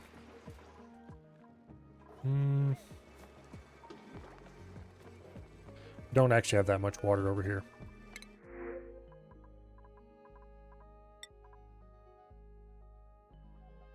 Actually, athletics, machinery, and strength.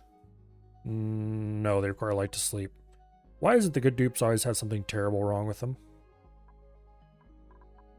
Okay. They can't just have a minor thing wrong with them. It's got to be the worst possible ones. Light to sleep isn't that big of a deal, I guess, but it could become a big deal if you move into a new colony where you don't have it set up.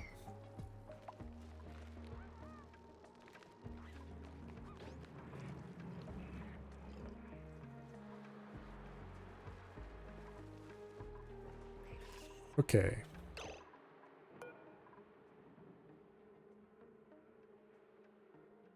This is actually as full as I want it to be.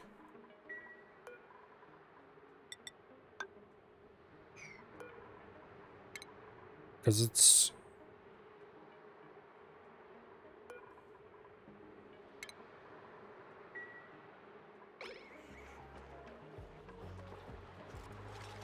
I wonder how many Paku we have in there. I'm guessing it's somewhere around a lot. According to this, it's 123 Paku. Okay.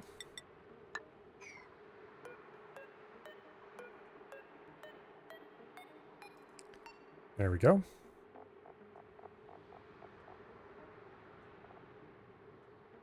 It's probably a little few less than that because of various cats around the area.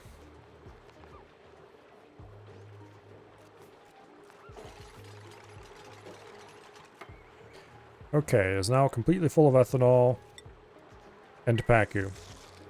I would like to see how warm the ethanol is. I'm guessing it's somewhere around 40 some degrees, judging by the auto sweeper.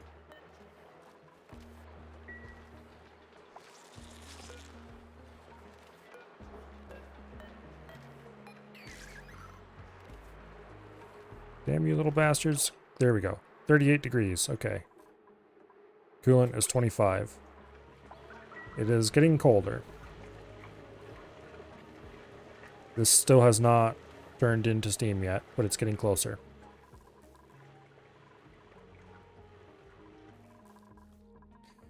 Admittedly, I have 1 ton of water per tile in here, so this is a lot of thermal mass.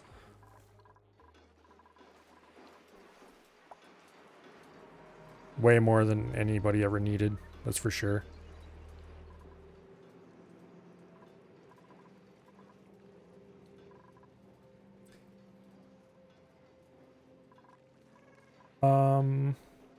Why yes, I did disconnect the power. Why do you ask?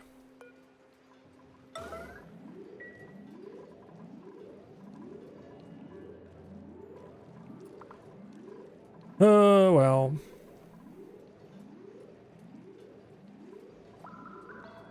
Okay, actually now that the Paku are all...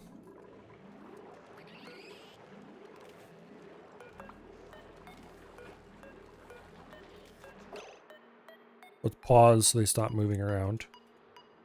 There we go. 123 Paku. Of which none are eggs. Oh wait, no. Of which 94 are eggs.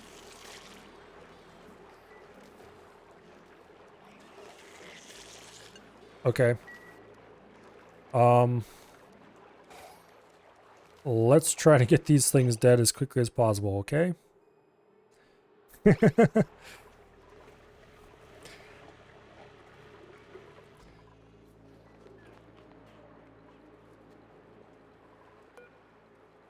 We only have 20 breeder Paku in here. And we're still 237 bog bucket seeds. So that number is fluctuating up and down. If you deselect the critter and only eggs checked will show proper numbers. Here, let me try to grab this thing again. There we go.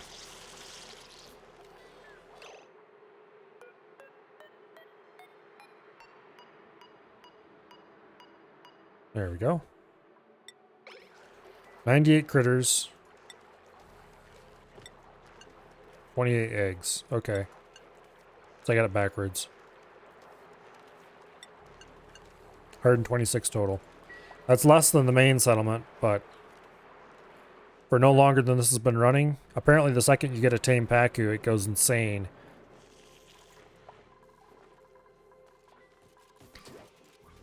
They're like guppies. Overload damage. Can you people please build stuff? Thank you.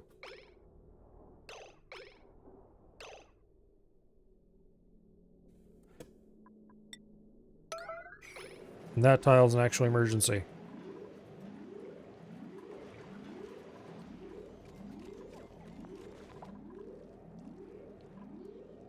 Why are there no suits here?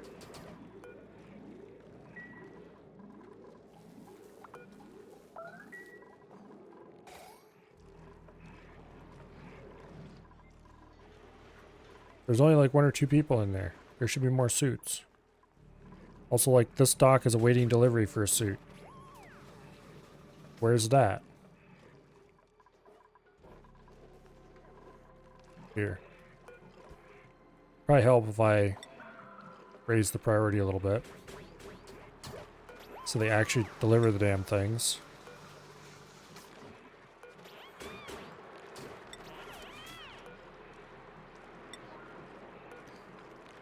These two don't have suits because I ditched them. Let's see if I can make a couple more suits now. Yes. We'll make 2 more suits. And we'll deliver them down here. But we're still missing a suit.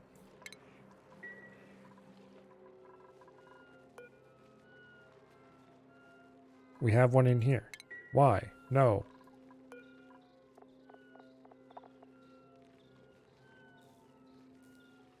Don't store Atmo suits in there. Go deliver them down here, you fools. Oh, okay. We'll make 2 more suits. We'll deliver them down there. We'll leave these 2 up here. So that we can have a way to get people in here if we ever need to. And I don't have to lock this door.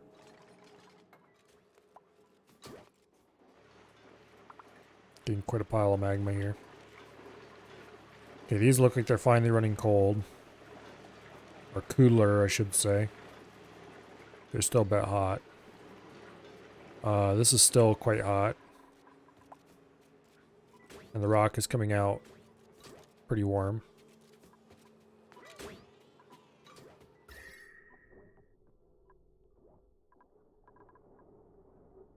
Okay.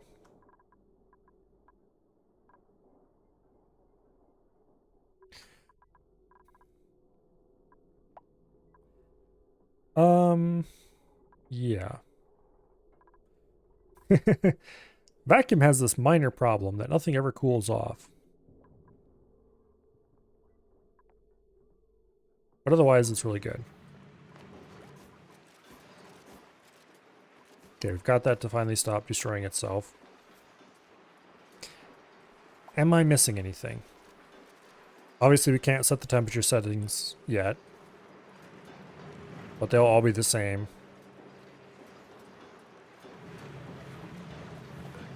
.25 degrees above.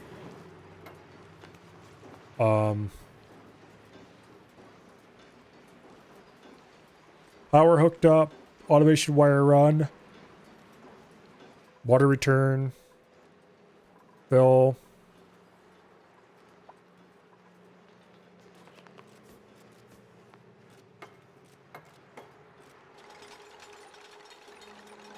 Cooling loop hooked up.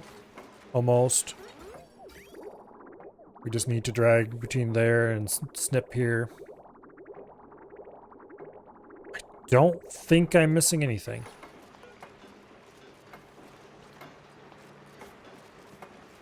Then green signal if above 25. Then green signal if above 25. Most of this pipe is built. We just need to hook it up over here, which I'm going to do right now so I don't forget. It won't flow until we get something hooked up here anyway.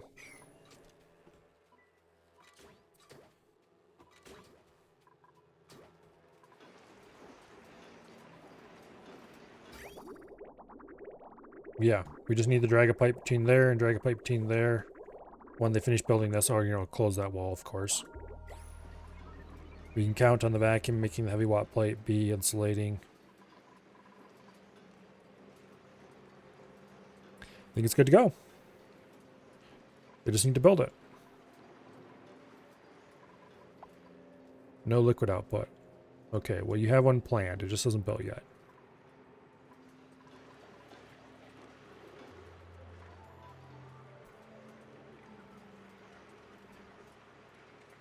So right now,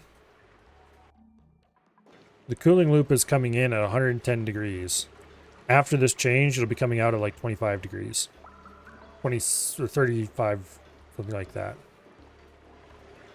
Yeah, right about 35 degrees. Straight from 110.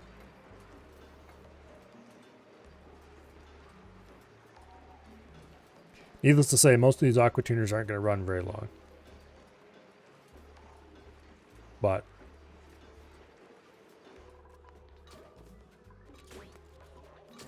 it'll be very helpful. Also, Ruby, you idiot.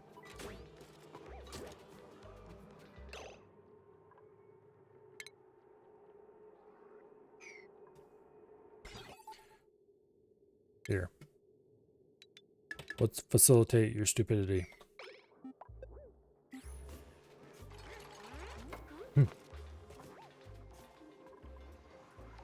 It'll certainly keep that loop cool. Also, this aqua tuner will probably hardly ever run after the first little while.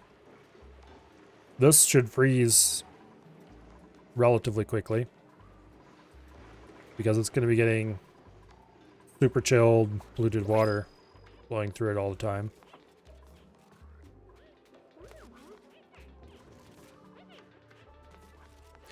This is not an efficient way to deliver igneous rock, anyway,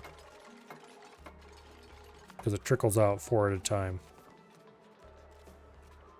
Takes 10 seconds for them to, not meant to mention running back and forth time to get each one of these pieces of pipe done.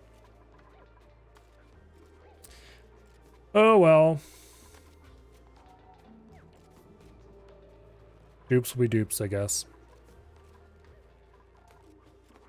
At least they're getting their exercise in.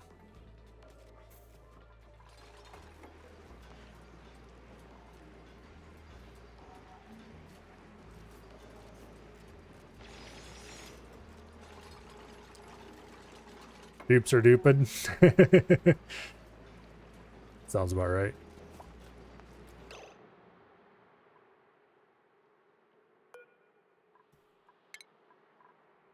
Oops. How could I do that again? I thought I...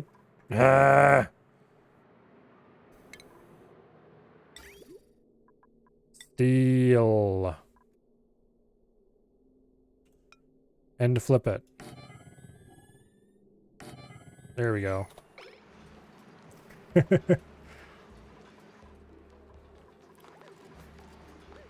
Apparently the time I very carefully made sure it was steel was the time I had it flipped wrong.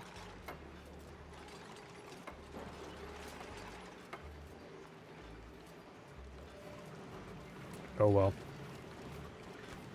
It's right now.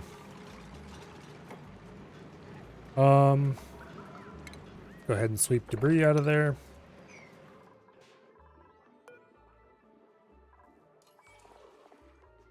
They built the extra Atmos suits. Have they delivered them? Yes, they have. Okay, good. That means everybody can work past the Atmos suit point. I do see the attraction some people have for setting it up so dupes put on Atmos suits before they go out to do any jobs. Like putting all their housing in a little block with the only exit being Atmos suit exit.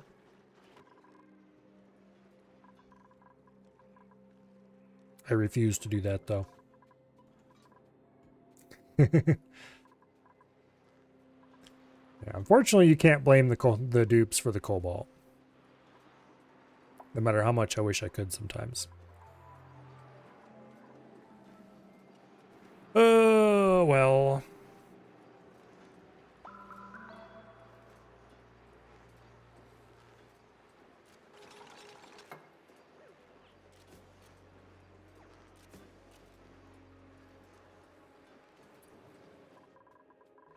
Let's see. Tomorrow's Monday? Yeah.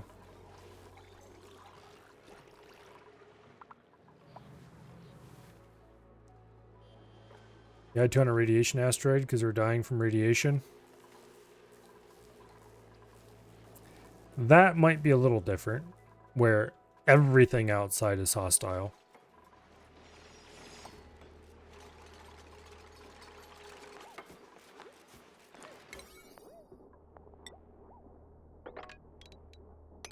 Build this stuff first, please. Thank you. And that. And those. And that. Good rad-free area where they cook and sleep and farm, and everywhere else they had to have a suit on. It was tough. I bet. And you'd probably have to use the rad suits as well, not just a normal suit, right? I don't know how the normal suit compares to the rad suit for that purpose.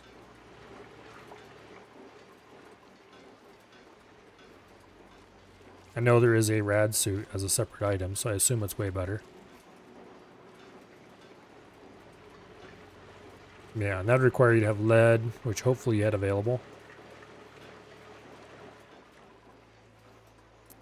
Sounds fun.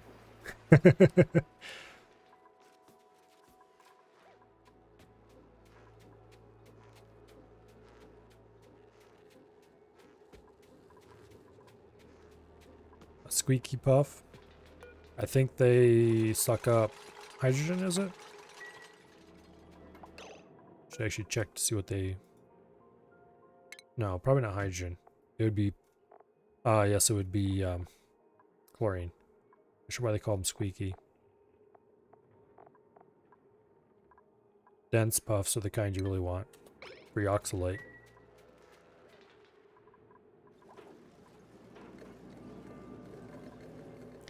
The Puff Prince, I think, is the one that can do all types. So we're getting free oxalate from him.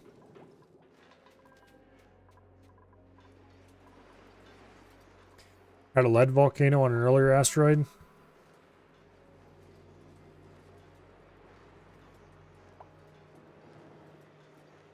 I'm kind of glad I have aluminum volcanoes everywhere instead of lead volcanoes. Because lead might be useful occasionally, but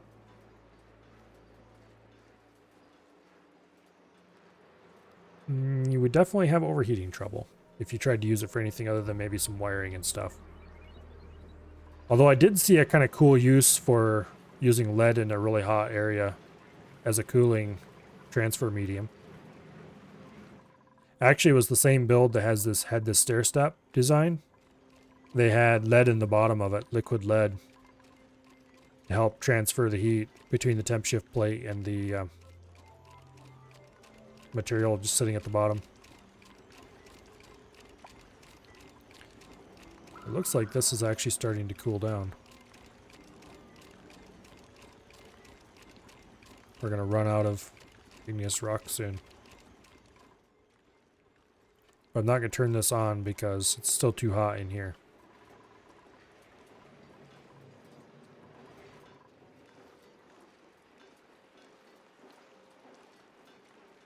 Anyway. If I could figure out a good place to put a temperature sensor in here, where I could get a good read for the room's temperature. Problem is, while you're dripping magma in, the temperature is so variable just across this room itself. Speaking of volcanoes, I need to get this iron volcano tamed some point before I forget that it exists. And I need to get more hatches going so I can get more coal. So we can actually start industrial scale steel production. I have the setup for it. I just need to get it actually happening.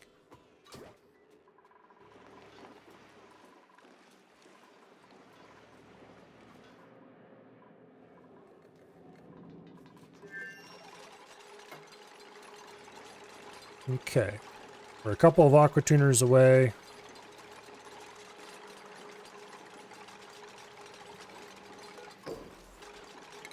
Sweep that abyssalite, please.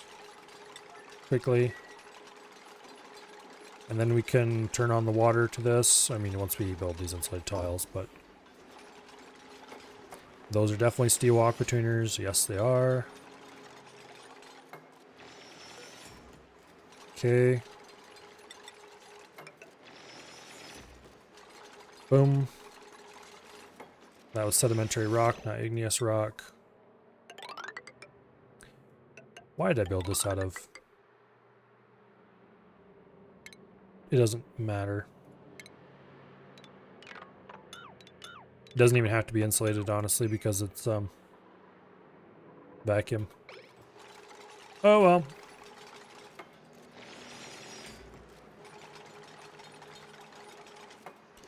Get these two built, and then we can start dumping water in.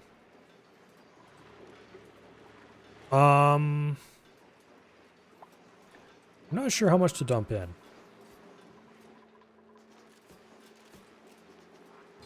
Probably a lot.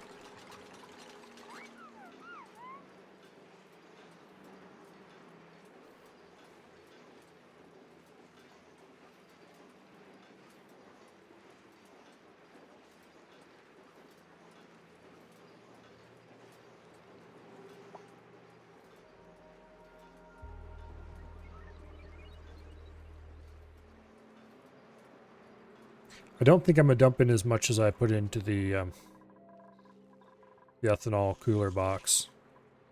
Speaking of which, that's still 24 degrees. Really?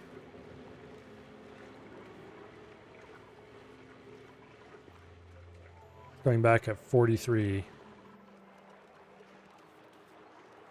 How many Pacu do we have in here?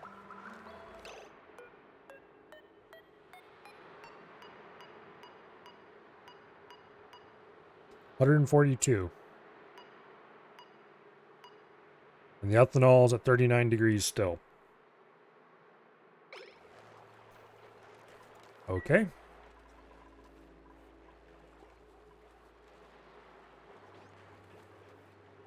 Coming in at 24.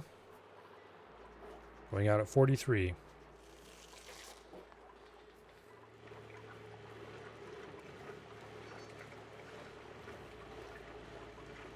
That's not picking up significant temperature along the way, so that's good.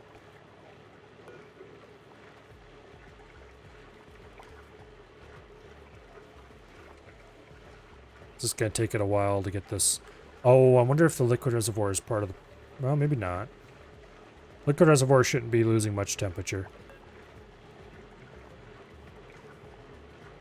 I should have it on the hot side, though, instead of the cold side. I'll have to remember to do that in the future. Man, it's taking... It'll be a while. I was just hoping it'd be faster.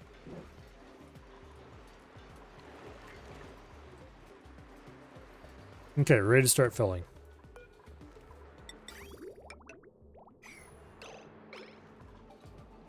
This is also going to take a while.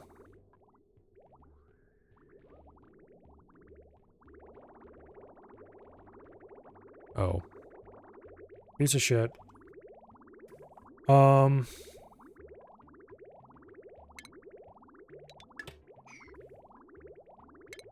It doesn't want to flow past an inlet, or outlet, I mean. We'll have to do like that, which is no big deal, but it doesn't mean you have to wait for a dupe to run over here. Because see, it's not flowing this way. It's because it would have to flow past this. I think. I hope that's the reason why. Otherwise, this could be annoying.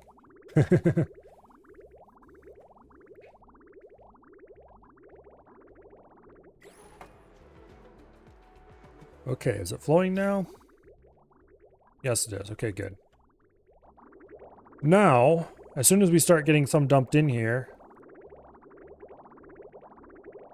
I can reconnect and deconnect and get this running through the loop.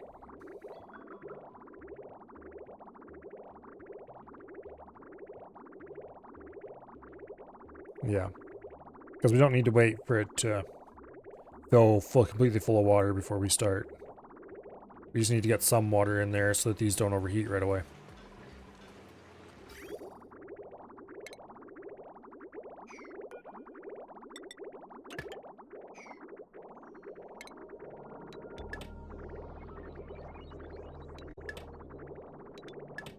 There we go. This is coming out at 60 degrees. Coming in at 110. And then it goes through this aqua tuner yet. And comes out of the whole system at 36. 111 in, 36.6 out. Chilly. I don't think this pipe is actually reachable by dupes. Yes, it's 5 tiles in the air. So we better do something about that if we want to remove it. Which I kind of do.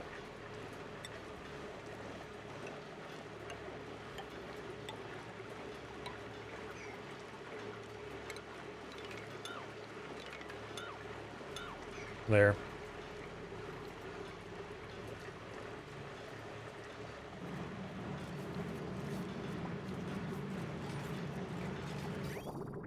Okay, and our delightfully cold water is 40 degrees after it goes past the steam engines.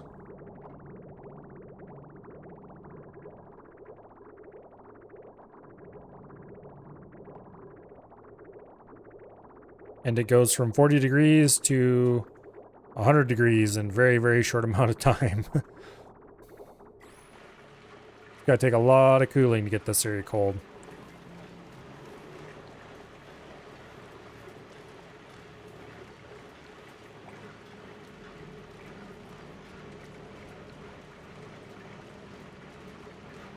Okay. I need to kind of keep an eye on this because I don't want to overfill. I mean,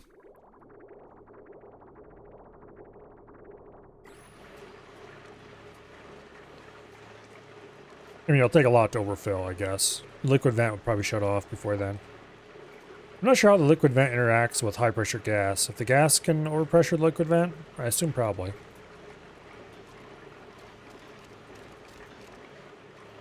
But I don't necessarily want to fill this to 1 ton per square. Like the ethanol one. Which still hasn't boiled, of course. It's only 185 degrees in here.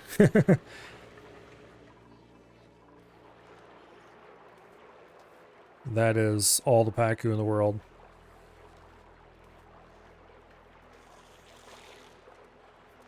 $23 degrees in. 62 degrees out.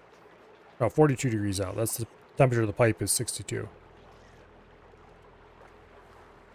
So that's probably right about the temperature of the ethanol inside there, 40 some degrees.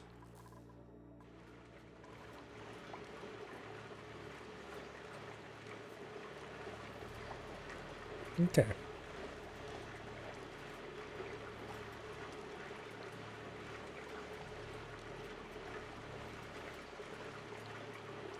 I think I'll put in like half a ton per tile. So we'll fill it up to about a ton. And let it boil.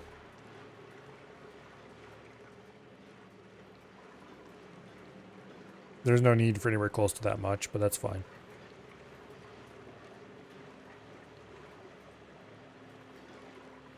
Still entering the system at 38 degrees. And it's still 98.5 inside the box.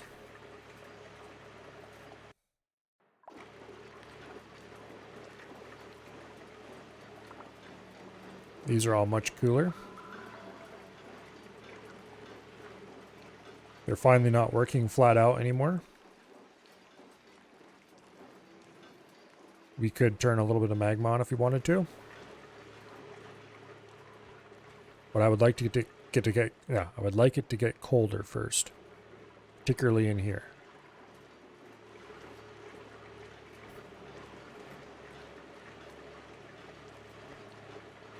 I think 2 aqua tuners is going to be overkill in the end, but, well, 3 aqua tuners all told. But clearly 1 was not enough.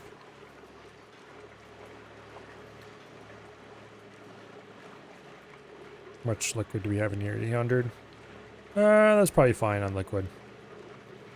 Let's go and snip it back here. Actually, wait.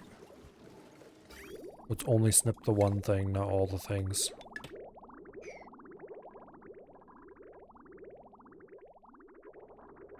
There. Okay.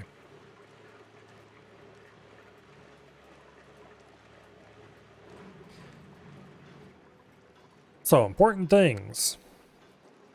The volcano tamer, not tuner, I wouldn't call it a spectacular success. But this design is mostly at least successful.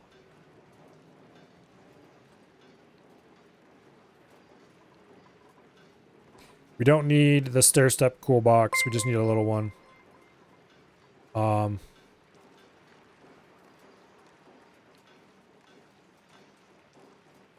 We can need to figure out a better way to measure the steam temperature in here that actually accounts for keeping it within not too insanely hot. Although for something this large, we definitely need more than a single aqua tuner to cool the steam engines. And if we're using it to also do the final cooling on the products. Because this is coming out way too hot.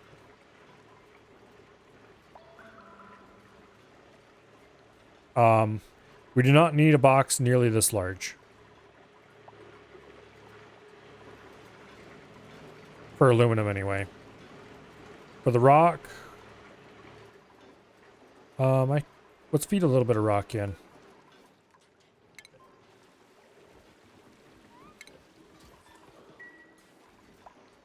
Want to see what temperatures it comes out at. The metering system works amazingly as always. I'm extremely pleased with this.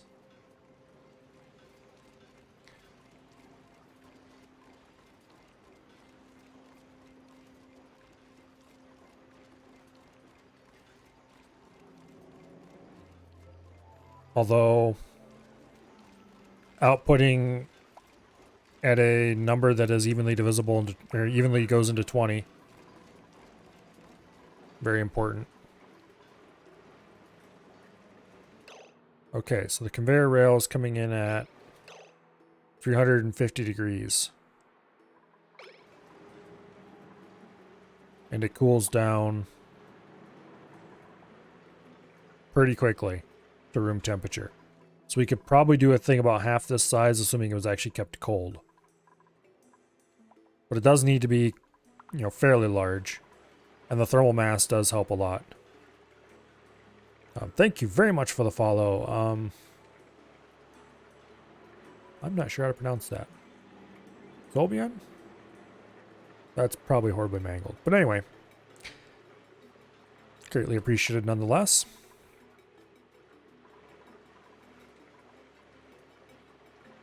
Yeah, it's reaching room temperature, you know, relatively close to room temperature pretty quickly. So if this box was actually cold instead of hot, or warm, I guess you could say, then it'd be much more successful and we'd probably be cooling it off to about right here somewhere.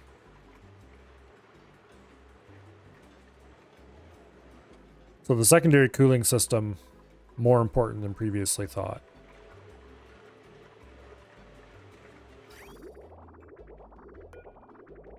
Also, let's go ahead and remove that now.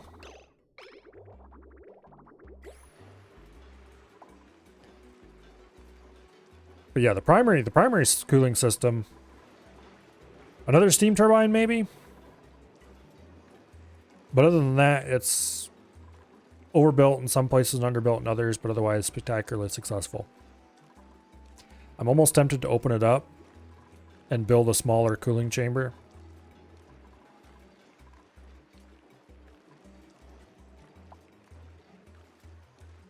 No. No. Tempting, but no. I could retrofit it to fit another steam turbine in here if I did, but it's not worth it. Like, these aren't running at full output right now. They would be if I was dumping in rock.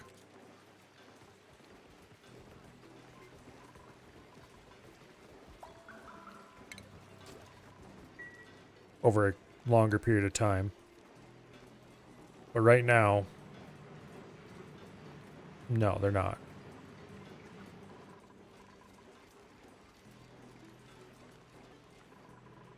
But I want to let this cool before I dump much more rock in. It's already getting aluminum dumped into it. Oh yeah, that reminds me, I need to hook this up again. Before I forget.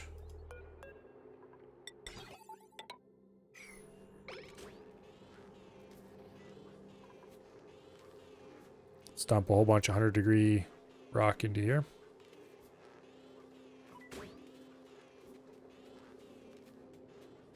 That'll take a little while. That's still coming out at about 22 degrees. Just how much heat are these guys making? This doesn't seem to be getting any colder. Or at least not quickly. It cooled off to where it is now pretty quick, and then it just kind of sits here. I know this is a bad cooling fluid, but I want it to go faster.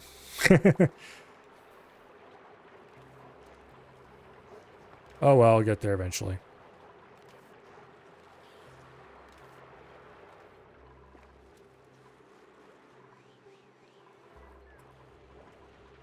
Oh well. What is the thermal heat capacity of ethanol anyway? Trying to select a tile ethanol in there is not gonna happen. 1.36. That's not terrible. It's about half of what polluted water is, I guess. I think that might... I wonder if it's better than petroleum or not. Do I have some petroleum around here I can look at? And this is full of petroleum, but I can't... Ah, yes, I can click on it. Okay. 1.11. Okay. So ethanol is better as a coolant than petroleum is. It can go colder too. But it can't go as high. I guess it depends on what you're looking for. Should probably pick another research topic. Let's see, we have about 30 data things left.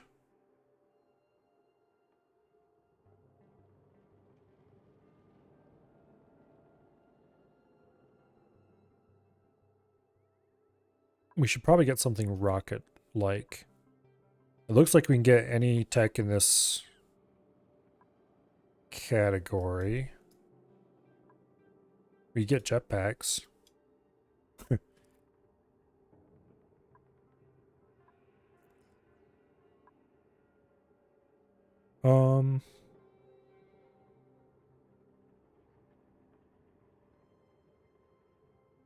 Don't think we really need any of these. We could get the reactor, but then we wouldn't be able to get the propulsion anyway. We get diamond press. I think hydrocarbon propulsion is probably the most useful thing we can get. Because then we'd be able to build petroleum engines right off the bat for our very first rocket. Those Pacu are taming in the death chamber. What that is Pacu hatching. Because when a Pacu hatches, assuming the egg is at 0 wildness, it immediately tames. So since all of the eggs are tame, they're coming out as tame.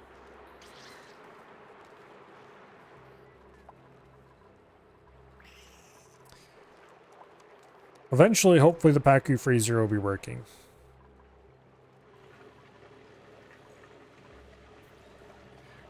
This is going to get to steam soon. It's at 200 degrees already.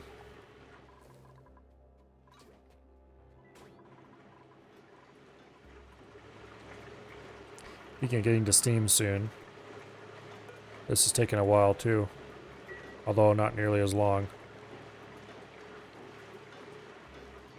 Let's see, it turns to steam. It doesn't do it exactly at 212.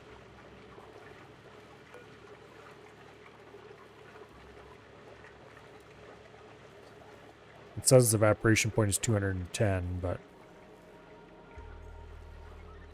it has to go a bit over that before it actually turns. 217.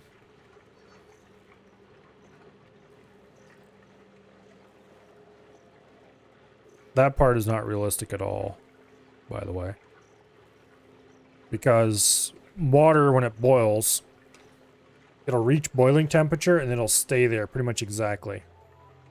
Provided there's nothing like pressure differences or anything weird like that. Because the act of boiling, the act of changing phase, removes a little bit of energy. Because it takes, well, I mean, it doesn't destroy the energy or anything like that, but it consumes, energy is used to change state.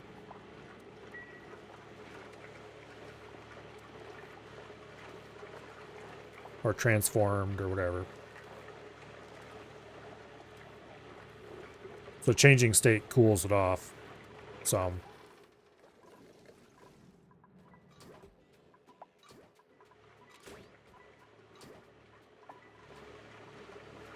But anyway.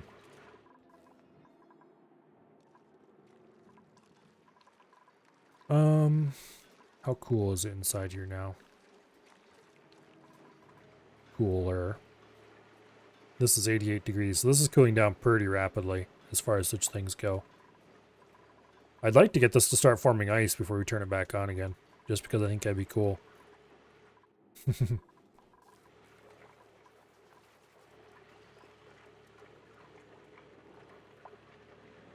This is running at 21.9 instead of 22 point something. So it is cooling. Slowly. Let's see, what's these guys' temperature? It's like -5 or something, -4. And the tropical ones are definitely probably dying.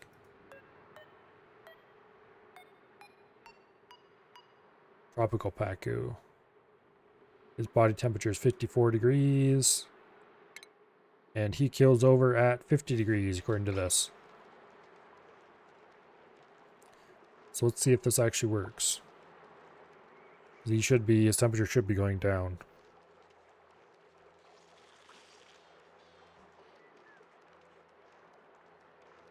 Depending on the total mass, and only I think it's 217 for water in small amounts to change to steam, but it's higher for larger amounts because it calculates the entire amount before becoming steam.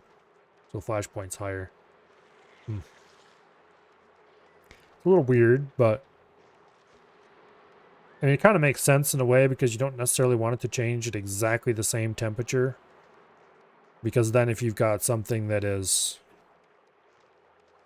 Like you don't want it to freeze at exactly the same temperature, it would unfreeze. Or, you know, as close together as you can get them. Because then if you have something that's oscillating in temperature very slightly, it would rapidly freeze and unfreeze and cause problems. So you want a little bit of wiggle room in there.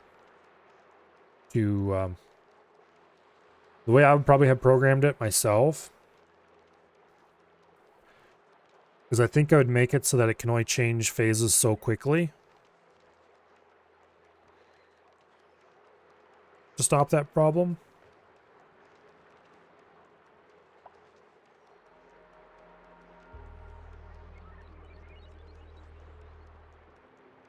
But their simulation might be more accurate in some ways.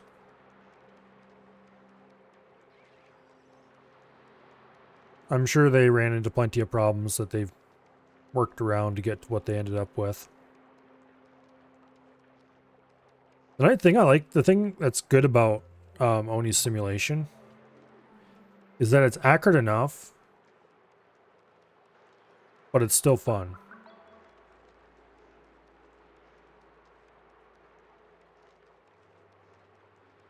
Also, this thing is taking forever to cool down, probably because he's getting pretty close to the water temperature. I wonder if all the Pacu in here are keeping it warmer. Because the Pacu produce heat, which I don't know if they do or not. But assuming Pacu produce a small amount of body heat, with as many of them as are in here. Also, the eggs dropping in here are bringing temperature in with them.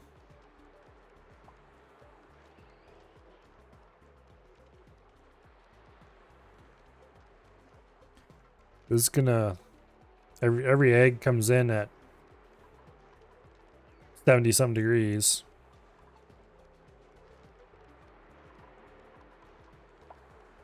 I mean, it's not much, but it does... It's finally down to 52.7. Just waiting for a fish to die? Yeah, I want to see how it works. Do they immediately drop dead when they hit 50 degrees, or does it take a while?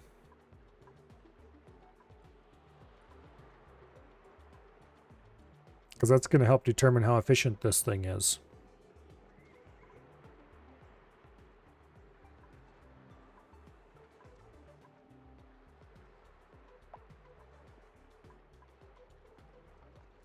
I want it as cold as possible so they cool off faster.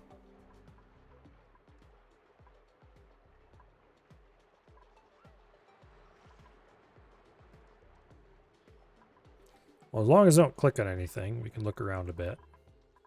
Because I don't want to lose track of this Pacu because it'll be a pain in the butt to find again later.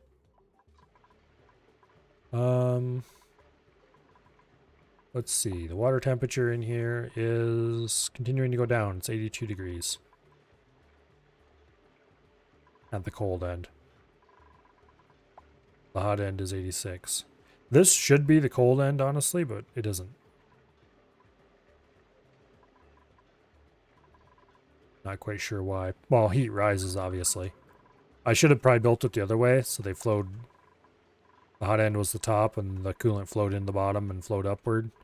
So we'd have a better gradient inside the heat exchanger. Because that would make it more efficient. But, yeah, well... That isn't how this system would have worked out. It would have been too hard to route the pipes and all that stuff. Pacu do generate heat? Okay, well that explains why it's cooling so slowly then.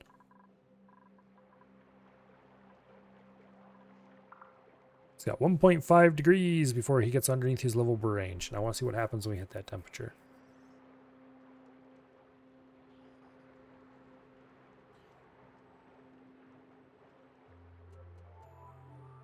Yeah. It is beating them out. It's just taking a while.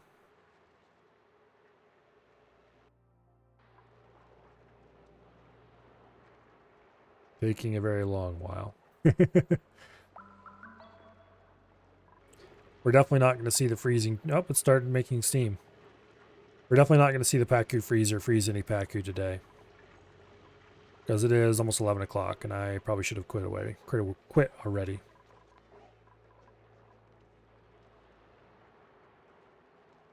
I want to see this Pacu keel over, damn it.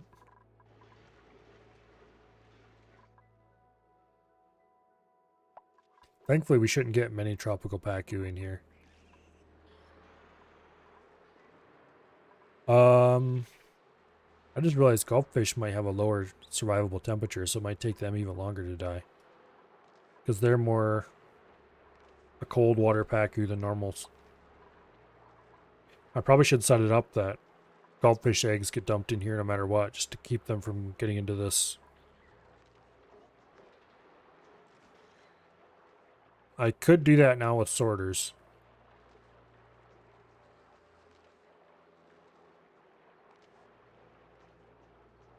It wouldn't be that hard to rig up. We'd have to move some stuff around.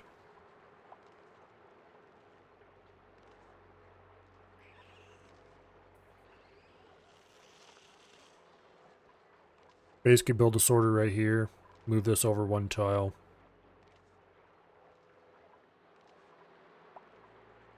We probably want to move this up, actually. Build the sorter there. Run this tile off the top. Run that tile into this. Gulpfish eggs go out no matter what.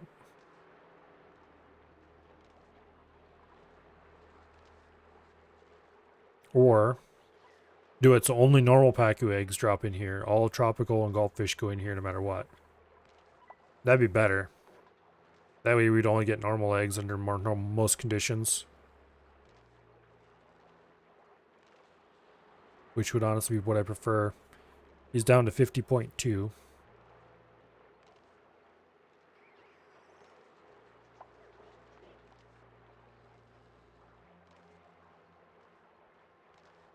$50.1.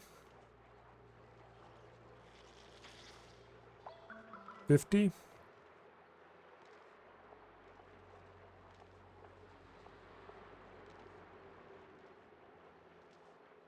Okay, 49.9, please.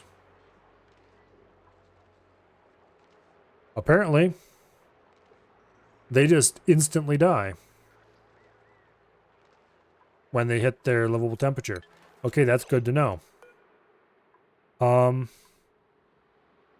Yeah, I'm pretty sure we do not want Gulpfish in here.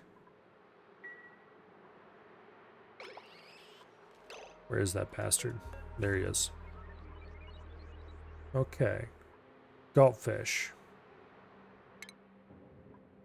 Negative 58 degrees. Okay, well, luckily we're going to have the Pacu freezer colder than that. But I would like to get all the Gulpfish out of here prior to that becoming a problem. So let's take...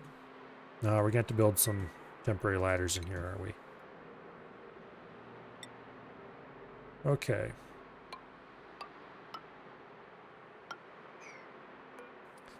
That's not going to work.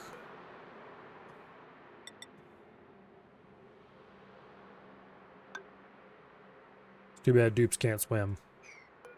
Okay, deconstruct you. We'll move this over one tile. We'll put a filter in here.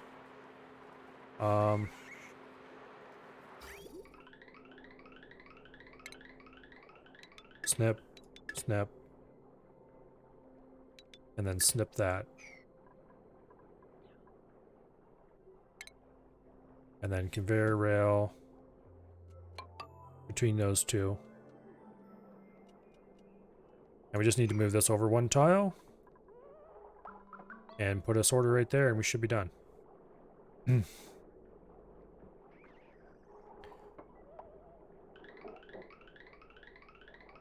we're just going to have Gulpfish dying of old age for quite a while, I think. But we are going to make sure that we don't raise any more Gulpfish. That's not the button I wanted. There we go.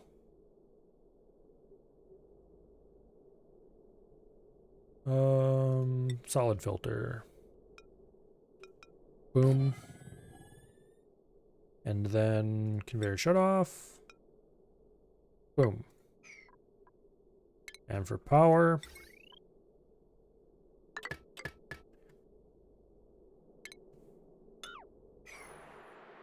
Like that.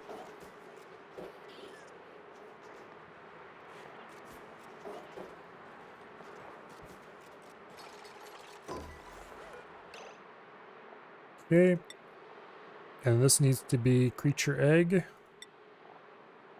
We want only fry eggs. Gulp fry eggs and others, they get dumped in here.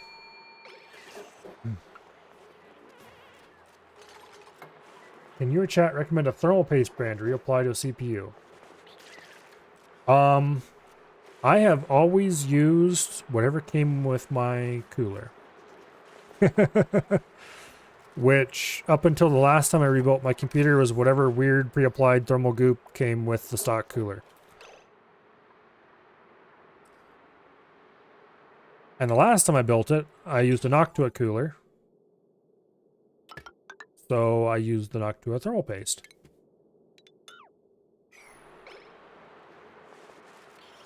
And yes, I know, that is spectacularly unhelpful.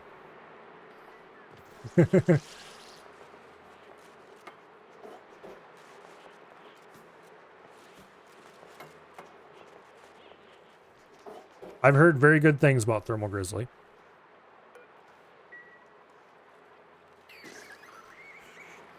I think that is what Gamers Nexus uses for their builds. And if they say it's good, I would probably trust them. Because those guys are testing nut jobs.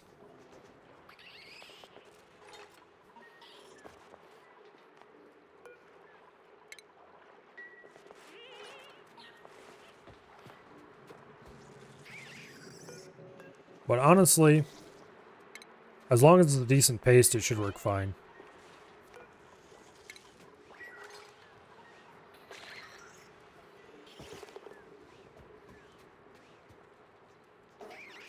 Okay, so this should make sure that only normal fry eggs end up over here to incubate.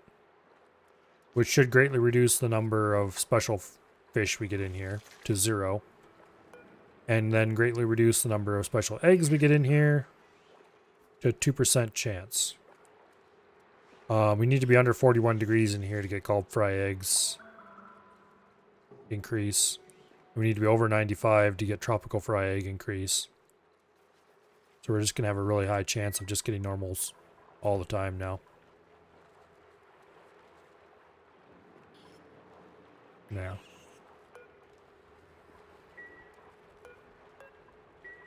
Like a gulp fish has a 68% chance to lay a gulp fry egg, which please no. We don't need any more of those. We'll have to wait the full 25 days for them to die. And these things are never going to die until this gets a lot colder. Although it is getting colder. It's 19 degrees in the coolant tube now. So it's cooling. Speaking of, it's cooling. 75 degrees at the top. 73 at the bottom. This is cooling quite a bit as well. What temperature is it entering at? 11 degrees. And it's exiting at 73. Okay. And in here, it's down to less than 300. Not that that really matters. We're just going to leave this off until this is nice and chilled. I would like it to get down to, like, frozen, preferably. Just because I want to see this freeze, damn it.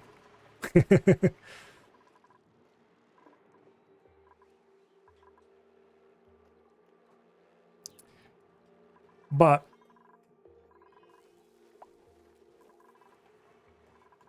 I don't think that sitting around waiting for fish to freeze or ice to freeze is particularly interesting, so we could probably start another project. But not tonight. Not sure what project would be next. We really need to get a rocket complex going on the main area. Now that we do have large amounts of rock being delivered, we should probably start sending some of that rock. Let's see, how many tons of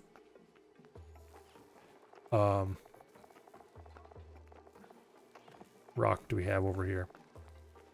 81 tons of igneous rock. Yeah, we could probably start sending igneous rock back and start increasing the size of our hatcheries on the main area. Send Dread and Survey back. Probably.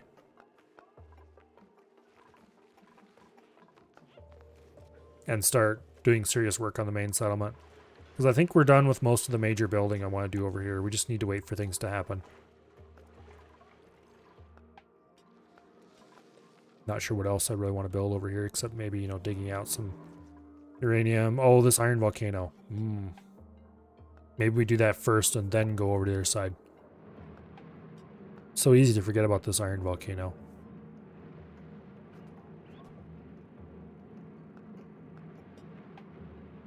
I really want to do this because I'd like to send iron back. Maybe next time we'll build the iron volcano tamer, which it should be. I think iron volcanoes are easier than aluminum volcanoes, so we can just copy the aluminum design and call it a day. Something like that. But anyway, let's save the game.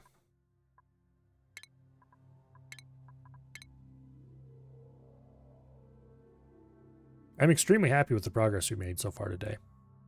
Got a lot of stuff done. Relatively. And we'll get more stuff done next week. For now, though, it looks like Wasted and Avi are playing MechWarrior 5 together. So let's raid Avi.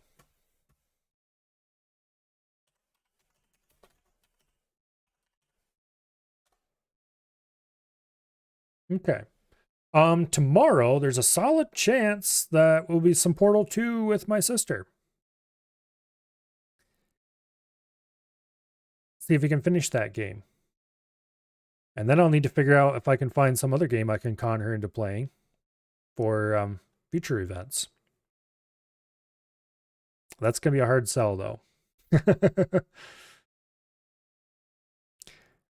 In any case, we'll see if that actually happens tomorrow or not. Hopefully it does. And if it doesn't, then, well, we'll do something else. But until then, I hope you all had an excellent night, and I hope you all continue to have an excellent night over at Avi's watching MechWarrior. And I will see you all later. Good night, and goodbye.